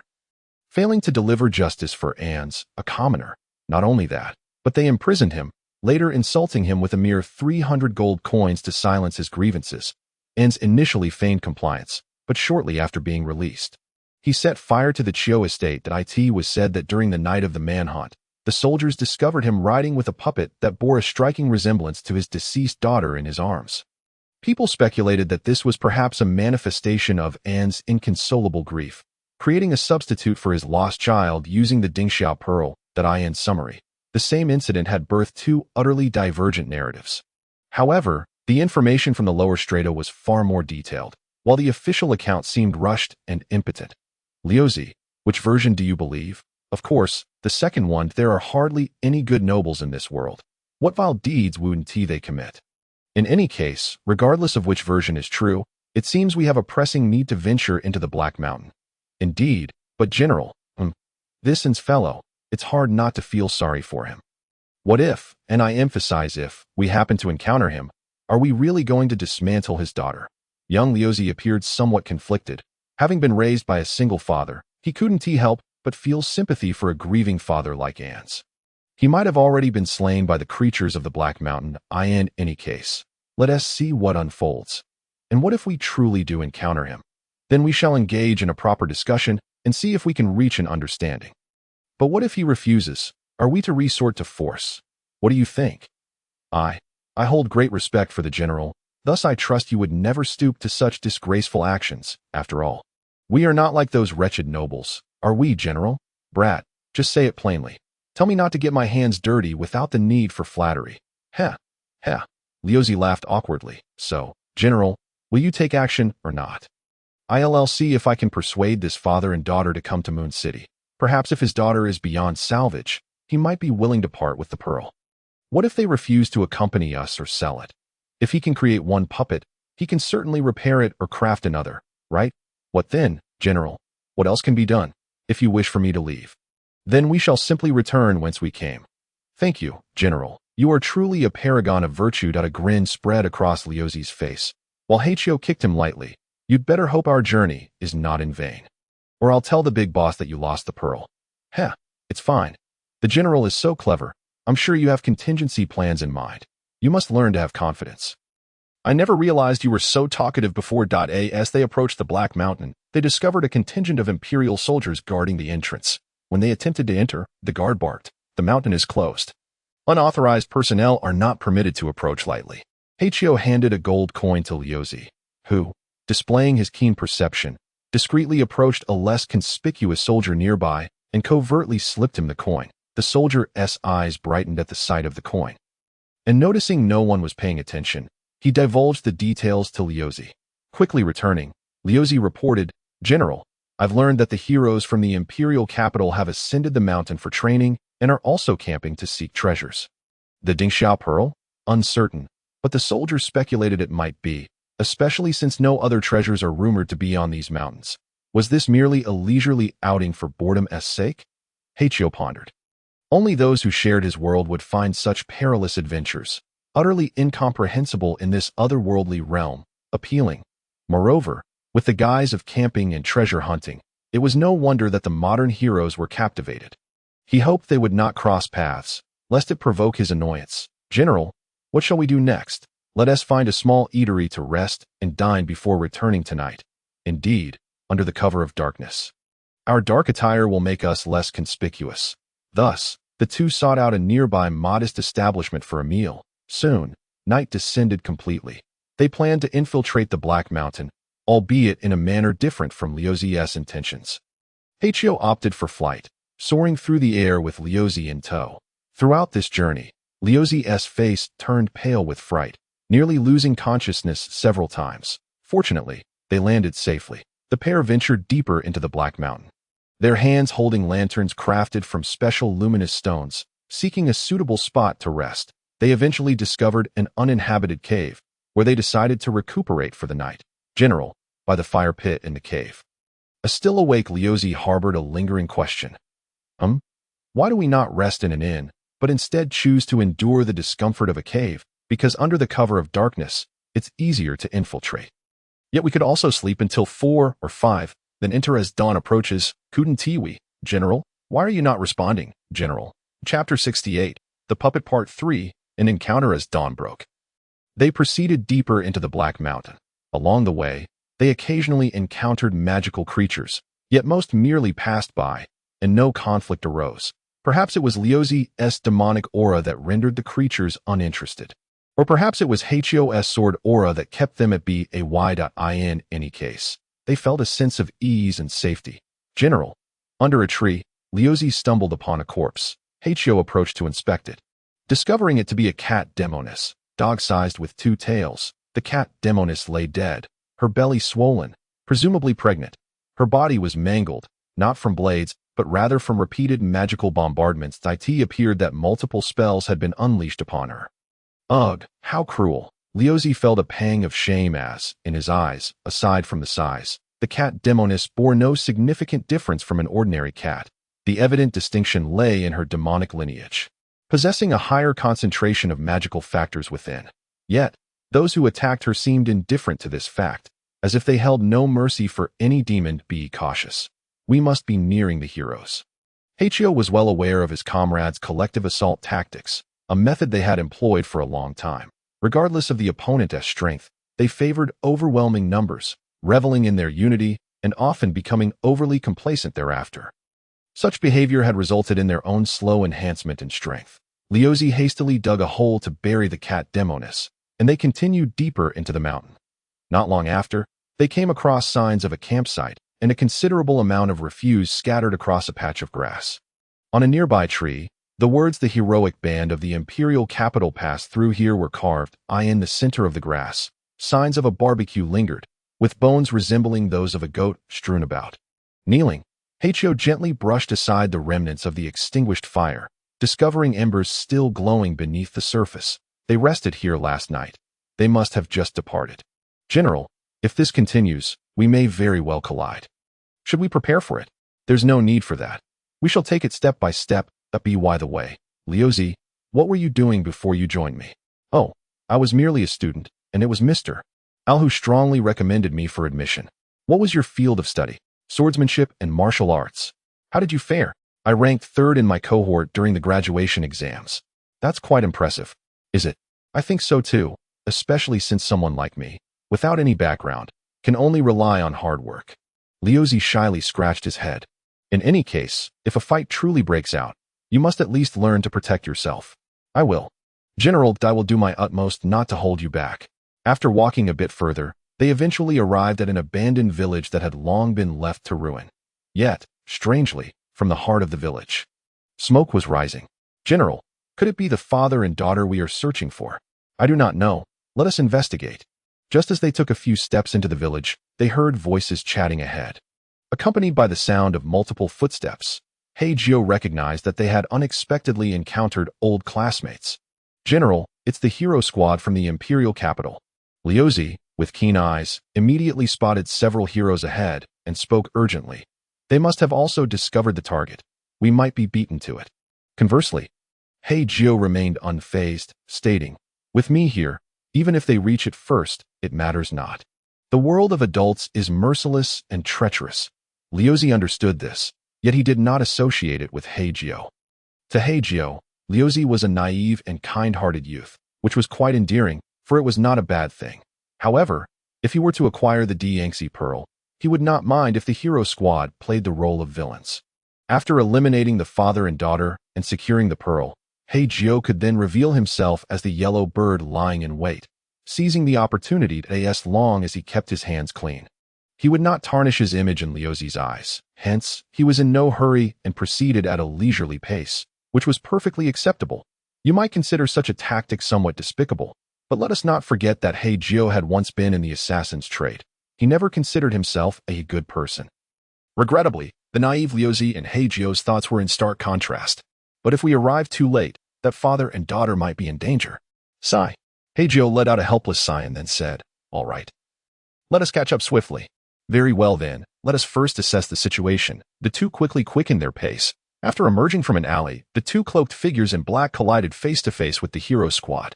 Class leader Shaowy, homeroom teacher Wang Li, and the rotund He Wei, the catalyst for Hei Jiu's expulsion from the palace, along with several other familiar faces. Remarkably, none of the heroes had brought along any residents from the imperial capital.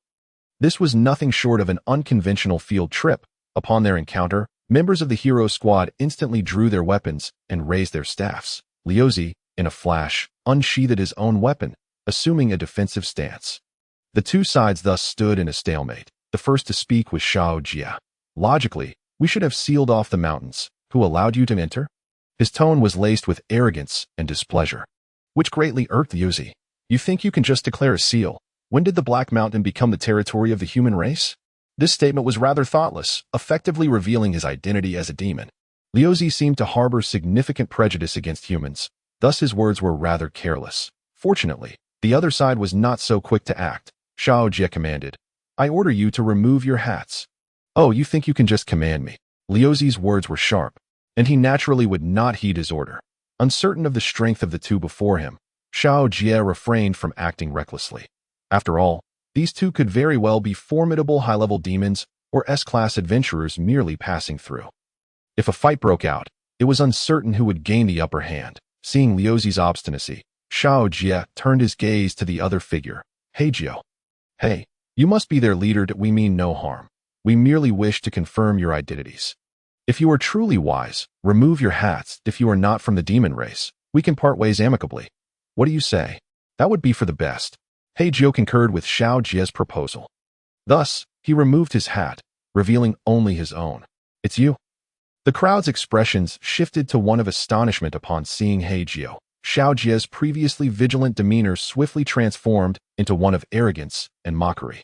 Well, if it isn't Hei Jiu, the black hero, it's been a while. You don't seem to be faring very well.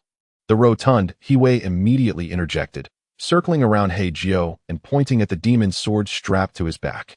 Oh, you carrying a model sword? You're putting on quite the show. He assumed that the sword must be fake, as no normal person could carry such a heavy weapon. However, no sooner had he spoken than bang. Liuzi delivered a flying kick that knocked him to the ground, with the sword now pressed against his neck, causing Hei's face to pale in terror. You fat pig, mind your manners. Under normal circumstances, Hei would have immediately retaliated to being called a pig, but now, with Liuzi's blade at his throat, he dared not utter a word.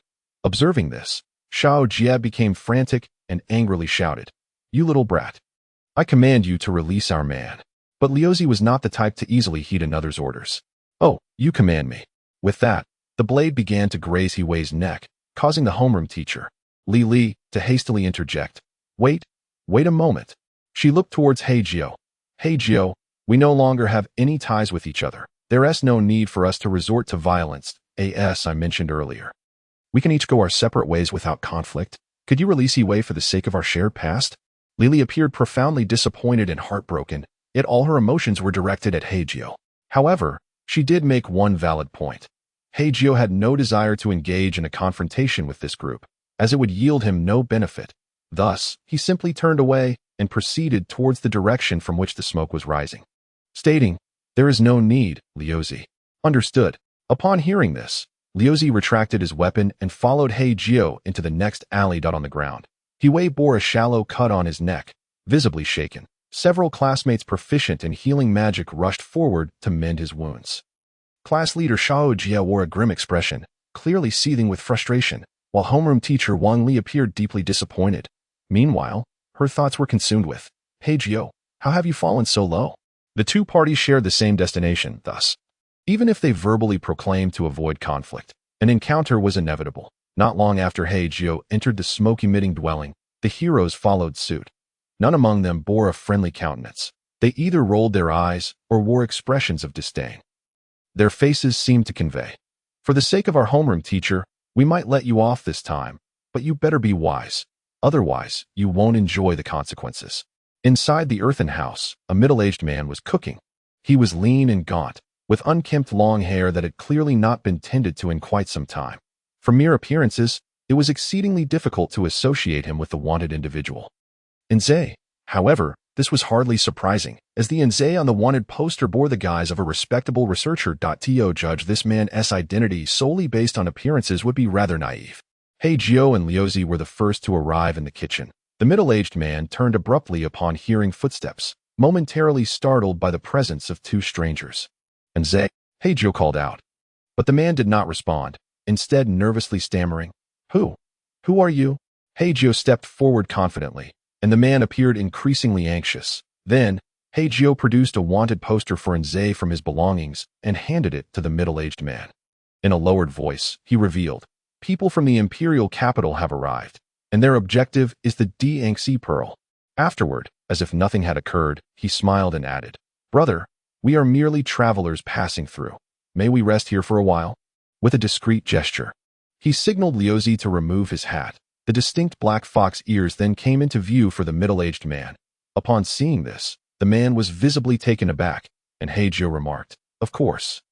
We hail from the demon realm, so please do not take offense. Oh, no offense taken, the middle-aged man stuttered, then proceeded to burn the wanted poster while saying, However, I truly do not know the Nze on this wanted poster. Asking me will be of no use. Yet, this single statement had already thoroughly betrayed his identity. Hei Jiu and Liuzi exchanged glances, each understanding the implications. The reason was simple. Hei Jiu had tampered with the wanted poster. He had clearly obscured the name, and Zhe, with charcoal. So how could this man possibly know that the individual on the poster was named in Zhe? It was likely that he had glanced at it too hastily, and in his moment of panic, he had inadvertently revealed himself. Speaking of deadlines, Enz was previously a scientist who struggled with interpersonal interactions. Expecting him to master the art of impeccable deception is undoubtedly a considerable challenge for him. Tap, tap, tap. The sound of the brave adventurer's footsteps began to approach from behind, prompting Liuzi to hastily don his hat once more. Soon, a large crowd gathered at the kitchen entrance. The leading figures, upon discovering the presence of a middle-aged man within, contemplated advancing to apprehend him. Unexpectedly, Liuzi drew his sword to obstruct their path. Has no one taught you that one should abide by the rules of others' homes? However, the group showed no inclination to retreat, brandishing their weapons with the intent to strike at that moment. Their homeroom teacher, Wang Li, rushed over and interjected, "Do not resort to violence. Let us first clarify the situation to avoid wrongfully accusing anyone." She proceeded to enter the kitchen, shaking hands with the middle-aged man, saying, "Brother, we are merely here to find someone and mean no harm. Are you acquainted with someone named Anz?" After presenting a wanted poster showcasing Anz's previous likeness, the middle-aged man, as before, claimed he had never seen him. "Oh, I see." Wang Li's expression then turned awkward, utterly at a loss for what to say next. It appeared she had not anticipated the subsequent developments when she rushed out. The middle-aged man, however, alleviated the tension by saying, "Well, I am preparing a sweet soup. You must have had a tough journey to arrive here. Please, have some to rest." "Thank you so much, brother." Wang Li nodded vigorously, eager to seize the opportunity. After some time, many in the group were holding bowls of sweet soup, though some declined, expressing disinterest. Ultimately, the middle-aged man brought 2 bowls of sweet soup to the doorstep for Hei Jiu and Liuzi. With a smile, he encouraged, "Drink up, it's quite delicious." Just as Liuzi was about to take a sip, Hei Jiu halted him, sensing a glimmer of panic in the middle-aged man's eyes. Chapter 70. The Puppet. Part 5. Escape. Let me take a taste first. Amid Liuzi's confusion and the middle-aged man's anxious gaze, Hei Jiu took a small sip. The sweet soup was delightful, but regrettably laced with a sedative.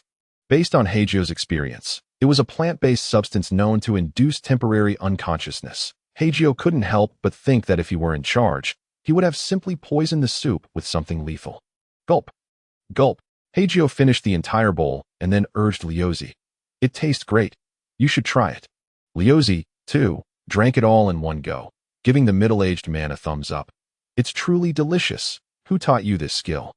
"Brother." Satisfied that Liuzi had also partaken, the middle-aged man finally felt a weight lift from his shoulders and responded with a hearty laugh. "Self-taught. With practice, one gains experience. It's not some remarkable skill." Just then, a girl's voice rang out from the front door. "Father, why are there so many people today?" Upon hearing this, the middle-aged man's complexion instantly paled, and he dashed outside. The group of adventurers, with gazes akin to ravenous wolves, sent a chill down his spine. "Father, I'm back." "Would you like some mushrooms? I've gathered a lot." The girl, around 15 or 16 years old, stood at a height of about 1.50 meters, her hair styled in 2 playful pigtails. Wearing a simple, albeit patched dress, despite the patches, her vibrant and innocent charm remained unmasked. "Father, what's wrong? Your expression looks terrible. Are you unhappy? Would you like me to sing for you?" "I can sing. Should I sing for you?" She held the middle-aged man's face as if soothing a child. However, this heartwarming scene now filled him with dread. "Little sister, what is your name?" The class leader, Shaoji, approached to probe further. My name is cough, cough, cough." The middle-aged man suddenly began to cough without warning and hastily instructed, "Child, go to the basement and fetch the Dingxiao pearl. These guests are likely here for that item." The moment those words left his lips, everyone gasped in shock, while the girl wore a puzzled expression. Dingxiao pearl, the item contained in that iron box. "Oh, so it's that pearl." With that, she ventured into the inner room. Some attempted to follow, but the middle-aged man blocked their path. "I've seen that wanted notice, but we are not the individuals you seek. The scientist and his daughter mentioned in the notice have long since passed. I discovered their corpses at the entrance of a beast's den. The Dingxia pearl was found there as well. If that is the case, then why didn't you let your daughter? Because her nickname is also Yaya, just like the puppet in the wanted notice. But as you can see, she is a human. How could she possibly be a puppet? What reason do we have to believe you? Whether you believe me is inconsequential. However, your objective is the Dingxia pearl, is it not? I will hand it over, but I hope you will not make things difficult for us. Humph, bring it here first. Xiao Jia clearly appeared skeptical of his claims. Soon after, Yaya returned, presenting an iron box to the middle-aged man that he opened the box and extracted a black pearl, roughly the size of a ping-pong ball, his hands trembling uncontrollably, sensing an ominous turn of events. Hei Jiu tugged at Liuzi to stay close. Though confused, Liuzi complied. They quickly moved to a nearby large rock to observe the unfolding drama. What are you waiting for? Hand it over. As the middle-aged man hesitated to pass the pearl, Xiao Jie grew increasingly irritated. Suddenly, crack. The sedative in the sweet soup began to take effect, causing the adventurers to collapse one by one, including Liuzi, who fell unconscious beside Hei Jiu in the blink of an eye. Only a dozen adventurers remained. Even the homeroom teacher, Wang Li, and the hefty Hui were not spared. Yaya, run away. Before Xiao Jie could react further, the middle-aged man shouted, throwing the pearl directly at Xiao Jie's face. The next moment, a deafening explosion erupted as the pearl detonated upon impact, releasing a cloud of acrid smoke that enveloped the area. The man seized Yaya's hand and fled swiftly, tossing black pearls behind him, creating a chaotic scene filled with blinding and foul-smelling smoke. Appeared the iron box was packed to the brim with these items. The earlier opening had cleverly concealed the unusual contents from the others. This black pearl was an invention of the middle-aged man, known as Ans, specifically designed as an explosive. Its primary purpose was to repel beasts, ensuring his home remained safe from danger. This was the first time Ans had employed such a weapon. Father, why are we running? Yaya asked innocently, her eyes wide with confusion. Ans replied, they are bad people, and they will separate us, so, Yaya, do not let them capture you. Bad people, what does that mean? Yaya appeared puzzled but continued, but if they want to separate Yaya from father, then they are wrong. Yes, Yaya, they are wrong. We are right, and no one can separate us, no one. Behind them, the adventurers, covering their mouths and noses, their eyes stinging from the smoke, slowly closed the distance. Among the adventurers was a mage skilled in wind magic, who quickly conjured a wind shield to hasten his pursuit. Although he could employ a wind-blowing skill, the initial setup was somewhat lengthy, making it less suitable for this chase. After all, the target was moving, and as soon as the smoke was cleared, new smoke would arise in its place. The enraged adventurers drew ever closer to the father and daughter, and then, a swift mage hurled a fireball. Fireball! The fireball aimed directly at Yaya, who was struggling to keep pace. Just as the flames were about to engulf her, Ans reacted swiftly, shoving her aside, and bore the full brunt of the attack himself. With a resounding explosion, the fireball detonated against Ans' back, tearing away flesh and causing him to collapse, blood spilling from his mouth as he faced his daughter, who was struggling to rise from the ground. In a choked voice, he urged, Yaya, run. Chapter 71, The Puppet, Part 6, A Delayed Rescue. Father, what is wrong? Yaya's expression was not one of sorrow. She merely gazed at the scene before her in confusion. Ans withheld any feelings of despair, not wishing to witness Yaya's distress. Quickly, flee, listen to me. His voice grew increasingly frail, yet Yaya did not move. Coming to her senses, the father and daughter found themselves completely surrounded by the adventurers. Xiao Jie delivered a vicious kick to Ans' side, cursing, You old fool, how dare you deceive me? The kick elicited a piercing scream from Ans, prompting Yaya to furrow her brow in anger, though she did not feel sadness. Her anger was palpable. Filthy monster, keep your foot away from my father's body. Monster, are you referring to me? Xiao Jie let out a hearty laugh, prompting the others to join in. How ridiculous that a mere puppet dares to call me a monster. I'll kick it. My foot won't leave it alone. So what? Show me your skills.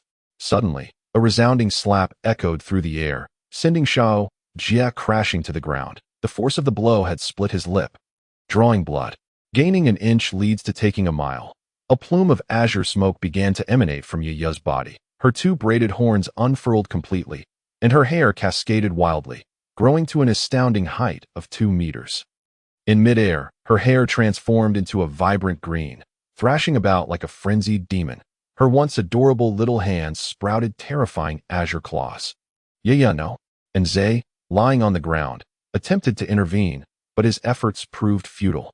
He only wished for Yaya to escape, rather than unleash the uncontrollable power of the jewel within her. The sight startled the assembled heroes, while Shao Jia, spitting blood from his mouth, gritted his teeth and shouted, "What are you waiting for? Attack!" He then drew his favored longsword and charged at Yaya. The others, witnessing the chaos, rushed to join the fray. The encirclement began, but Yaya's speed was astonishing. Their attempts to target her were utterly ineffective. Moreover, as her hair severed the heads of two heroes, their morale plummeted at an alarming rate. Until now, these heroes had always acted collectively, suffering occasional injuries but never facing fatalities. Now, witnessing the decapitation of two comrades with whom they had shared daily bonds. This sheltered group of heroes found it impossible to accept. Thus, wavering sentiments took root in their hearts. Yet the more they hesitated, the more casualties they suffered. The third and fourth heroes fell, and finally, upon the collapse of the fifth body, Commander Shao Jia hatched a plan. Stop aiming at her. Focus your attacks on Nzay. Concentrate fire on that old man. The others quickly understood and unleashed a barrage of magical orbs toward the fallen Nzay. In response, Yaya wasted no time, soaring over and shielding Nzay with her entire body. Boom! A deafening explosion ensued, shrouding the area in smoke. As the haze dissipated, the form of Yaya, supporting Nzay, was finally revealed. She was a puppet with a jewel the size of a bottle cap embedded in her chest. Her clothes were tattered and torn, and beneath the shredded fabric lay a meticulously crafted puppet skeleton. Polished countless times, Yaya's face was utterly disfigured, the left side completely gone, revealing only the gears within her head and a sinister azure aura. "Father, are you all right?" Her voice, no longer ethereal and melodious, had transformed into a mechanical rasp, reminiscent of the strange noises one might expect from a puppet. Nzay, lying on the ground, had lost both legs in the explosion, even though Lily had shielded him from most of the harm. Their size disparity was undeniable. Yaya, the heroes encircled them. "Father will always love you." A hero brandishing a long sword charged forward, intent on severing Lily's head. Just then, boom! A wave of sword energy cleaved the earth, obliterating the hero wielding the long sword, reducing him to mere fragments that fell into the chasm, utterly vaporized. The remaining heroes were also flung back by the force of the sword energy. Landing in disarray as they scrambled to their feet, they turned to face their assailant, only to be met with an unexpected figure. Hei Jiu. By now, Hei Jiu had drawn his massive sword and advanced deliberately toward them. Standing at the edge of the chasm, he gazed at Shao Jia and the others, whose expressions were grim. "Get lost." Shao Jia, gritting his teeth, visibly bristled at the command. However, the recent attack compelled him to regain his composure. "As classmates, can you really be so ruthless?" "Classmates," Hei Jiu chuckled. "Classmates, by definition, share the same school. 1's lifetime of classmates numbers in the thousands. Is that truly valuable? Ultimately, the phrase "as classmates" is only uttered by those with a genuine bond to others. Classmates are merely a euphemism for friends. The kind of classmates who bully and ostracize are all too common. Should one refer to such individuals as classmates? In truth, Shao Jia, my relationship with you and your group is nothing more than this. Raising his demonic sword high, Hei Jiu instilled terror in the heroes, who scrambled to escape. This time, no one dared utter another word. After driving away the heroes, Hei Jiu approached the father and daughter. And Zay, barely clinging to life, managed to muster a smile for Hei Jiu. "Thank you." Hei Jiu offered no response. But as he turned, he murmured in a low voice, "I'm sorry." Indeed, had he acted sooner, perhaps this father and daughter could have been saved. Yet, Hei Jiu had chosen not to intervene, deliberately allowing Liuzi to consume the drug-laced syrup. Had Liuzi witnessed this scene, it would have been disastrous. The adult world is devoid of idyllic fantasies. Ultimately, one is driven by self-interest, whether it be monetary, political, or emotional. In the end, Hei Jiu made the calculated choice from the outset. Chapter 72. The Puppet, Part 7. Are you going to sleep? Into the puppet arc. Cough, cough, cough. Intense coughing accompanied the rapid deterioration of Nzay's condition. He likely had less than 5 minutes to live. Blood flowed freely from his back, and the mangled stumps of his legs were a gruesome sight. Father, you look unwell. The puppet's skeletal frame gently caressed in Zay's tear-streaked face. Are you hungry? Lily gathered many mushrooms today. I'll make you some. Her raspy voice resembled a malfunctioning speaker, yet to Zay's ears, it was as sweet as music. His trembling right hand attempted to rise, yearning to touch his daughter's cheek one last time.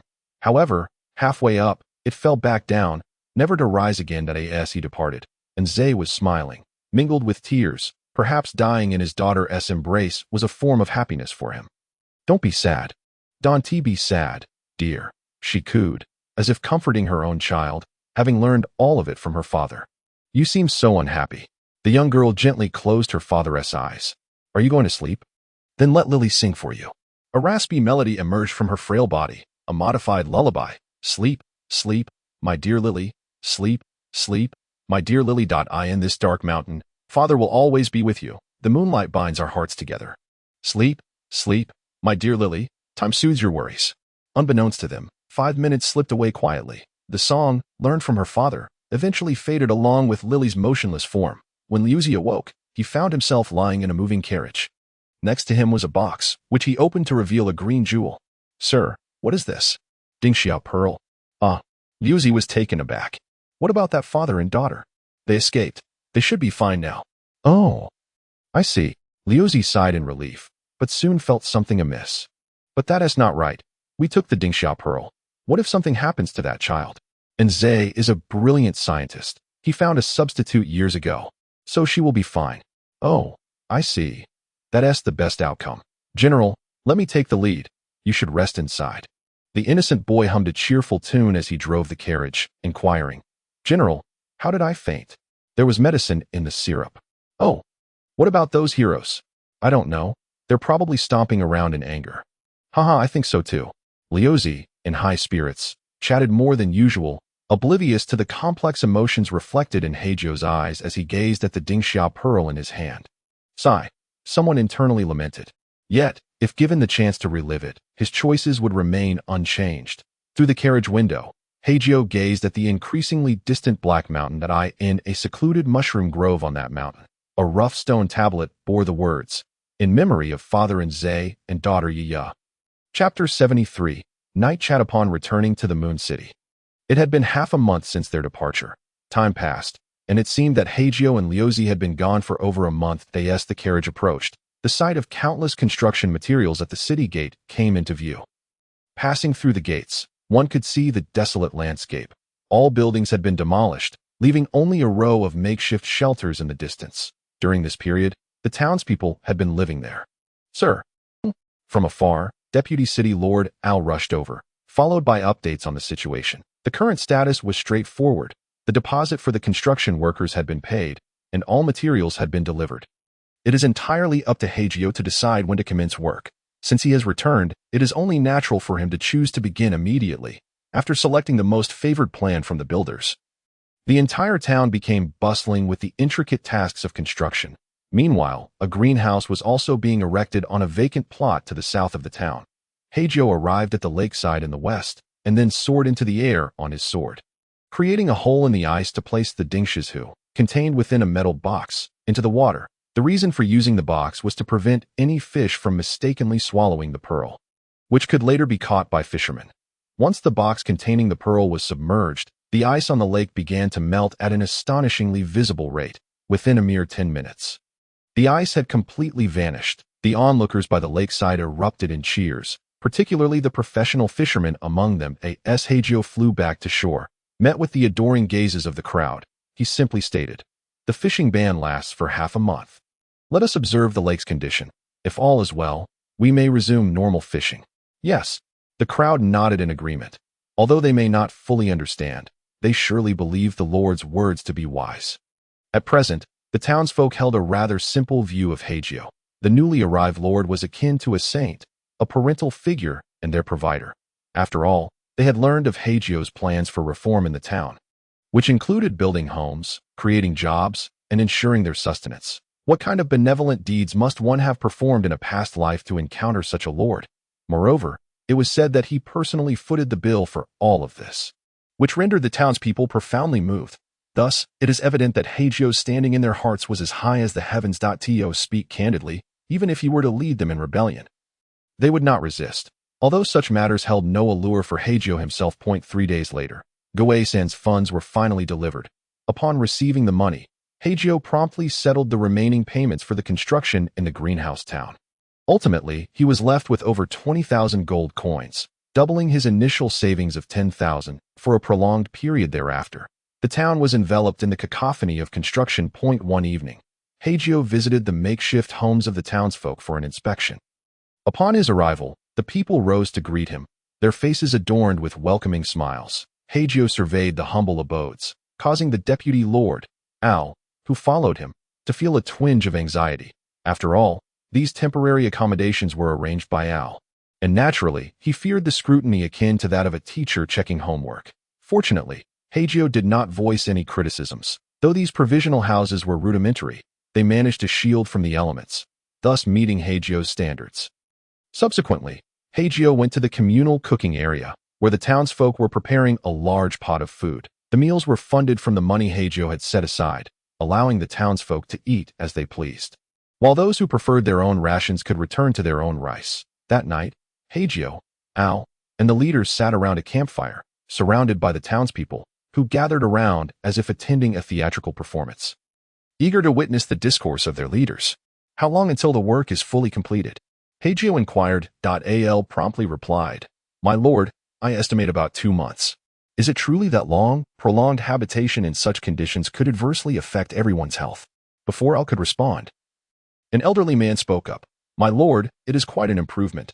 We are far better off than in the days of hunger and cold." Indeed, indeed, the others echoed in unison, as if participating in a comedic routine. "Very well. If you can endure, I shall refrain from further complaints. I only hope you all can hold on a little longer. Once the houses are completed in 2 months, I will provide each family with at least 2 gold coins for furnishings." "Thank you, my lord." The crowd erupted in enthusiastic applause. Hei Jiu then added, "However, I must convey a necessary truth. I am but a commoner, straightforward in nature, and certainly not of noble birth. Thus, I may speak rather bluntly. It is often said, a grain of rice nurtures kindness, while a handful breeds enmity. My current assistance is meant to be a gesture of goodwill, should you come to rely on it and perceive it as a debt I owe you. The day I cease to aid you could lead to resentment, which is not a scenario I wish to witness." A fisherman quickly responded, "Rest assured, my lord, though we may be impoverished, we are not the sort to bite the hand that feeds us. Should anyone dare to adopt such an attitude, we shall deal with them ourselves. No need for your intervention, wouldn't you agree?" "Indeed, indeed," the crowd affirmed, each appearing indignant. "Good. If you are so reasonable, we shall surely coexist harmoniously in the future. Now, let us discuss what lies ahead. My plan is to complete the houses, distribute the furniture funds, and then commence with the greenhouse and fishery. I trust that everyone will then have the means to sustain themselves. Of course, some may begin at a disadvantage and find it challenging to adapt initially. Therefore, once the houses are finished, we will continue to distribute grain monthly for the next 3 months. After that, we will transition to formal grain taxation. After all, my funds do not come from thin air. It is not sustainable to deplete them indefinitely. I have observed other towns with tax rates of 50 or even 40%, with rumors of lords embezzling quite a bit. At this, the crowd burst into laughter. Personally, I detest embezzlement. Thus, I have decided to set the tax rate at 20%. How does that sound to everyone? With that, thunderous applause erupted. Chapter 74. Money Town. It seems there are no objections. So let us take this opportunity to discuss other matters. Previously, I heard from Al that many children of elderly residents in our town are soldiers who perished in battle. Yet their pensions have not been distributed. Is this true? If there are any relatives of the fallen soldiers, please step forward. Soon, a dozen individuals approached, comprising elderly men and women, as well as children, some of whom had become orphans. The deceased soldiers were their fathers, brothers, or uncles. Most of the elderly were lonely widows or widowers, whose children had hoped to achieve glory on the battlefield and return home to honor their parents, only to pay the ultimate price instead. Not only that, but even the pensions for the fallen had been swallowed by those in power. My lord, there are actually 2 who have not yet arrived. Al hesitated before the group before him. Why is that? One orphan starved to death early on, and an unattended elderly woman, perhaps 3 months ago. This was a grave matter, casting a shadow of resignation over the faces of all present. Who is responsible for the distribution of these pensions? The money town to the south, in theory. It falls under the jurisdiction of their lord. Why must the pensions of Moontown pass through his hands? You may not be aware, my lord, but the remote location of Moontown led the officials to simplify matters by assigning all pensions in this area to Moneytown, requesting their lord to distribute them to neighboring towns. And then he simply pocketed them? That appears to be the case. The lord of Moneytown has a relative in the government, rumored to be the adopted son of a grand mage. Thus, he is untouchable. Disgusting. Indeed, I share your sentiments. The grand mage is well into his years, and one can only hope his legacy is not tarnished by his adopted son. Hei Jiu sighed deeply, then declared, "Here is what we shall do. Tomorrow, you few will accompany me to Moneytown. I intend to have a word with that fellow." Yes, the leaders, excited by the prospect of venturing beyond the confines of their town, displayed eager expressions. Al attempted to raise his hand, wishing to join in on the excitement, but realizing the necessity of supervision, he wisely abandoned the thought. With plans in place regarding the pensions, Hei Jiu instructed Al, once the houses are finished, make it a point to visit and monitor those without families and ensure they are well cared for. Certainly, I will. At that moment, a middle-aged man spoke up. My lord, Moontown is bound to prosper in the future. Should outsiders wish to settle here, what then? Will you still provide funds for their housing and furnishings? Am I mad? Hei Jiu shot a glance at the man, while Al promptly smacked the man's forehead. Exactly. Do you take our lord for a fool? This elicited a hearty laugh from the crowd. Hei Jiu then added, outsiders are ultimately outsiders. They are not the original inhabitants of Moontown. In conclusion, I will only oversee the construction of homes this once. There will be no further funds for such endeavors. Should outsiders wish to settle in our town, they must purchase or build their own homes. I have no intention of allowing others to take advantage. As he spoke, Al suddenly seemed to recall something important, leaning closer to Hei Jiu's ear and saying, by the way, my lord, the princess came to see you a few days ago. But since you were not here, I sent her away. Bai Ling. Yes, our country has only one princess. I see. Did she say anything? Not much, just that she felt quite down about your absence. I suppose she must be bored at school. Never mind, let's not dwell on that. The next day, Hei Jiu rode to Qian City accompanied by the 1st, 2nd, and even the 6th of their party. This Qian City was quite different from Yu City, although similar in scale. It was significantly more prosperous. However, just as they arrived near the city gate, they encountered a large crowd of destitute citizens outside, holding banners demanding repayment. Their voices rang out in unison. Return our soldiers' hard-earned money. Return our soldiers' hard-earned money. At that moment, the city gate was already surrounded by citizens, while facing them was a line of armed soldiers tasked with keeping them at bay.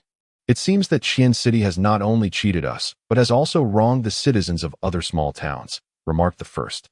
He stroked his beard and called over an elderly passerby, asking, Good sir, what is going on over there? The old man initially intended to explain, but upon realizing he was speaking to a group of officials, he immediately stammered, No, I don't know. Please, don't ask me.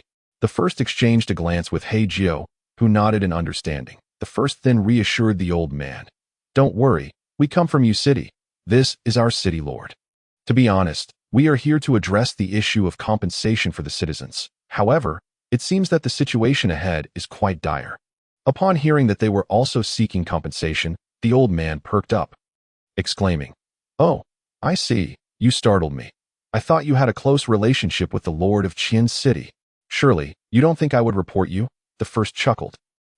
These matters are of little consequence now, the old man sighed, revealing the truth that in fact, he was there to demand compensation as well. He had 2 sons who perished in battle, yet the compensation had yet to arrive. He had come with the protesting crowd. But after several futile attempts, the lord of Qian City had ignored them completely. Discouraged, the old man had decided to return home. Many like him had given up hope during this time, and it appeared that the lord of Qian City intended to drag this situation out until the citizens could no longer endure and went home. He had no need to worry about any investigations from above, as he had connections in the palace. With a little protection from his uncle, he could sleep soundly. This was the general situation. Hei Jiu was not particularly interested in the affairs of other cities. He only wished to reclaim the compensation owed to Yu City. However, the others had a different perspective. They believed their lord could stand up for these people, which would, in effect, secure their loyalty. This could only benefit them in the future. Therefore, the 6 of them suggested that Hei Jiu lend a hand. Hei Jiu felt indifferent and simply agreed, upon hearing that Hei Jiu could advocate for them. The old man hurried toward the protesting crowd. Chapter 75. Demanding compensation. Once the crowd heard the old man's account, they ceased their actions, some expressing disbelief. Just then, Hei Jiu and the others approached on horseback. The 7 riders passed through, and the citizens instinctively parted to create a path, their eyes filled with anticipation. The soldiers stationed at the city gate, startled by the sudden appearance of 7 mounted figures, were met with the inquiry from the gate officer. "Who are you? Do you have an appointment?" "An appointment? Do we need an appointment just to enter a city?" "Yes, it is a special time. Without an appointment, entry is not permitted, not even for the general protector of the nation." The first was becoming impatient. General protector of the nation. The gate officer paused, then scoffed, clearly unconvinced. He likely had not anticipated that the actual general protector would visit such a remote city. "Even the general protector of the nation cannot enter without an appointment," he stated arrogantly. In his eyes, these individuals must be impostors, as they would otherwise have revealed their identities directly. "Then may I trouble you to summon your city lord?" the first asked, his patience wearing thin. However, the gate officer replied, "That is also not possible. The city lord is busy." "You son of a—" The first could no longer contain his outrage, but before he could finish his sentence, boom! Hei Jiu, wielding a massive sword, cleaved downwards at the gate officer, causing the city gate and the surrounding wall to collapse, creating a substantial breach. Enemy attack. The gate officer and his soldiers scrambled into the city, presumably to seek reinforcements. Meanwhile, the citizens behind them looked on in disbelief, while Hei Jiu's 6 subordinates wore expressions of concern. "My lord, do you think this might be a bit excessive?" The second chuckled, though his laughter was forced. Hei Jiu replied nonchalantly, "I am merely a brutish general. I couldn't think of a quicker solution. Besides, when have I ever given you the impression that I possess great patience?" "That does seem to be the case," they conceded. Before long, the sound of marching footsteps resonated from within the city.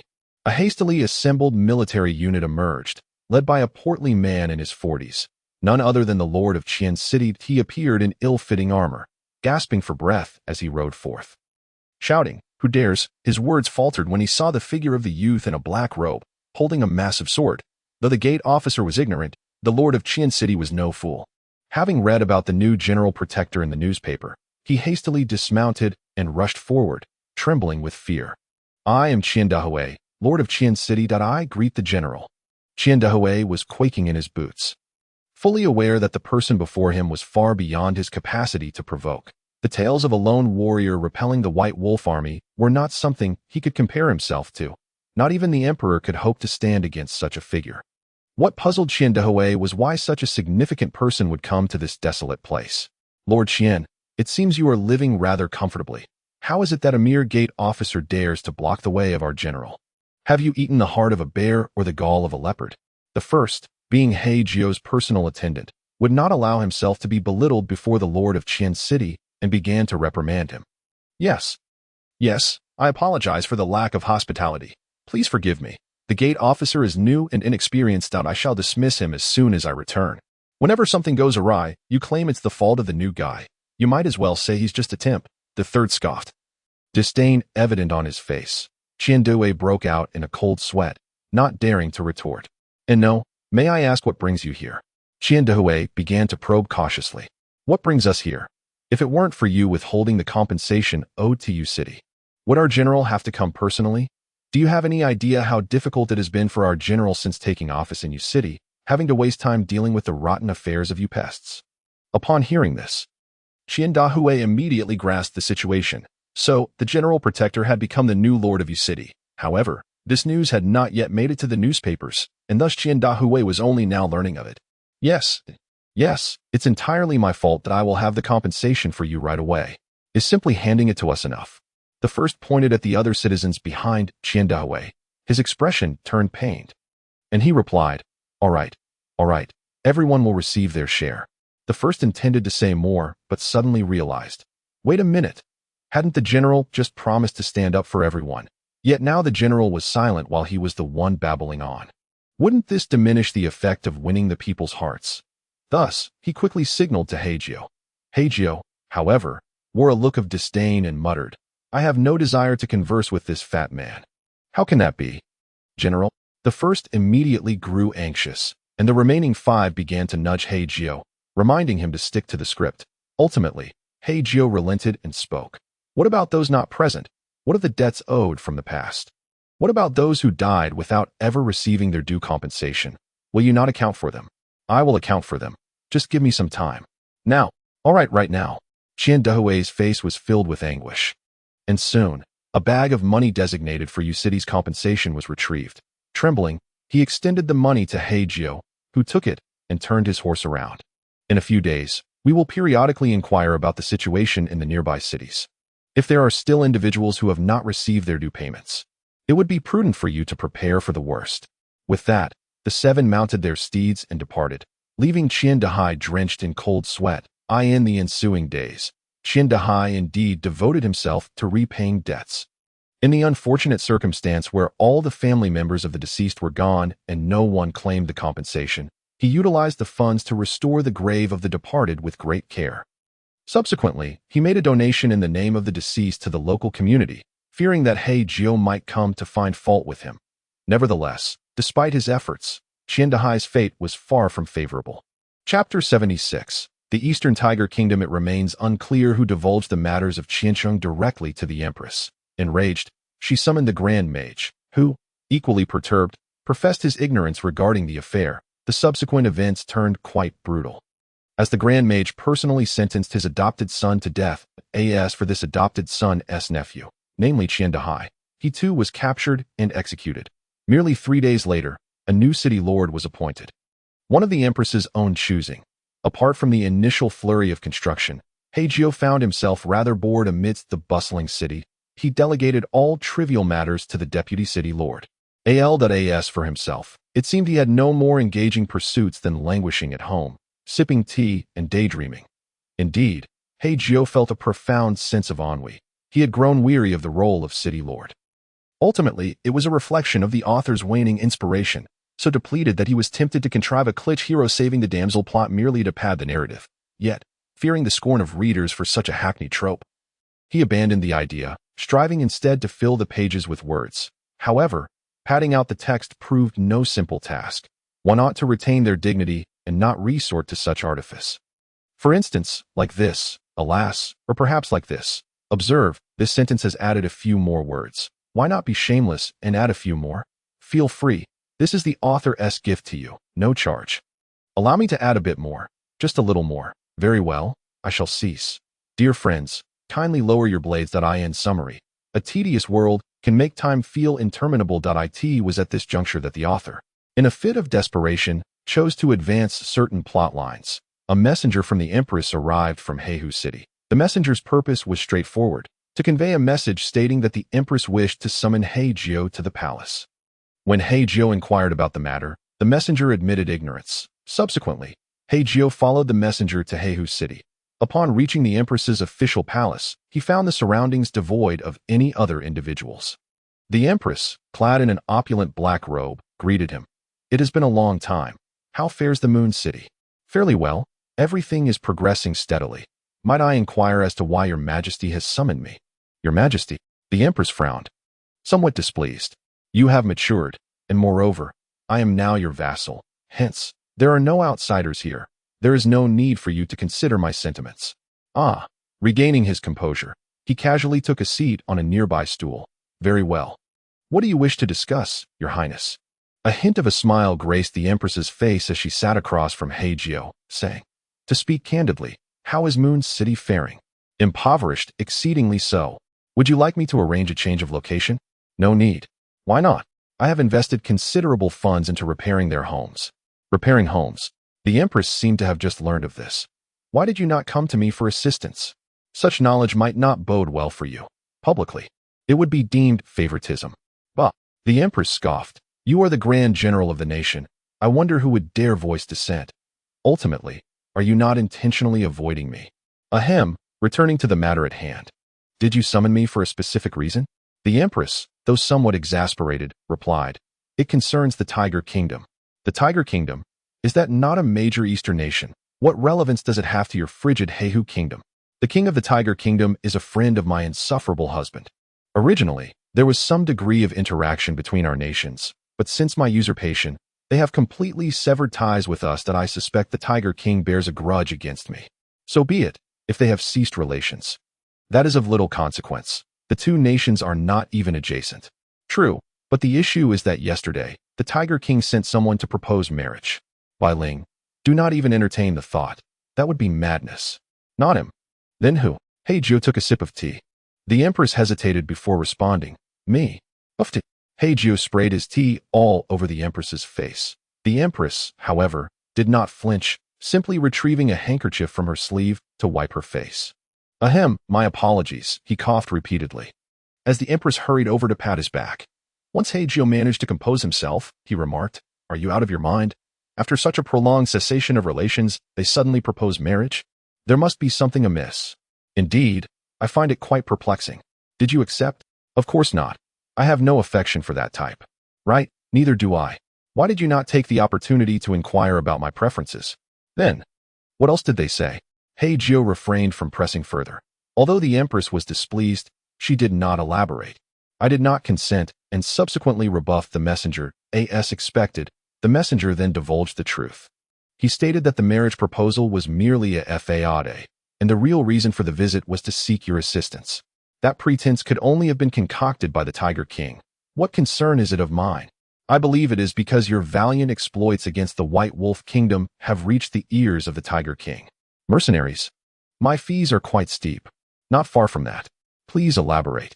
The Tiger King has a young daughter who was abducted by the previous Grand Mage of that kingdom, and for reasons unknown, she has since fallen into the clutches of the thousand-handed monster.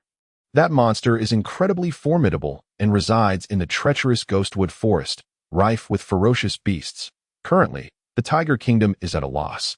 Hence they seek the aid of various powerful figures that I surmise they inadvertently caught wind of your deeds. Which is why they approached me. So what are your thoughts? Which aspect are you referring to? It seems there is no other aspect. Do you wish for me to assist them? I am primarily concerned for your safety. The Empress expressed her apprehension. In other words, I might consider attempting it. Yes, if this opportunity could mend relations with the Tiger Kingdom, it may not bear immediate fruit, but it could prove useful in the future. The Tiger Kingdom is a military powerhouse. Who knows? Perhaps one day in the event of conflict, we could claim a portion of land, which would not be detrimental to Bai Ling, however. If everything hinges on your safety, I would prefer you not to go. I shall be fine. If the situation turns dire, I will escape. Hei Jiu rubbed his eyes, then said, "By the way, Your Highness, there is something I have long wished to inquire about." Hei Jiu's tone grew notably serious. "What is it?" "It concerns our village from our childhood. What truly transpired after I departed?" "Well, there is not much to tell. The villagers grew increasingly impoverished, and eventually, everyone left. Later, with the Hei Jiu Kingdom conscripting individuals for military service, the area became uninhabitable, leading to its gradual desolation. Aside from that, nothing else of note occurred. The Empress deliberately withheld one detail, that she herself had been taken by the king during that time. Upon hearing the Empress's account, Hei Jiu felt even more perplexed, for if that were the case, how had the massive dead tree in the village come to be, and who had constructed the enormous nest atop that tree? It is worth mentioning that had it not been for that nest, he likely would never have encountered the enchanted sword Alpha. Chapter 77. The Thousand-Handed Monster Prologue. It was a tempestuous night. Rain pouring down in torrents. A disheveled 30-year-old woman wandered through the rain, her mind in a daze, her gaze vacant. Barefoot, she walked while weeping, blood trickling down her legs. The woman was of exceedingly unattractive appearance, marked from birth by a large blotch on her face. Her parents, repulsed by her looks, abandoned her in the wilderness, but fate had not forsaken her. She was taken in by a benevolent orphanage director. Yet, due to her unappealing visage, she was bullied throughout her childhood. Even as she entered adulthood, no family came forth to adopt her. The orphanage did not accommodate adults, and even the caretakers were fully occupied. The director urged her to seek her own path, advising her to return if she found success. The woman was grateful for the director's care over the years. However, her lack of attractiveness made it impossible for her to secure employment. Ordinary jobs might frighten customers, while more specialized roles could terrify their siblings. Thus, she meandered through life, ultimately resorting to labor typically reserved for men, such as bricklaying on construction sites. This continued for over a decade until she turned 30. One evening, while returning home, she encountered two noble scions. Upon seeing her disfigured face, they were filled with mischief and ordered their lackeys to abduct her. They rendered her unconscious and deposited her onto the bed of a young nobleman they particularly despised. This young nobleman, possessing striking looks, found himself inebriated and, in a state of confusion, engaged in relations with the woman. Upon awakening, he was horrified and, in a panic, broke her left arm before fleeing. The woman exited the inn alone, her spirits understandably low. Certainly, should anyone genuinely believe that a plain woman sleeping with a handsome man is a stroke of fortune, it would be wise to keep a distance from such individuals. Otherwise, when lightning strikes, you might be caught in the fallout. In any case, the tragic tale begins here. However, for a woman who has endured bullying since her youth, survival remains imperative, with her left hand shattered. She has been dismissed from the construction site. Left with no choice, she recuperates at home, relying on begging for sustenance. As months pass, she begins to feel nauseous, and her abdomen visibly swells, seeking assistance from a destitute doctor residing in the slums. She learns she is pregnant. Upon hearing the news, her eyes gleam with hope, for this signifies the possibility of a family, freeing her from the burden of solitude. Loneliness can drive a person to madness, and the arrival of a child feels like a beacon of light in a world of despair. She resolves to bring the child into the world. Day by day, she begs on the streets with her growing belly. Wealthy individuals, eager to showcase their generosity before their new girlfriends, seem to offer her more than before. Time passes, and after 6 months, the moment of childbirth approaches. The doctor's wife, acknowledging their long-standing neighborly bond, offers to assist with the delivery free of charge. The woman, overwhelmed with gratitude, drifts into unconsciousness after giving birth. However, upon awakening, she finds the room deserted. Where is her child? Struggling to rise from the bed, she bears the agony, only to discover at the door that the doctor's wife is handing her baby to a couple. The man is none other than the nobleman who had broken her hand, the father of her child. The couple's faces contort with disdain upon seeing her. They turn away, clutching the wailing infant. The woman attempts to reclaim her child, but is stopped by the elderly woman. You cannot provide for this child. Let them take him. They will care for him far better than you ever could. Yet, the woman refuses to relent, determined to seize her child. In desperation, the elderly woman picks up a nearby stone and strikes her, rendering her unconscious. I'm so sorry. After dragging the woman inside, the old lady hastily gathers her belongings and departs. The money obtained from the couple is sufficient for her to live comfortably in her twilight years. This entire scheme had been orchestrated a month prior. The nobleman's family, having fallen from grace, was compelled to ally with a more powerful aristocratic family through marriage. This family had a single daughter, who was barren and notoriously domineering. Naturally, if the man desired a concubine, such a notion was out of the question, let alone engaging with other women. However, they could not remain childless, and in a moment of hesitation, the man recounted his past misfortune involving the plain woman. This was a bygone affair. His wife refrained from anger. Upon further inquiry, they discovered an unexpected twist. The plain woman was indeed pregnant and due to give birth shortly. Thus, the couple set their sights on the woman's child and conspired with the elderly neighbor. This led to the current predicament. As for why they did not simply purchase the child, it was twofold. The man's wife harbored excessive jealousy and was unwilling, and they wished to avoid direct interaction with the woman, whom they found repulsive, opting instead for this underhanded approach. In summary, the woman lost her child. Upon waking, she was met with profound despair. The elderly woman had vanished, leaving no trace, and the couple, she had no knowledge of their whereabouts. Even if she did, it would undoubtedly be in an affluent aristocratic neighborhood, far beyond her reach as a commoner. That night, a storm raged. The weakened woman stood drenched in the rain, weeping as she walked, blood streaming from her body. My child, my child. Her mind began to fray, her thoughts growing increasingly muddled, incessantly repeating the same phrase. My child, consumed by visions of her lost offspring. Ironically, since the birth, she had not even held her child. Visions of cradling her baby flooded her mind. Yet, how cruel the world is. Suddenly, a galloping carriage appeared, striking the oblivious woman and sending her tumbling several meters away. Damn it, the driver exclaimed, cursing the woman for nearly causing an accident. Yet he continued on without a second thought. Bloodied and dazed, the woman struggled to her feet, her right hand severely mangled, rendered as useless as her left. "My child, I want my child," she staggered forward, her fantasies of embracing her baby replaying in her mind.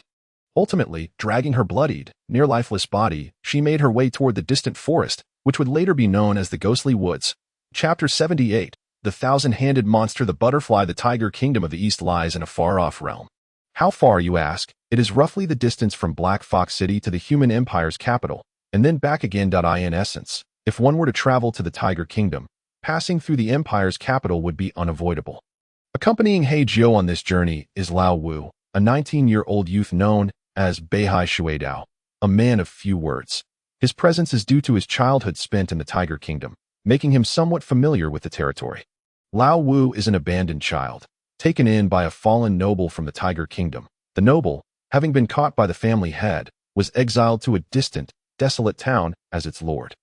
While the Tiger Kingdom is legitimate, it is not held in high regard, especially among the nobility, and news of such would invite ridicule, concerned that he could not afford to raise a child.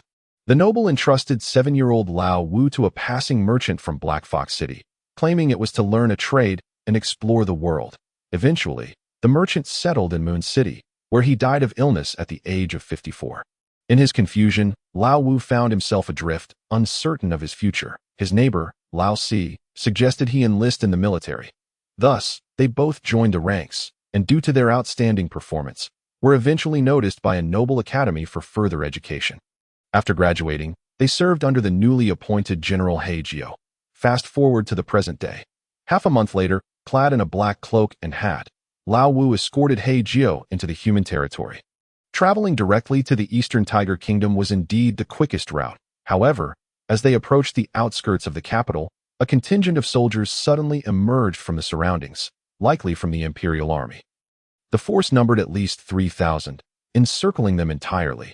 Leading the charge were Sergeant Jiu and the portly He Wei, evidently having set their sights on Hei Jiu, even with his eyes closed. Hei Jiu could sense their intentions, likely drawn by the conspicuousness of the massive sword on his back. "Traitor, dismount and surrender at once, or we shall dismember you." After their previous altercation, Jiu seemed to be harboring a grudge. Now that they had successfully ensnared Hei Jiu, a triumphant and eager expression spread across his face. "We are merely passing through and have no intention of engaging with you." Hei Jiu attempted to reason. "Spare me your words. Charge." Without allowing Hei Jiu to finish, He Wei eagerly issued the command. His demeanor exuded arrogance as he reveled in his newfound authority. As the soldiers shouted and brandished their weapons, they surged forward, intent on turning their target into mincemeat. "That does not mean I will not retaliate," Hei Jiu muttered calmly. With that, he unsheathed his enchanted sword, swinging it in a wide arc around him. Thud, thud, thud. The sounds of flesh being pulverized echoed through the air as within a 20-meter radius. The soldiers were mercilessly reduced to mere scraps. In an instant, half the force lay lifeless. The display of power left the remaining soldiers frozen in shock. Unwilling to advance a distance, Jiu and He Wei stood aghast, unable to fathom the extent of Hei Jiu's strength. "Die," he uttered flatly, as if reciting a monotonous script. He then swung his sword toward the denser clusters of soldiers once more. Blood and entrails flew, accompanied by the cries of both horses and men. "Retreat, retreat." The terrified He Wei shouted, already fleeing. The remaining soldiers followed suit, unwilling to face certain death. Jiu and He Wei raced side by side. But Hei Jiu had them in his sights, continuing to cleave at their retreating forms. Boom! The sheer force of his sword split the ground open, crushing the soldiers beneath as their pitiful remains fell into the chasm below. As I gazed back, I witnessed all the soldiers behind me being crushed into a fine crimson powdered tea. That critical juncture, a brilliant flash of golden light swiftly darted past, yanking He Wei and Jiu from their horses. In the aftermath, the two steeds exploded in a violent demise. That He Wei and Jiu were carried to a patch of grass not far away, where the flash dissipated to reveal a female warrior. She must be someone well-versed in the art of rapid movement magic. Named Dai. She held the position of class representative, and during her time in class, she had never had any conflict with Hei Jiu. Before taking on the role of class representative, She had shared a desk with Hei Jiu for half a semester. During exams, the two had exchanged notes, with Dai orchestrating all the strategies and methods. However, aside from examination periods, their interactions were scant. In essence, they were not on the same wavelength and belonged to different circles. Countless times, Hei Jiu had pondered while watching Dai, surrounded by other female classmates, giggling and chatting. Is she not a bit too dazzling for me?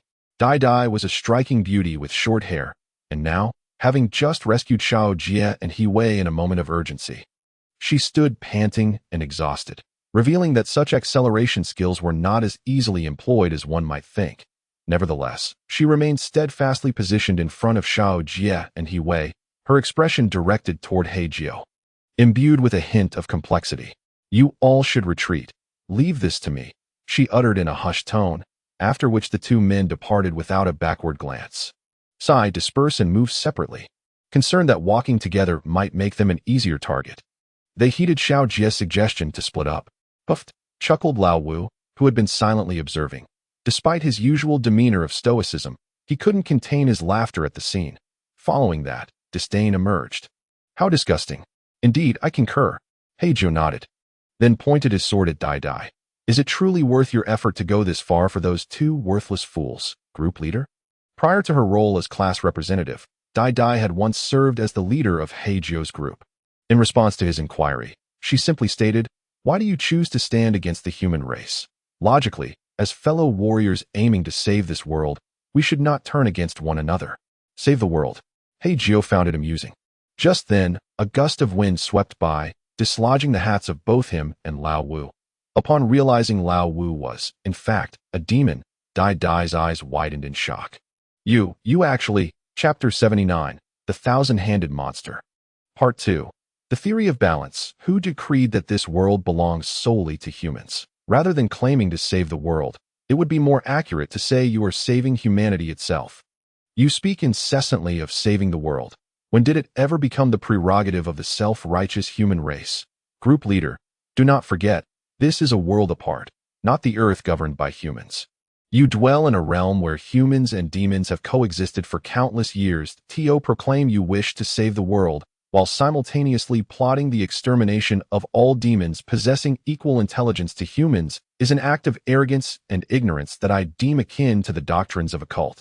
So, do you intend to collude with the demons to oppose humanity? Stop labeling me.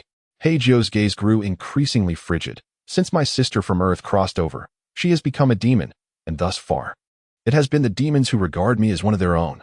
All my friends are demons as well. Yet, even so, I am not as concerned as you might think about their identities. Humans and demons, that is a matter only the natives of this world concern themselves with. As an outsider, I need only to discern who my friends and enemies are. It seems that you have been tainted by this world more than you realize. I truly fail to understand why, being so easily swayed, you would choose to traverse into this realm. With his magic sword raised high, he continued, come back, Hei Jiu, if it were you. But Hei Jiu was not in the least inclined to be swayed by her words. I apologize. Group leader, but you are unlike those worthless beings. You are stronger than all of them combined. So, boom. A tremendous wave of sword energy slashed through the air, causing the ground to quake violently as it split towards Dai. In a moment of urgency, a flash of light darted past, rushing off into the distance, vanishing from sight. Tisk, Dai fled, taking off in a direction completely opposite to the imperial capital, likely wishing to avoid dragging it into the fray. Based on previous observations, that kind of acceleration would likely impose a heavy burden on her body. She must be unable to escape now. General, do you want me to pursue and deal with her? Not necessary. Hei Jiu gazed toward the distant grasslands. I recall that area is rife with venomous snakes. It would be too great a loss to risk your safety for a mere warrior. We must proceed. The Tiger King awaits us. Understood. The two continued their journey eastward. With the harsh winter behind them, their pace quickened significantly. General, why did you say just now that that female warrior is stronger than the others? Her character is commendable, and her demeanor is amiable.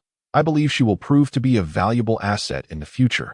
I see, but why then did you allow the other two warriors to escape? Two fools of little consequence will not amount to anything.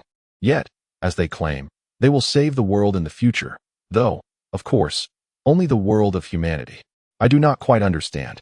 That is no surprise, considering you are a demon. Hei Jiu yawned, then remarked, Little Wu. What am I? You are the general. What race? Human, but everyone treats you as one of their own. That is the case now, but what about in the future? Especially among those elite demon factions that are unfamiliar with me. What do you mean? Please clarify, General. Currently, the Iron Continent is a realm where humans and demons coexist, with the demons holding greater overall strength. But have you considered what might happen if the demons grow too powerful? Powerful enough to obliterate humanity. What fate awaits humanity then? Slavery, trafficking, commodification, and the peace of the demons. Peace is a desirable state, yet with peace, there will always be those who, having satisfied their own appetites, seek to stir up trouble. Imagine a society of demons that finds amusement in belittling, trafficking, and humiliating humans, while the humans are rendered incapable of resistance, and no matter how much I have contributed to the demons and fought for them. Do you think the nobles born during times of peace will spare me? This? They will not, for they were raised in a realm that despises humanity. They will hold the utmost arrogance and prejudice against me. They will find it repugnant that I, a human who ought to be a slave, enjoy the same treatment as them. Thus, they will oppose me at every turn, seeking my downfall, even if they appear to overlook me on the surface. Behind my back, they will undoubtedly exploit my perceived betrayal of humanity as a cause for scandal that I can already envision it. I will probably be held accountable by the demons born during peacetime, when I am too old to resist. If luck is not on my side, I might not even be left with a whole corpse. Even if that day comes, we, the citizens of Moon City, and His Majesty will do our utmost to protect you. And thus, the entire Black Fox Nation will be branded as a nation of traitors, subsequently besieged by the myriad nations, ultimately leading to its demise. This, do not overthink it. Hei Jiu clapped Lao Wu on the back, who appeared somewhat disheartened. Even if such a day were to come, I will strive to provide a satisfactory resolution for everyone. For now, let us go with the flow. If in the future, the warriors continue to oppose us, we shall eliminate those who must be eliminated and drive away those who must be driven away. It is possible that the situation I foresee is hundreds of years down the line. And by that time, I will have long since lain in my coffin, resting peacefully. Ultimately, this is merely a case of worrying over nothing. I hope so, sighed Lao Wu, genuinely concerned that Hei Jiu's predictions might manifest within his lifetime. Peaceful times? If it were to unfold as the general described, it would be best if such a scenario never came to pass. That moment, someone pondered. The journey from the Black Fox Nation to the imperial capital took 15 days. However, the trip from the imperial capital to the border of the Tiger Nation, now devoid of treacherous ice and snow, only required 10 days. The border of the Tiger Nation was marked by a vast expanse of black forest. Shrouded in mist and heavy fog, the trees within appeared devoid of leaves, resembling blackened deadwood, yet this was misleading. These trees seemed to be tainted, alive yet appearing as charred husks, casting an eerie visage. This must be the ghostwood forest referred to by the Empress. Adjacent to this forest stood an ancient castle, seemingly abandoned, surrounded by a persistent noxious gas, green in hue, completely engulfing the structure. This place is rather eerie, by common logic. There must surely be valuable treasures within. The so-called common sense was derived from experiences within games. However, General, that green mist does not appear to be something we should provoke. Lao Wu casually picked up a dead frog from nearby and tossed it into the toxic gas.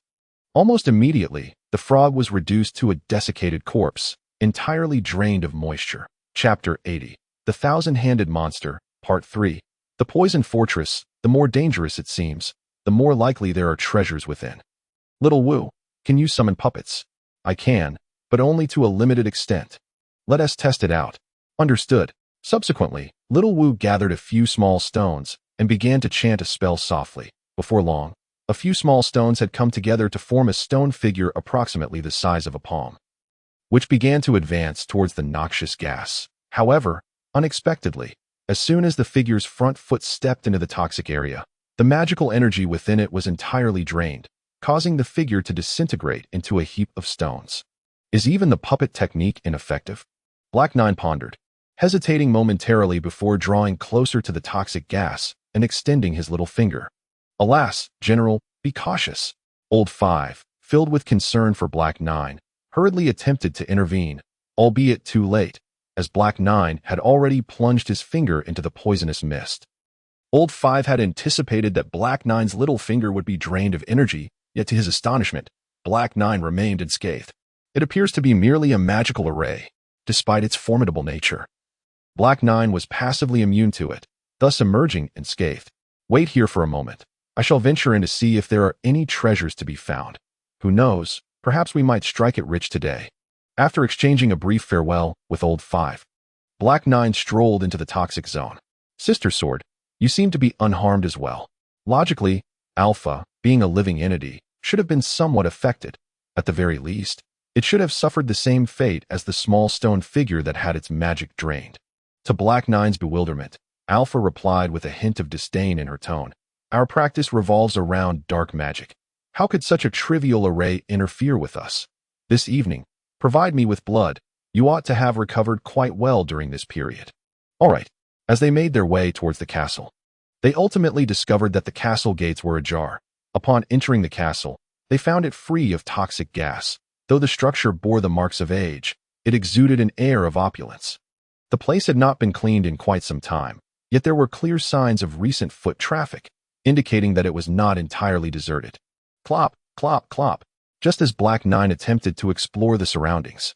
A sudden sound of footsteps behind him caught his attention. Soon after, a small, elderly tiger man clad in a robe, appearing to be in his 60s, emerged from the corridor. The two collided face to face. Upon seeing Black 9, the old man was taken aback. Without a moment's hesitation, he drew forth his staff and began to chant incantations. In an instant, a sphere of light hurtled towards Black 9, following a resounding explosion.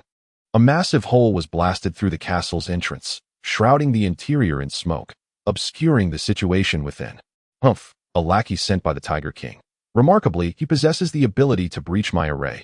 He must have some skill, the old man declared, simultaneously conjuring a wind-based spell that swept through, dissipating the smoke completely.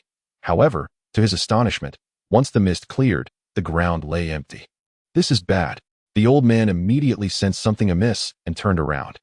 Yet, what awaited him was a fist that grew larger in his line of sight. Black 9 delivered a powerful punch, knocking the old man unconscious. Afterward, Black 9 retrieved the seemingly valuable staff and stowed it away in his storage ring. Why not just kill him?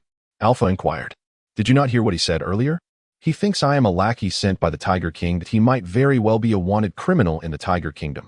Taking him back could yield a reward. As he spoke, he rummaged through the old man's belongings, ultimately uncovering a pouch filled with numerous gold coins and gems. Black 9 tossed them all into his storage ring. Subsequently, he thoroughly bound the old man, ensuring his mouth was sealed to prevent any incantations, and then explored the various rooms within the castle.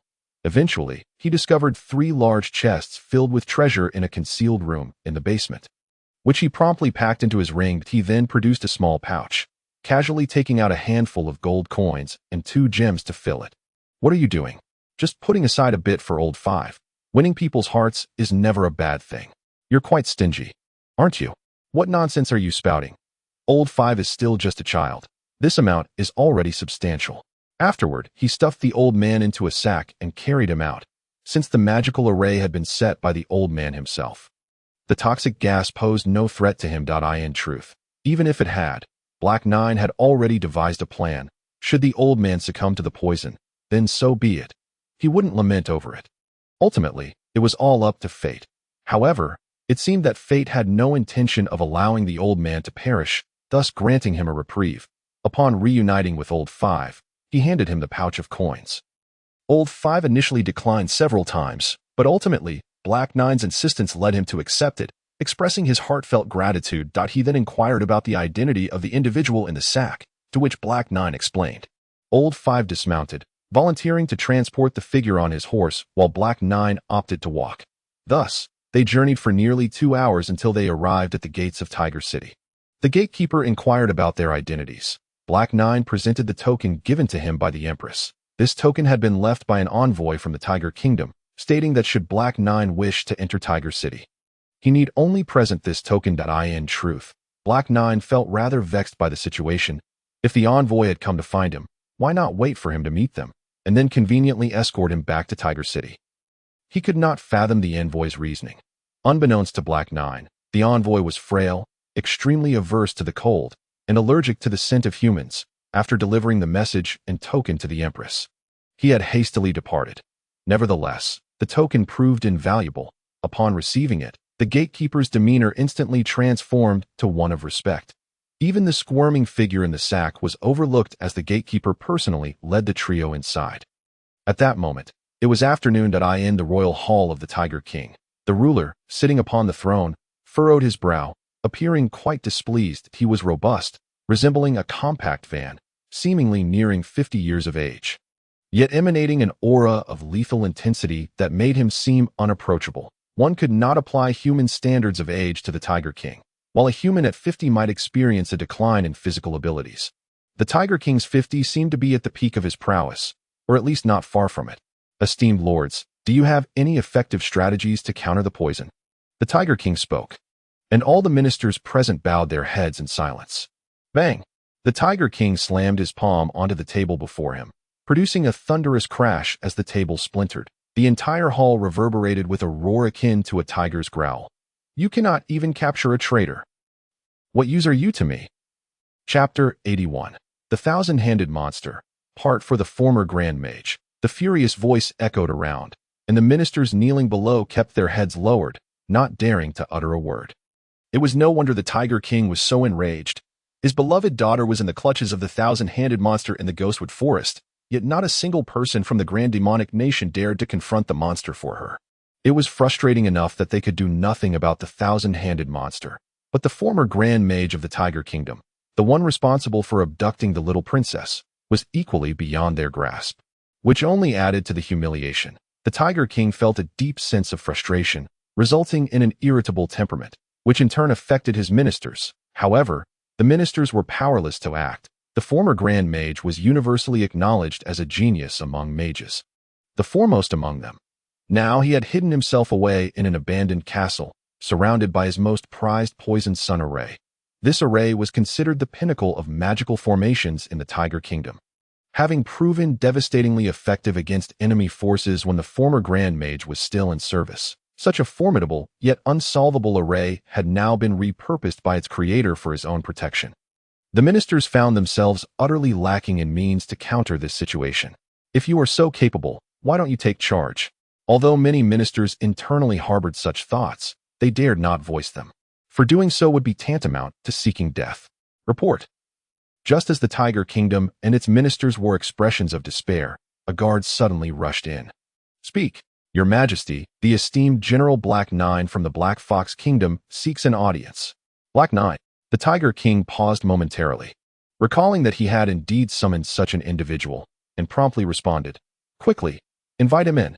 Shortly thereafter, Black Nine entered with Old Five, who was shouldering a wriggling sack. Ignoring the contents of the sack, the imposing sword on Black Nine's back immediately captured the Tiger King's admiration. Upon seeing this great sword, the Tiger King nodded approvingly. This was more like it. A man should wield such a robust weapon.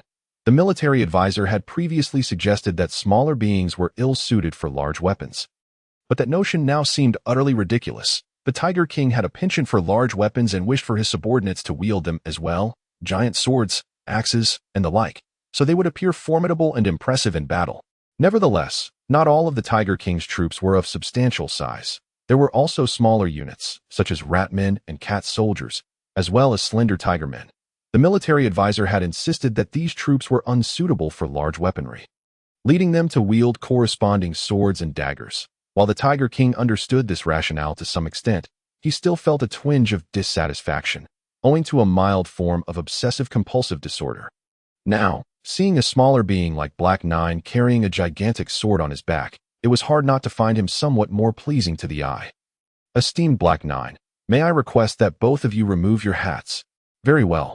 Black Nine hesitated briefly, but ultimately complied, removing his hat alongside Old Five. That Old Five was unaffected, but when the crowd beheld that Black Nine was human, they gasped in astonishment, followed by hushed whispers. This, of course, displeased the Tiger King greatly. Silence! What on earth are you all chattering about? Why all this ruckus? Is it not clear that Lord Hei Jiu is a member of the human race? How dare you chatter endlessly in my presence? he is a guest of mine. And I suggest you speak with the utmost caution. Do not tarnish my reputation. Yes, I acknowledge my transgressions. The crowd bowed their heads in contrition, and the atmosphere swiftly returned to tranquility. It was at this juncture that the Tiger King turned his attention to the wriggling sack being carried by the fifth brother. Might I inquire what lies within that bag?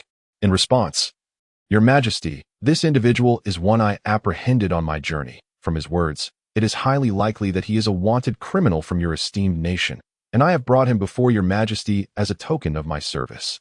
Splendid. Splendid. The Tiger King clapped his hands in approval.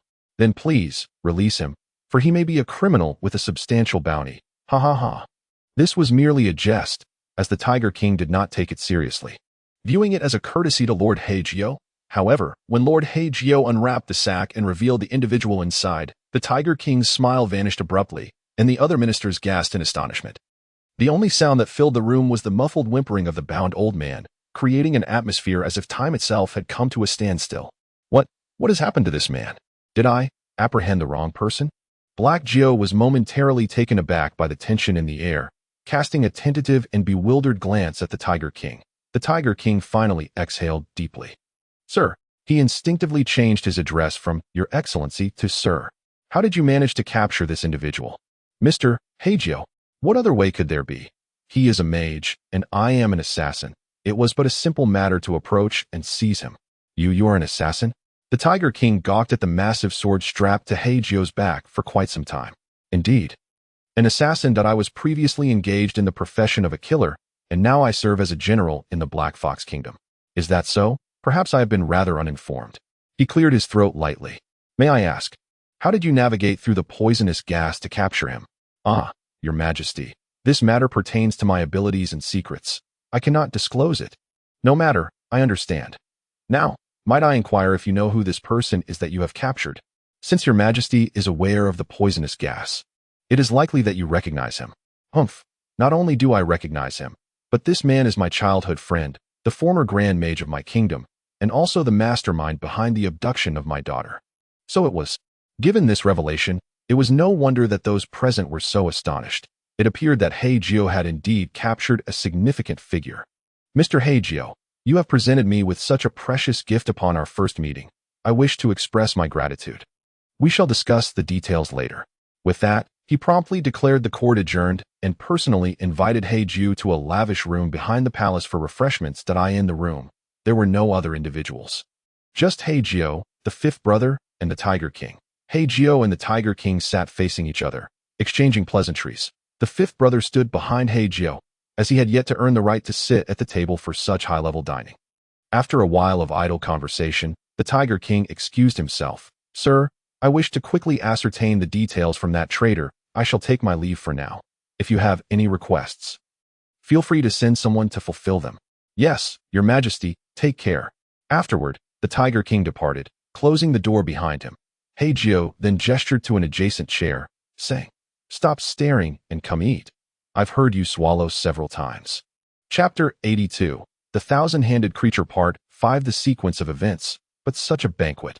I am merely a servant. The fifth brother expressed his discomfort, to which Hei Jiu shot him a glance of exasperation. There are no outsiders here. Stop feigning modesty. What is it? Do you disdain this as my leftover meal? No. No, how could I? He hastily wiped the Tiger King's chopsticks and then sat down, beginning to feast heartily. Meanwhile, let us turn our attention to the Tiger King, rather than imprisoning the former Grand Mage.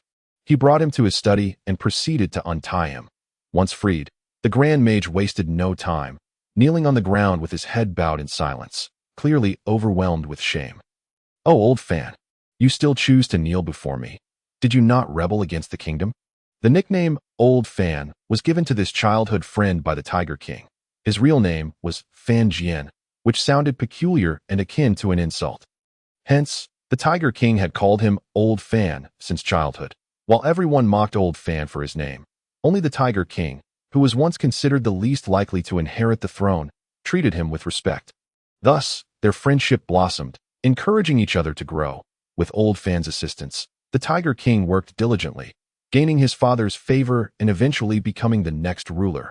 Old Fan, under the Tiger King's protection, reclaimed his noble status and diligently studied magic. ultimately becoming the Grand Mage of the Tiger Kingdom. Their bond was unparalleled. However, it was precisely because of this that Old Fan's betrayal incited such intense anger and sorrow within the Tiger King. To put it bluntly, the loss of his daughter would sadden the Tiger King, yet Old Fan's treachery would inflict a much deeper wound, accompanied by profound hatred in the Tiger King's heart. The weight of his daughter and Old Fan was unbalanced from the very beginning. I still cannot fathom why you would abduct Shaoqi. You must be aware that she regards you as her godfather. How could you be so heartless? Here, Shaoqi refers to the Tiger King's youngest daughter, Hu Qi indeed. The princess bears the surname Hu and the given name Qi, a name typically associated with men. One wonders if the people of whose city possess any talent for naming. First, there was the Grand Mage, Fan Jian, and now the little princess, Hu Qi. What? You ask what the Tiger King's name is. Did I not mention it from the start? The Tiger King. The Tiger King. He bears the surname Hu, thus he is simply called the Tiger King. Now, explain this matter to me that I refuse to believe you genuinely intended to betray me. Were you coerced? Or was the incident from before exposed, and you were forced into this? You would do well to clarify, as I have already strung together several incoherent sentences. Alas, Old Fan sighed, still keeping his head bowed. What are you sighing about? Were it not for our friendship, I would have seized your entire estate and servants. And you, being an adult, have yet to marry or have any family. Are you so fearful of leaving me any leverage? Do you know? Your Majesty. Nevertheless, Old Fan remained unfazed by the Tiger King's rambling. Having witnessed this nonsensical behavior numerous times throughout their lives, he had grown accustomed to it. Now that Old Fan was finally serious, the Tiger King ceased his chatter and listened intently. Do you know, Your Majesty, that Shaoqi has no affection for the Prince of the Black Tiger Kingdom? Yet you insist on forging a marriage alliance with that nation. Have you considered Shaoqi's feelings? Recently, the Prince of the Black Tiger Kingdom had approached the Tiger King for his daughter's hand in marriage, and the Tiger King, finding the young man to be decent, readily consented. You speak nonsense. That Prince of the Black Tiger Kingdom is handsome. How could Shaoqi not be enamored? Handsome? Old Fan scoffed. Pray tell, what makes that prince handsome? Is it his dark complexion, his pockmarked face, or is it his lameness? You are judging him by the most trivial of attributes. Surely you must acknowledge that he possesses a strong physique. Furthermore, you must admit that his great axe is quite impressive. Is it not? And you must concede that the axe is substantial, correct? And it is undoubtedly heavy, is it not? And furthermore, I shall not suffer your nonsense any longer. With your taste, I could craft a stone golem wielding a suitable heavy weapon. And you would surely declare him a handsome man. But if you hold such admiration for that great axe, why not have Shaoqi marry the axe itself instead of a cripple? You. Upon hearing Old Fan's audacity to insult him, the Tiger King became furious, but soon dismissed it with disdain.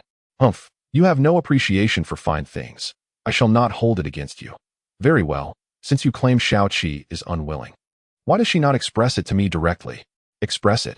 How could she possibly say that your sense of aesthetics is flawed, thus shattering your fragile self-esteem? Would she dare confront you? You are nothing but an antiquated relic. You insolent wretch, you wish to provoke my ire, yet I shall not fall for your tricks. The Tiger King forced himself to remain composed. She may be too shy to speak, but since you are aware, why did you not inform me directly? Did I not mention it? That evening when I sought you out for drinks, I spoke of it at length. Do you dare claim you did not hear? Which evening? The very night we last shared a drink. That night, I was inebriated, and upon waking the next day, I had forgotten everything. The Tiger King's voice gradually diminished, leaving Old Fan in stunned silence. How could you forget such a matter? Old Fan incessantly pointed fingers and laid blame. And then the Tiger King, overwhelmed with annoyance, retorted, Fine, the matter of drinking to excess is indeed my fault. But what about you? Your eagerness to protect your daughter is understandable, which is why you took her away to hide for a while. But the question remains, where is Shaoqi? Where is she now? She is in the hands of the thousand-handed monster. Old Fan's tone shifted to a pitiful whisper, lacking the earlier bravado.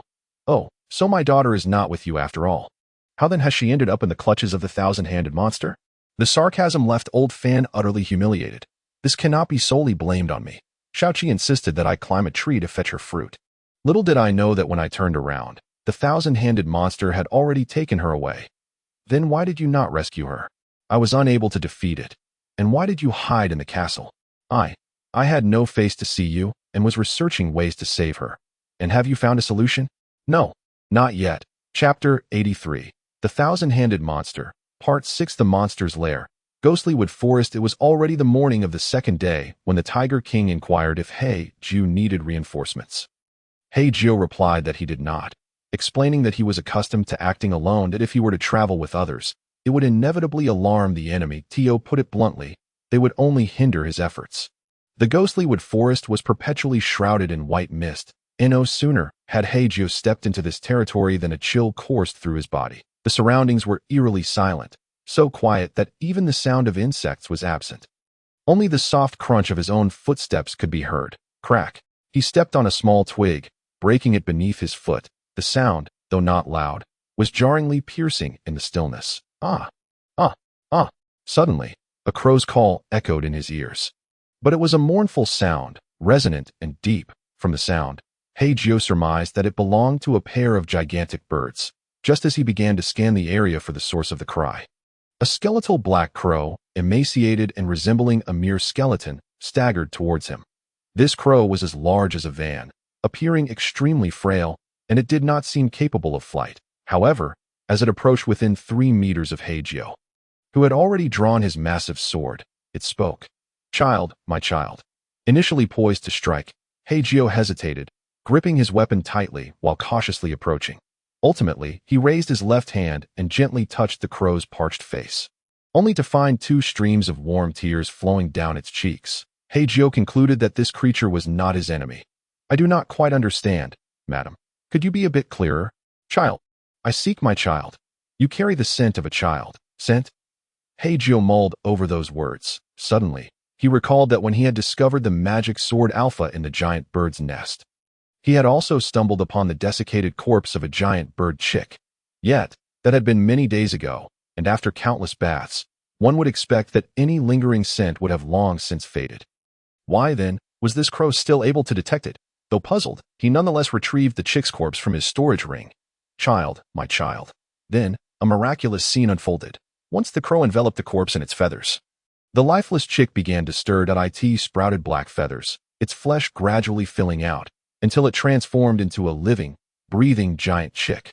"Ah," it chirped sweetly, and then both mother and child turned their gazes toward Hei Jiu.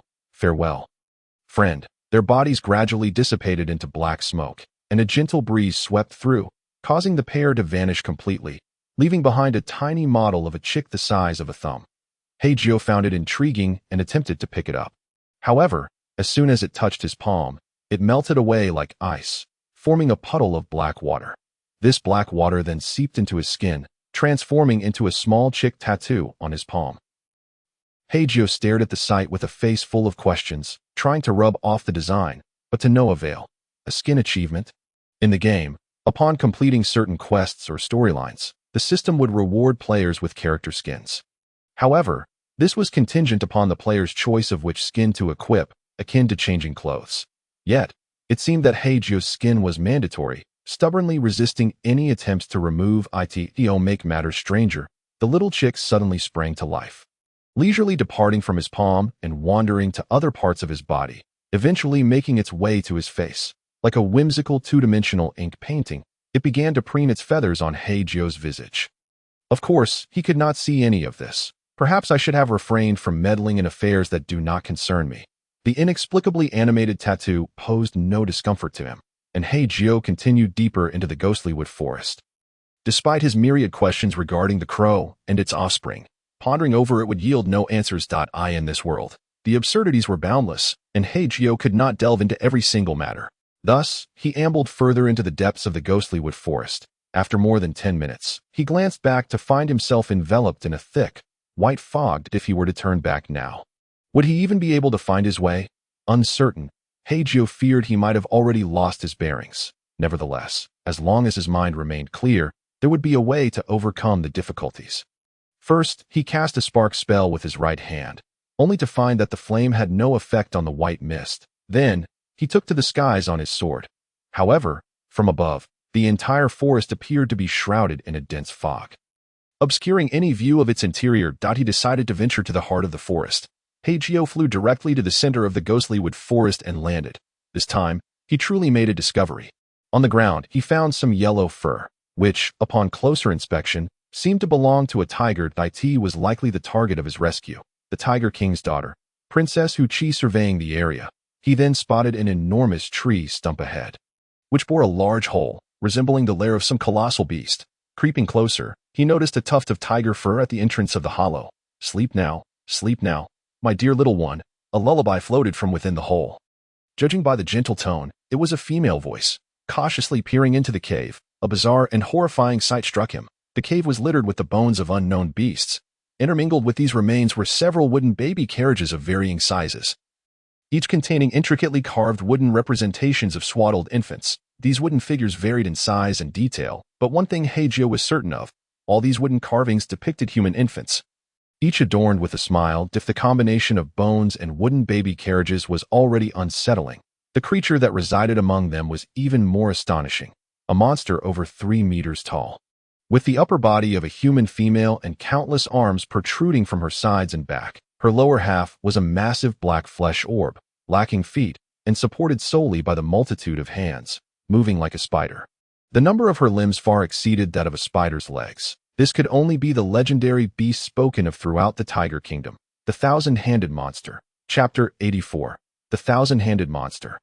Part 7. Trapped in the ghostly wood forest, the Thousand-Handed Monster first emerged 300 years ago, during a time when Tiger City was merely a forsaken human settlement. It was later occupied by the ancestors of the Tiger King, who then developed and expanded it, ultimately leading to the Tiger City we know today. Ahead, Hei Jiu beheld the Thousand-Handed Monster cradling a young girl in her arms, with tiger ears and a tiger tail.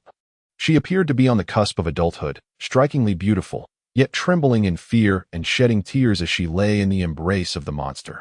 This girl was undoubtedly the Tiger King's daughter, Princess Hu Chi. To be frank, this was somewhat different from what Hei Jiu had envisioned up until now. All the tiger people he had encountered were monstrous beings with the heads of tigers and the bodies of humans. Suddenly encountering a character resembling a beast-eared girl, akin to Bai Ling, who appeared almost human aside from her ears and tail, made him suspect that something was amiss with this lineage. Was it a mutation? Or perhaps a product of interbreeding with a closely related species? Hei Jiu was perplexed.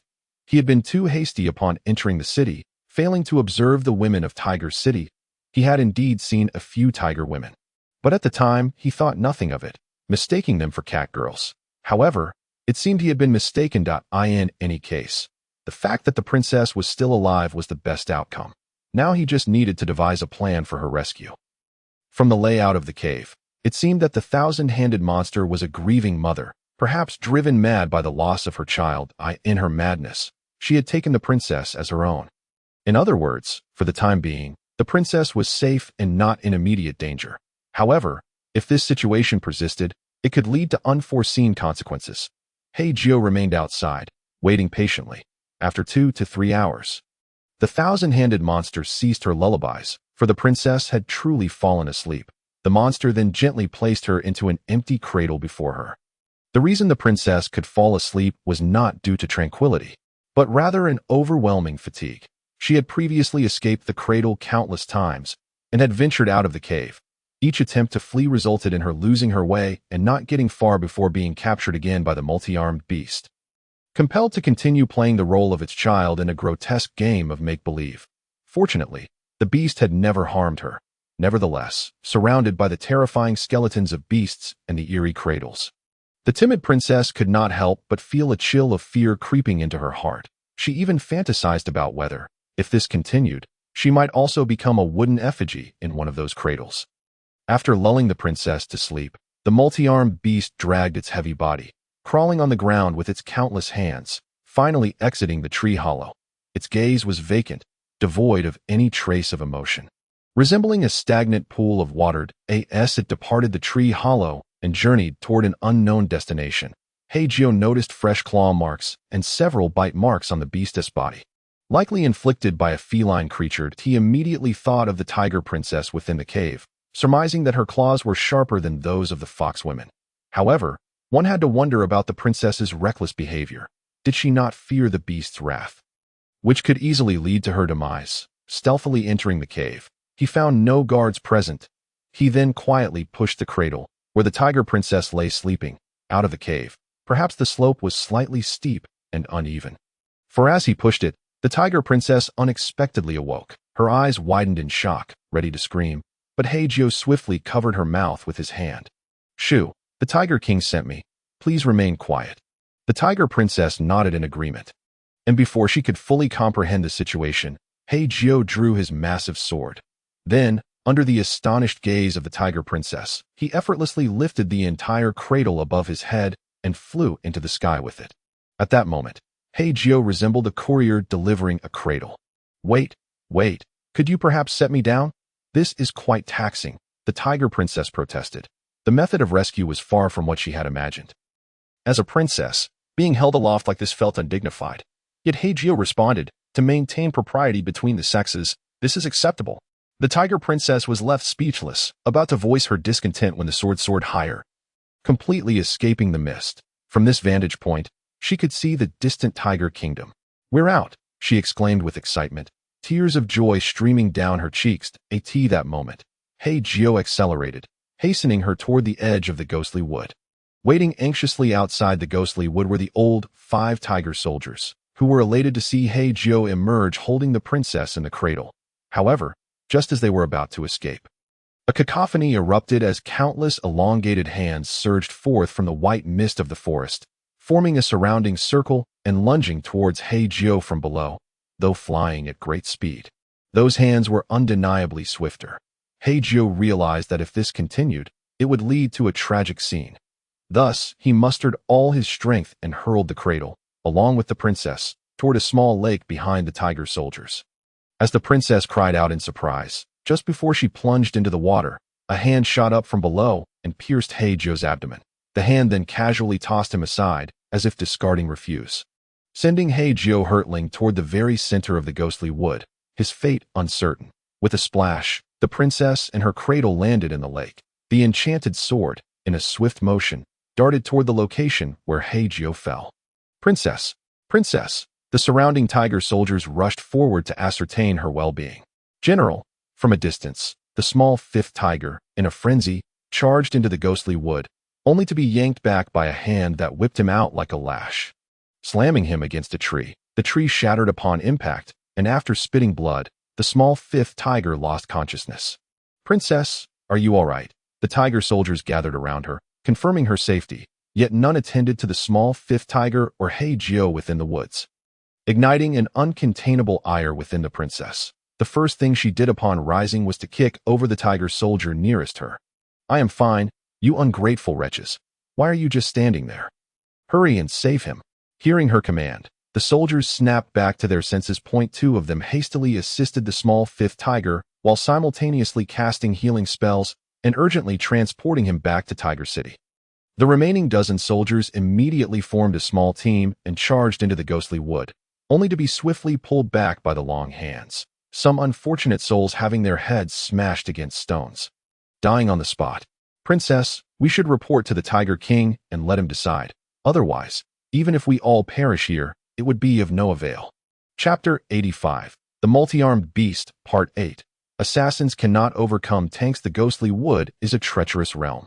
For once one enters without the ability to fly, it is all too easy to become lost and perish within. Furthermore, the forest teems with monstrous creatures, rendering it a place where ordinary folk dare not tread. The only reason Hei Jiu managed to locate the princess' south hiding place and successfully rescue her was due to sheer luck. He encountered no formidable beasts along the way. However, he eventually faced the infamous multi-armed beast, a top-tier predator of the ghostly wood. Upon learning of Hei Jiu's predicament, the Tiger King was initially taken aback, but ultimately refrained from sending anyone to rescue him. The princess, incensed by the Tiger King's judgment, demanded to know why he would not dispatch soldiers for a rescue. The Tiger King sighed deeply, his expression one of profound regret, and said, "If I truly had a way, why would I need to send Mr. Hei Jiu to save you?" Indeed, there was no feasible solution. The current state of the Tiger Kingdom left them powerless against the ghostly wood. Even setting fire to the forest would be futile, as every time someone attempted such a thing, thunder would roar and torrential rain would pour down unexpectedly from above. Thus, it was evident that aside from the multi-armed beast, there were likely other fearsome creatures within the forest that could not be measured against it. The Tiger King's helplessness only served to further infuriate the princess, She pointed an accusatory finger at him, saying, "If that is the case, how are we to explain to Mr. Hei Jiu's subordinates? For now, I am unharmed. But what if he awakens and demands recompense? What will we have to offer him? It seems we won't even have a legitimate reason to deflect blame, for he truly rescued me." The princess continued to berate the Tiger King, insisting that he devise a plan to save the others. The Tiger King, overwhelmed, finally snapped back. "This is all your fault. Had you not been captured, we would not be facing such troubles." "My fault?" The Tiger Princess's eyes widened in fury at his words. "Yes, my fault. But as the ruler of a kingdom, you cannot even protect the savior of your own daughter. If word of this spreads, won't it be a laughingstock? Are you planning to shift the blame onto me?" The daughter of a king. That would truly be the mark of a ruler. Their conversation turned heated, with the pair arguing for quite some time, their voices audible even to the servants sweeping the stairs from afar. The servants, however, had grown accustomed to this and paid it no mind. Ultimately, it was just another episode in their ongoing Cold War, lasting several weeks, having long since lost its novelty. In the ghostly wood, Hei Jiu, with a hole in his abdomen, landed on a patch of soft earth. He immediately coughed up a copious amount of blood, yet his consciousness remained intact. "Are you all right, lad?" The enchanted sword rushed over, absorbing the blood from his body while a thick black mist rapidly filled the wound in his abdomen, healing him swiftly. "Don't worry, I'm fine," he said, standing unsteadily before continuing. "You've drained quite a bit of my blood during this time, and I've consumed a fair share of your dark energy. My body is far from what it once was. But speaking of which," he patted his left chest, "if you had directly pierced this, one might say we would have met in the next life." Dad.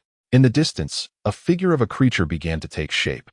Hei Jiu, now enveloped in a thick black mist, summoned the form of the giant black mist woman, which reattached to him, roaring angrily at the approaching multi-armed beast.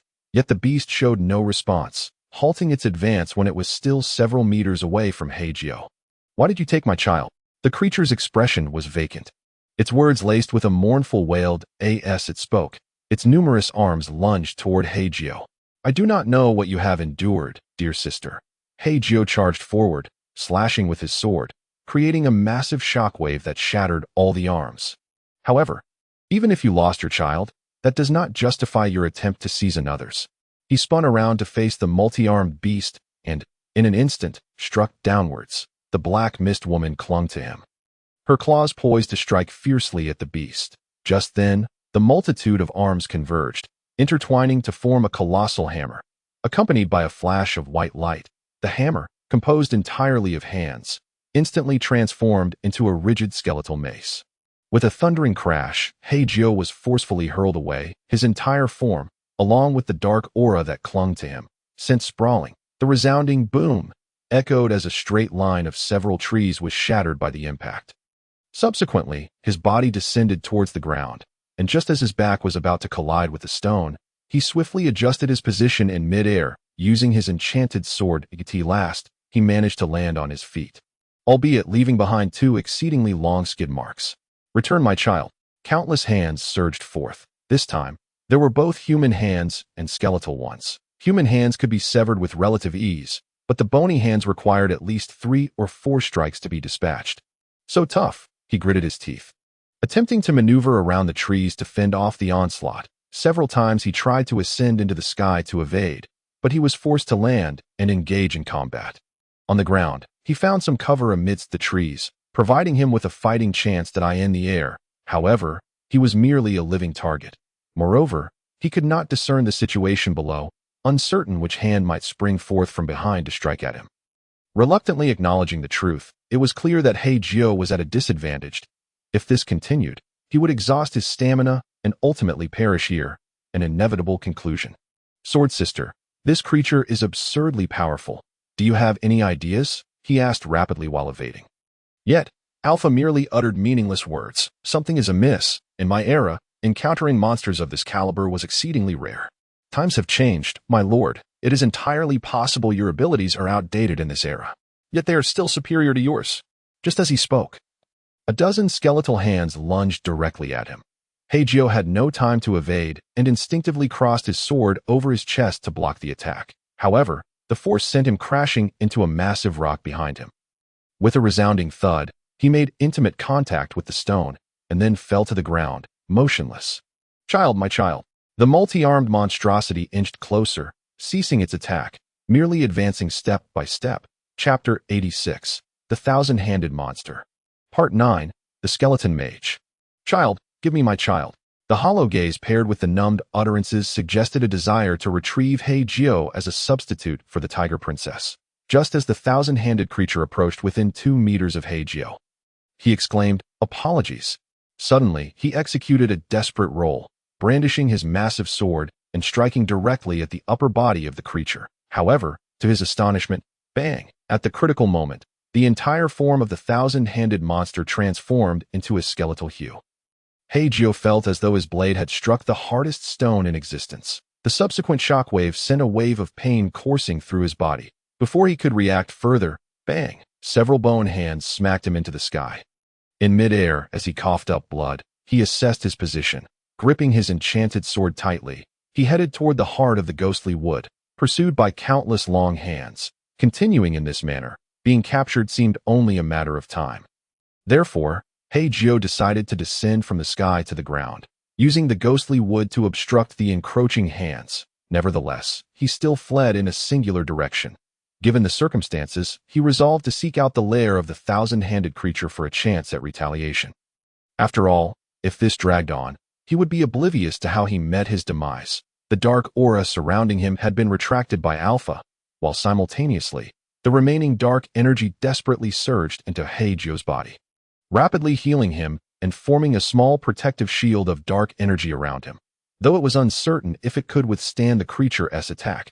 After approximately 5 minutes of frantic flight, Hei Jiu finally arrived at the tree hollow. Without hesitation, he approached the entrance, raised his enchanted sword high, and feigned a hacking motion.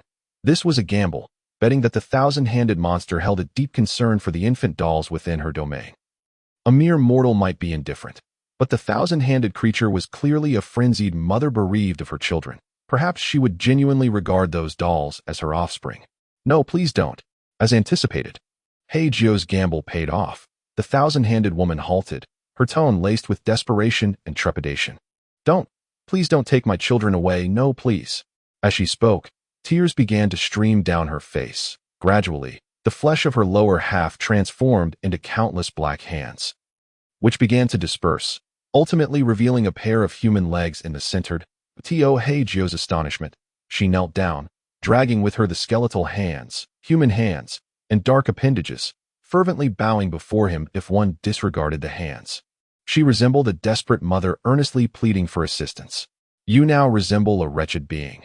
Alpha's scornful jest echoed in his mind. In response to the thousand-handed monster, Hei Jiu declared, "I mean no harm to your children. But I wish to leave this place. Please allow me to go." "Very well, go. You may leave," the woman acquiesced, and Hei Jiu sighed in relief. Yet, his relief was short-lived. Boom! A tremendous explosion reverberated as the lair of the thousand-handed creature suddenly detonated. Hei Jiu stood dumbfounded at the sight. At that moment, the thousand-handed woman, having just raised her gaze, witnessed the explosion. The black hands once again coalesced, forming her lower half into a flesh mound. Then, her entire form morphed into a skeletal figure, howling in rage as she lunged straight at Hei Jiu. Wait, it isn't teeming. The woman's speed was astonishing. Hei Jiu scarcely had time to react before dozens of skeletal hands were upon him. The chill of death gripped his heart, and he felt certain this was the end. Yet, to his surprise, those skeletal hands brushed past him, hurtling towards someone behind him. Moments later, a resounding crash echoed as that individual was slammed into a stone. "Damn!" A disdainful male voice rang out from behind. Hei Jiu turned to see a skeletal mage draped in a white robe slowly rising from the ground. "You wretched woman, don't forget who bestowed you with your power." The robed male skeleton wielded a staff, undoubtedly the one responsible for the explosion that had obliterated the lair of the thousand-handed creature. The skeleton mage had initially intended to fan the flames of chaos, eager to witness a fierce clash between Hei Jiu and the thousand-handed woman. However, his timing had been off, inadvertently revealing himself to the creature. Thus, he now found himself the target of her frenzied wrath. Roar! The lamentations and wails echoed as the deranged thousand-handed creature, her body entirely transformed into bone, charged at the skeletal mage like a frantic bull. Not only that, but countless skeletal hands also reached out to ensnare him. Yet, The skeletal mage was clearly no ordinary FONAS. The second strike was about to land. He executed a swift teleportation, appearing behind the thousand-handed creature in midair. With a flick of his staff, a massive black orb slammed into the back of the thousand-handed woman, instantly ravaging her, causing blood and flesh to scatter. Roar! The agonized cries followed in rapid succession, while innumerable skeletal hands surged toward the skeletal mage. However, he teleported away once more, repeating the process, unleashing another black orb that exploded toward her. Undoubtedly, this skeletal mage was far more formidable than the Grand Mage Heger of the White Wolf Kingdom. Heger could only teleport once a day, whereas this skeletal mage wielded his power with reckless abandon. In summary, after several rounds of assaults, the thousand-handed woman was left in tatters. Hei Jiu sought to seize this opportunity to escape. Yet, just as he advanced, a black orb detonated in his path. Fortunately, Hei Jiu evaded swiftly, thus sustaining no injuries. Glancing up at the skeletal mage, the latter merely chuckled. "Don't run away. The old toy will be discarded, and you shall be my new plaything." Observing the thousand-handed creature, now a mere mass of severed limbs and dismembered arms, Hei Jiu spat, "Bah!" and continued his flight. The skeletal mage, witnessing this, attempted to pursue, but was intercepted by yet another wave of the thousand-handed creature's long hands. Perhaps due to her numerous injuries, her aim faltered, allowing the skeletal mage to evade the attack with a mere sidestep. He then unleashed another black orb toward the thousand-handed creature, this time, along with her piercing shrieks. Her entire lower body was obliterated. At this moment, the thousand-handed woman was reduced to a mere upper half, her remaining hands mostly severed, desperately writhing. Some even began to char and slowly fade away. Chapter 87. The Thousand-Handed Monster, Part 10. Farewell, Mother. End of the Thousand-Handed Monster arc. The skeletal mage glanced back in the direction Hei Jiu had fled, realizing he had vanished without a trace. Tisk! He clicked his tongue in displeasure. Then, twisting his bony neck, he approached the thousand-handed woman, now reduced to crawling on the ground. Clack, clack! With each step, the sound of clashing bones echoed. Eventually, he stood before the prostrated thousand-handed creature. "Child, give me my child." The same hollow gaze accompanied by a numbed voice. Only a few hands remained on her back, weakly reaching out toward the skeletal mage. Useless. The skeletal mage kicked the thousand-handed creature away, sending her crashing into a nearby wooden post. Then, as its counterpart writhed in anguish, it approached, crouched down, and seized the other's hair, exclaiming, "After all these years, how can you still be so ugly? Return my child. Return my child." The thousand-handed monster seemed to utter this phrase repeatedly. Hearing this, the skeleton mage felt a profound disdain within. "Ah, so you want a child, do you?" he replied, producing a wooden doll from his garments, a carving of a human infant. Upon seeing this object, the thousand-handed woman became immediately agitated, attempting to reach out with her hands to grasp it. Yet, in the next instant, her entire body was hurled several meters away by the skeleton mage. "You want the child? Come and take it." The skeleton mage placed the wooden infant on a nearby stone. The thousand-handed monster, with her remaining feeble hands, dragged her half-body towards the doll. This scene resembled that of a wretched dog. "Oh, you have any idea how disappointed you make me?" With a gentle wave of his staff, several black blades materialized above the skeleton mage's head. "I have given you 300 years. 300 years. One black blade shot forth, severing one of the crawling thousand-handed monster's hands. She let out a wail yet continued her arduous crawl towards the wooden infant. "Why, after all these years, have you not overcome this weakness?" The skeleton mage's tone dripped with disappointment, and as his words fell, another blade flew, slicing off another hand of the thousand-handed woman. "It's merely a doll. Do you understand?" Another blade flew, severing yet another hand. "Your child has long been lost, after hundreds of years. Even if alive, they would have perished from old age." Another blade descended, and yet another hand was lost. "You know the immense cost I incurred to cultivate you." Another blade fell, and yet another hand vanished. "And yet you, all you think about is children. Children. At this rate, when will you ever serve me?" Two black blades descended, and two hands disappeared forever. "Useless, a worthless toy," he mocked in disappointment. Then, all the black blades simultaneously flew out, severing every usable hand from the thousand-handed monster. At this point, she no longer screamed from the loss of her hands. A flicker of excitement shone in her eyes, for her child awaited her just beyond. Atop that stone, all her hands gone, It mattered not, for she still had her chin. Thus, she dragged her entire body forward, reminiscent of plowing the earth. Eventually, she arrived beside the stone. Raising her gaze, she beheld the child before her. The skeleton mage observed and remarked, "Do you wish for it?" The thousand-handed monster nodded eagerly. Ha! The skeleton mage scoffed. Then with a gentle wave of his staff, a fishing rod appeared in his hand. Ensnaring the wooden infant with fishing line that he then plunged the sharply pointed handle of the fishing rod directly into the thousand-handed woman's back. She did not cry out, seemingly numb to the pain. Thus, the wooden infant would dangle perpetually before her. No matter how she moved, the distance would remain unchanged. Watching the thousand-handed monster, akin to a fool chasing after the wooden doll, the skeleton mage jeered. Behold, the perpetual motion machine is complete. However, after observing the farcical display for 5 minutes, he grew weary. With a light wave of his staff, the wooden infant suddenly ignited in flames, quickly turning to ash that settled on the ground. Simultaneously, the fishing rod vanished. The sudden blow elicited a muffled, sorrowful wail from the thousand-handed monster as she crawled to the pile of ash. Weeping like a wild beast. Silence. The skeleton mage raised his staff, preparing to deliver a final blow to his failed toy. Swish. At that moment, 2 flying daggers pierced his back. The skeleton mage froze, then instantly teleported into the air. The daggers struck a tree trunk, aimed at an empty space. "Who?" he bellowed, only to be met with an overwhelming sense of pressure from behind. "Who the hell?" Black 9, wielding a magic sword, swung down fiercely, landing a devastating blow on the skeleton mage's right shoulder. The sound of cracking bones echoed as the skeleton mage's right shoulder, along with the hand gripping the staff, was severed from his body. Boom. The skeletal form crashed to the ground, creating a massive crater. Swiftly descending, Black 9 retrieved his staff and stored it in his ring, then proceeded to hack at the remnants of the skeletal hand until it was reduced to mere fragments.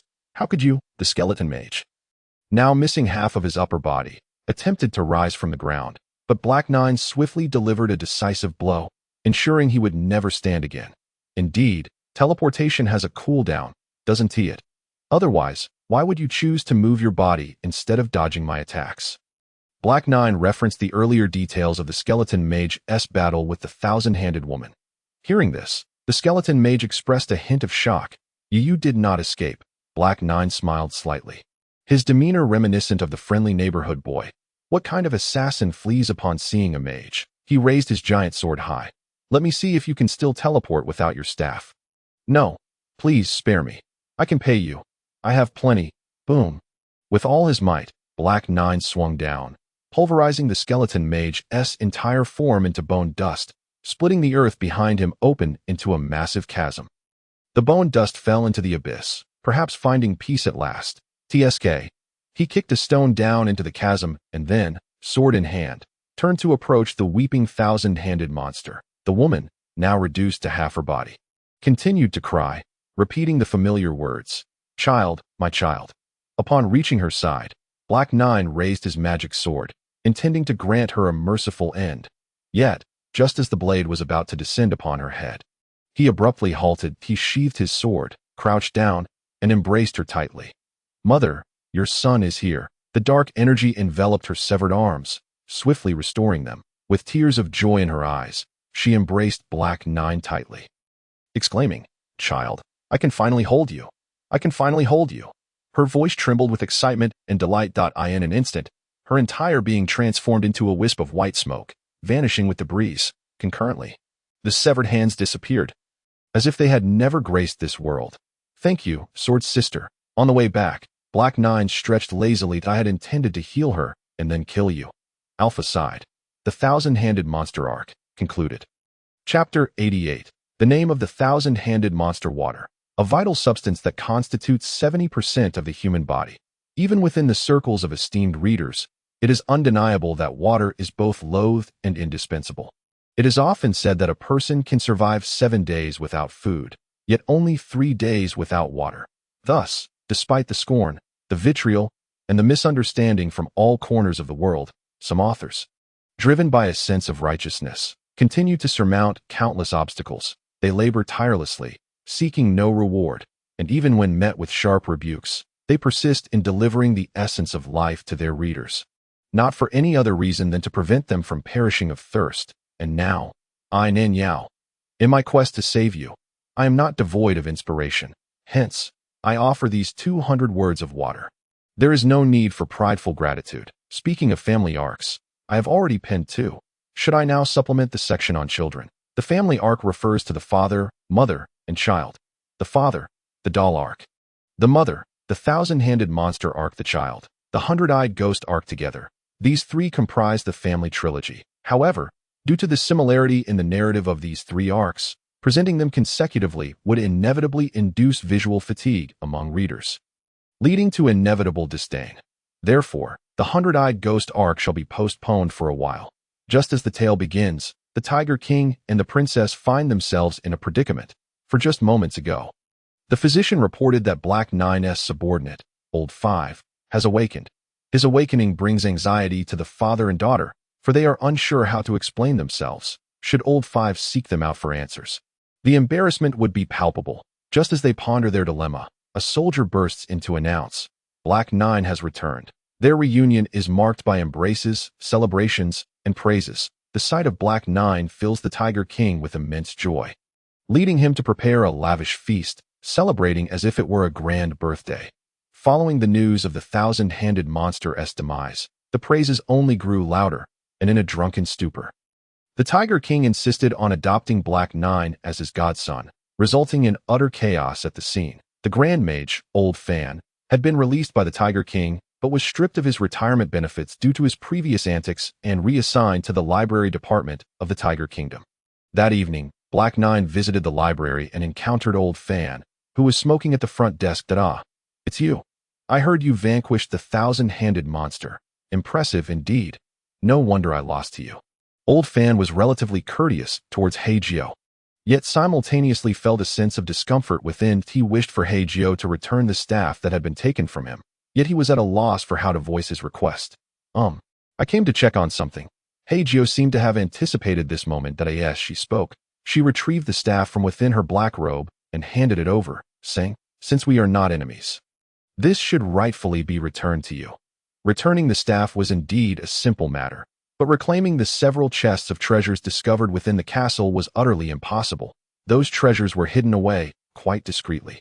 And what was worse, Old Fan had yet to return to discover the lamentable truth that his treasures had already been taken. Seeing Hei Jiu so straightforwardly return the staff, Old Fan couldn't help but feel a bit embarrassed.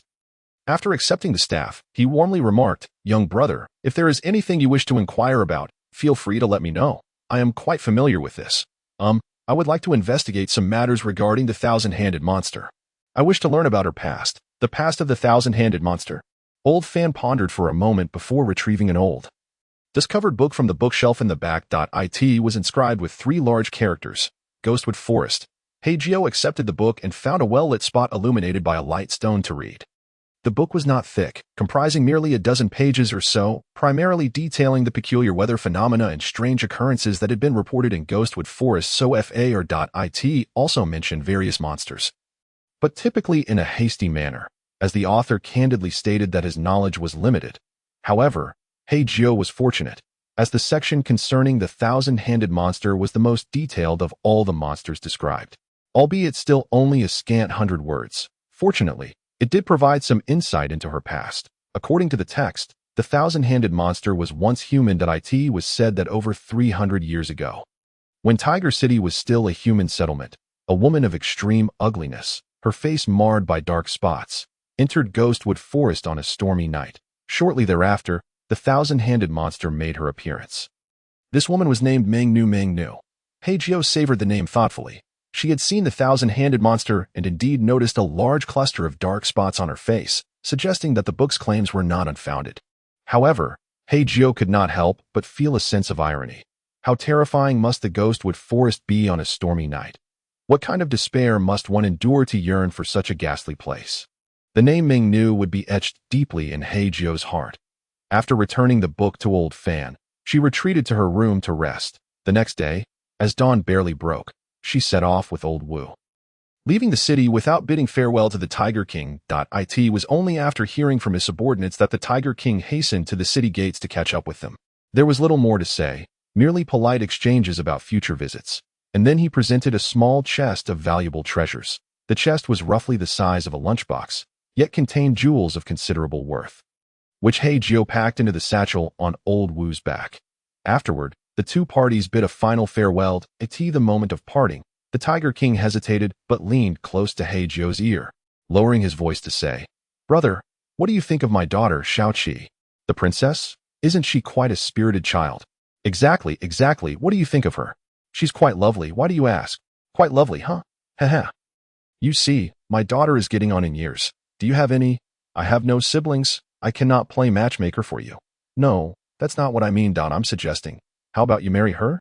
Hei Jiu was momentarily stunned by this proposition, then shot a glare at the Tiger King, saying, "Did you forget that you insisted we become sworn brothers last night? That makes her my niece."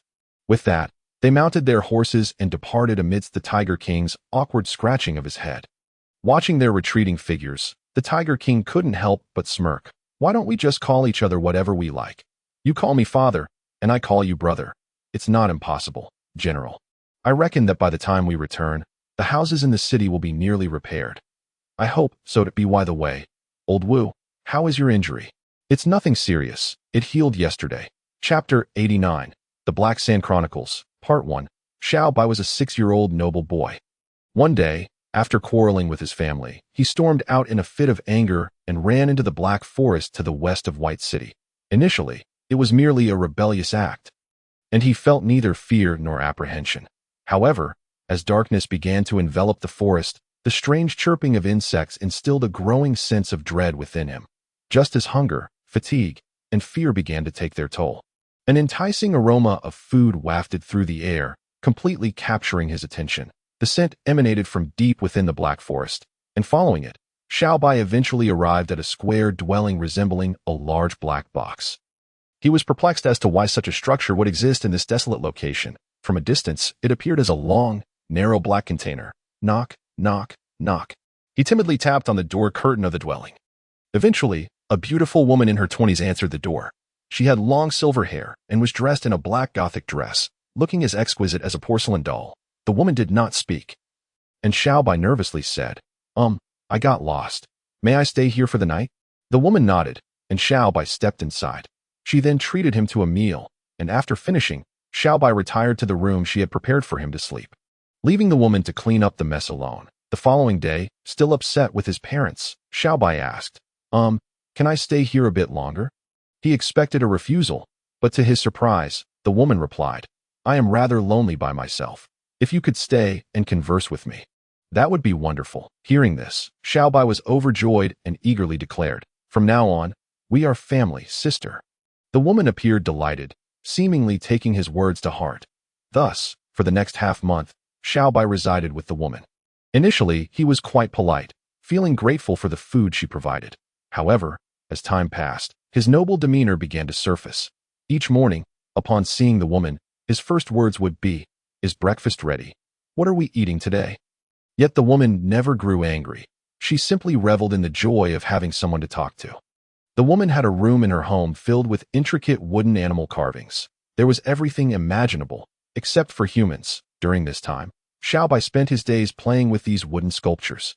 However, as time went on, he grew weary.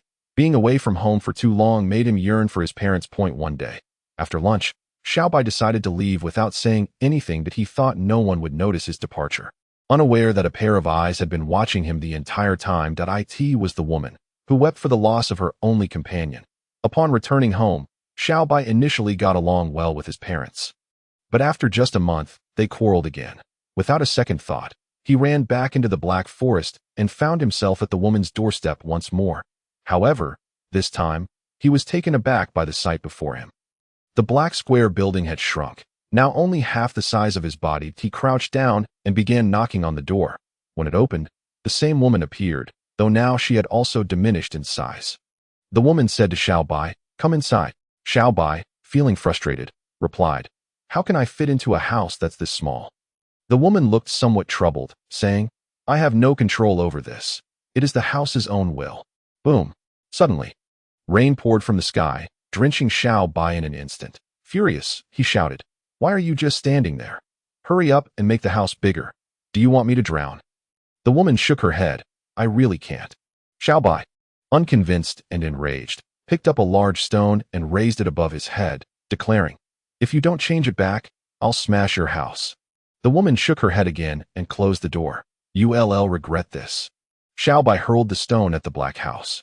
But as if an invisible force was at play, the stone rebounded just 10 centimeters from the house and tumbled into the nearby grass. Then, a beam of white light shot from the black house, enveloping Shaobai and instantly transforming him into a wooden sculpture. Gradually, the wooden sculpture shrank to the size of a fingertip. At that moment, the door of the room opened, and the woman stepped out. Sighing as she picked up the wooden figure, she placed it alongside other animal carvings in the wooden sculpture room. Creak. That was the sound of the wooden sculpture room closing, and the woman departed. No sooner had she left than the previously motionless wooden figures began to stir. Shaobai's wooden body could move as well, but before he could fully grasp his newfound ability, the animal wooden sculptures began to encircle him. Among them were tigers, boars, great snakes, and man-eating wolves, each missing limbs to varying degrees. Suddenly, Xiaobai recalled that the reason the wooden carvings were incomplete seemed to stem from his own negligence during a recent bout of playfulness.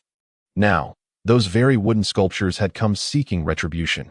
Xiaobai wished to scream, yet no sound emerged from his throat. He yearned to flee, but he was no match for the speed of the other wooden figures. Ultimately, in a state of despair and agony, he found himself encircled by the carvings, which then proceeded to dismember him, consuming him until he vanished. When dawn broke the next day, the woman tidying the room discovered that the wooden figure of the little boy was gone, leaving only a scattering of tiny wood shavings on the floor. Not only that, but the previously incomplete animal carvings had all been restored, their colors seemingly deepened. The woman swept away the debris and then left the house. Days turned into weeks, and weeks into years. After an indeterminate passage of time, one evening, a knocking sound echoed from outside the door. The woman, unchanged in appearance, went to answer it and was met by a filthy little beggar. Around 8 years of age, standing at the threshold, unsure of how to begin. Neither spoke for more than a minute, until finally, the boy, summoning courage, stammered, "Hello, my name is Hei Jiu. May I stay here for a night? I have money." With that, he produced 2 copper coins from his grimy hands. The woman accepted the coins and replied, "Come in." Hei Jiu entered the house, and that night, he took a bath. The woman provided him with a set of fresh clothing. A small black robe. Chapter 90. The Tale of Hei Jiu, Part 2. The woman prepared food for Hei Jiu and arranged a room for him. Hei Jiu repeatedly expressed his gratitude. After dinner, the woman attempted to clear the table and tidy up the house. Hei Jiu quickly insisted, "I can do it. I'm sorry for being a bother." The woman did not argue, watching as Hei Jiu diligently washed the dishes and swept the floor. Compared to the previous child, this one seemed far more sensible. That night, Hei Jiu, for once, experienced a restful sleep. When dawn broke, the woman knocked on Hei Jiu's door only to find he had already departed. The twinge of disappointment crossed her heart. But just then, knock, knock, knock. The sound of knocking echoed from outside. The woman opened the door to find a bloodied Hei Jiu, who held 1,000 hearts herb in his hands, saying, "I couldn't repay you with money, so I found this." The 1,000 hearts herb was an exceptionally rare medicinal plant.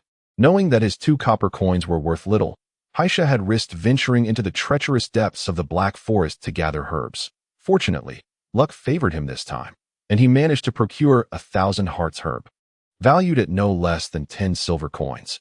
Although he narrowly escaped the tiger's jaws, sustaining only minor injuries, he was grateful to have survived.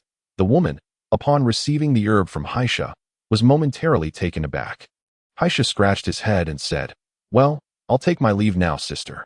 He turned to depart without looking back, but after walking about 7 or 8 meters, the woman unexpectedly called out, "Where are you going?" "Huh." Hei Jiu turned back. "I'm going home." "Do you have a home?" "Yes." Of course. His expression betrayed his lie. If he truly had a home, why would he be seeking shelter in the Black Forest at night? The impolite noble boy was one thing, but this child was clearly a beggar. What noble pretensions could he possibly possess? "Why not stay? I could use someone to help around here. There is no salary, but would you be willing?" A simple statement left Hei Jiu in stunned silence for a considerable time, and then, without any warning, tears streamed down his cheeks. Finally, he nodded. I would. Thank you, truly thank you." From that point onward, Hei Jiu lived with the woman. His daily tasks were quite simple. Besides household chores, he maintained the wooden carvings. Occasionally, he would learn a bit about wood carving techniques from the woman. What to Xiaobai was merely a collection of playthings, to Haisha were treasured works of art.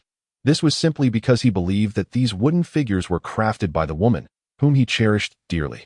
One day, while gathering firewood as usual, Haisha encountered two adventurers who inquired for directions. After directing them, they asked, "Little friend, where do you live? Why are you alone in such a perilous place gathering wood?" Haisha explained that he lived not far behind and was currently staying with a kind sister.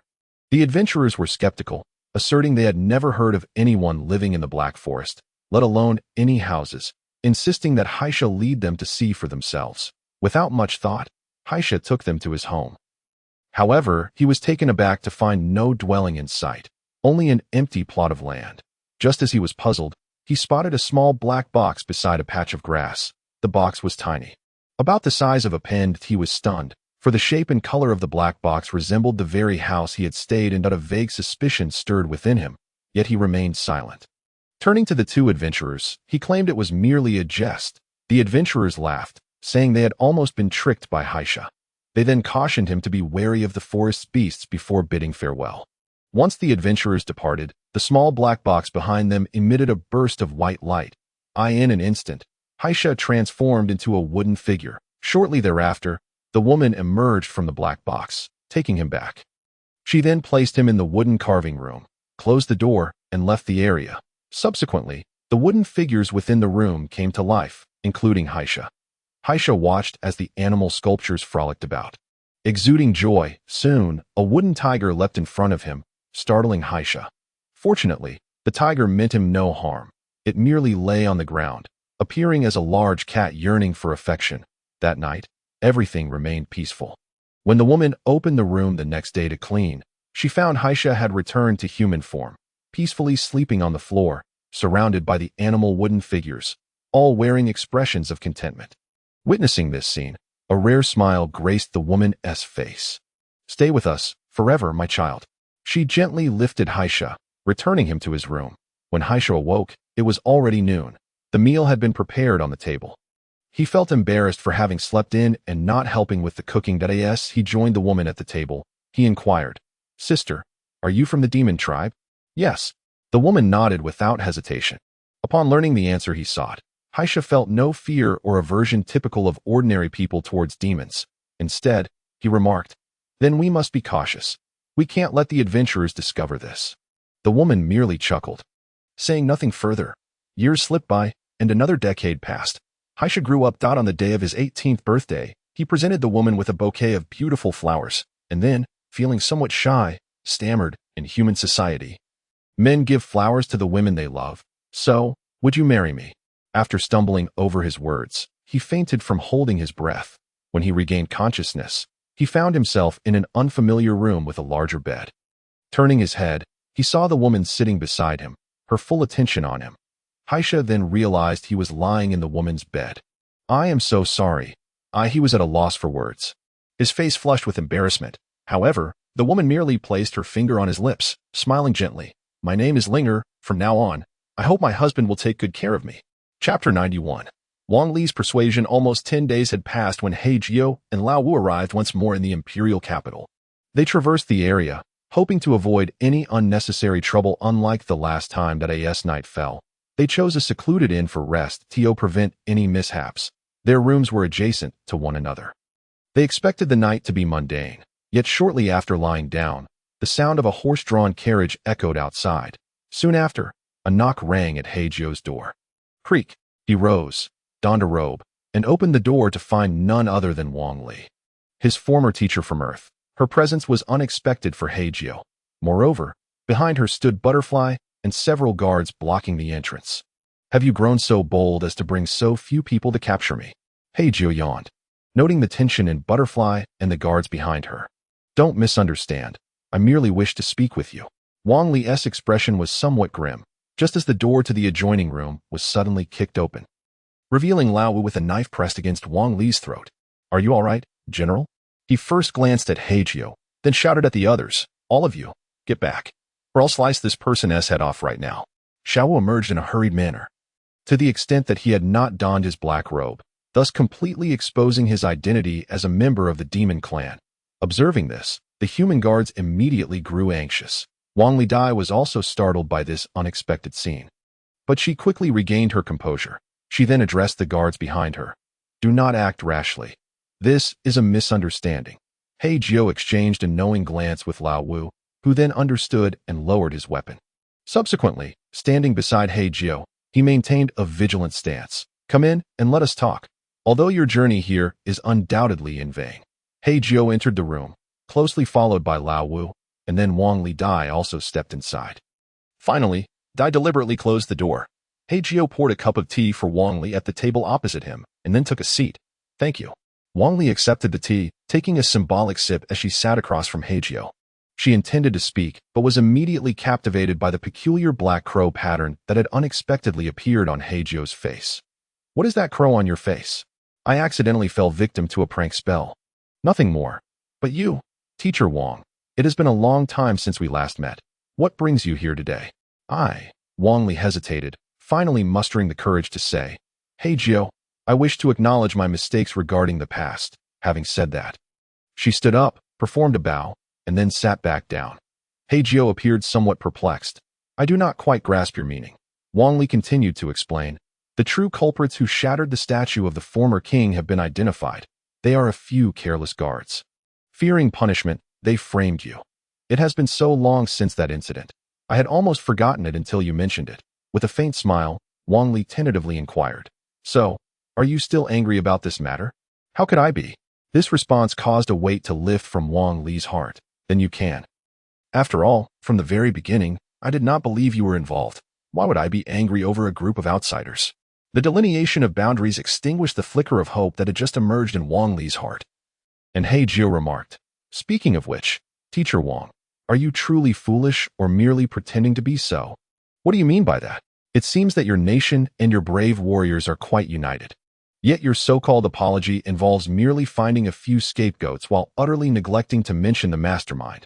This apology certainly lacks sincerity. Wouldn't you agree, Group Leader Dai? Hei Jiu glanced towards Dai, who dared not meet his gaze and diverted her eyes. Hei Jiu, I know you have grievances against Xiao Jia and He Wei.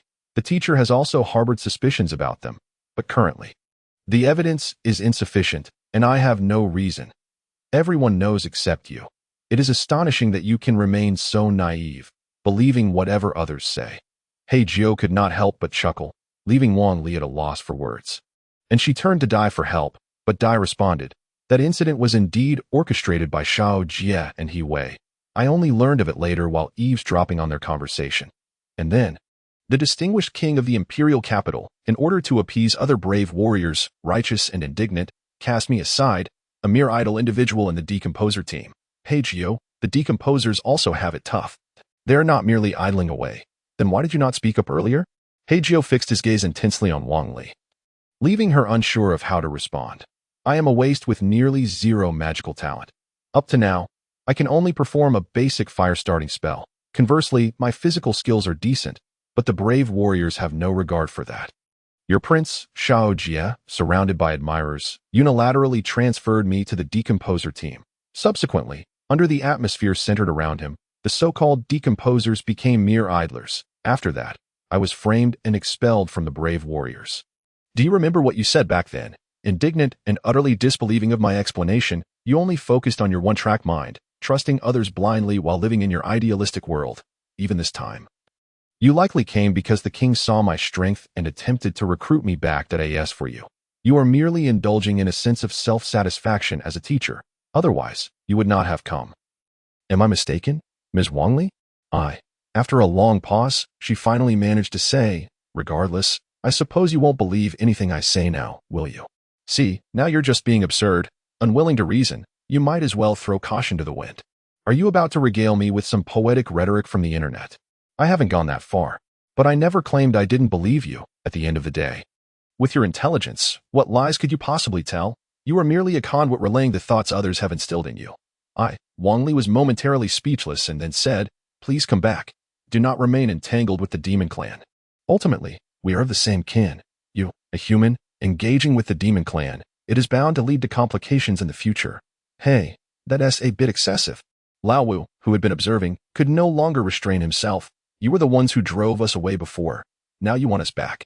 What's wrong with the demon clan? There are normal beings within the demon clan who are grateful and loyal, and we have never flaunted our identities as human warriors. Conversely, you all insist on emphasizing it endlessly. Chapter 92. The Assassin from the White Wolf Kingdom. Lao Wu's words went unacknowledged, and Wang Li merely altered her wording. Personally, I still hope you return. After all, we hail from the same world. Despite our conflicts, we are ultimately one of our own. I am sorry, Ms. Wang. Hei Jiu shook his head and replied, if we are companions from the same world. I have already found mine. Who? My sister.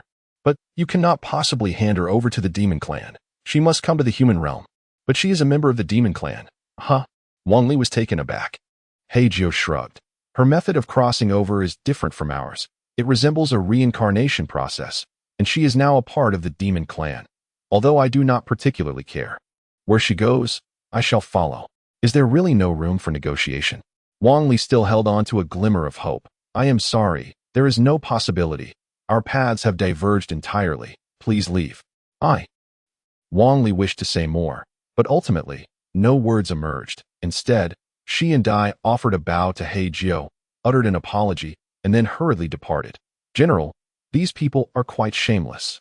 Lao Wu remarked, watching the two retreating figures with disdain. Whether they have shame or not is of no concern to me. I only care about when their strength can make a significant leap. If this continues, once the demon clan annihilates the human clan, I will be the next unfortunate one. That won't happen. It definitely won't. Enough, let us not dwell on it. Pack your things. We need to change inns. Is it really necessary to be so cautious? A little caution is never amiss. There are many fallen strong ones due to arrogance in this world. Indeed. I shall return to pack my belongings now. That night, the two found a cave to spend the night. The following day, they traveled again for an entire day. That night, they rested in a tree hollow. Just as they had started a fire, whoosh, a flying dagger shot towards Hei Jiu. He swiftly dodged, and Lao Wu immediately drew his long knife, assuming a defensive stance. Who is it? If you're a man, step forward. Hiding and lurking is not the mark of a true hero. Lao Wu bellowed, and then a figure descended from the sky, landing right at the entrance of the tree hollow. It was a man clad in tight-fitting night gear, with a small satchel hanging from his waist that he was masked, stood at about 175 centimeters. Exuding an air of mystery, he stood at the entrance of the hollow and pulled out a tiny wooden sculpture, no larger than a fingernail, from his satchel, tossing it to the ground. Instantly, over 50 magical beasts appeared around him. There were giant snakes, tiger pigs, giant wolves, and more. These large magical creatures surrounded the tree hollow, seemingly ready to charge in and tear apart Hei Jiu and Lao Wu at the slightest command from the man. With a flourish, the man struck a pose, believing himself to be quite impressive, and then loudly introduced himself. Ranked 689th on the assassin leaderboard of the demon clan, known as the Puppet Master. Currently, there is a bounty of 10,000 gold coins on your head. Hei Jiu, you might as well accept your fate. Is it someone from the White Wolf Kingdom? Huh. The assassin paused, then blurted out, how do you know? Damn, wait. Realizing he had disclosed information about his employer, he attempted to maintain his cool persona and said, Humph. Since you know, I cannot allow you to return alive. You little brat. Surrender. 30,000. What, 30,000? The assassin was taken aback. I'll give you 30,000 gold. You kill the one who hired you. It's 30,000? The assassin clearly showed interest, but then vehemently shook his head. You must be joking. I already accepted 1,000 as a deposit. A professional assassin with integrity. How could I betray my employer so easily? 40,000. That is simply impossible. 50,000. I can pay you 5,000 as a deposit right now.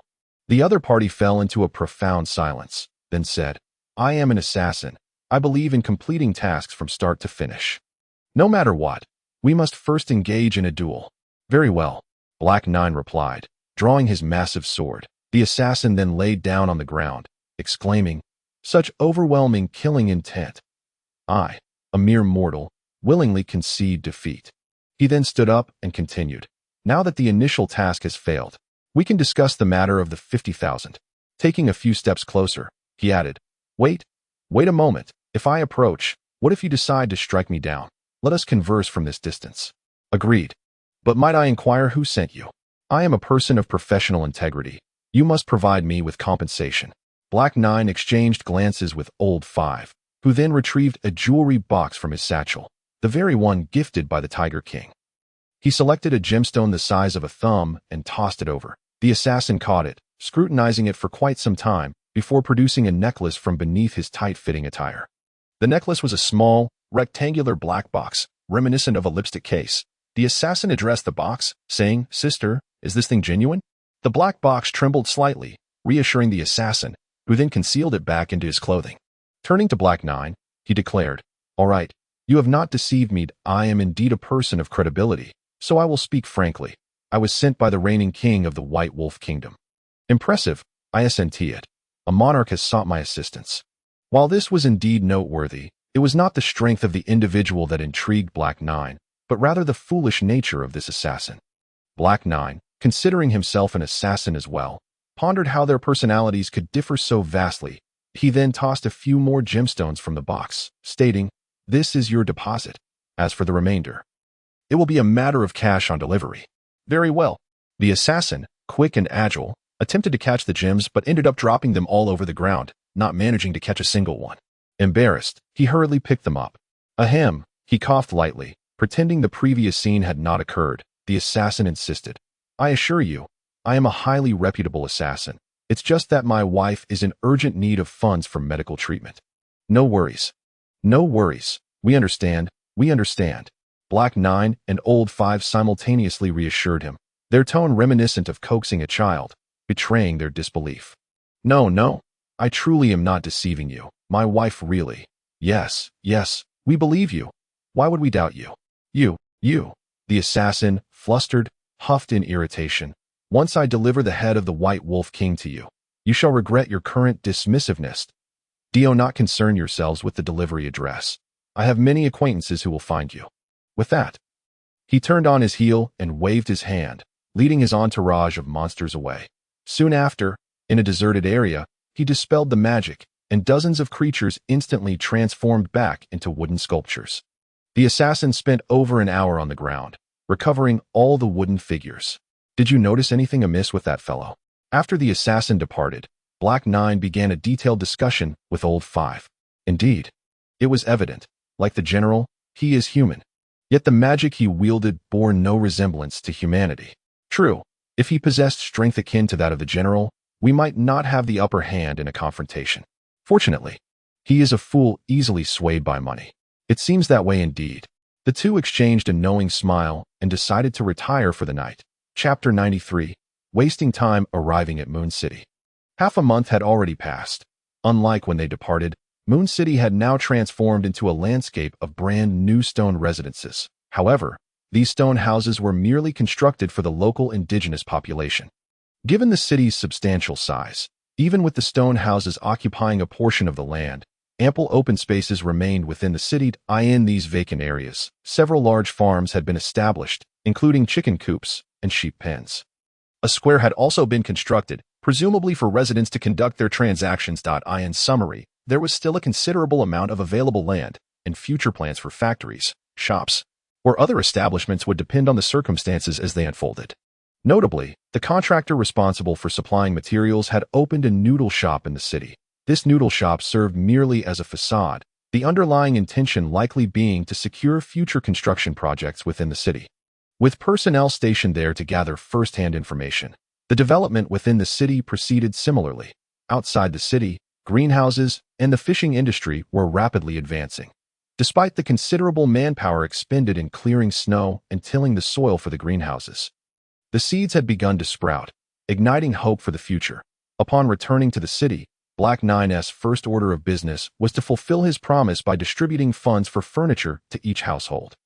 He sought suitable furniture merchants and, leveraging their numerical advantage, engaged in price negotiations with a low profit and high turnover strategy. Some residents purchased furniture quite liberally, while others hesitated to spend, ultimately opting for only essential items.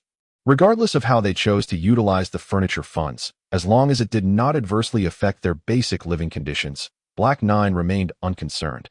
Orphan children in the city were also provided with new housing. However, due to a lack of supervision, leaving them alone in large houses was not ideal. Therefore, a new department, simply referred to as school, was established that it was not an official school, but rather a hybrid of an orphanage and an elderly assistance center. Aside from hiring a few qualified teachers to educate the students, a boarding option was also proposed. During this period, tuition and living expenses were waived, but this benefit was exclusive to orphans. Additionally, for the elderly who lived alone, the school would hire caregivers to address their needs. Caregivers would also be responsible for looking after the children within the school. If the children or elderly were concerned about losing their money or being scammed, they could deposit their funds with the school. The school typically encouraged orphan students to stay on campus until they reached adulthood or graduated, at which point they could reclaim their money. In sum, everything in Moon City was thriving normally. The faces of the townspeople were consistently adorned with genuine smiles. In stark contrast, Black 9, lounging on the sofa alone, found himself feeling rather bored. It seemed that once he completed all the tasks at hand, he was left with nothing but idle contemplation. "So boring, sister," he uttered, his voice lacking energy. Alpha, lying on the bed nearby, appeared equally uninterested in conversation. "Shall we have a snowball fight?" "Not in the mood." "Then how about conquering a nation?" "No motivation." "Could you lend me some blood to restore my strength?" He lazily raised his arm, prompting Alpha to lose all appetite. "Forget it. I just fed last night, and now the taste isn't pure." Both fell into a state of confusion and boredom, idly passing the time. Just then, a loud knocking reverberated from outside the door. Black 9 was taken aback, and in the next moment, he dashed out with an air of anticipation. Upon reaching the courtyard and opening the door, he found a fisherman holding a large fish measuring half a meter in length. "Lord of the city, look at this fish. It's so plump. I just caught it and brought it for you." The fisherman beamed with joy, and Black 9 received the fish with a courteous smile.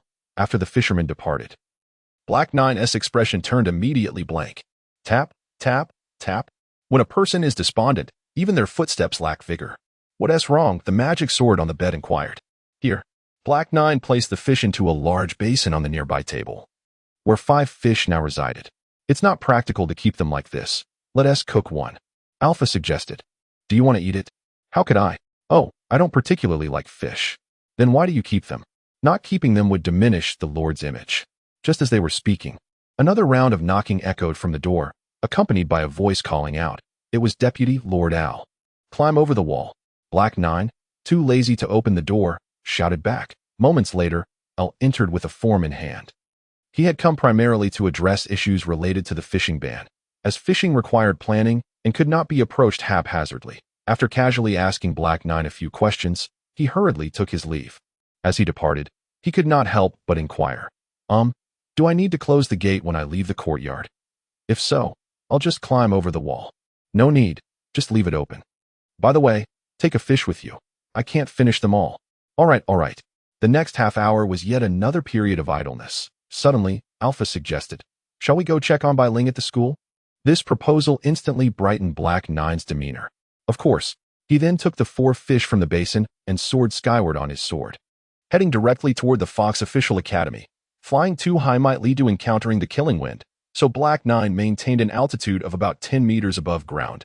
Occasionally, when the wind was favorable, he would ascend even higher, all the while being mindful of the surrounding weather conditions. As he flew over the city walls and arrived above the Fox Official Academy, he looked down at the playground, where students appeared to be taking an examination. On the playground, numerous wooden stakes stood erect, while students wielding their staffs chanted incantations, summoning either fireballs or ice orbs to strike the targets ahead. Nearby, a teacher holding a notebook meticulously recorded each student's performance with a score for every attack. Elevated above the scene, Hei Jiu scanned the surroundings in search of Bai Ling's silhouette, yet she remained elusive. Suddenly, a massive fireball hurtled towards him with a thunderous roar. He swiftly dodged, only to find a soldier clad in armor before him, none other than Xiao Wu, the heart's confidant of the Empress.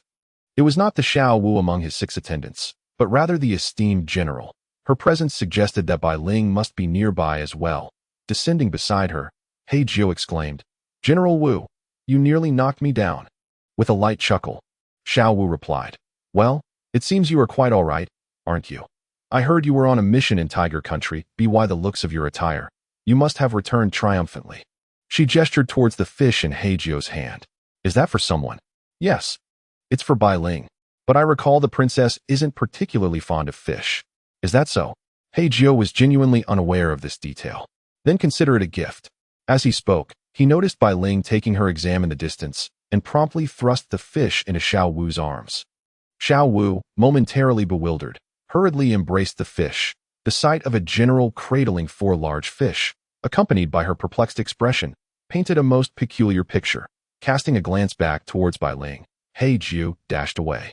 While Xiao Wu made her way to the dining hall, Bai Ling's foundational magic skills were lacking. Her only fire spell had only recently been acquired.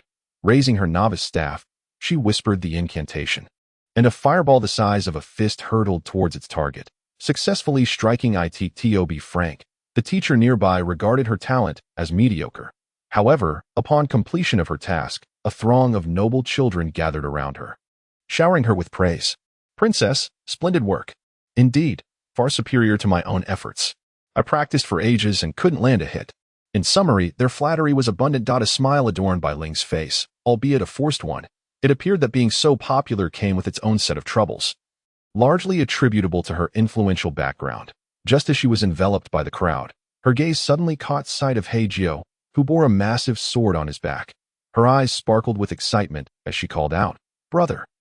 and rushed through the throng, leaping into his arms, her face radiant with joy. Hei Jiu caught her and gave her a gentle spin before setting her down, affectionately ruffling her hair. "How have you been lately?" "Quite well." The two siblings engaged in cheerful conversation. Momentarily undisturbed by onlookers, whispers circulated among the crowd regarding the identity of the imposing figure in the black robe. "Who is that? I didn't know the princess had a brother." "Hey, you must have been living under a rock. It's clear you haven't been around school much lately." "Oh, you know him?" "Of course." A noble youth cleared his throat, addressing the curious crowd. "His name is Hei Jiu, the newly appointed general of the kingdom." It said that he was the one who brought the princess back. "You all must have heard about the recent invasion from the White Wolf Kingdom. He single-handedly routed 200,000 of their troops. I saw his likeness in the papers. He looks exactly like this." The news of the White Wolf Kingdom's incursion had gradually spread through the school. And now, hearing this young noble's words, the crowd gasped in astonishment. "So it's him. Goodness, he must be incredibly strong. Who knows? Perhaps he is strong enough to rival the legendary Demon King. Should we go over and greet him?" Despite their musings, a few had already approached him. "Your Excellency Hei Jiu, greetings. I am Jiu Long, the youngest of the Jiu family." A girl of about 16 or 17, clad in a blue dress, curtsied before him. She was slightly over 5 feet tall, with fair skin and long, flowing golden hair that was strikingly noticeable, complemented by her exquisite features. Her graceful demeanor suggested she had undergone extensive training in etiquette. While Hei Jiu pondered the peculiarity of such a masculine name, Bai Ling, momentarily taken aback, interjected, "Brother, Jiu classmate is my good friend. Her brother is the new lord of Qian City." "Oh, I see." With this clarification, Hei Jiu could recall some details, as the previous lord, Qian Dahai, had been dealt with by him. However, he was uncertain about who had succeeded him. It was rumored that the Empress had personally appointed someone trustworthy. If that were the case, the Jiu family likely maintained close ties with Yue. Before the siblings could continue their conversation, Jiu Long continued, "Sir, this is your first visit to our school, isn't it? If you don't mind, I would be honored to serve as your guide and show you around." "That won't be necessary." Hei Jiu rejected her proposal decisively, leaving Jiu Long momentarily stunned. According to social convention, most would at least feign willingness, even if they were reluctant, as a sign of courtesy, a tacit understanding among nobles. Jiu Long stood there, unsure of how to respond. Hei Jiu continued, "I apologize, but I am here primarily to converse with my sister. It's not that I dismiss you. I simply wish to avoid any interruptions." "Oh, I see." Jiu Long chuckled awkwardly and added, "Also, I'm not a child. I'm not that much younger than you." With that, she turned away, visibly irritated. Having witnessed the rejection, the surrounding spectators exchanged whispers and laughter, ultimately abandoning their plans to approach Hei Jiu. "Your classmate gives off an impression of being overly ambitious." As they walked, Bai Ling chuckled softly and remarked, "I doubt that's merely an impression." What do you mean by that?" "It's simple. In noble circles, there is a constant exchange of interests and a weighing of benefits. Children are often treated as tools for the family's ambitions, forced into marriages they do not desire. Such occurrences are hardly uncommon among the nobility. You need not worry about that. As long as I am here, you shall never become such a tragic figure." The one you marry in the future will undoubtedly be someone you cherish. If your mother dares to interfere, I shall whisk you away from this kingdom. So what is the nature of your relationship with my mother? You always refer to her as you heir, yet you have never called me by my nickname. We're siblings. Calling you sister suffices. By the way, what is the deal with your classmate, Jiu too long? Are her family already arranging a match for her? Changing the subject. Are we? Very well, I shall let you off this time. Thank you, Your Highness, for sparing my life. Bai Ling sighed and continued. Children of noble families spend their lives preoccupied with power and profit. Even Jiu too long is no exception. Her mother is a concubine of the Jiu family head, so from birth, her status has never equaled that of her family members. Jiu classmate has a brother, but he too is unlikely to inherit the Jiu family legacy. Which brings us back to the brother I just mentioned, the new lord of Qian City. Indeed, at least her brother will no longer be stuck in the Jiu family, subject to scorn. He now possesses his own influence and estate. But as for Jiu too long, her situation is quite dire.